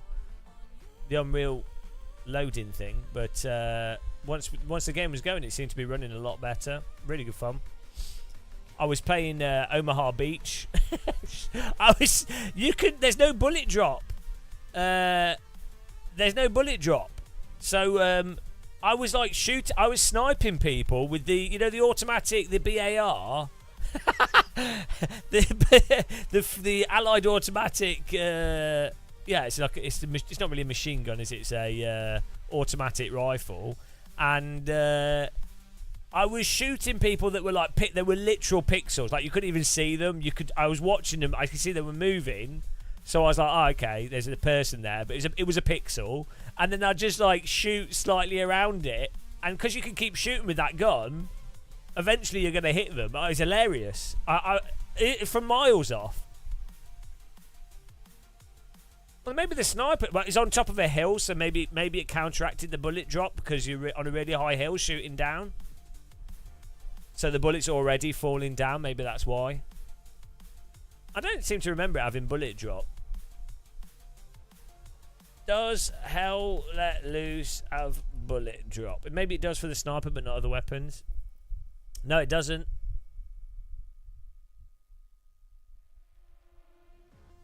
It's pretty non-existent unless you're playing sniper, but it does exist.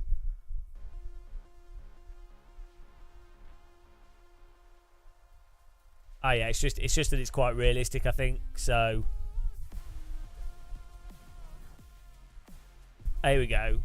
A third. You need to be firing over 200 meters to notice bullet drop. So yeah, the reason you can see it with the sniper rifle because you can shoot further, or you can see further.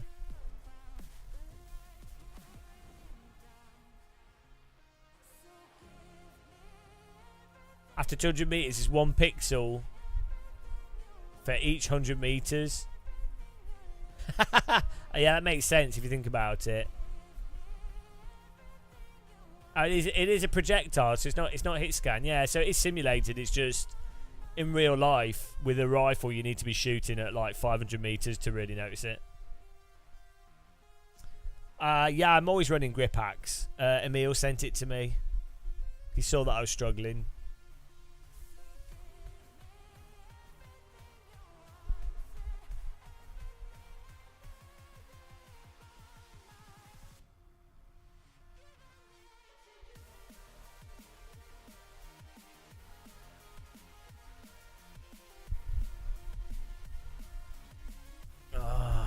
Imagine playing Hell Let Loose in VR.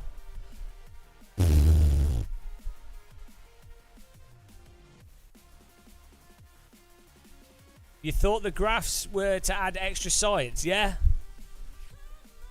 We have all the science.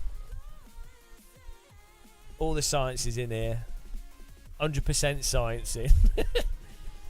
I need to install my AVerMedia capture card. I feel like we're going to break stuff though when we do that. We need to clean. Maybe by the end of today, I might do some cleaning because it's a shithole down here.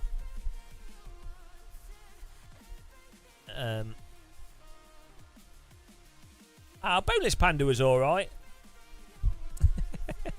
He was all right. He wasn't being stupid. He was just saying the same thing that other people say. Slender Man, hello. Oh, I already said hello to you, but I just noticed your icon. Now I thought you were someone else. That's how my brain works with visuals. You got a double hello. I was well excited. It's another person, but it was the same person. Oh.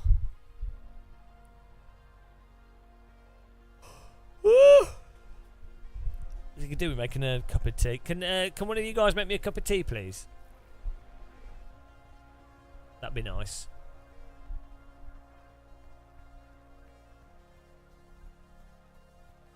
Well, we've got like 100 people watching. One of you can make us a cup of tea.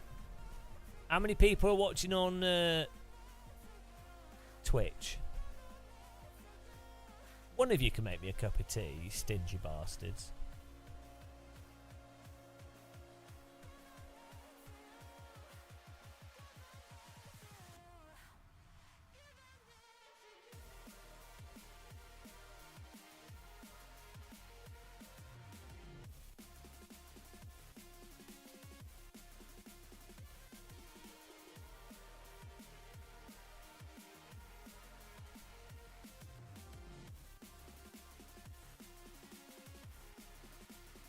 No, we have 160 people watching. Someone can make us a cup of tea. 19,000 kilometres. Is that how far away? Hang on. London. Where are you in New Zealand? London to where are you? Ow! My elbow well hurts. Where are you in New Zealand? Dox yourself. I'm gonna. Christchurch, London to Christchurch, New Zealand. Distance in miles, because we do real measurements here. 11,784 miles. Jesus Christ! Literally further away than Australia. Hang on. Is it faster to go east or west? Hang on. Google Maps. Ow! My elbow is wrecked. I might take some painkillers. Oh no! I don't know. It's hard to say. Hang on. From here. Oh shit. From here.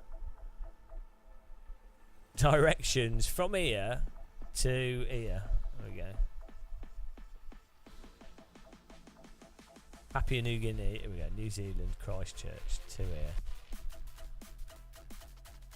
Sorry, we cannot calculate the cycling direct. Yeah, well, of course you can't, because it's over bloody water. Oh, it won't work it out. Oh, here we go. No, it wants to do it from left to right. 23-hour flight. Is there direct flights? Hang on. Google flights. My tea's going to be cold.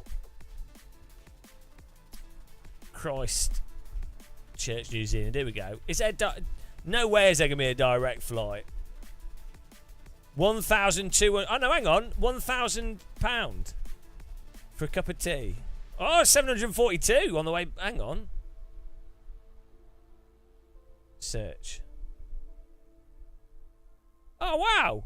We can fly to New Zealand for £750. One stop. China Southern. So we're going to crash.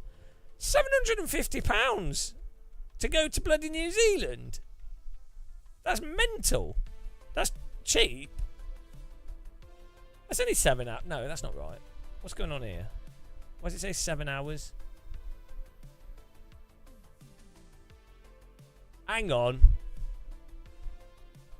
31 hours. 6 hours stop. No, I got up early. Go west and the planet's spinning to... Yeah, that's how it works. Yeah, exactly. Obvious. Just go up in the air and then come back down. The Earth's travelling at like 2,000 miles an hour. You know, I don't know why people don't just use hot air balloons.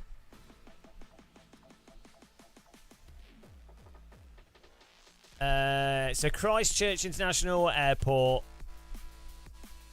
You get stuck in airport. I can't believe it. For £750, you can go to bloody... It's got a USB seat on the plane. In-seat USB. What more could you want? We could just camp. We could fly to Christchurch and we could just stay in a tent.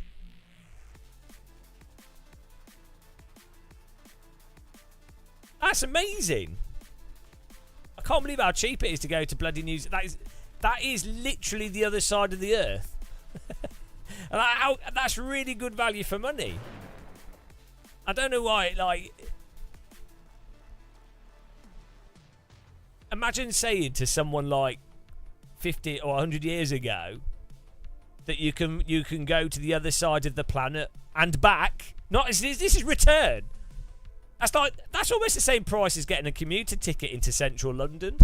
£750. That's like 3 train journeys in the UK. Unbelievable. Oh, 2 stops, okay. Oh no, round trip. Right, hang on. So you go to Christchurch. Hang on. Return flights. Oh, here we go. Okay. Oh, you can book 667. It gets even cheaper. So the departure, Heathrow International Airport, 12 hours to Guangzhou Baiyun International Airport. So you're going to China, and then Guangzhou Baiyun International Airport to Christchurch. So that's not too bad. So you do. You might as well just go to China, get a visa, spend a week in China, because it'll be cheap. There'll be cheap places to stay, and then go to New Zealand, and that way you could. What's the time difference in China? I guess it's half, isn't it? So you could spend a week in China, get used to the time difference, and then spend.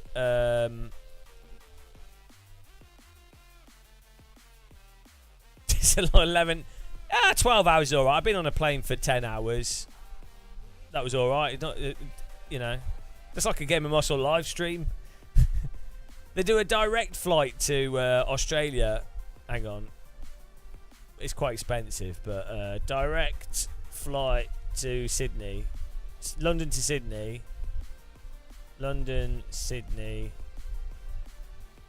I think that's like a 23-hour flight. 21 hours.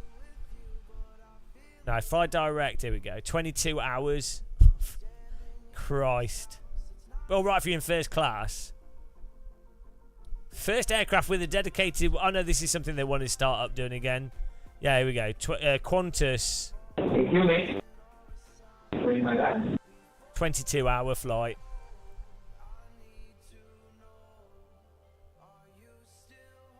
Yeah.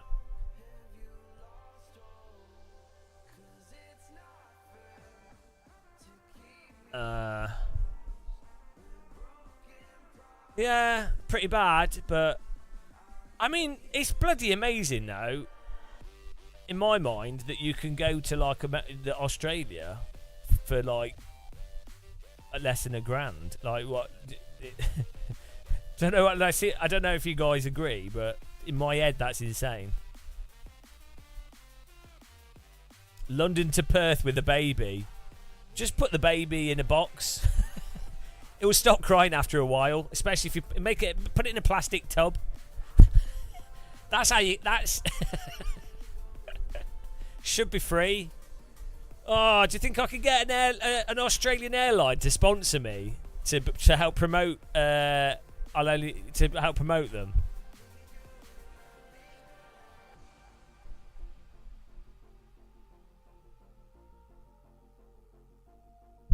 Wow.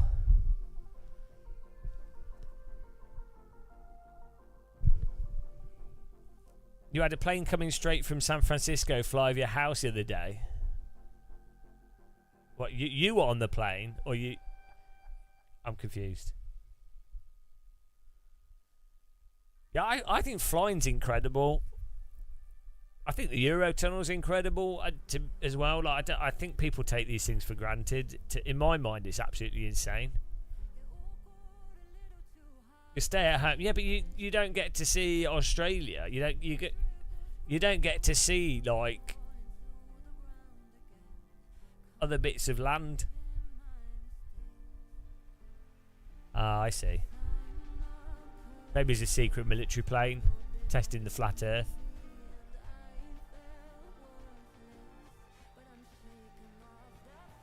What's my promotion for Qantas? I don't know. We could visit Daniel Gray, Emery. I'm sure they would like me to visit them. Will, Boosted Media. I don't know where he lives. Oh, it'd be amazing to meet Daniel Gray. That'd be hilarious. That'd be so fun. And then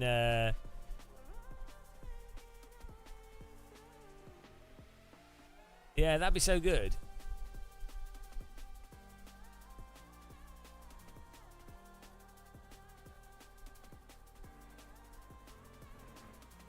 Yeah, you probably have a lot of weird military stuff going on in New Zealand airspace, especially with... Stay out of your way, you piece of crap! Especially with all the shit that's going on with China at the moment and the West. Oh, he's in Sydney. Where's Daniel Gray lives in on Bathurst racetrack. So where's Bathurst? Bathurst. Is Bathurst near Sydney? I don't know. I don't know how Australia works.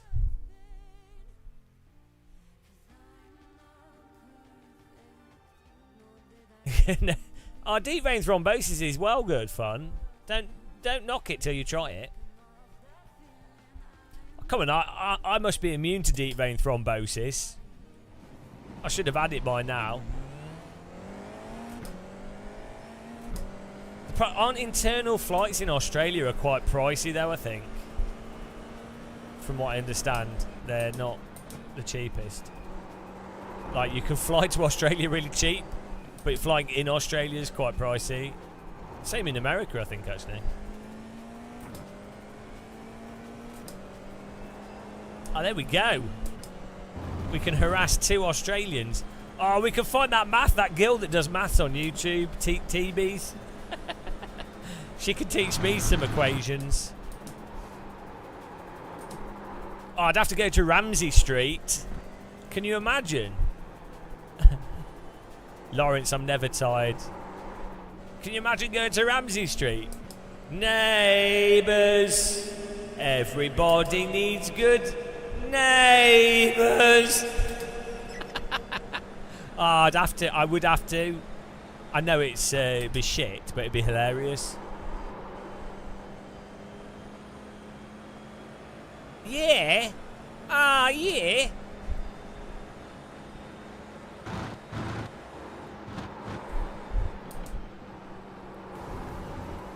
Oh, no. Nah, yeah, nah. £200? Oh, what, Sydney to where? Sydney to Perth? Oh, Sydney to New Zealand.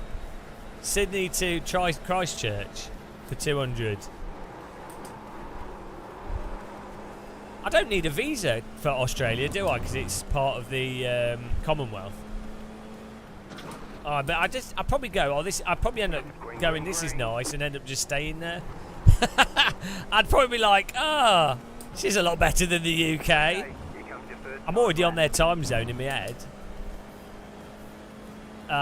Didn't the dog die like every season? It was always Carl Kennedy having affairs over and over again. He was a randy doctor.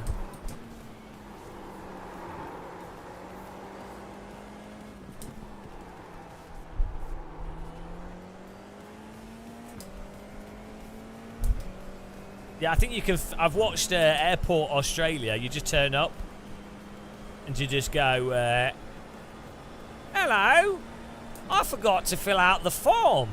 The formie. And then they go, Struth, you need to fill out the form if you want to come into the country. And then you just say, cobblers, put a shrimp on the barbie and I'll get filling out the form. And then they let you fill it out at the airport. And they go, don't do it again, or we'll throw you to, I don't know what accent this is, or we'll put you on the barbie. They're American Australians, quite a lot of them. Sound like that disorder people have.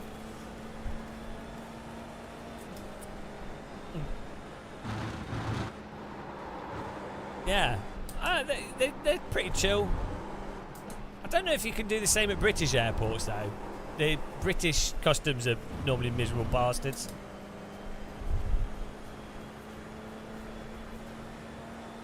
How far? 6 hours will get you to Egypt.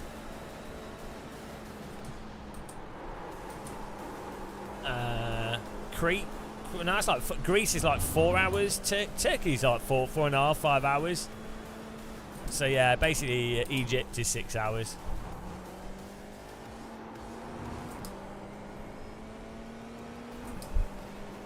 One more lap. They all work in UK bars, yeah. And the ones that don't you mean they're all behind bars? Ah,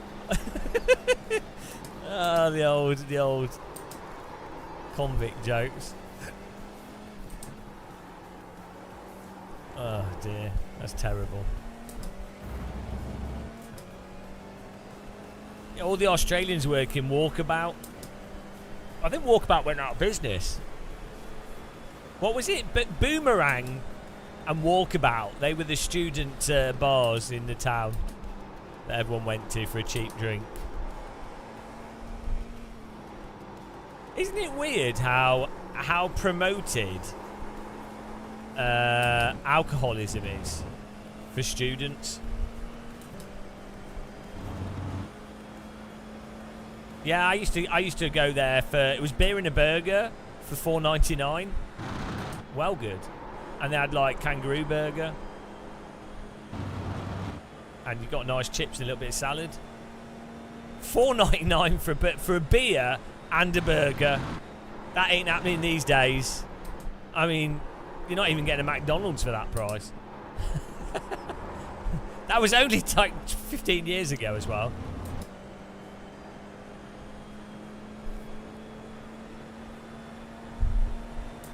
How much is shitty Wetherspoons food these days?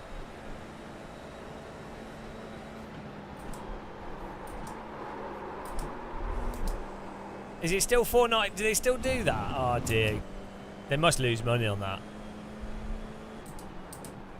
Yeah, McDonald's doesn't make any sense, does it, at all? Like,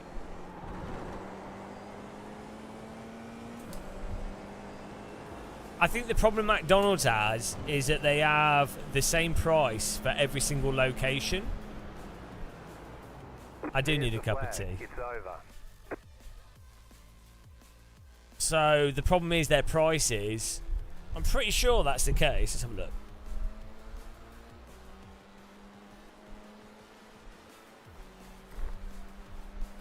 Is McDonald's the same price everywhere in the UK? I think it is pretty much.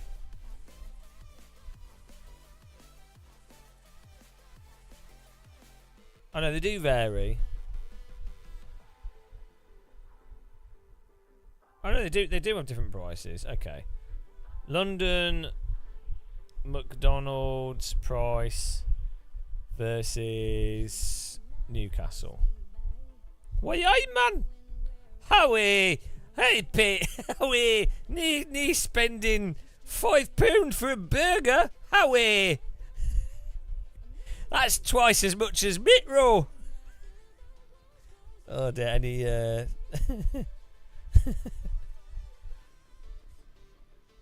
oh, 15% if you buy from a service station. Hang on. Here we go. How much do McDonald's charge for a large Big Mac meal?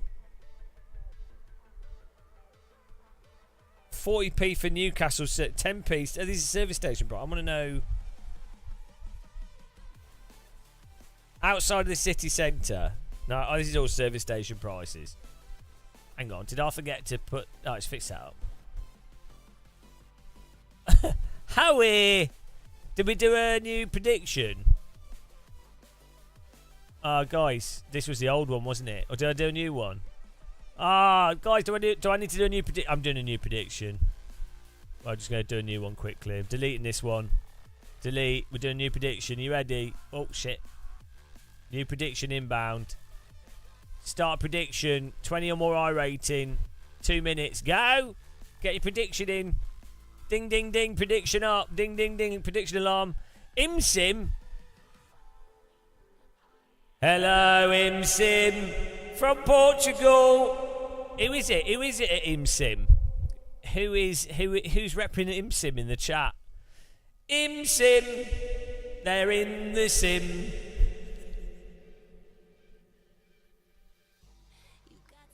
Who is it?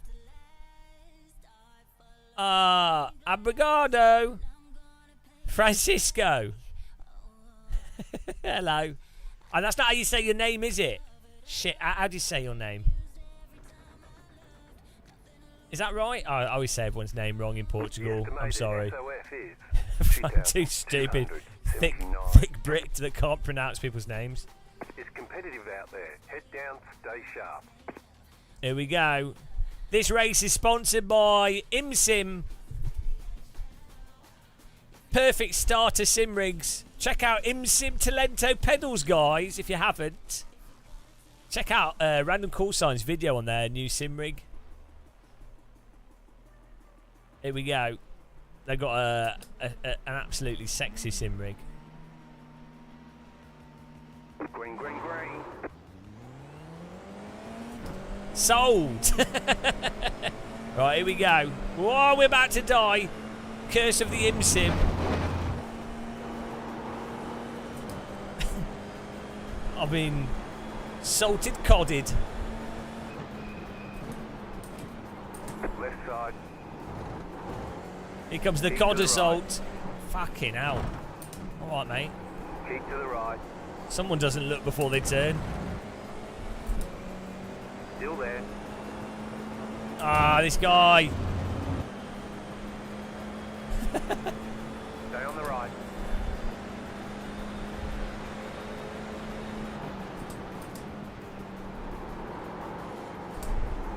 Still there.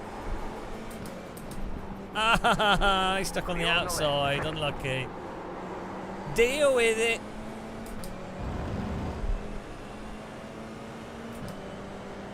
The strength of field's picking up again. Unfortunately, but car behind us is car number 7, so he's going to be ploughing through like a... Oh.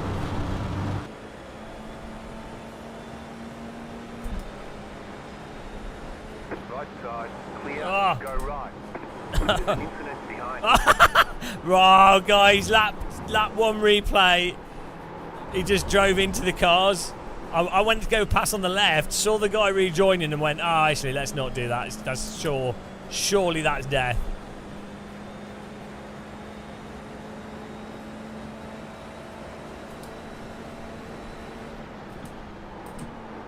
ImSim have a special offer. If you use the code GamerMuscle, you get a £50,000 discount on their new sim rig. So it's well worth using. It comes with the condition that you have to admit that GamerMuscle is the best sim racer in the world, so that's the downside. Thank you, Le Quartier. Thank you. Thank you. Thank you. Thank you. But yeah, it's a verbal contract. But no one would admit that I'm the best in the world at sim racing. It was not even for £1 million.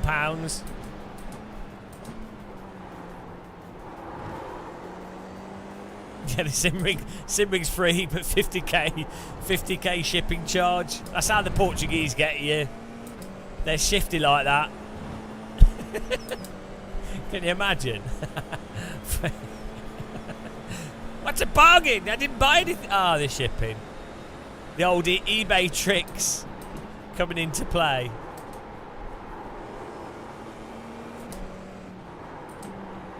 That's so dumb on eBay where they're like they try and make it look cheaper by hiding it in the shipping. I don't like ACC, but I do like the normal SCC. The normal. That is amazing. So it's probably probably one of the best. One of the or not the best simulation to practice, like even F1 or GT mods. Everything. Max Verstappen. Don't call us out. For there. I want a pastel de nata, whatever they're called, freshly cooked in my air fryer. They'd just put it in a boat. It'd just be the like quarter of a shipping container, so it'd be like £200 or something to ship anywhere, but it might take like 3 months.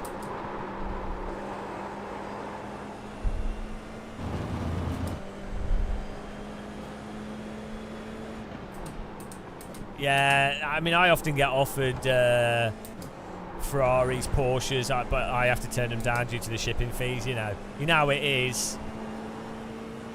Yeah, you know.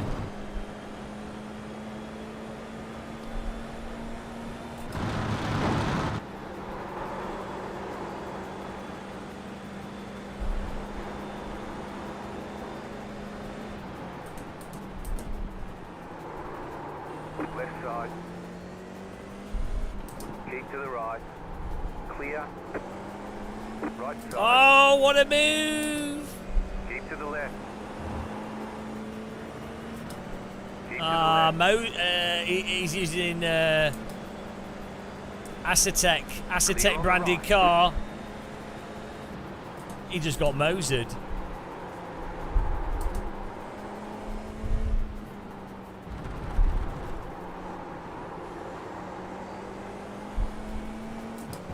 Early, late, both. I don't know. All round confusion.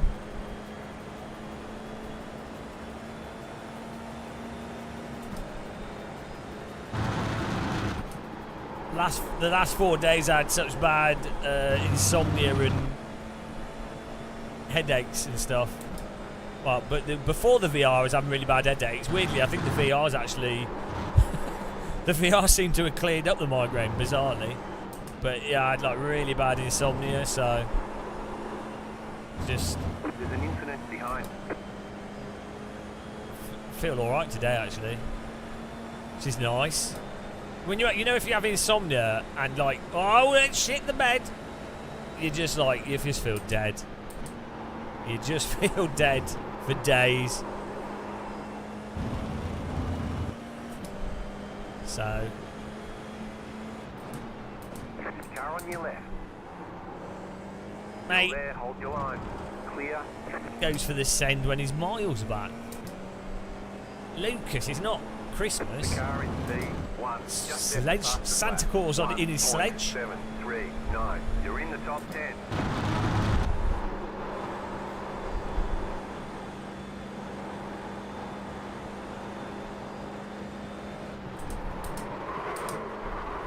Thank you, iRacer. Right side. Still there. There's an incident ahead. Slow car ahead. Go left. Clear on the right. You try and like brake a little bit deeper, the tyres just get stuck over the limit. Car right. Still there. Hold your line. Still there. Hold your line. Whoa, car the inside going full dive bomb me. Whoa, they're crashing into each other. Calm down, boys. Let's go. Where's his spelling errors? Get out. It's not an error. It's merely creative writing. You wouldn't understand. Look, we've just today we've diagnosed ourselves with ADHD as well as dyslexia, so... you know... Oh, the cars behind have got to crash into each other, surely. Surely. They know they want to.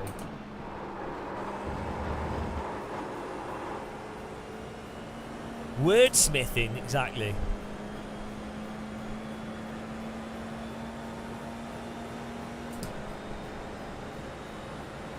Grinder meter? Now that's a new word we just invented. You can't spell something wrong that you invented. Oh, hang on. This is car number 3 behind us. He's going to go for the send up the inside here for sure. He's going to go for the send and the punt. You know it's coming. Just set the fastest lap. 1.505. I think I should just let him go past and try and follow him. Car right. Clear. We'll just try and follow him and hopefully...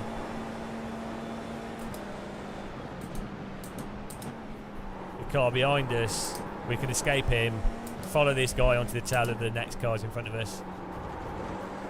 That's the plan. Strategic move here. Sorta hurrah. Let's hope he can tow us to victory. 5 laps to go. Come on. Thank you, let's say thank you. Very tight bombing, man. Come on. Please. We got some salt and we got a freebie. He succumbed to the ties of death. Thank you. He was thanking you guys. He was saying thank you for watching the channel. Thanks for subscribing. Thanks for clicking the like button. Thanks for being members. Thanks for the donations. Thank you for trees and water. Yeah, we just need to not lose this guy for the tow. Give me all the tow, baby.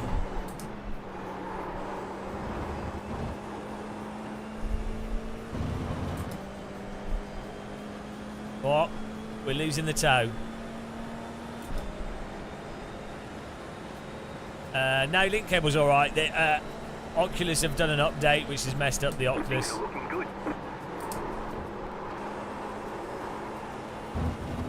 Things are never looking good. Come on, that's not very British. Things are looking good, my arse. Look at this, we're learning. We're learning from this guy. Game breaking update. Oh my god, this car does not want to stick to the road.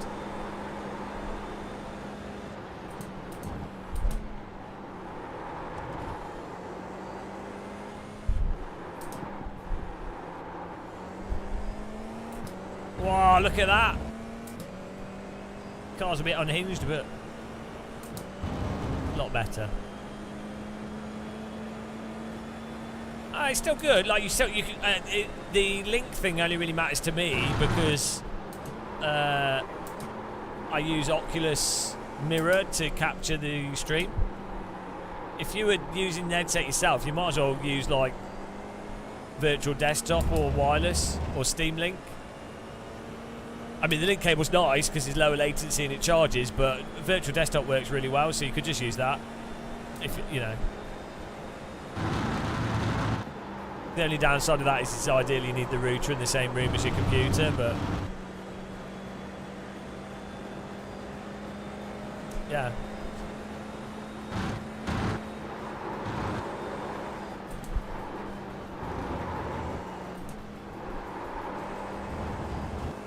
Yeah, I said the main reason I use the link cable is so I can use Oculus Mirror to send that to because it filters motion, so it's really good for videos.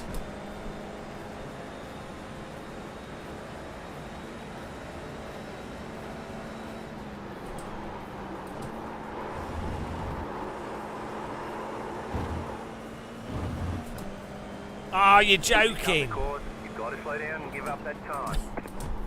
Oh yeah, I gained a second there for sure. The leader just did a 1.562.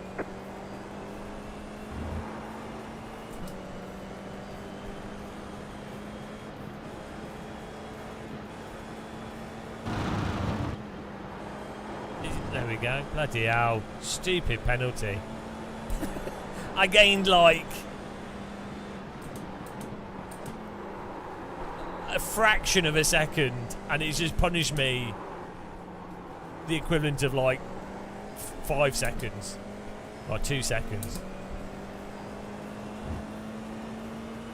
and then put this car behind us on tap. So going wide by half a metre is effectively put the car behind me back in the game because of that penalty. Absolute penalised. Who doesn't? Oh, to be honest, some people do like to be penalised. Who likes to be penalised?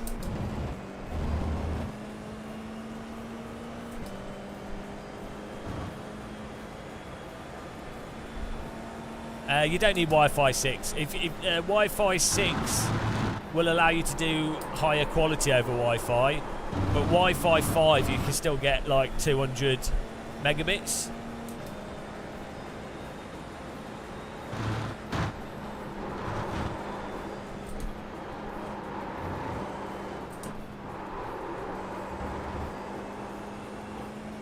Yeah, Wi-Fi 6 will let you get like 400 megabits, which actually looks pretty good.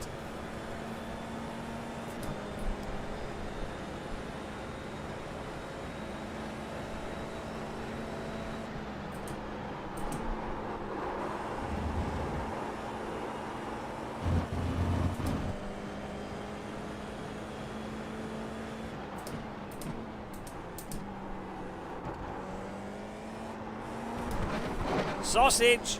You don't get a 1x for that. Absolutely ramshackle myself with the sausage there.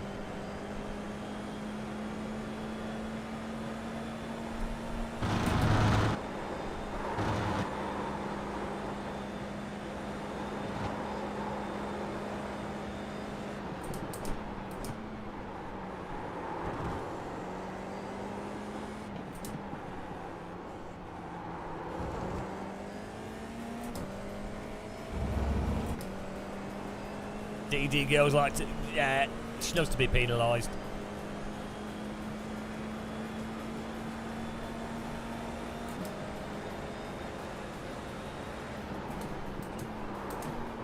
Well, from my testing, it seems that basically around about 450, 500 megabits with H.265, H.265, 4, 3, 2, 1. The newer one looks pretty good, but you still notice artifacting until you get to like 700 really. But you get pretty bad artifacting in driving sims at under 200. I think really like 300 megabit is probably a sweet spot for the majority of cases, where you get a little bit of noise and encode. Do you know what I mean? But for room scale stuff, like 200 megabits totally fine. Like Half-Life Alyx and all that kind of stuff, 200 megabits fine, because the image isn't really changing that much on the screen. But for driving sims are really demanding for encoding, because the whole screen is constantly changing.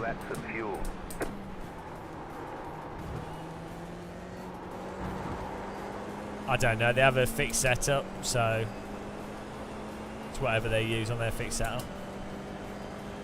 New fast flat for you.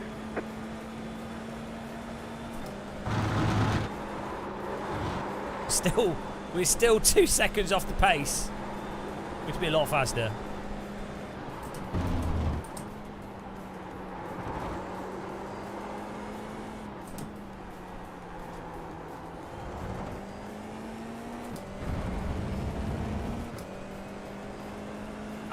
We normally do pretty long live streams often. It's all good.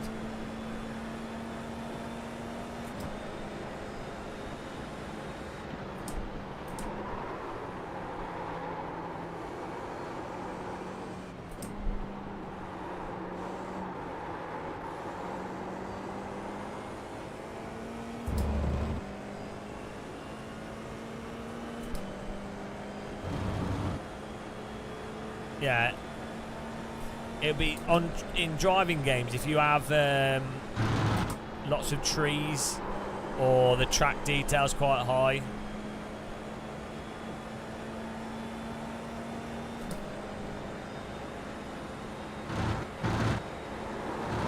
That often causes or makes it hard for encoders. Ah. That should have been a track cut. I like bloody cut the old corner off.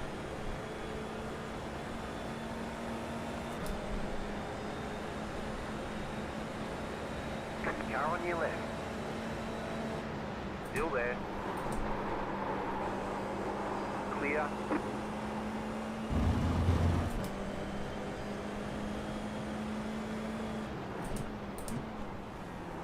White flag this time. Ah, let's not get punted by the car behind. Let's go. Nice easy drive.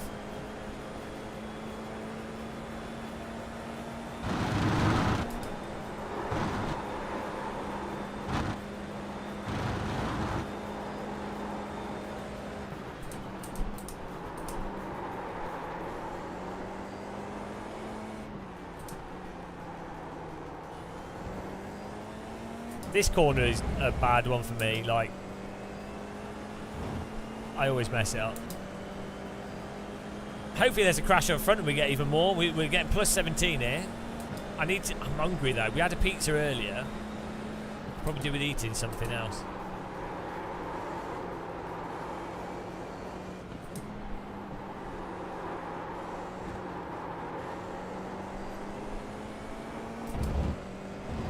I haven't got anything simple to cook. Oh, so I can put some fish. I can put fish in the oven.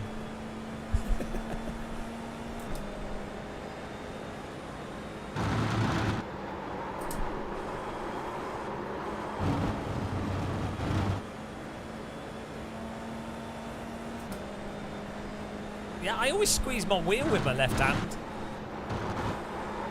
I don't know why.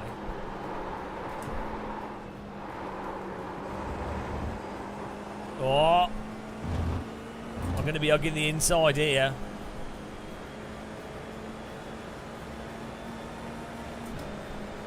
Oh, here we go. Left side. Still there, hold your line. Still there, hold your line. Clear. I don't think you can go around the outside and win on that.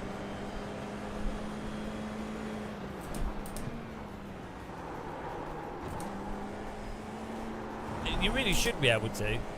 I just don't think you can. I don't think it works. Oh no, Lacey, DQ, no.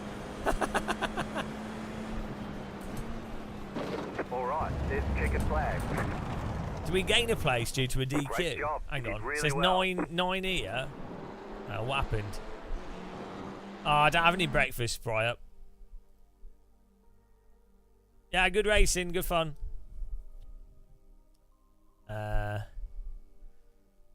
What happened? So it says we finished 9th, but no, 9th.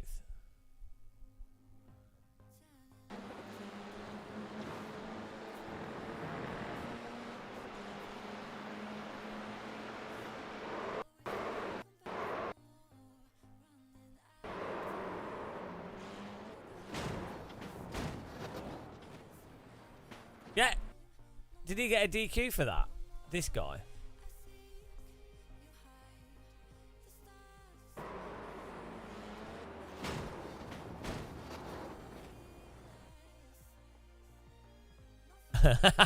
Let's see. We'll see. I think you have to check in the after race menu. Oh, the race is still going. Apparently, I have to wait for it to finish. Salt, salt on your eggs. Absolute salted. Liquid squid. Yeah. We were just we've just found out. I don't know if you were in the conversation earlier. There's a bunch of people saying that the last update has broken the link.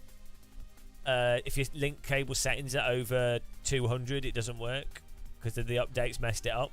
Which is nice because I spent about 10 hours this weekend troubleshooting because I thought I'd broken something. Great! Thanks, Oculus. Should charge them. Should charge them for my time wasted. Yeah, so they'll probably fix it. It seems like there's some weird thing going on. I don't know what they did. I don't know who we can message. Yeah, there's no way to turn them off or roll back. 'Cause I think it's an update on their headset, not an update on the. Yeah, it's not an update in Windows. The only thing you can do in Windows for now is to run at 200 megabit, which doesn't look that good. Yeah, it's really annoying. Well, think of this. I had insomnia, annoying like headache, or sort of leftover migraine, and and then I'm there taking my headset on and off, on and off, on and off, doing like loads of stuff.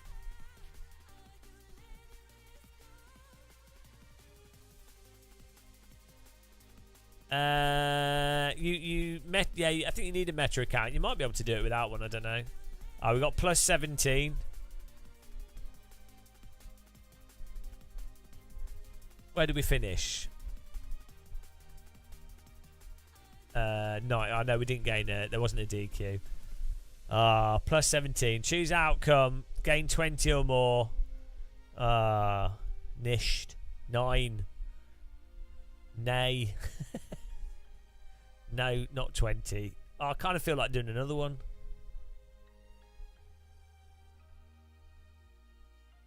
I wonder if it does affect Quest 2. Maybe it doesn't, but I don't know what they were thinking.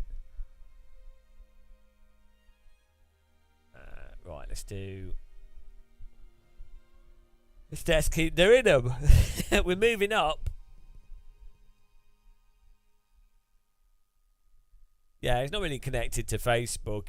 But it is. I mean, Meta is owned by Facebook, so the thing is, it's not really the account, but the fact that you're buying. If you don't like Facebook as a company because they are obviously ethically wrong with what they do with a lot of Facebook stuff, so you're like, if you don't like that, well, don't buy a Meta headset or anything. If you buy the headset or any software through their thing, you are supporting that business. In fairness to Facebook, I feel like they're somewhat moving away from their previous model. I think Facebook want to be more like Microsoft, is the impression I get. But I think it's going to take them a long time to get there. Hello, Gusta. Yeah, Weetabix update day. Let me do a new... we'll do a new prediction in a bit. There's no rush. I'll put some fish in the air fryer. We need a new car skin. We need to replace the police car. We need I was thinking of doing some like stripy livery.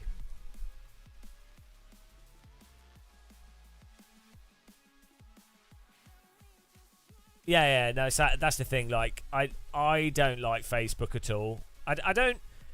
So, in terms of general corporations in America, it's pretty standard company in that general sense.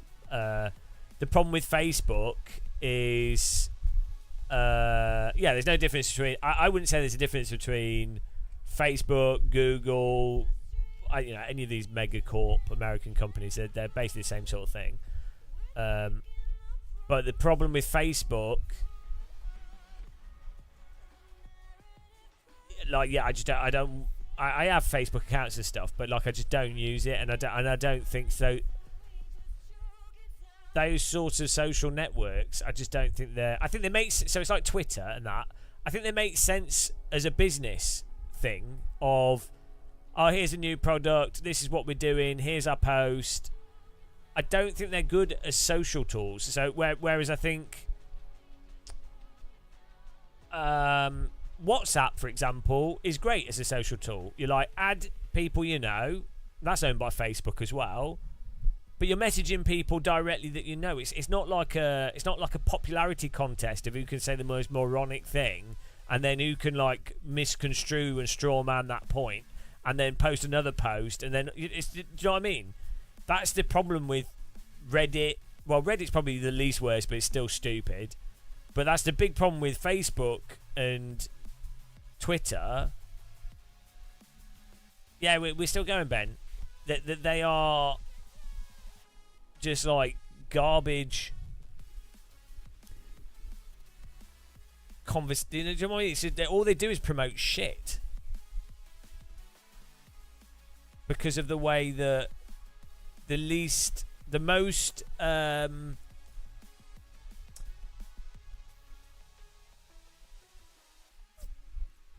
simplistic interpretations and the most base human instinct, which require the least amount of thinking or critical thought, are the type of things that are going to spread on those platforms the most. Because it takes such an amount of effort for someone that's a moron that finds a whole bunch of other morons to promote something that's a load of bollocks. First of all, you can't argue with like a moron. There's no point. They're not going to. You can't explain to a moron why they're a moron. You could gradually, over a course of 10 years, actually slowly get them into understanding very basic critical thinking, very basic understanding of how science and stuff works, or very, or get them to understand certain topics. But that would take like 10 years. You could never like explain why a single point is incorrect in a way where they would accept it. It's like flat earthers. Like, there's no point. You're not gonna. You could give them 10 different examples of why the Earth probably isn't flat, and they're not. They're not gonna. They're never gonna take it in. Do you know what I mean? You're never gonna. This is gold. Well, it's like the sim rig thing, Sim. How many comments? It's quite funny because I watched Random Call Signs video of your rig and the new rig that you guys did. How many comments are people going, I could buy a real car for 50k? Or like, why would they buy that? If I could buy a T-slot sim rig for £1,000. It's like, because it's not the same thing at all. It's like, it's people don't even understand like business to business pricing or tax or service. It is really weird. And even on like the Apple Vision Pro, people don't understand that £3,500 is actually cheap for a device that has a fast computer, eye tracking, 2 ultra high completely new technology OLED monitors, 2 very high quality lenses, which if they were sold as camera lenses would cost like £400 each probably, and completely unique software. That £3,500 is a good price for that device. I mean, £500 for the Quest 3 is actually insane.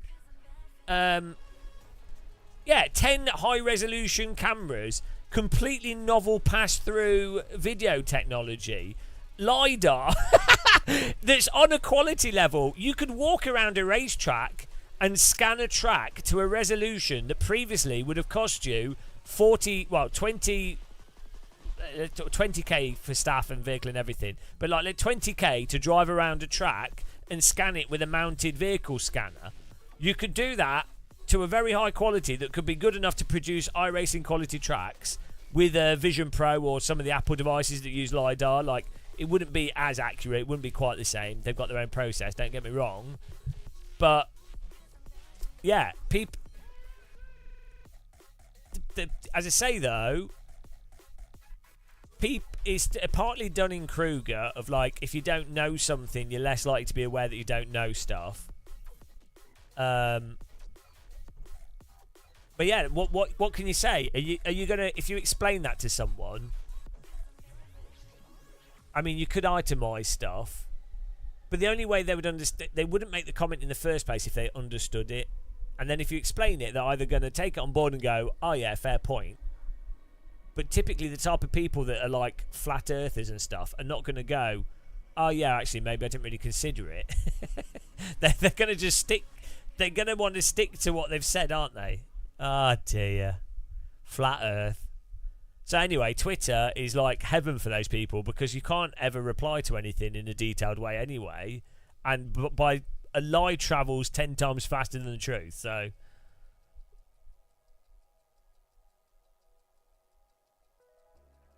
I don't know if they're in it for arguing. I don't know what it is. Yeah, that's the best. That's the only solution, is to just ignore it. But at the same time, you do want to be respectful to people, and there is sometimes people do actually take stuff on board.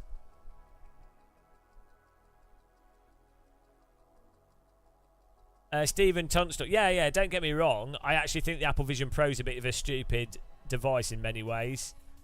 Because Apple are pretending it's a spatial computing device, which it is in their definition, fine. But then so's the Quest 3 by the same rules and logic. But it seems like Apple don't really... They've built a VR headset that has pass-through. It's a VR headset. But they seem to think that it's more of an AR headset than a VR headset. Which is a problem, because for an AR headset to make sense, it needs to be really light and something you could just wear all the time, or something that is functionally a lot better than just using a laptop screen or a tablet. Like, the problem is, I don't think unless they were to make it a lot lighter, which they probably could do with the current tech, you could take stuff off it, you could remove the facial interchange, you could set the lenses up so that you're not blocking your view totally, you could remove the front screen that's on it, you could make it out carbon fibre for everything, remove the metal. I know that the metal's not the heaviest part of it, it's quite thin metal, and it does add strength to it, but you could different design of head strap.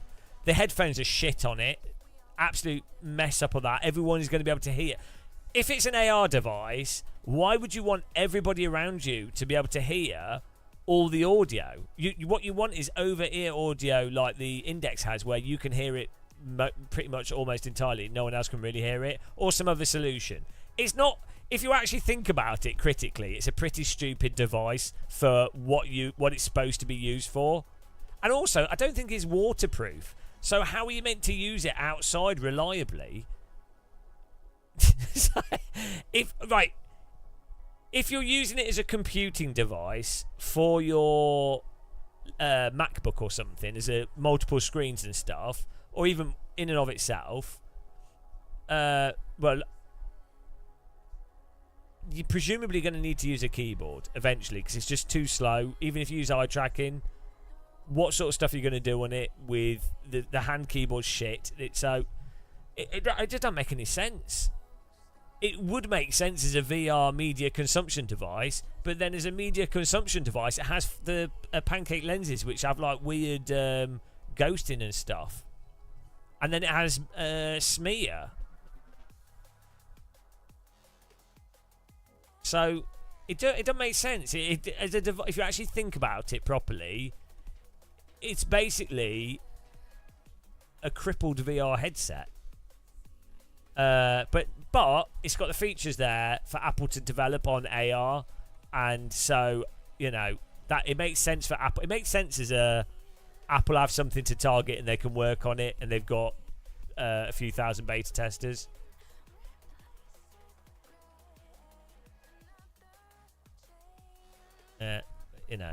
Right, let's get some fish going. I'll be back in a second, guys.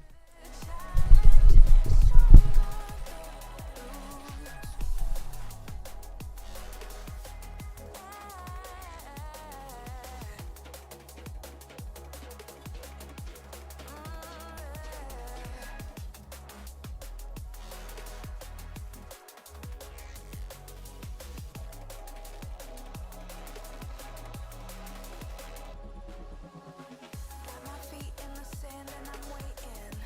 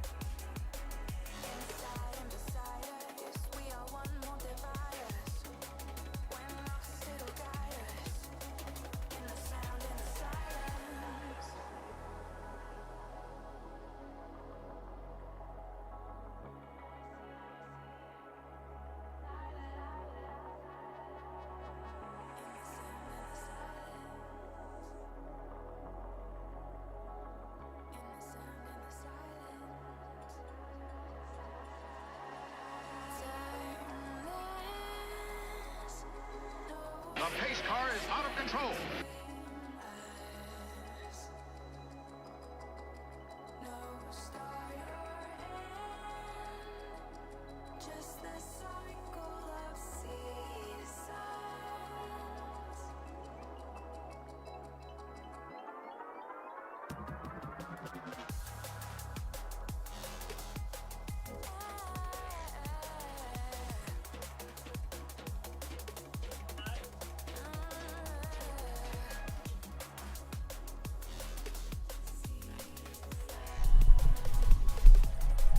Headphones.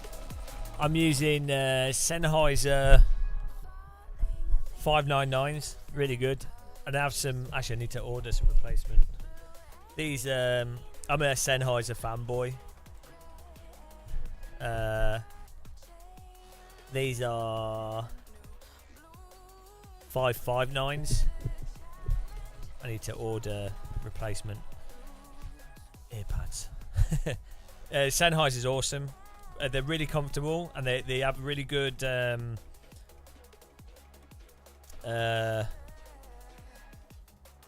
have really good for electronic music, dance music, and that kind of stuff. I mean, good for anything, to be honest. I'd say if you really like classical music and singing, like classical singing, I'd go for Grado. Or if you like acoustic guitar, violin, classical singing, Grado's probably better for that. But if you like dance music, but you're playing video games, you like bass but not like ridiculous over the top bass, Sennheisers are that, and the comfort of Sennheisers is the best for me. I have a weird issue with, it's not really an issue, but my ears, if I put pressure on them, they hurt very quickly. Like, even if it's something just touching them gently. It's really weird. I don't know what it is, but it's probably a blood flow thing. So, yeah, shitty beats. Well, you know, if that's what someone wants, if someone likes like an oversaturated bass, then fine.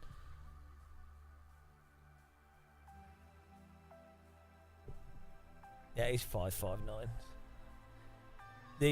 I'd say the ear cups tend to wear out after about 2 years. See if these are compatible.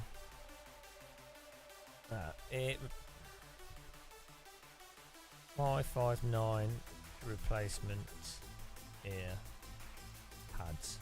They're like velour, which feels a lot nicer on your ear.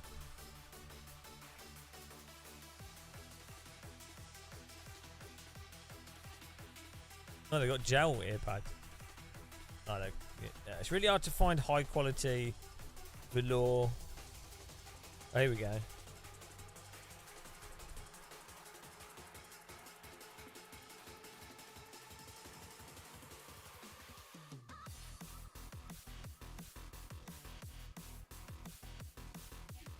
Are these velour?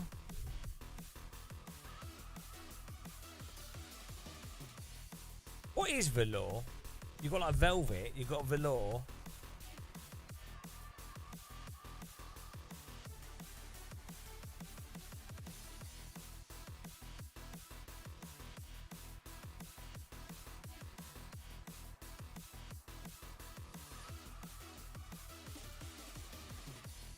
Yeah, see, a lot of them just stick on. It doesn't work very well.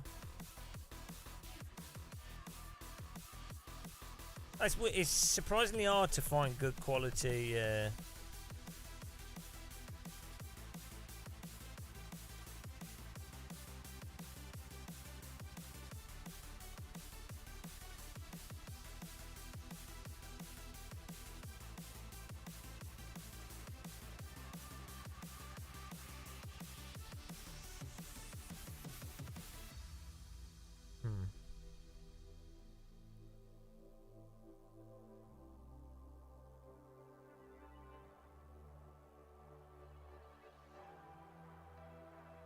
I'm going to try these. Spandex, is that the same thing? Velour is a plush knitted fabric or textile similar to velvet. Yeah. they're a rip-off, these ear things, but like the other choice is to just buy new. I don't think you can buy Sennheiser official earpads.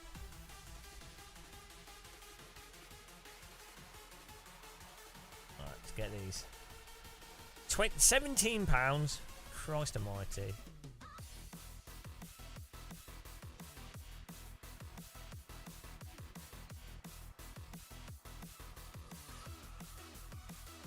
I mean, you could buy a pair of headphones for £17. Oops.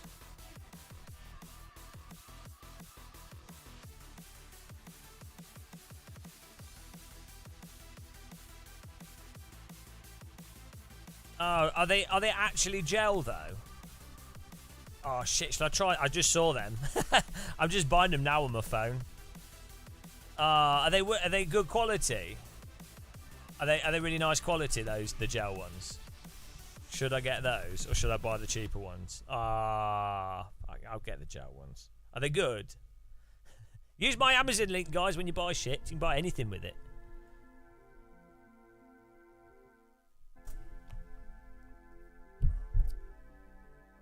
Okay, I'll buy the gel ones. I'll cancel this order. Oh, shit. Oh, it's alright. Cancel. Cancel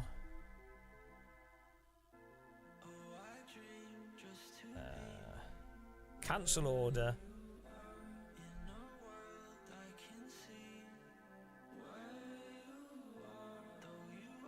Cancelled.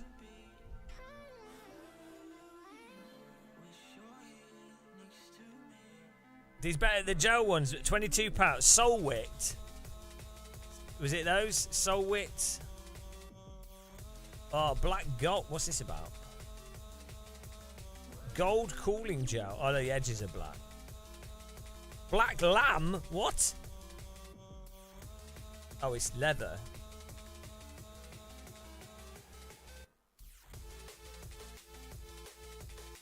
Ice silk fabric. Okay. I think this is all marketing bollocks. Wow. These better not be too... these better be soft. Well, we're going to try them. If these aren't good, I'm going to be... I'll just complain to Amazon. I'll just say to Amazon, I'll be like, Amazon, I'm not happy with them. And Amazon will be like, would you like some money off? Okay, yeah, fair enough. Can I get him for today, though? Today, fast and free. There we go. Bought. You made me spend an extra $3. He upsold me. Probably works for Solwit.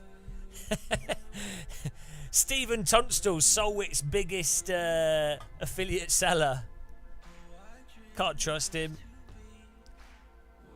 The GT4s are shit on iRacing. I mean, if you like iRacing, you might enjoy them, but they're the worst GT4s in sim racing.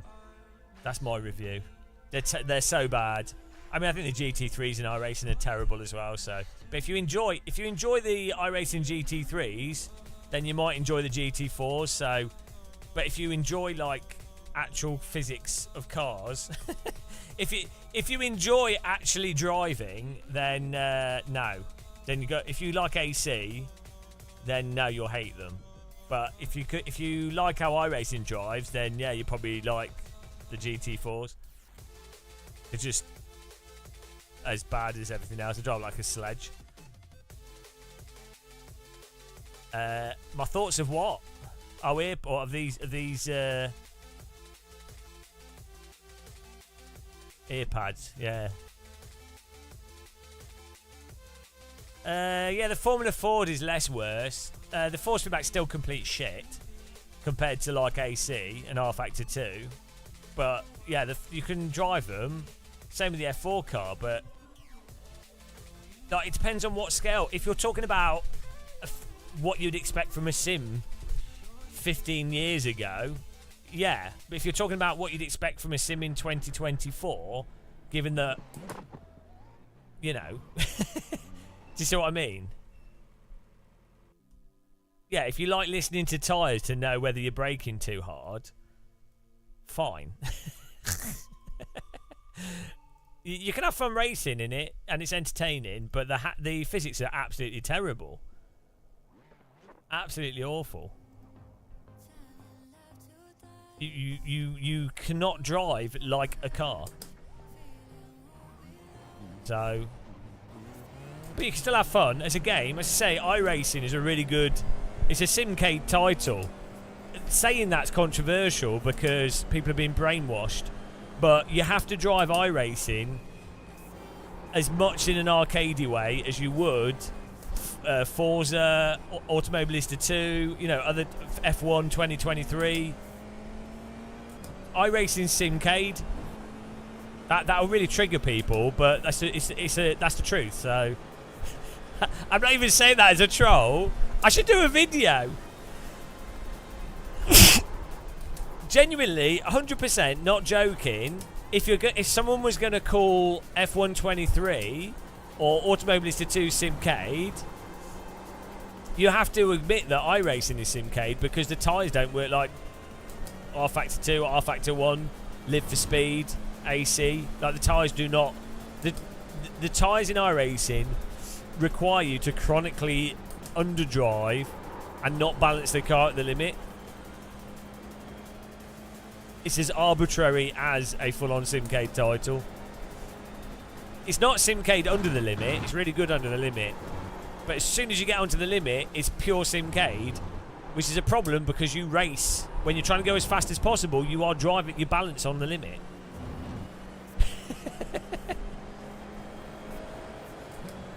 Yeah, all the Simcade titles make you better in IRL. And no, actually, you could argue it both ways. So you could argue that iRacing makes you better in real life, but you could also argue that it makes you worse because it makes people underdrive. So I would argue that it would probably make most people better in real life. But I've actually had this conversation with real world drivers, and some of them would definitely say that it would. The real risk is that you learn how to drive in iRacing, and then you just chronically underdrive in real life. You don't lean on the tyres or balance the car properly, which for a lot of like F4 radicals, there's a whole bunch of cars in real life where you would drive them really aggressively. That's just how you know. So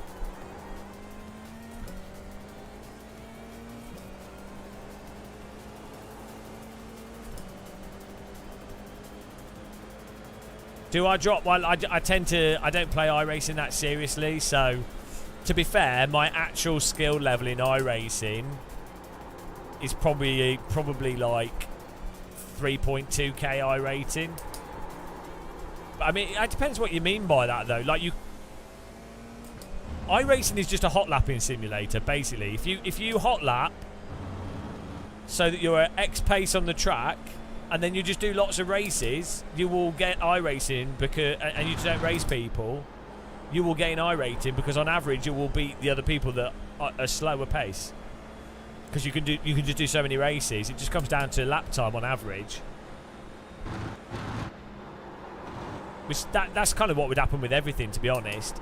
But the problem is that you are actively punished in iRacing for doing very normal racecraft or very basic driving. You've got about 2 laps. So, you know.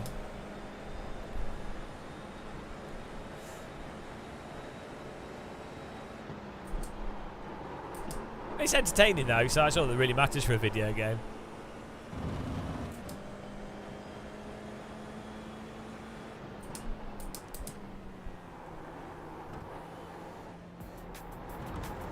I'm using the Moza R12 at the moment. Yeah, it's entertaining. I think iRacing is the most entertaining driving sim, especially for viewers. Not to drive yourself, but for people watching a live stream. Yeah.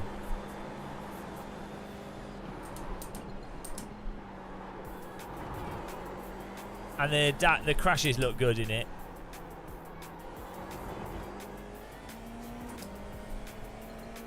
To be fair, the Formula Ford and this F4 car at least are not totally brick-like. I mean, the F3 car as well could be quite fun.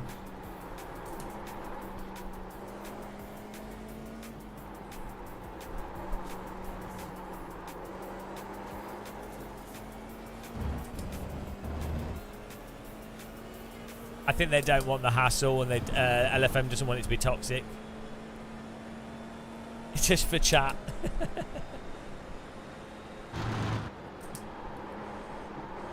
Yeah, I do find once you're up to speed with iRacing, it's easier to drive than AC, for example. It's less. For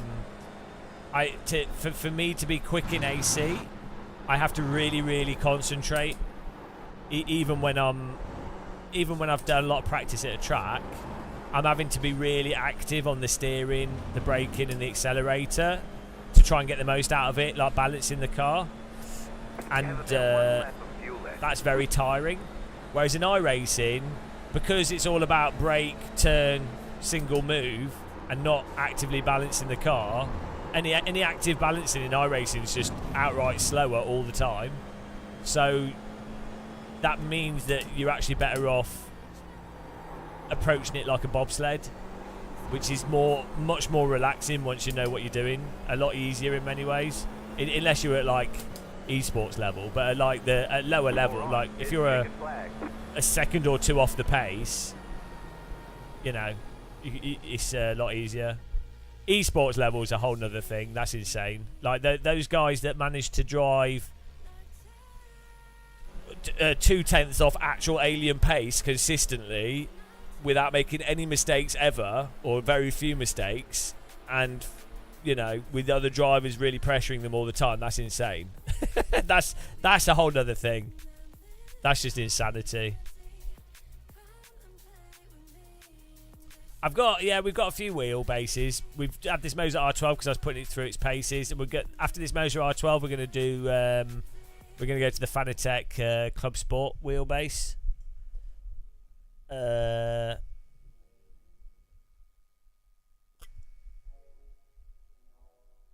Yeah, I like the I used it at Simulation Expo. It felt really good. Hang on, we're doing I just did Qualu. I know.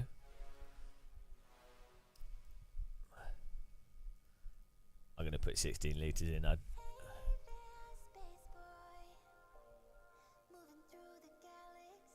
See, I will hear you, and to make a lot of sense. Then I go on YouTube and hear people like Daniel Morad. Yeah, but I don't disagree. I don't think I disagree with what Daniel Morad said. He likes the competition. He doesn't like the braking in ACC, which is fine. And ACC is a bit weird as well. I mean, I think ACC is worse to drive than iRacing in many ways. So,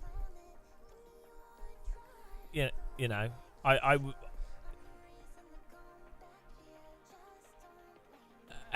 think both ACC and iRacing are massively broken.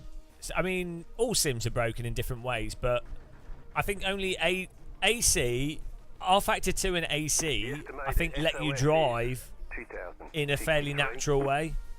So keep it clean. The DNF today would hurt our points a lot.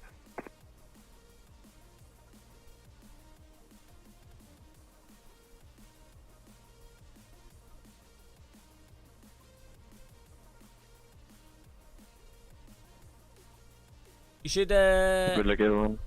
You should ask Max Verstappen what he thinks of iRacing or AC.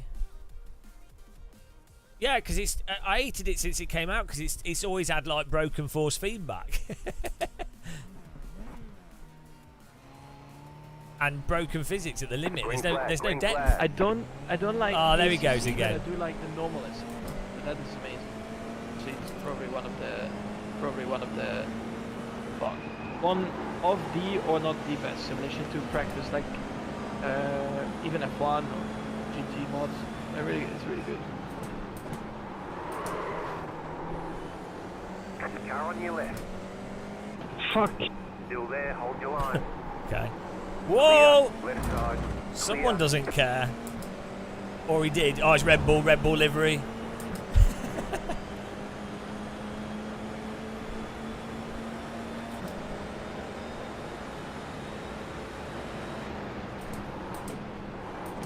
Right side. Still there. Stay on the left. Clear on the right. Go left. There's an incident behind. Car right. Go right. Clear. It's all fine. That's all good.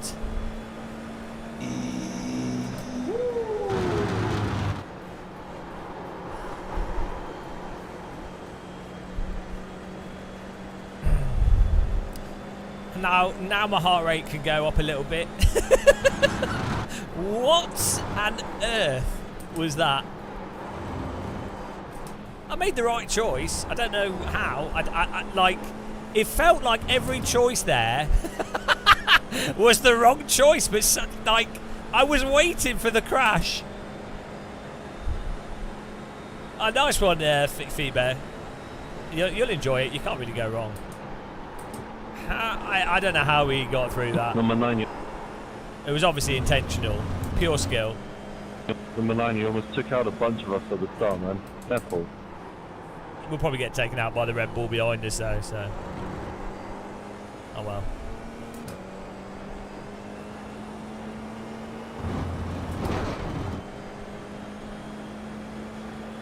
You're in 4th position. Let's go.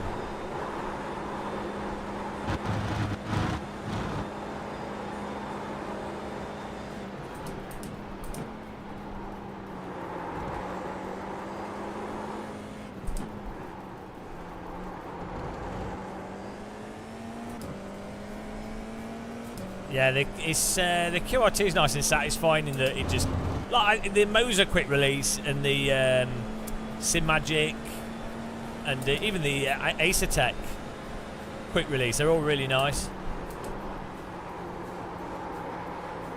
There's something really satisfying about a quick release that is genuinely a quick release, but also completely rock solid as a thing.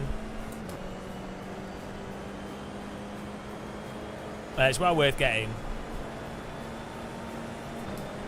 If you get another wheel, yeah. Obviously, if you don't, it doesn't really matter. But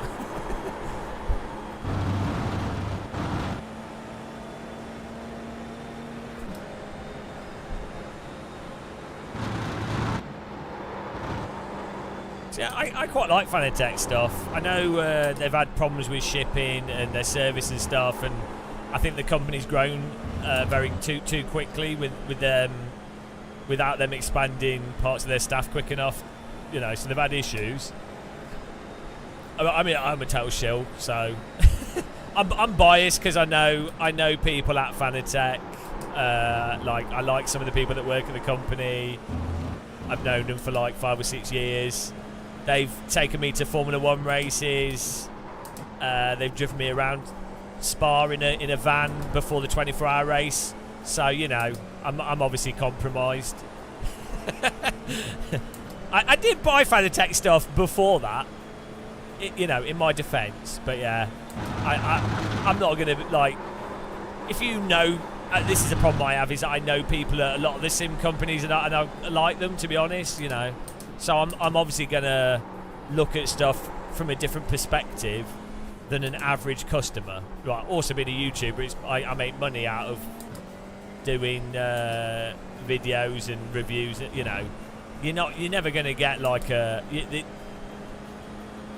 YouTuber would say otherwise. Like you're not going to get the same perspective from a YouTube. And if you're making a video, even as an independent person, just the act of making a video is probably going to make you frame your thinking about the product different to if you bought something and then someone asked you, oh, what do you think?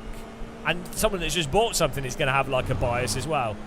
But yeah, I would definitely say, because I like people that work at Assetto, Fanatec, different companies. I don't really know anyone at Thrustmaster. I don't like them. I don't like people at Logitech either. But yeah, the Assetto guys, SimuCube, Fanatec people, they're all really nice. Thrustmaster people are not nice. Logitech, they're the worst. I do know someone that works at Logitech, they're nice. But most of the people at Logitech are terrible. I only know one person that works at Logitech. They're really nice, but the rest of them are shit. Put you in the right direction. Oh no.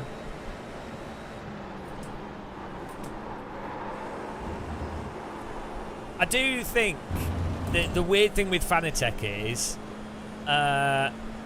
so like before I knew them, like before I knew the people that worked there in the company, like actually, because I visited their old offices and stuff. Before I knew them, the perception of Fanatec I had was completely different to the reality of the company, like way more so than other companies. So like, and I actually think Fanatec would be received a lot better if more people knew the actual company, in a sense, or knew the people there. So I think the perception is because they've been successful in sales and they market so aggressively and they're marketed on like massive sporting events. The perception is like, oh, Megacorp, Fanatec, do you know what I mean? Evil Fanatec Corporation, or like, oh, and they're actually quite small in many ways. I mean, they've got quite a lot of staff now, but like, they're not like. So Logitech is genuinely a huge corporate, like massive company with like the departments all over the place. You know what I mean? Logitech's insane. It's like a like a huge tech company that, you know, obviously they sell loads of shit, cameras, keyboards, mice, other stuff for game console, you know. Whereas Fanatec literally just do sim racing stuff. So yeah, you do. Shows you how marketing really gives you a perception of something where you have no other information.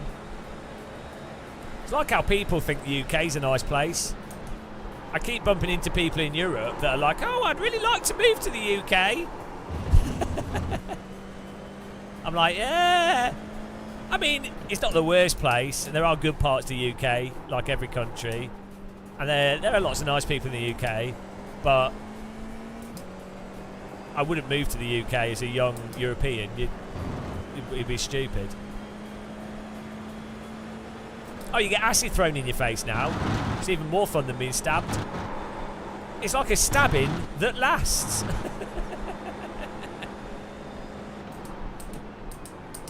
It's like a chemical stabbing. It's a stabbing that keeps you warm in the winter.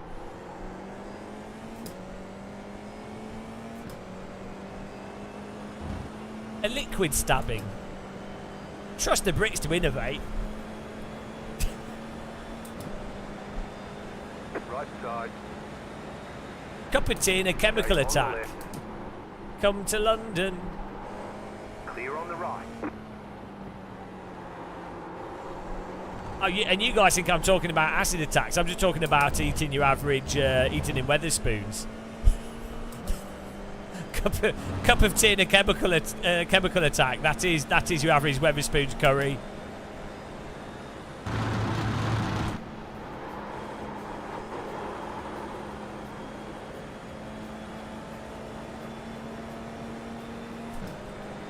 She's not. Oh yeah, well, yeah, but Italians. Well, okay, so what the fuck are you doing, you bloody idiot, man? What the fuck? It's that line, 17. He's having fun, you bloody idiot. Yeah, see, iRacing, it's a nice time. Let's save that.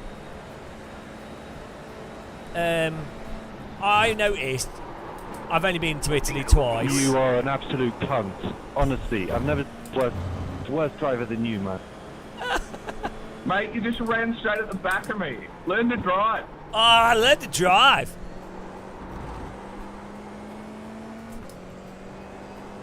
Everybody's having fun in iRacing, where people from around the world gather to play games in peace and harmony. Car 1 is up in front. Learn to fucking drive when you take the Hamilton line through cops, yeah? Fuck off, man. Oh, the Hamilton line. Learnt it. drive.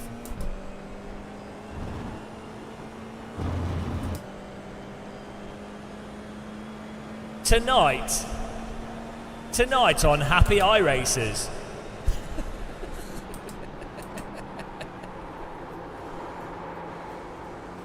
I've never seen anybody lift off or brake that much. Slow down in the middle of the fucking corner. Yes! Just to defend the corner, the face. Yes! You're gonna He's tell me lost that his I'm hand, they supposed to be both the one lost who their learns rear how to race. wings! Fuck off, man. Car on your left. Stay on the right. Clear on the left. That move was so dumb, you cost both of us a place. So I don't Yes! know what you're chatting about. You were the We're one in who cost us first! both. Pure skill! Pure skill! Oh, what a dream! Let's go! Champion muscle, top split pole. Textbook driving.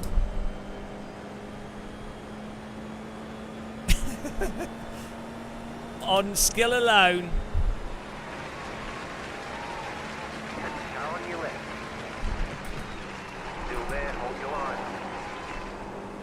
Still have quite a few laps to go. Let's not throw away this epic chance of a lifetime.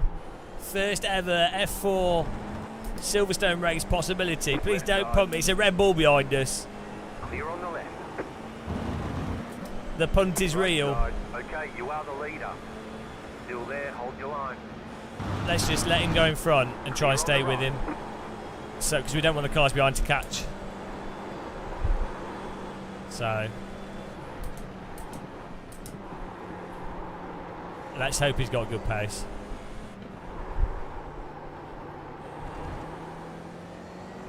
And not too good though. He's car 8. Let's hope he's got good enough pace that Nico doesn't catch up, because we've got like 6 minutes left, so we've got like 3 laps.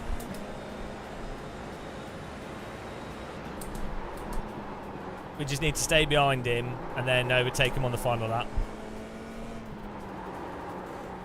But he's going slow. Come on, mate. Ah, come on. For fuck's sake! Sound like you're having a fun time.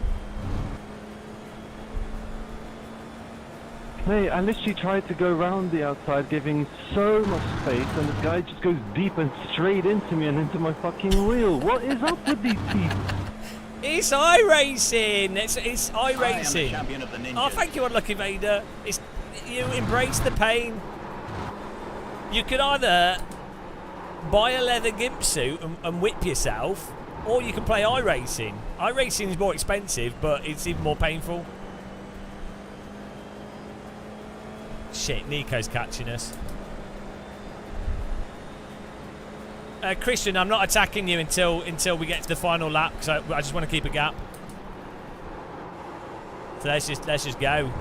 Easy podium.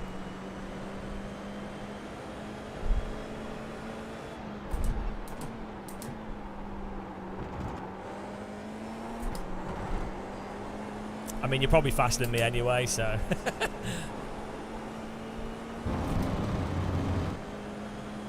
Bring out the gimp. The next car's the leader. Did a 3.29. Yeah, he's picking up the pace now.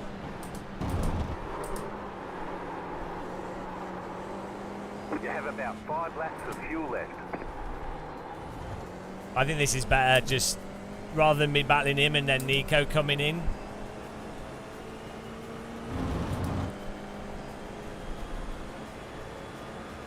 Yeah, that's what you do with iRacing. Once you know it's just about hot lapping and not really racing, and once you know how to underdrive and sort of drive it like a bobsled, once you've got that technique down, you can stay pretty relaxed. Also, I think once you've done a certain amount of iRacing, you know that it's actually all a bit cheesy. And so you just don't care. Like you've seen everything, so you know everything that can happen. You know how dumb people are. You know how dumb yourself is. I know Emil. Oh, well, it's Emil Bernstoff, guys. You need to go and follow Emil. He's my favourite streamer with a cactus. He's the only streamer with a cactus, but put that to one side. Yeah, this guy's gone full energy drink now.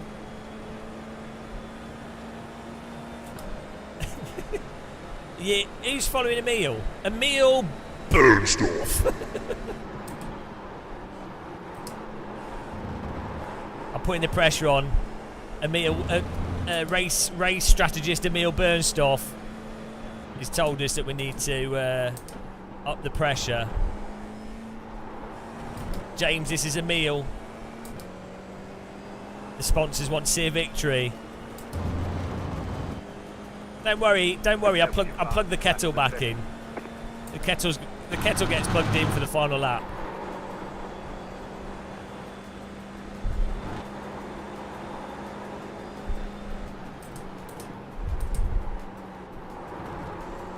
Emil's like the ultimate Zen driver. He drives with his eyes. He drives with his eyes closed. Ah! Right side. See, kettle. P9. Just set the fastest lap. 1.543. Clear on the right. Oh no, here we go. Well, looks like we're doing the defensive lark. Left side. Clear. Oh, well, you can just drive into me. That is an option as well. What's he doing? That's typical Red Bull behaviour. Ah, guys, we're not finishing this race, are we? Let's be honest. Hello, the McCallin. I reduced my rating so that we could do the challenging because I enjoyed it so much. I played, I policed the F4 races, and it took a great toll on my I rating. But we're back.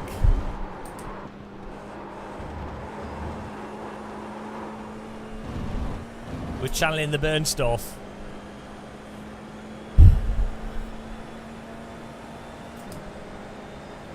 Oh, at least there's a 2.6 second gap to P3, so that's good.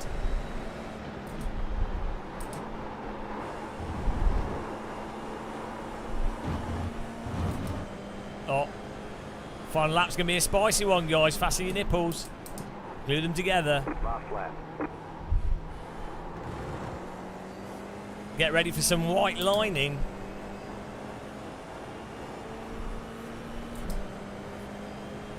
We could use my guide, the McCallin. Though there's a bug at the moment where higher bit rates aren't working properly.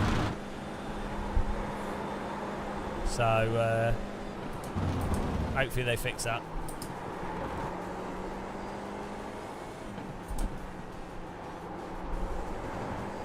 Oh, let's try and escape him here. Let's go! Yeah, with the debug tool.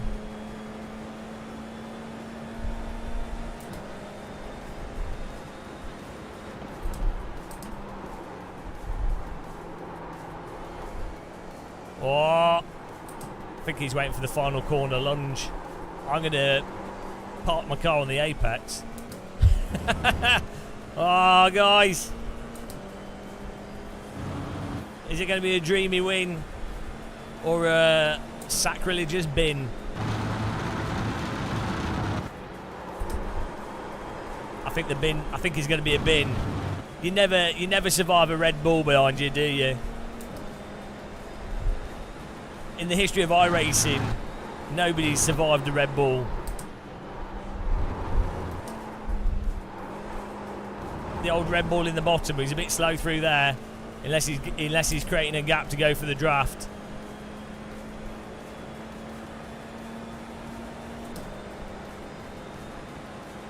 Oh.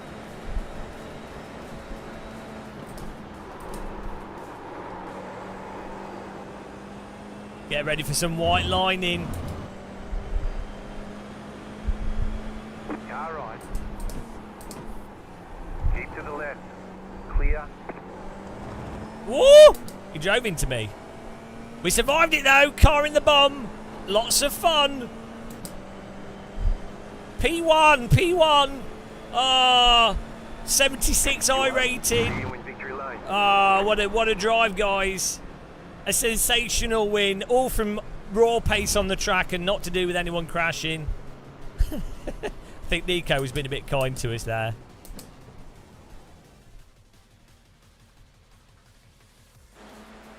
Watch my guide video on the settings for Quest 3. Yeah, good job, mate. Good yeah, job. thank you. The crowd go mild. Appreciate it, Chedhead. Oh, dear. Let's have a look at those crashes. They were pretty funny. So, that was all from Emil Bernstoff with the strategy there. I was actually thinking of coming second, but then Emil said put the pressure on. And I listened to the strategist, and you know, really I couldn't have done it without Emil. The team was there, the strategy was there, the crashing of the other drivers helped a little bit. You know, I don't want to you know, it was really to do with the strategy and my driving. You know.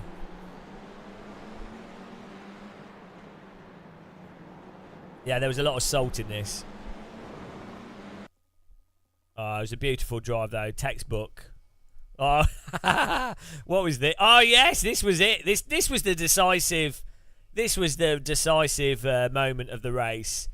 Probably crash avoidance of the decade. Let's be honest. I mean, look at this. If you missed this, this is what you get from drinking tea. Although I'm drinking coffee, but let's pretend it's tea. This is why I have a pigeon on my shoulder. The pigeon can see above the halo. And the pigeon can see. The pigeon tells me where to go. Look, go left, go right, go left again. There's a car upside down. There's a car to the left. There's also a car still on the right. There's a car in your bottom. Of course there is. This is why I have the pigeon. Absolute pigeon vision. Look at that. Left, right, smoke. What is he doing? I don't know why the car on the right's drifting. Oh, look at that.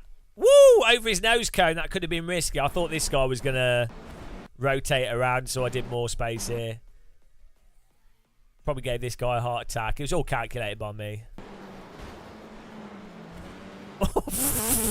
Coming through! Coming through, boys! Oh, he did. He did go to the right. I just was ahead in my mind. Oh, he missed that. What are they doing? Ah, this is iRacing. Yeah. Yeah, good job, mate. Oh, he knocked him back right. Why is he not on his brakes?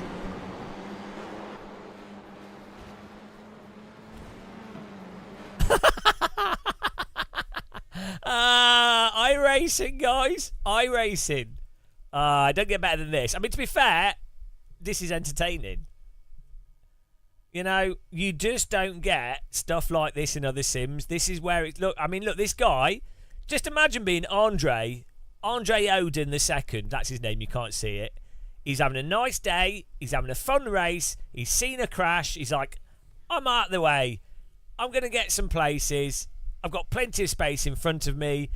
I've been careful in what I'm doing. I really enjoy sim racing. What a nice day it is to be sim racing. Happy in his head. And he's like, oh no, I'm safe. It's fine. Oh, okay, this is good. Plenty of space. Kind of left, kind of right. I really enjoy sim racing. I'm so glad I pay for a monthly subscription to this high quality online race service where the driving and racing and racecraft really fun and race over. Go home.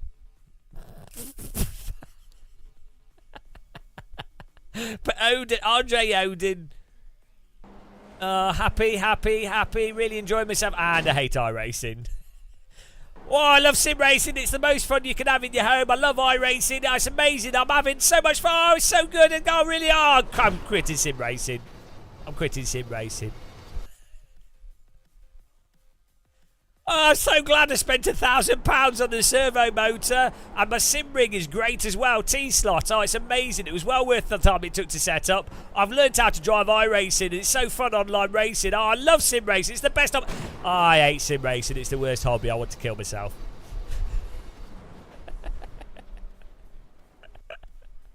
That's his brain. In the brain of Andre Odin. Ah, poor guy. We've all been there. Oh, look at this guy's livery. What is going on there? Coloured spaghetti car. It's quite cool. Looks like a 90s tie-dye shirt. He's uninstalling, yeah. Oh, what else happened? Oh, Camille. Here we go. Why was this guy getting so butthurt? Right, let's analyse the... Oh, hang on. What was this?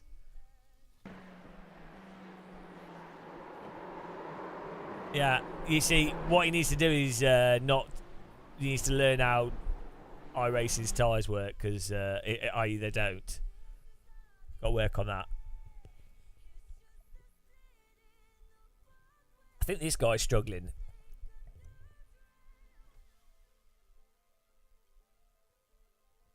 Yeah, we're looking for it, Skywalk. I need to get my fish out of the oven. I think I put the fish in for too long. I think 19 minutes is good enough for chips, but it's too much for fish. So I'm going to have some very crispy fish in a minute. Right, where was this crash? 17. Honestly. Here it is.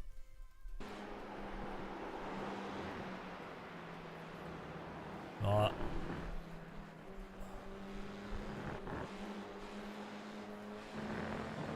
What? Hang on.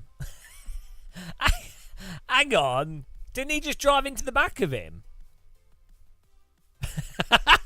He's got a better line through here. That's probably a 1X as well. And then he's gone to the left. Did that contact him there? And then the car, he's not alongside the car. Did he contact the car in front and get a 1X? In which case he's destabilised the car in front. Yeah, this was it on him, really, as far as I can tell. No, he didn't hit him there, but yeah, you can't, just because you've got a run there, the car in front is still a corner. This is a corner here, so this guy can actually turn left. Yeah, so he's coming out the right here. He's understeering. Yeah,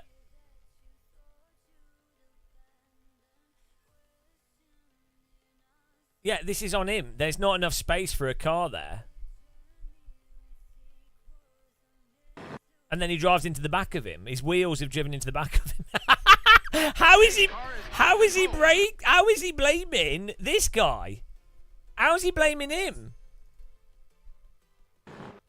He's got a faster line through here because he's hot lapped it, but he's also got a 1X. And then he's driven into the back of this car. Like, the car in front can turn left here. Like, it's not a defensive block. Maybe with netcode. Maybe with netcode, from his perspective, it might have looked like there was more space. This car, it's probably because at this point here, it looks like there's space. But this car is always going to come to the left because it's a left-hand corner. And he's probably going to be following the car in front.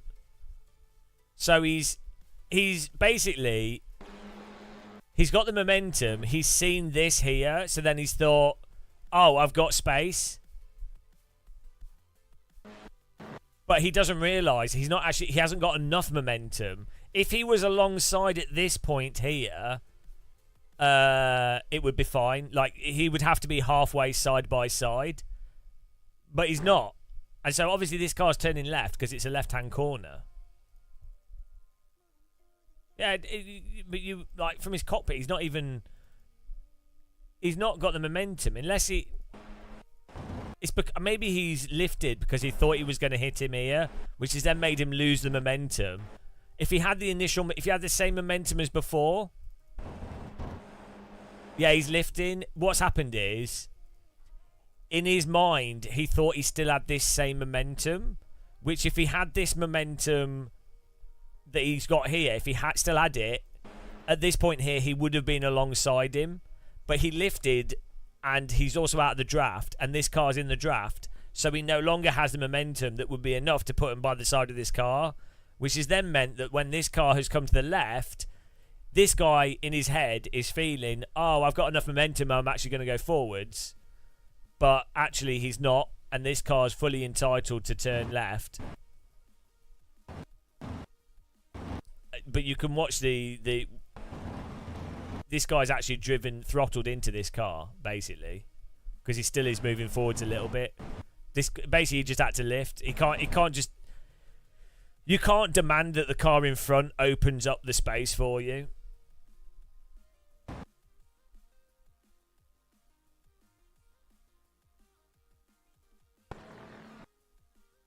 Also, some of this might be netcode as well.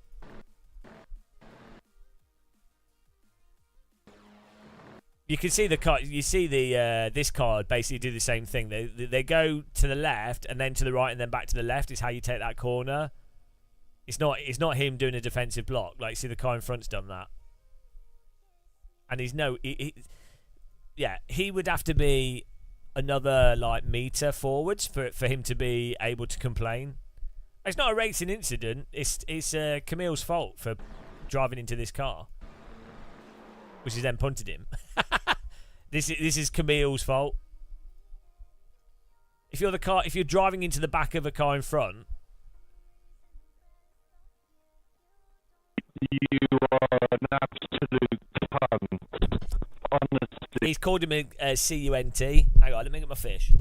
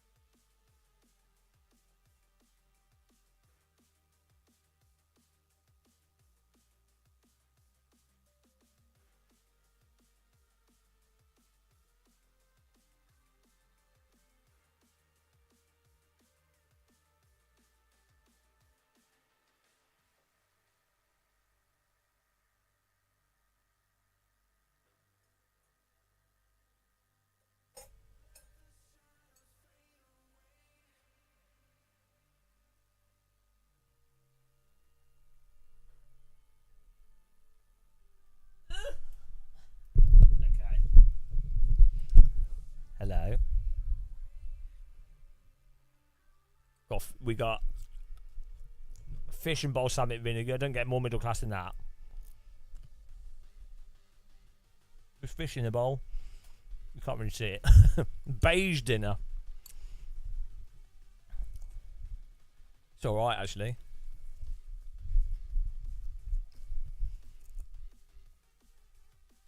No, that's alright.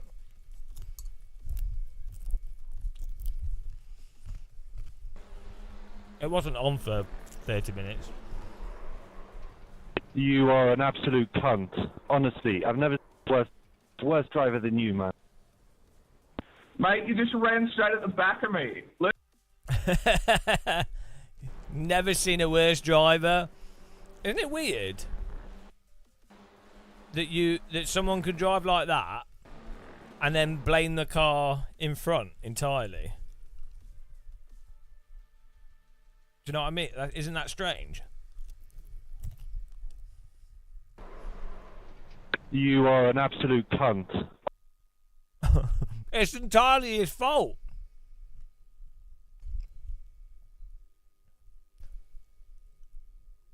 It's not like...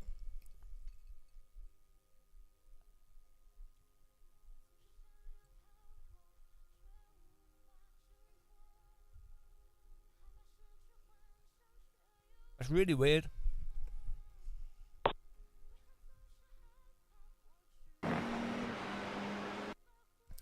What lap was the crash with the other car? Let's have a look.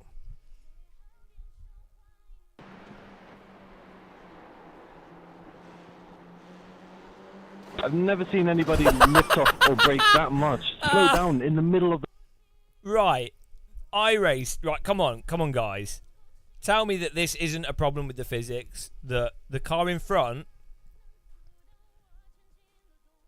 a little bit too much throttle, and you can't counter steer it, which then causes that guy to go into the back of him, which then like, what on earth? Like, no. Right, and this is all because this car goes into this corner here, slightly too hot, so the back steps out a little bit, which he counter steers and deals with. He's holding, that's fine. The problem is, the tyres should be fine, basically. A little bit sloppy, not optimal, but they should still drive like wheels. But now look, the physics are off. The tyres are off. No grip. Oh, that's just taken out 3 people. That's just ruined 3 people's race.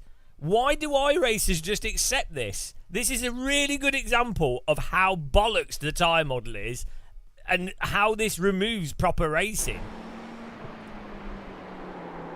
He's caught it. He's caught the slide. It's fine. No real... like, if it's wet or you've damaged your tyres or there's oil, fine. But...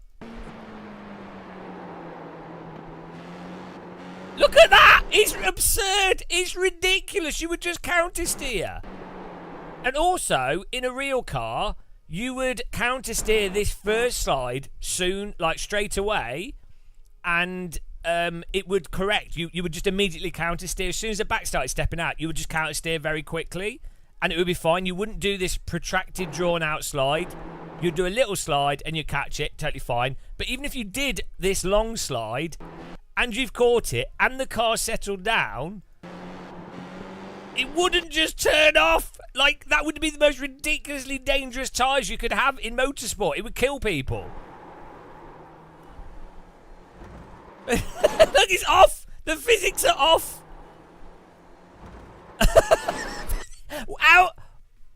How do people just gloss over that? This is P1 in the top split, by the way. It's not me. It's not me defending me spinning. Oh no. Das ist GOD for your dedication to the Iraqing fan base. Thank you. Thank you, The Shine. Thank you very much. Why do iRacers argue with me? It's so obvious. I mean, you know, it's been like this for 15 years.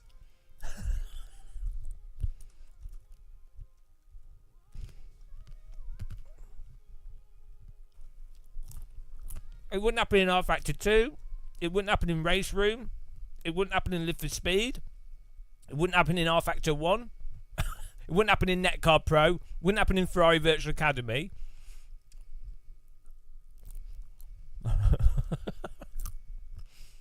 Oh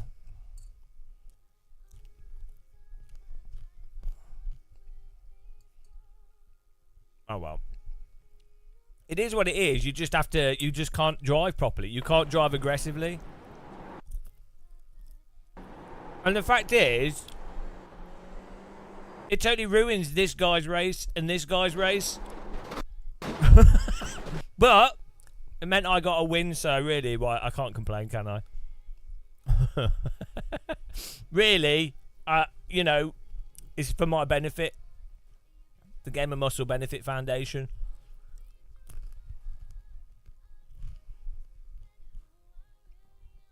I definitely do it. I'm going to do a video called Why. We could use that footage, and the video could be called Why iRacing is Simcade.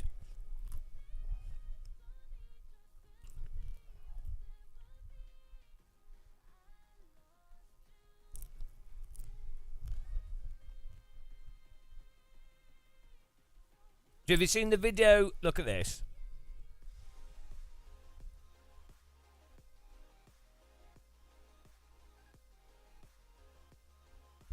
Look at this. People do not realise.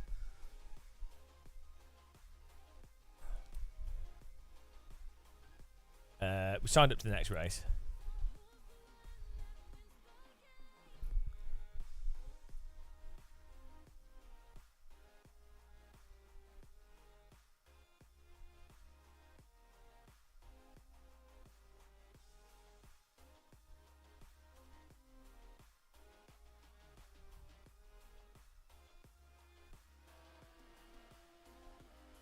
Right.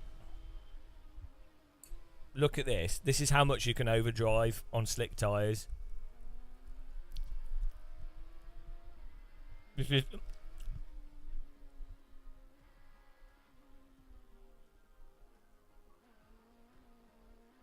This is a really good example of how, like, sim racers don't realise this.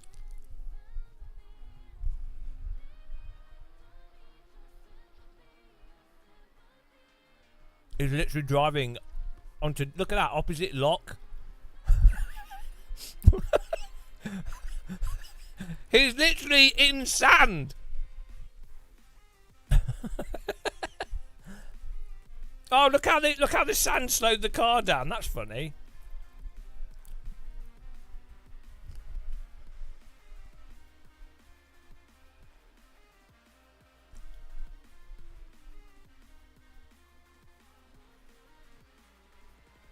No, this guy was a professional drifter, and this was like his first race in a radical.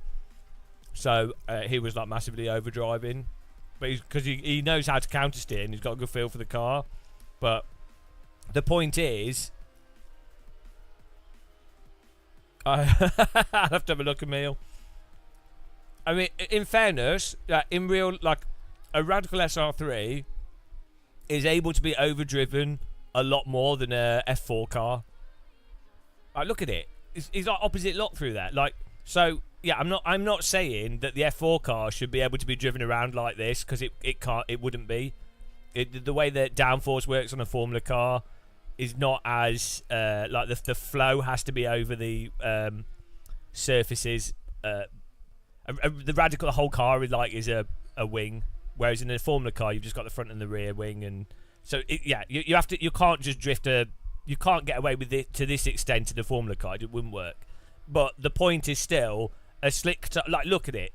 The tyres are not turning off, and a Formula car would still have the same tyres. They're the same slick tyres. So, if they fix that in iRacing, right, iRacing will be a million times more fun to race. If they actually fix that one problem, you'll be able to do proper overtakes. You'll be able to drive around the outside of corners properly. You'll be able to brake properly. You'll be able to test the limit of braking. You'll be able to lean on the tyres into understeer. You'll be able to lean into oversteer. It will make iRacing a million times more fun to drive.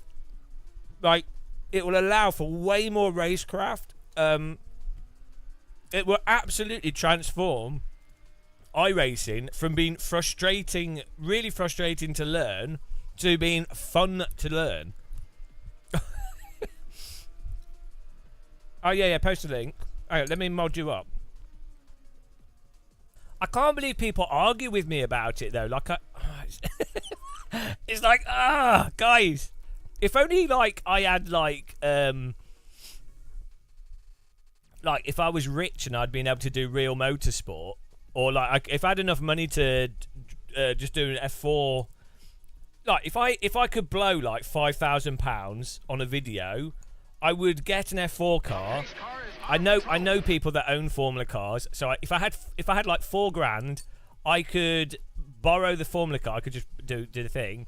I could take it to a centrifugal track, and I, as someone that does no driving at all and is shit, could then demonstrate the degree to which you can oversteer and catch it. Which would, like, just as a demonstration, it wouldn't be about going faster or slower. It would just demonstrate. That's how, indisputable, that is what you can do on slick tyres. If I can demonstrate it as a noob, obviously a pro, it would not struggle with it at all. So, no, I don't know how anyone could ever argue against that. Are you modded, Emil? So, it's just a shame that you need money. There you go, modded Emil.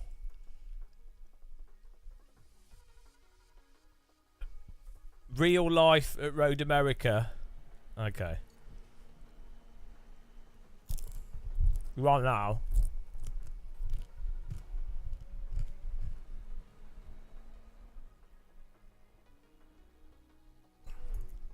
Yeah, do you know comparison videos as well are like the dumbest thing? When because you can make a comparison video look. You see it with, like GT3 or whatever sim, like Gran Turismo at the F1 games, and they're like comparison, and then the person drives. They're not driving to what you can do in the game. They're watching the real world lap and then copying it.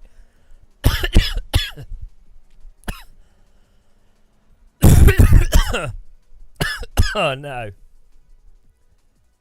Oh, that's so... Yeah, the... the real world.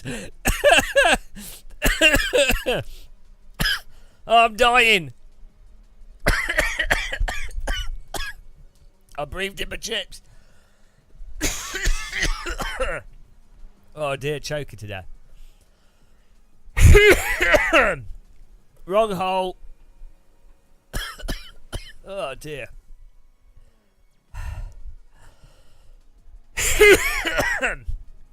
Chips don't go in lungs. Yeah. It was vinegar as well.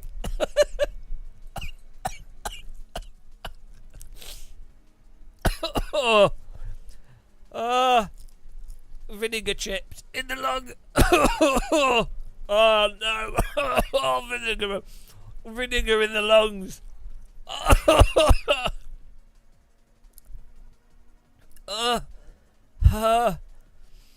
It wasn't the chip, it's the vinegar.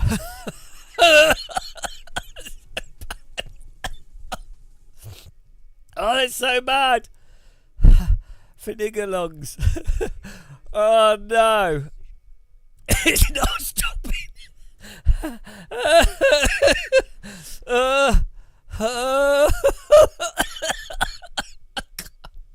Yeah. How do you get vinegar out your lung? I mean, it's antiseptic at least. God.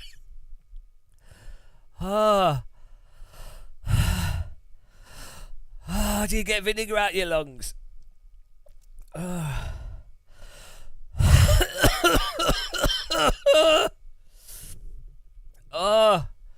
It doesn't hurt. It's just I can't breathe. Oh God. That is the first time I've ever got vinegar. But what do you do? I can't breathe in water.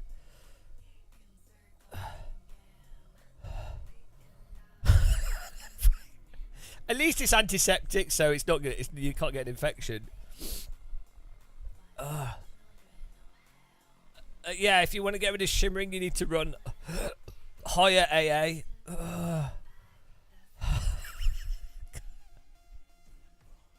The lungs should produce mucus, which will then clear it out and neutralise it. Okay, let's do qualifying with vinegar lungs. We've gone from mould man to vinegar lung. It's not choking, it's vinegar.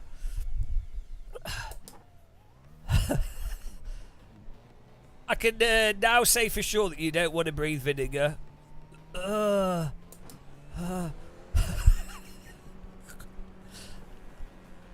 I mean, what can you do? You can't do anything. I can't, like, gargle water in my lungs. It's getting better. It is going. I think just the lungs just need to make mucus, and then I could cough it up. I think that's the only thing you can do. Oh, dear God.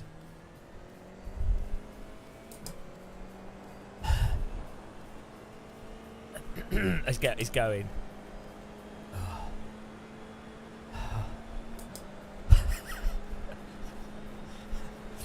Well, that's a nice experience. Breathe vinegar, check. Bucket list complete.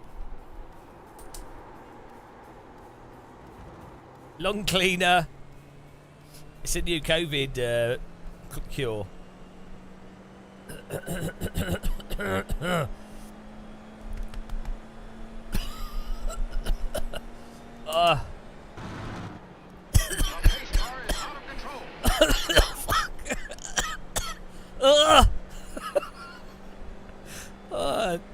Died doing what he loved.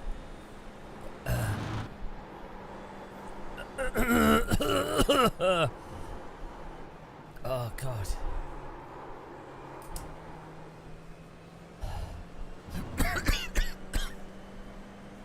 God damn it. I need to Google what to do if you breathe vinegar. Yeah, mucus model needs some work.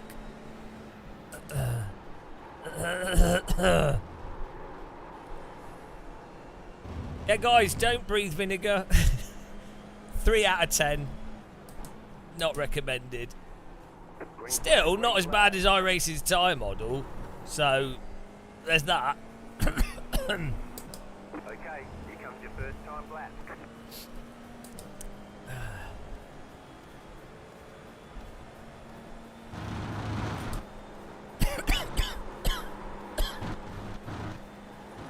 This will be my best lap time. Vinegar lung lap.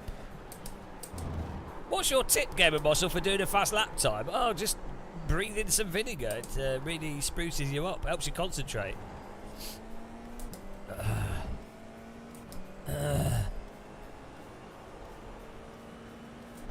Yuri, hello. Well, probably not, because apparently we're dying from breathing vinegar. How you doing, man? We're getting 6k. Don't worry.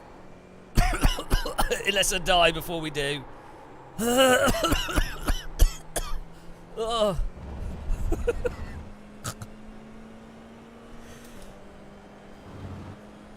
Saline nasal spray, steam. Oh, steam aroma. Yeah, that would work, because then you're breathing in water. That would neutralise the acidity. Oh, Christ. And relaxation techniques. Well, we're playing fucking iRacing. That's not going to be relaxing. F4 iRacing is positively the least relaxing. The anti-relaxation therapy. Yeah, it's getting better. It's getting better. We're good. It's definitely going down. The mucus is clearing it away. Good job, lungs. Isn't the human body amazing? Yeah, it's going. Oh, that's good.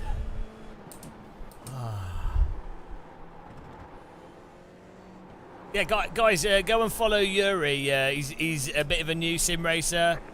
He needs encouragement. He's just learning how to drive at the moment. So give him a follow. He's got a steering wheel recently, and yeah, you have to start somewhere, so it's good. You give him some encouragement. That's what we like to see here. These young whippersnappers, you know, they need guidance. You know,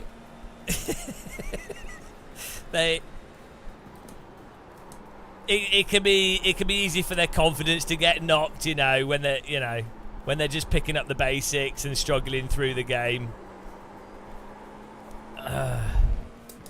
So give him a follow, guys. Yeah, thanks, Novotny. Maybe when he's doing some driving, you could give him some tips, and he might actually learn how to drive. You know, he might actually, you know.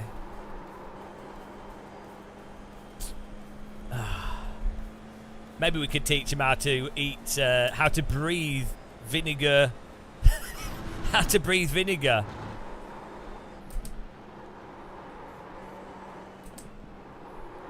All the pros are doing it. If I get it to 6k, it will all be the vinegar. Forget mold man. Vinegar man. Vinegar lung. Well, it sounds like something that the Victorians would get. Ah, I'm afraid he's got vinegar lung. Yes, vinegar lung has claimed many a person. Oh yes, your child, unfortunately, has contracted vinegar lung. Oh no! Not the dreaded vinegar lung! Yes, I'm sorry to tell you. The signs are all there. Coughing, smell of vinegar. The signs are obvious. Oh, we knew we shouldn't have let him outside and eating fish and chips from an air fryer that don't exist because it's Victorian times. And yes, another Victorian succumbed to vinegar lung. The great vinegar lung plague of 1863. Cheers, guys. Ah, tea. Christ, it's good. So good. Oh my God, how good is tea after vinegar? Oh, that's amazing. Vinegar makes tea taste better. That's weird. I wonder if you added vinegar to tea, if that would work.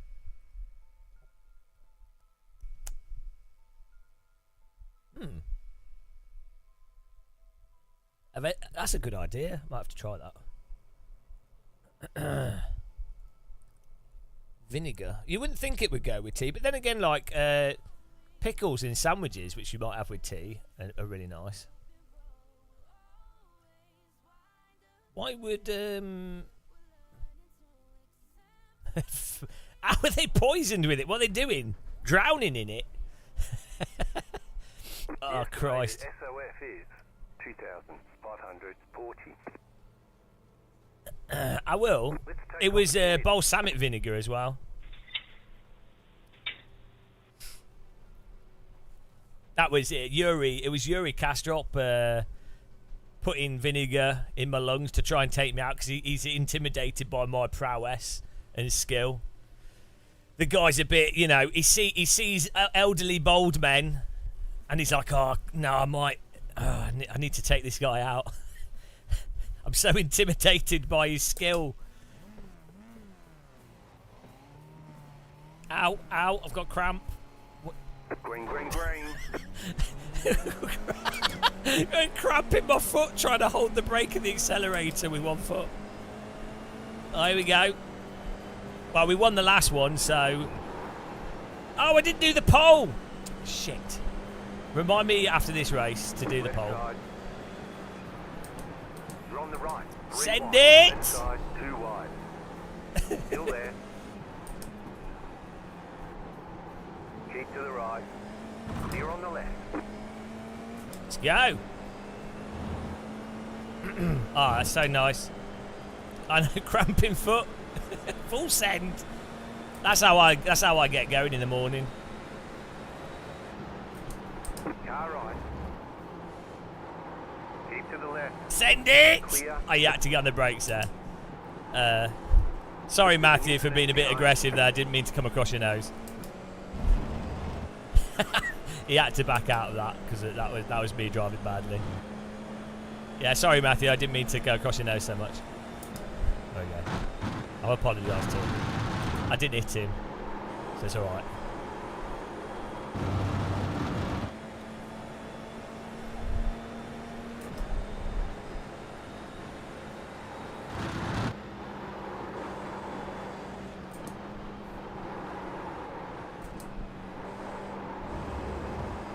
Go, all yellow flags. I think I know you can't use vinegar as a mouthwash, can you? It will dissolve your teeth. You need something alkali for a mouthwash. You can use charcoal rinse as a mouthwash, or you can use charcoal as a toothpaste. What natural thing can you use as a mouthwash? I mean, alcohol, but then you can get mouth cancer from that. Salt water. Yeah, I think it can help, but it doesn't do much. You're not going to find bicarbonate of soda in a camping situation. Go right. I was getting ready to go left then, but they both decided to just slide off the track. Active. It's all happening, guys. It's an absolute wreck fest, this. Oh yeah, you could wash your mouth in urine, yeah, but then is that gonna be bad for your teeth over a long time? That was a thing actually historically. Urine. In the past, people would use other people's urine for mouthwash. How bad is that? I mean, your own urine as mouthwash is pretty bad, but imagine using other people's. Oh, that's just bad, isn't it? Apparently tortoises taste really nice.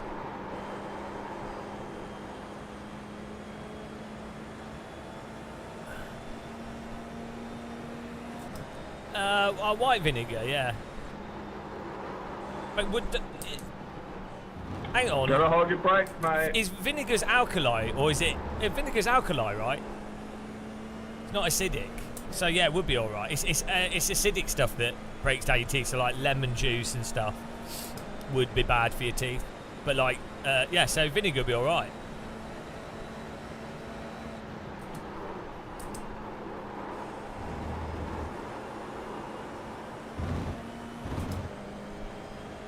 Ah, well.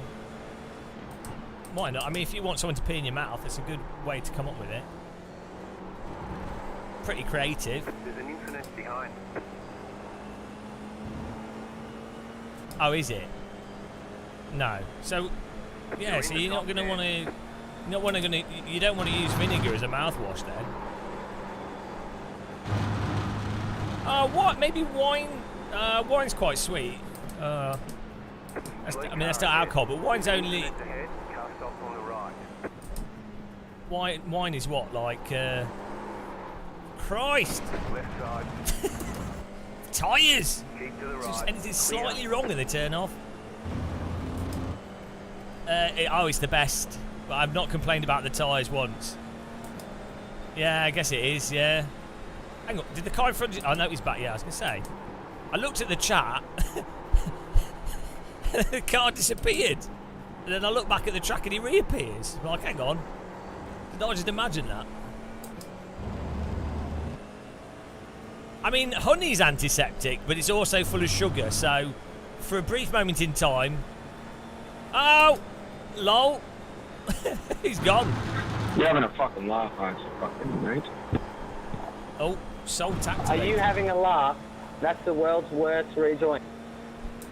Are you having a laugh? How was that a rejoin when I was in front of you, mate? Bro, you were adjacent to the bloody track. Bloody track? Adjacent? You know I was in front of you, right? Going straight ahead. Salted? You didn't want to, let off when you saw the wreck? Were you the one that was crashed or not? No, it was the car in front of you that was trying to avoid the car on the right. Mate, I saw it all. It was all his fault. It was all his fault. I can't believe it. Well, then it's not you, is it, if you were racing? It was the guy on the left that just drove off the track back into me. Yeah, a few wankers there.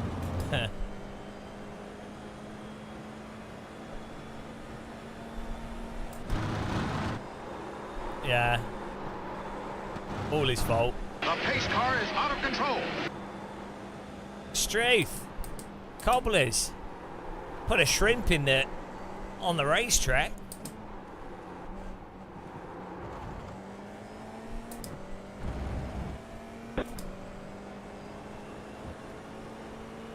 I'd like to remind you guys I got an official warning from iRacing due to an Australian complaining about me doing an Australian accent, and I got official warning for being racist for doing an Australian accent. Because Australians are a well-known different race to British people. Oh, hang on a minute. Where do Australians come from? Let's think about this a second. Oh, could it be that they're basically the same as British people? No. Yeah, nah.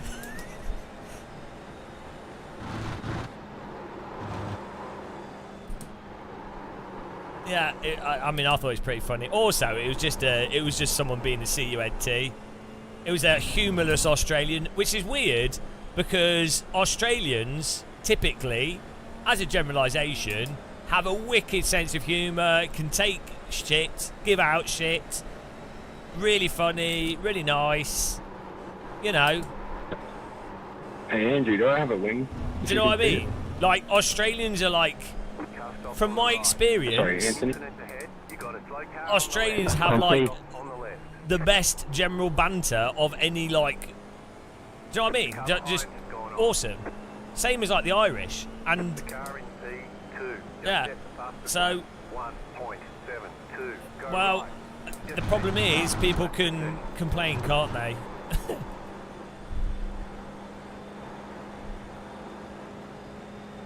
But it was just dumb. Other guys were in the same race with me, other Australians. They were like, you what?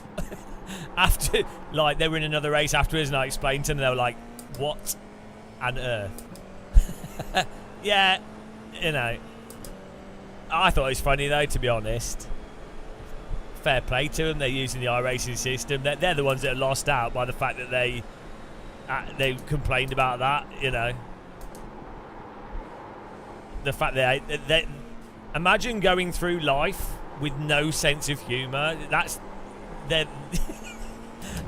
I mean, that is actually. I'm actually sorry for people like that. Well, I would be. I'm sad for them. You know. How shit would life be if you can't laugh at someone taking the piss out of you? How, like, absolutely terrible. If you're so fragile, and I'm not talking about marginalised groups that are bullied and genuinely, like, actually abused, but I'm talking about a normal like an average person that's not being abused, but is just fragile. Like, your life must be terrible. And to be clear, this is something that people on the left and right do. It's not to do with being snowflakes. It's just people. There's just humourless people.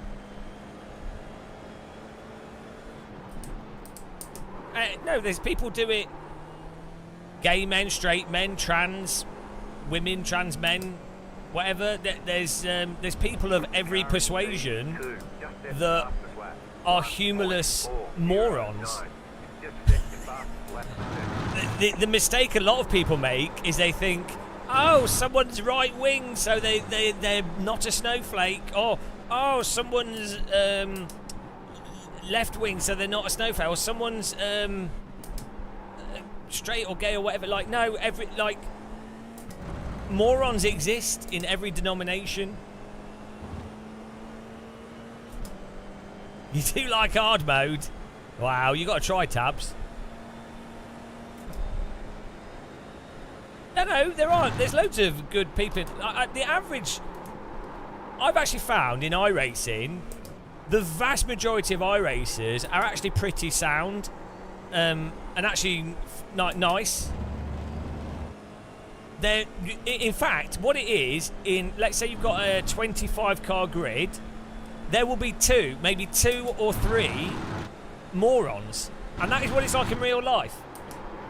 Out of there's like 3% of the population, 3 in 100 people, are total morons with no sense of humour. They're fragile. They're probably a bit narcissistic. They're maybe not particularly bright, and they're also they've not got much empathy. You know, and unfortunately, it is most people. And doing what I do, I meet a lot of people. Most people are really nice, separate to what their political views are, separate to if they're straight, gay, trans, or whatever. It doesn't matter. Most people, what about what country they come from? Doesn't matter. Most people are really nice, but 3%. That's my fact, scientifically proven fact. 3% is all it takes. Well, no.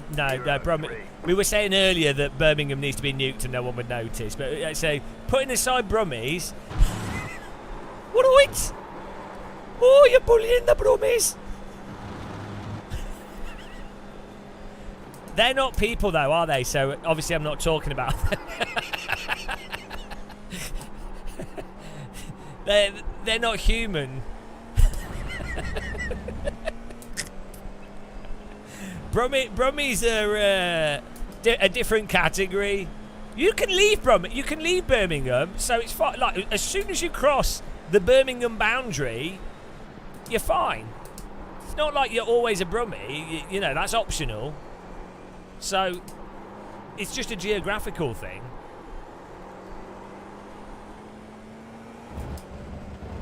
Yeah, I mean, it's probably better to build a wall around it and keep them in, to be honest. I mean, how many years of concrete exposure and bloody locks to go up a hill in the canal do you need? Like, before you lost the plot? I'm sorry, guys. If anyone comes to the UK and goes on a canal boat through Birmingham, tell me that you can do that without having a hatred towards Birmingham. After, like, I'll show you a picture after this race. After 50 or so canal locks, just to get into Birmingham, I'm sorry, nobody would ever like Birmingham. Just think, for like 300-400 years, people had to, like, do that canal. There would be people doing those locks for their job, all to go through Birmingham. And then the whole place is just concrete. Well, you wouldn't notice if there was a zombie apocalypse in Birmingham. It'd be like that, the start of Shaun of the Dead. You'd just be like, oh, this is just Birmingham.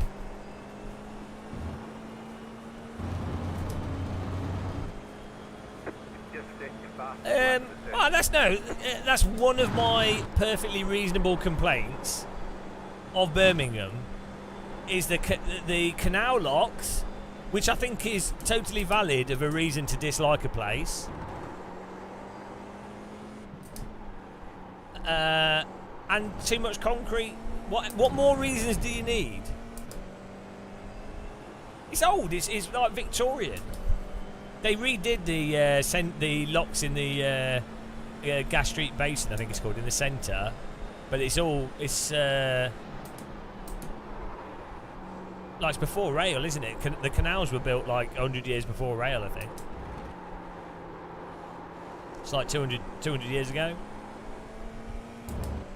It's in the Midlands. Well, North Midlands-ish. Escape from Birmingham. And then you have that stupid kids cartoon, Brum, with a little car. To be fair, the car looked cool, but like, he was always just doing stupid shit, driving around, and everyone's like, oh, this is fine. I'm from the Midlands, yeah, I grew up in the Midlands. So I'm an expert on Birmingham. I've not just made this up, I actually have experience. I do actually quite like. I like some aspects of Birmingham. I just think it'd be better if it was nuked. But you know. Oh. To be fair, Birmingham Super Prix, the racetrack, Halford's Roundabout. To be fair, that was good. Yeah, no, that part's good. Yeah. Okay. All the Indians that live in Birmingham, I give them a. They're fine. But to be honest, they're living in Birmingham, so I can't just because they make nice food and they're nice people.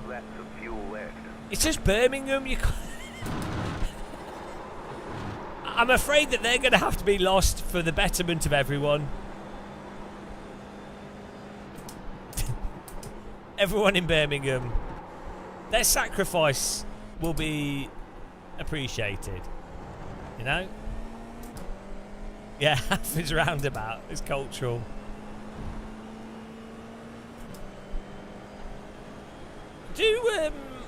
Halfords are still going, aren't they?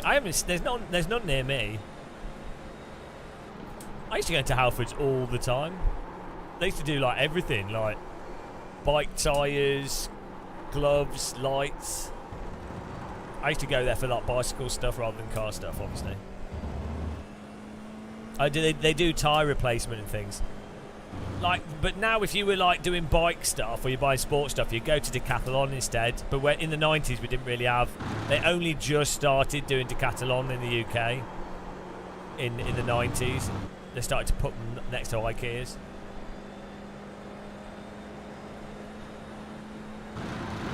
Do you know in Germany they have like huge Decathlons, or Decathlon we call them in the UK. They have huge ones in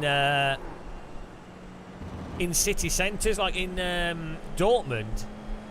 There's like a 4-storey Decathlon in the town centre in like an old building. It's really weird. In the UK, they're pretty much always. Actually, there's one in Hammersmith that's quite good, a small one. But they're normally in like big buildings.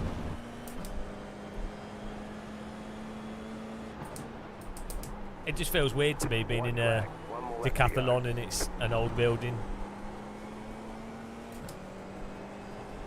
But I got my bike from Decathlon. It's really good. Rock Rider 550, £200, £230. It's a really good bike for the price. I think they're made in India.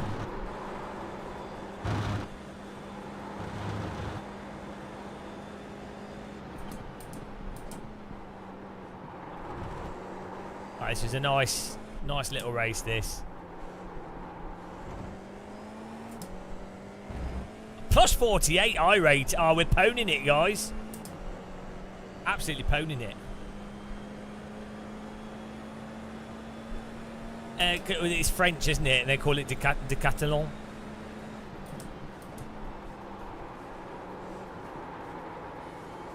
Oh, can we get one more place here? I don't know why the French don't. They say some letters and some others. But they did. Well, when I was there, they did. Maybe that was just a thing in Angers. They were a little bit strange in that area. I mean, southern French accent. I mean, obviously that is not in the south, but are you from the south of France? They don't talk normal in the south of France. They sound drunk. They're almost southern French is almost as hard to understand as French Canadian. We'll do some VR. Do you like the grinder meter? We used Chat GTP to make that. I mean, we used it for the numbers. I thought it was pretty good. Oh, it's a good idea. We need to get a programmed one. Wow, this will be a track cut.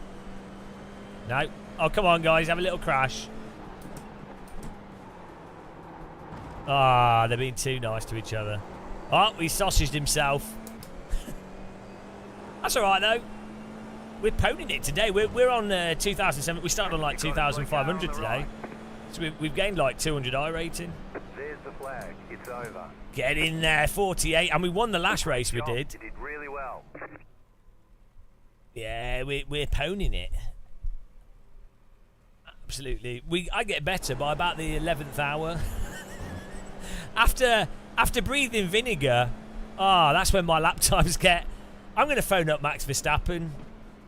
I'll be like, Max, mate. Do you know what? You should really try breathing vinegar. Really improves your lap times. You know. Why 6K? Because at that point you can levitate.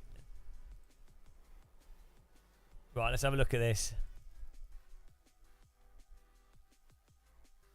Yeah, I'm like on another level for endurance driving. Maybe not real driving, but like for stationary sim rig driving. Easy. I don't have the stamina that Super GT does. He will do like Bathurst, 24 hours of Bathurst and be fast. I can't compete with that, but in my own way.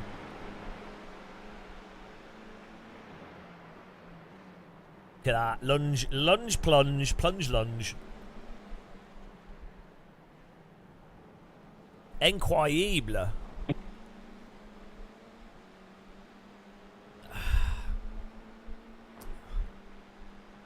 Hang on, what are all these American... iRacing? What is this shit? iRacing? What are you bloody doing? What's this shit? These are not in... we don't drive cars like this. Pickup truck. What is this shit? Why have we got American safety cars? iRacing. Yeah, apologies, Oliver. What is this? Came out on you and you had to swing across to me. We do not drive trucks in the UK. Oh, hang on. Got some salt going on. I mean, you can buy a pickup truck, but it's not a normal thing. Come on. Come on, iRacing. What are you playing at? This car park would be filled. You'd have a few Porsches.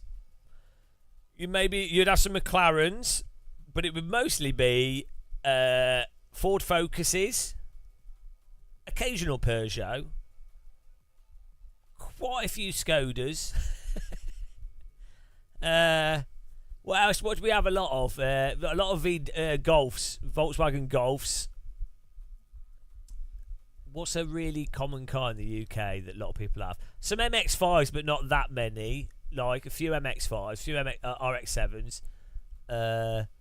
Vauxhall, yeah, we'd have some... what are they called? Hondas. We'd have a few Hondas there. BMWs, yeah, there'd be at a racetrack. Yeah, there'd be so many people with BMWs for sure. 100%. The type of people that go to Silverstone to watch racing. Yeah, look at this shit iRacing. What is that? What is that? That's like something that you go hunting for Bigfoot in. That is not something that we would have in the UK parked at a racetrack. What are you doing?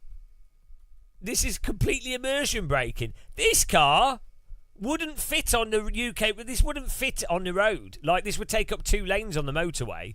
And if you went to like Devon in this car, you're not going down a road. You're going to take up the whole road. You're not going to fit between the edges. You're going to spend your time reversing every time a car goes near you. Like, it's not going to work.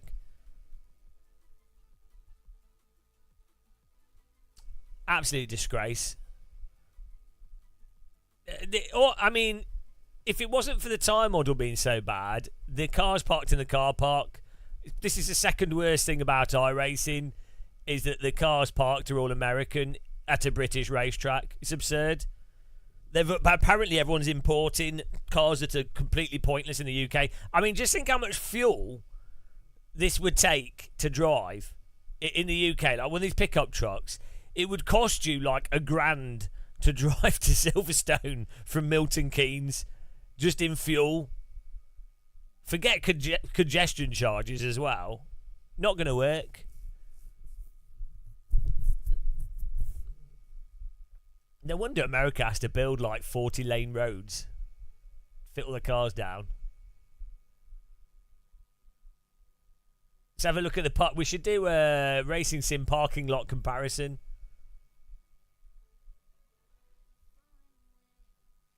I like Milton Keynes. Look, why don't you like Milton Keynes, Yuri? Hang on, Yuri coming in here with the Milton Keynes dissing. Hang on a minute. Look, you can slag off Birmingham, but Milton Keynes, right? The pedestrian areas are separated from the roads, so it's nice and easy to get around. They have robots that deliver stuff. They get stuck and they don't work properly, but they have robots. Don't work, but it's a thought. Yeah, okay. Milton Keynes has a very high suicide rate. Put that to one side. Just put that to one side. You're not going to get run over because you're separate from the cars, and the roads are nice and straight, which is fantastic.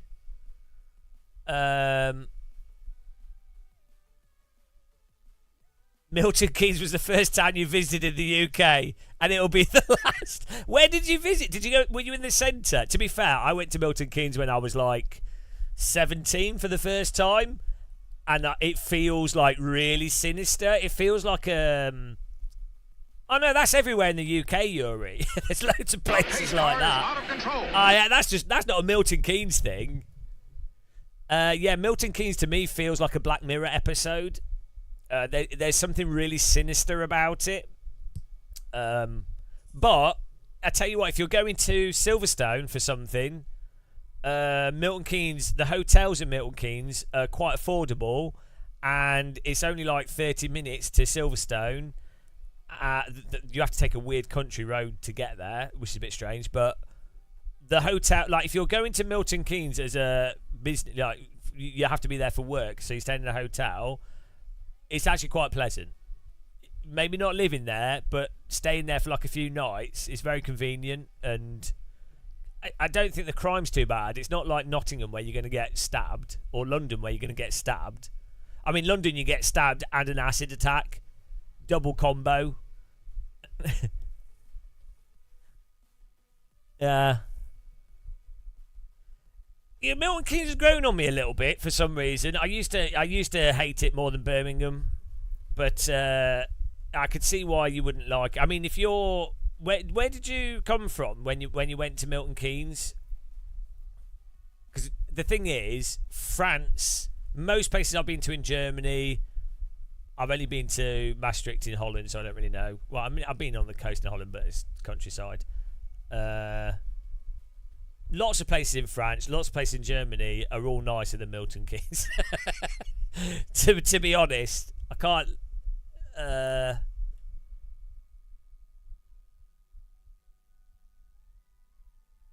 We stayed in the stadium. Oh, you're from close to Maastricht. Yeah, Maastricht's really nice. Where you just like north of it, or I'm going to go back and yeah, I might stay there for like a week or so. I really liked it there. I was thinking of doing an Airbnb and just sticking around Maastricht for a while and walking. I want to do the river. It would be really fun to walk down the river, to maybe walk from Maastricht to Liège or something. But yeah, no, Maastricht's like so nice. I mean, I've only been there for 4 days, but it seemed really nice. It's designed, but yeah, that's what I mean. It feels like a Black Mirror episode. Visit the caves. Hang on, what caves? The Maastricht caves. Hang on, it's Holland. What caves? Right, hang on. The caves. Oh yeah, no one told me about the caves. What is this? Is that like Nottingham's got like caves weirdly, which you wouldn't think about. The caves. Hang on. How did I not know about this? What? It's right on the. Just sat. What? What? I literally walked past this and didn't see it. Oh no, it's further south than where I walked. Secret caves.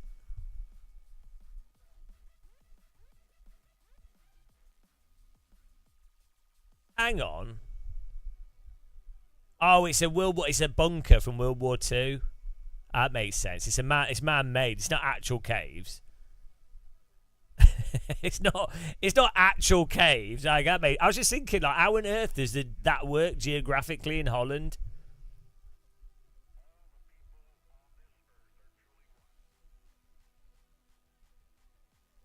Oh, is it where they stored art in World War Two? Right. Hang on, they've got two. Groton Nord, North Cave. Why do they call it caves? Ah, I should have gone to that. I love this sort of stuff. Is this like a fort from the like 1600s? Fort St. Peter. Oh, 18th century. Oh, I love this kind of stuff. We've got loads of these in the UK. I think it's awesome. Yeah, I'm not showing it on my screen. I'm just looking at Google Maps here. Yeah, so I'm definitely going to go back. Maastricht is so nice. I walked around the city centre quite a lot and down the river. We went for Sim Formula Europe. I was only there for 4 days and I was pretty tired. But I've got reason to go back. So we got to go back. That'd be awesome. Hang on, what's this? Hogue Fronton. What is all this shit that I totally missed? Why is there so many fortifications? I guess it's for the river. What yeah, this is weird. Yeah, I need to do some history lessons there. Yeah, it's a really nice area though. Caving, I would not do that. Right, let's sign up to the next race here. We'll do a new poll. We won the last, not this race, we came 6th. The race before, yeah, it wasn't the cable. It turns out Oculus have updated the software and messed things up, so it wasn't me, it was Oculus. Results and stats, here we go.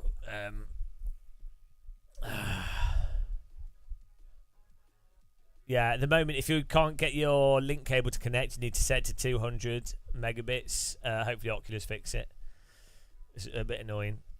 Or just use, you could use virtual desktop if you've got a good Wi-Fi router for now.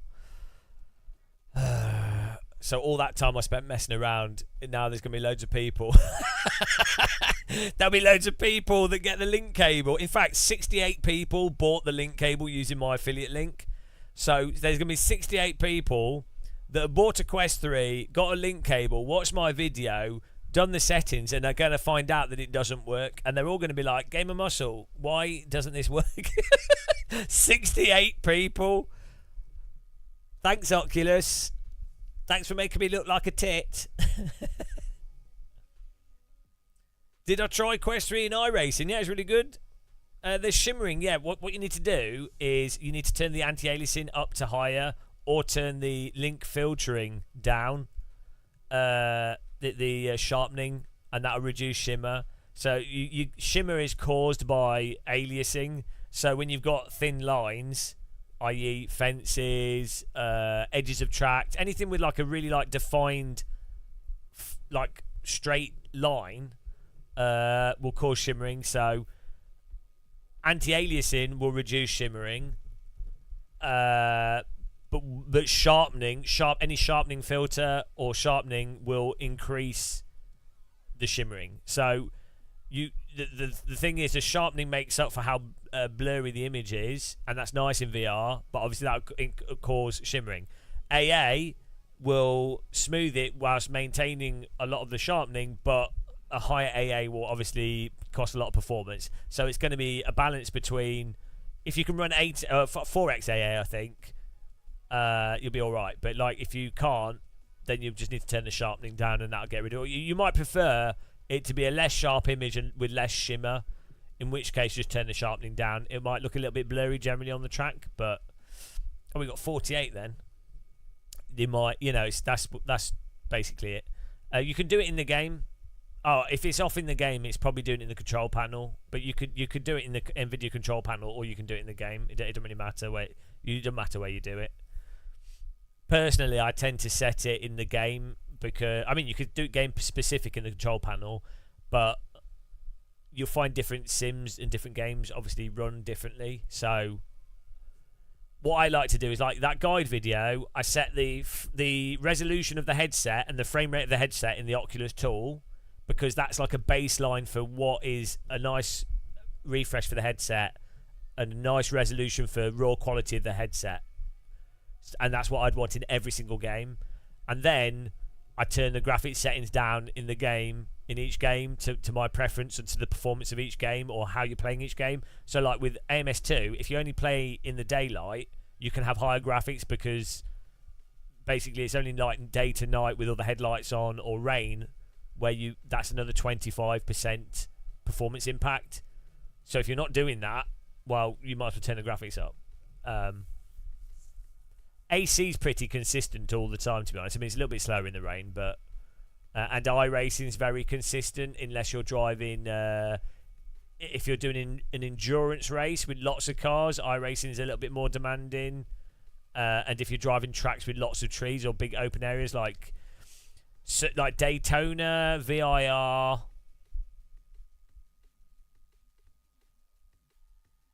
Nordschleife, tracks with lots of trees in iRacing tend to run badly. But tracks with lots of trees or tracks with a long view. I am the champion of the ninjas. Bloody hell. Thanks, JC Racer. But there's a lot of tracks that run really nice. You know, like older tracks as well run really nice. Laguna Seca, Road Atlanta, Road America, Silverstone, Brands Hatch. For some reason, Hockenheimring doesn't run very well. But yeah, iRacing is really track specific. And then, as I say, if you're driving like Formula cars in iRacing aren't that demanding, but a full grid of GT3 cars is a lot more demanding. Thank you very much, JC Racer. Let me just add you to the list. I really appreciate the channel membership. Thanks for supporting us. JC Racer.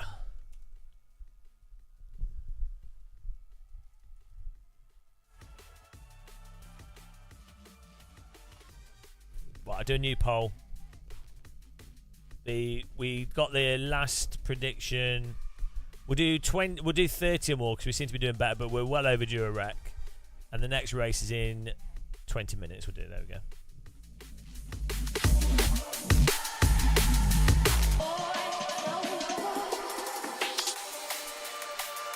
He's falling off.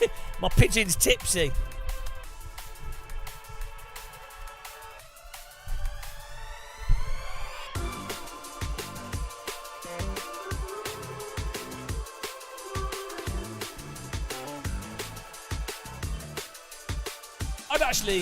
I would pay for a motor so the pigeon could bob to the music. How good would that be? A pigeon on a stand that bobs to music. I'd pay for that. I'd pay £100 for that. That's a warning for anyone that donates or supports us. I would spend £100 of your money on a music-activated pigeon. Can I build that myself? Hang on. Right, what would it be?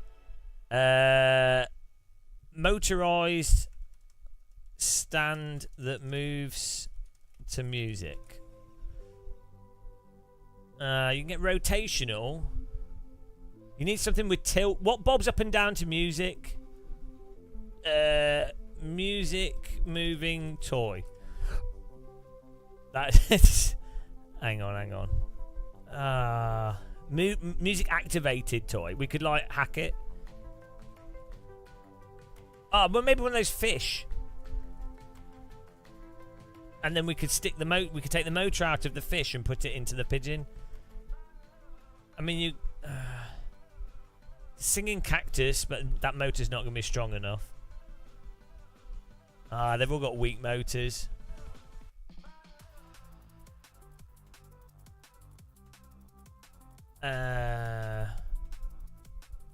We need someone with an Arduino to work this out for us.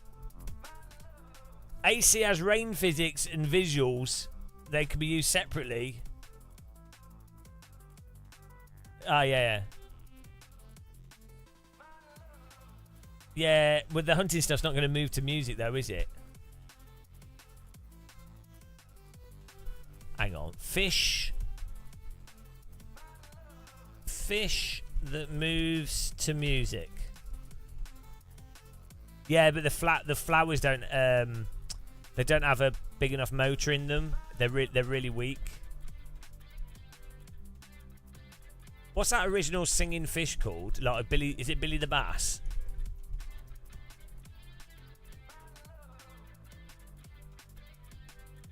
That has quite a powerful motor in it. Yeah, Billy Bass.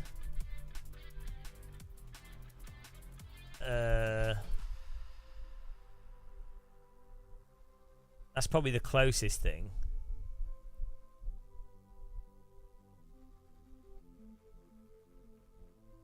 Yeah, that's probably got a big enough motor in it to move the pigeon. But I don't know if I think it's pre-recorded. You'd then have to get an Arduino.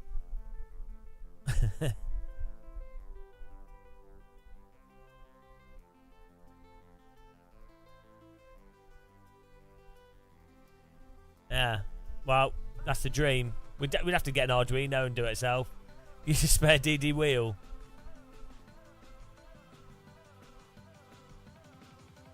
Yeah, AC rain physics are pretty simple, but like, just why would you want to drive in the rain? Just drive in the dry.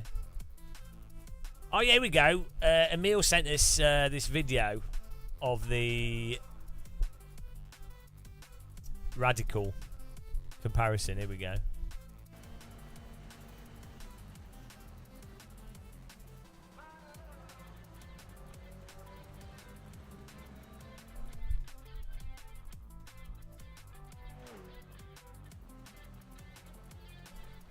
Look at the real one, right? Look how many inputs the driver is putting into the car. And the iRacing one, the guy's like, like like how are Radical okay with this? Look at the real, look at this. He's constantly doing little corrections out of the corner because the tyres keep getting to the limit. Look. What is going, like, this is what I'm saying. The iRacing SR10 is complete trash. Oh my goodness. This is why, like, radicals in real life are so fun because they're so active.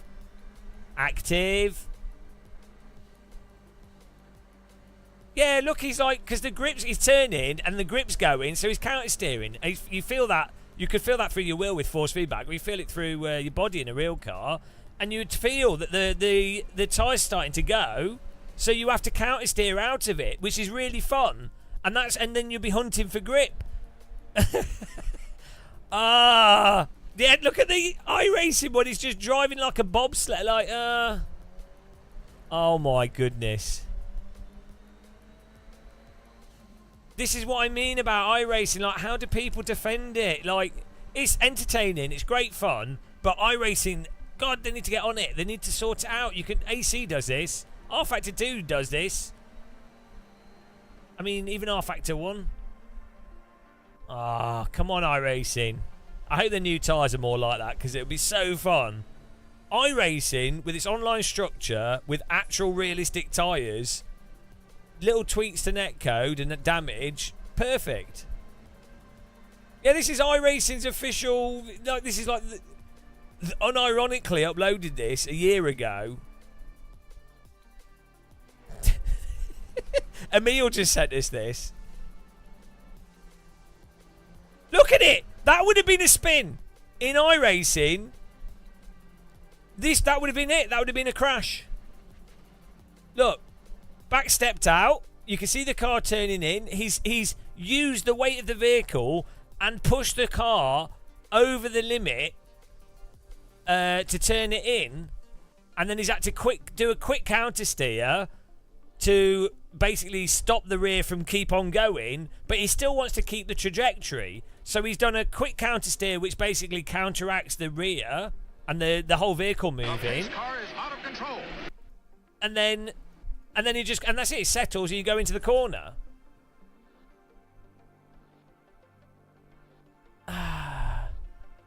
so like I don't know if people are like blind and they don't understand how cars work, but like I don't know how you defend it. Right. Simcade. I like my tabs. Do jellyfish have a brain?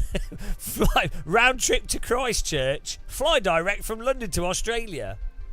Impins Bistron. Maastricht Caves. No, they've all got the same problem, Jimmy Bobby. Yeah, okay. There are some cars are better than others. The Formula Ford and F4 are better, but they all have the same fundamental physics issues where the tyres can only turn in one direction because they're designed for oval driving, and the physics are all tailored around oval racing. So they're not. That's what it is, which is fine. Still entertaining, still fun. It is what it is. But come on. Just the day that they sort it out, bloody hell, it'll be so good. Under the limit, iRacing is really nice to drive. Like the cars feel nimble, it's responsive. It's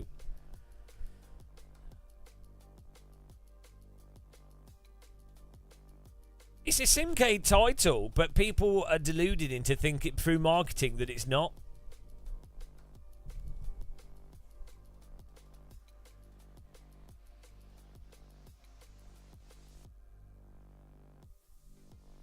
I mean, it doesn't matter. Everything's Simcade, exactly. But some things are more Simcade than others, though. So I would argue that the more that you have to drive so the sooner that you have to drive in a gamified way, the more Simcade it is. So obviously, once someone's at esport level, everything is pure Simcade, because at that level, you're basically at the break. You're breaking the game's physics. Like you're at a level where you've had so much repetition, it's so refined, and you know it's just whatever the game was. It doesn't matter. It could be like 11 table tennis, or like it could be borderline perfect. An esports at esports level.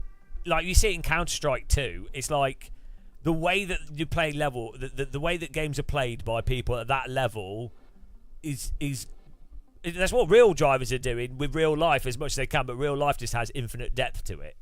So, but there will be some games that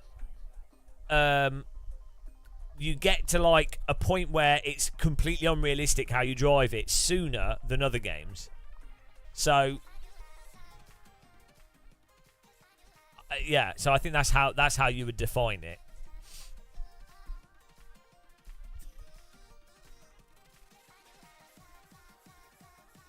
Cash Strike was a sim. Yeah. Well, no, but weirdly, it's like in most games, when esports players find ways to break. Yeah, but I wouldn't equate hard or easy to realistic. Yeah, I hard and easy are two separate things. So my thing would be, can you drive the car in a similar way to reality? Does it accommodate different driving styles? Obviously, at a top esports level, you're pretty much always, whatever the sim is, there's going to be a specific meta that will be the ultimate way to drive it. So you're ultimately going to come down to a single thing. But that's at the very, very top level. So the difference between iRacing and, say, AC, R-Factor 2, Netcar Pro, I don't know, a race room, there's a whole bunch of sims. The difference is that you can approach AC, you can overdrive for a start. You can't overdrive properly in iRacing, so it's immediately removed a normal dynamic of driving. So separate to easy or hard, it's just removed a dynamic. Like with flight sims,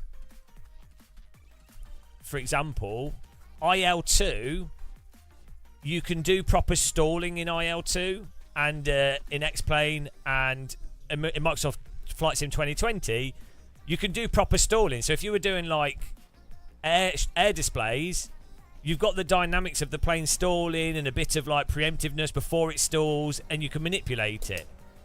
Whereas in old Microsoft Flight Sim, you can generally fly the plane quite realistically, and Prepare 3D is literally used by real pilots to train instrumentation, so it does a whole bunch of stuff quite good. But it doesn't support, it doesn't have realistic stalling. So you can't... I am the champion of the ninjas. You can't do proper... like, you couldn't do proper air combat. You can't do proper formation. You can't do proper... there's a whole bunch of stuff you just can't do because it's not there in the sim. So that's where it breaks down. But you could definitely...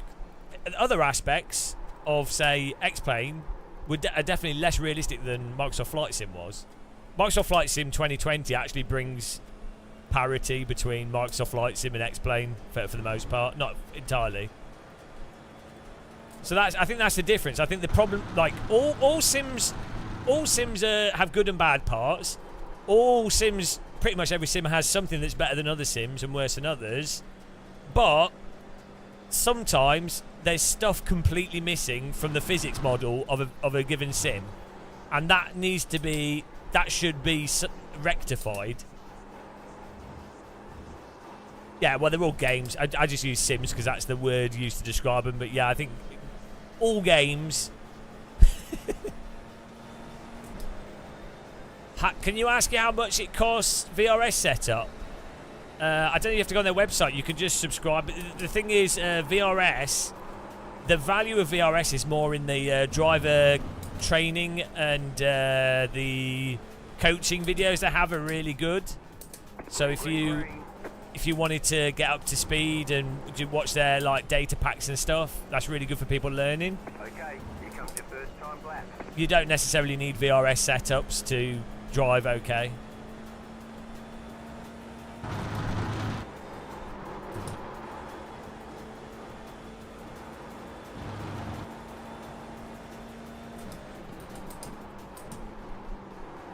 Yeah, I mean, the reason I get butthurt with iRacing's physics is I think it just removes options in the race.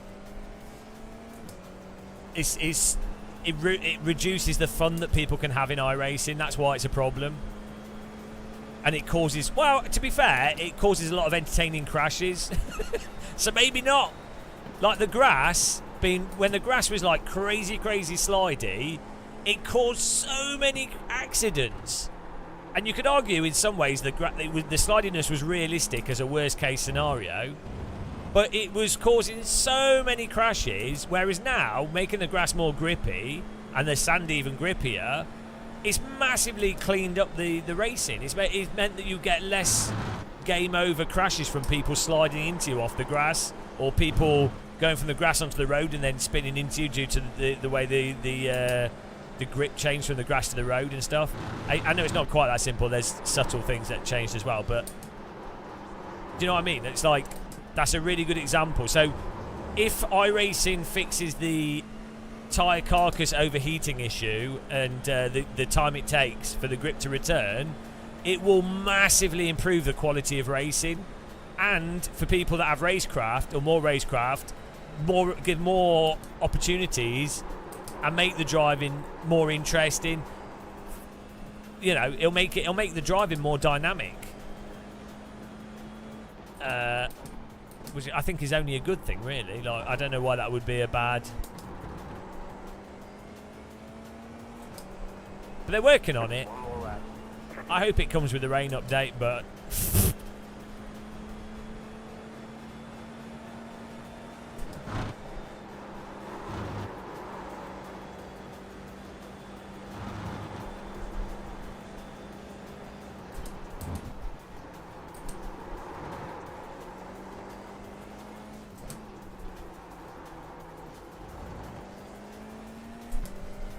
Yuri, do you mostly play iRacing? You've been doing... what do you mostly play now?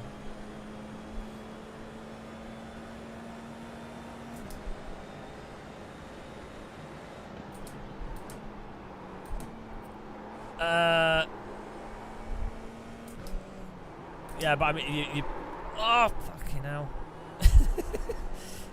Probably, you probably shouldn't be using, you probably shouldn't be, you should know the brake points inside and out.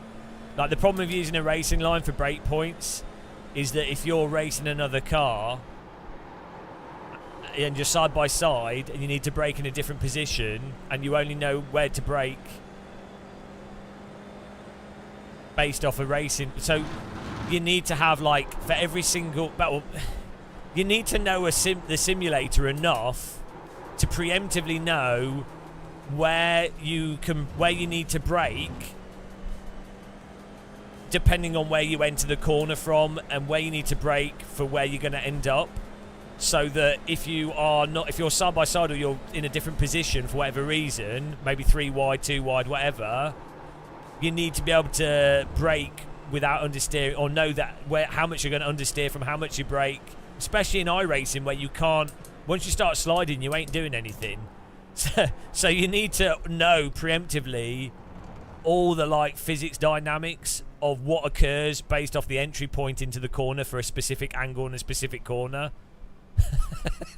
So that's why not using a racing line is probably a good idea, and actually memorizing every permutation of what the car will do, which is a chore. And that's not like in AC, you can just use the force feedback, and you can also overdrive, bring it back. R Factor 2 as well, you can overdo it and get away with it in many ways.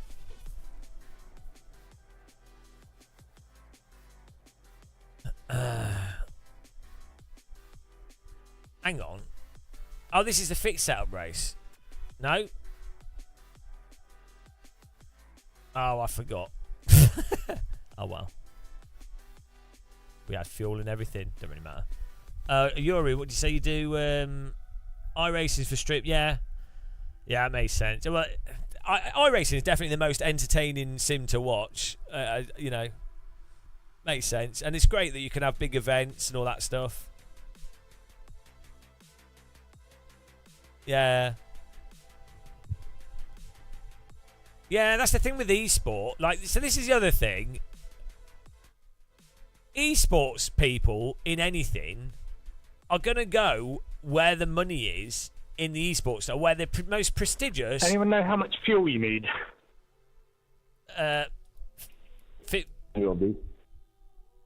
15 litres should be enough, but I put 16 in.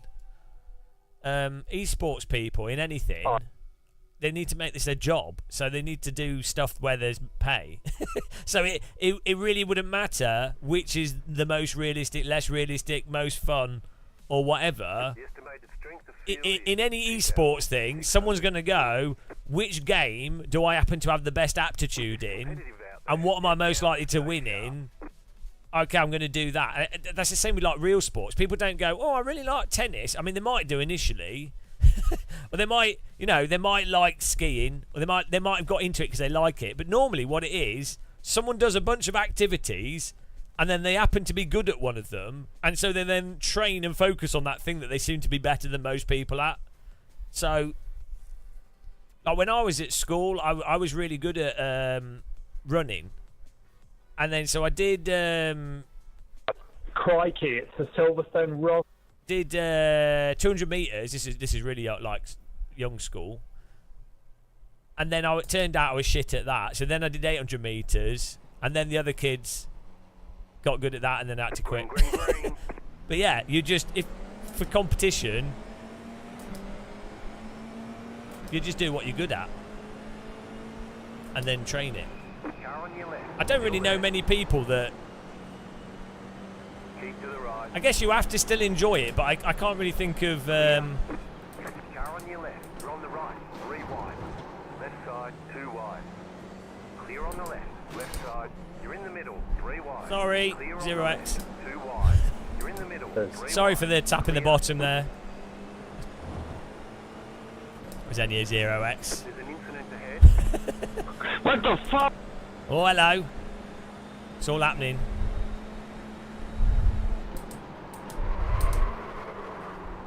Left side. Oh dear. Still there. It's a bit unhinged here. Trying to Car behind, car in front. Oh my god, the spice. Wow, thick heads all around. Well, there's a bit of body work.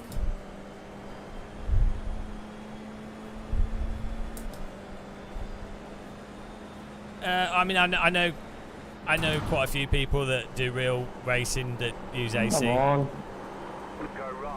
Oh fucking hell! I drove off the track. I drove off the track. How did he hit me? I did hold my brakes. I did hold my brakes. I was off the track and I held my brakes.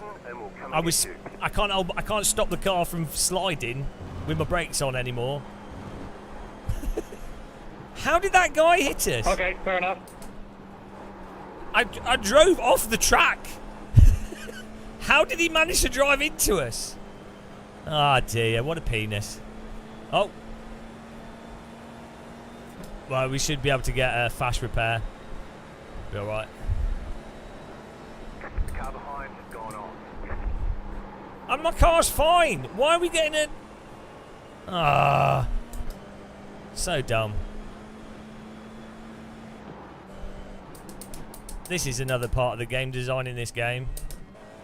My car's actually fine, so why am I meatballed? Pit boxing, 10. 5. Oh shit. We might get tyres. 1. Right here. Move it, move it. That'd be good. It's just that I think it's the suspension. I mean, iRacing does a lot of stuff. Like I think the suspension and a lot of the things are done better. AC just has a much better tire model. AC has better force feed or more detailed force feedback.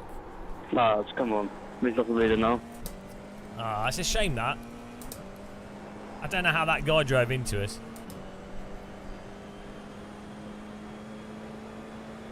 Come on, Thomas. Give me this win. Please. Let me go last, please. We can catch. And the thing is, in reality, you're gonna need if your goal is to train someone in a real car. There's only so much you can get from a simulator anyway, because in real life, the track is so different. I mean, these guys don't know how to race, so welcome. Every like different track, different road surface, time of day, previous weather, races that have happened on it before. Like it's not like it's just so static in a driving simulator. So the thing is, what AC would train is someone understanding counter steer when the back's coming out, and understand, like, get a feeling for the car, even though it's through the wheel, but understand, you can counter steer, understand, you know, the basic concepts of driving. But realistically, if your goal was real wheel driving, someone's going to have to go on a real track. Like, it's so different. Do you know, like,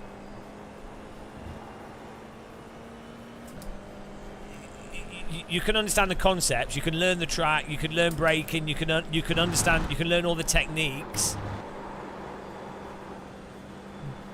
but there's going to be it is a different activity. A really good demonstration of that is that you can, obviously motorsport's too expensive for most people. Really good demonstration is 11 table tennis. Because most people have played table tennis.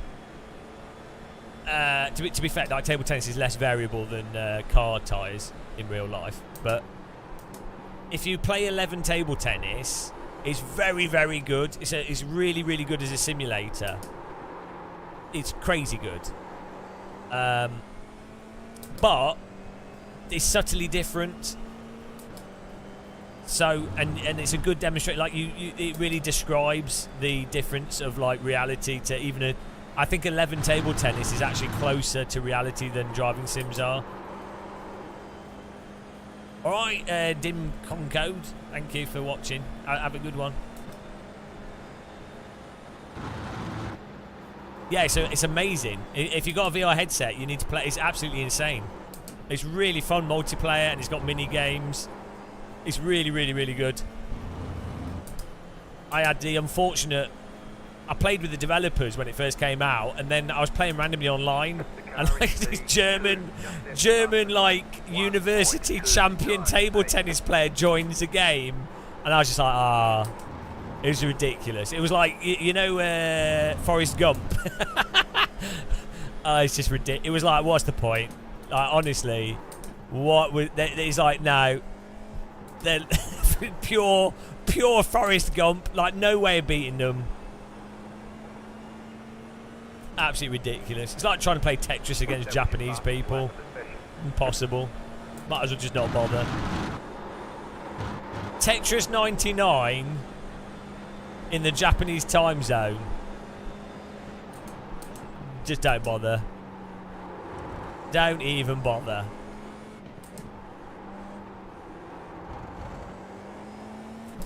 Yeah, Super Hot's good. Super Hot.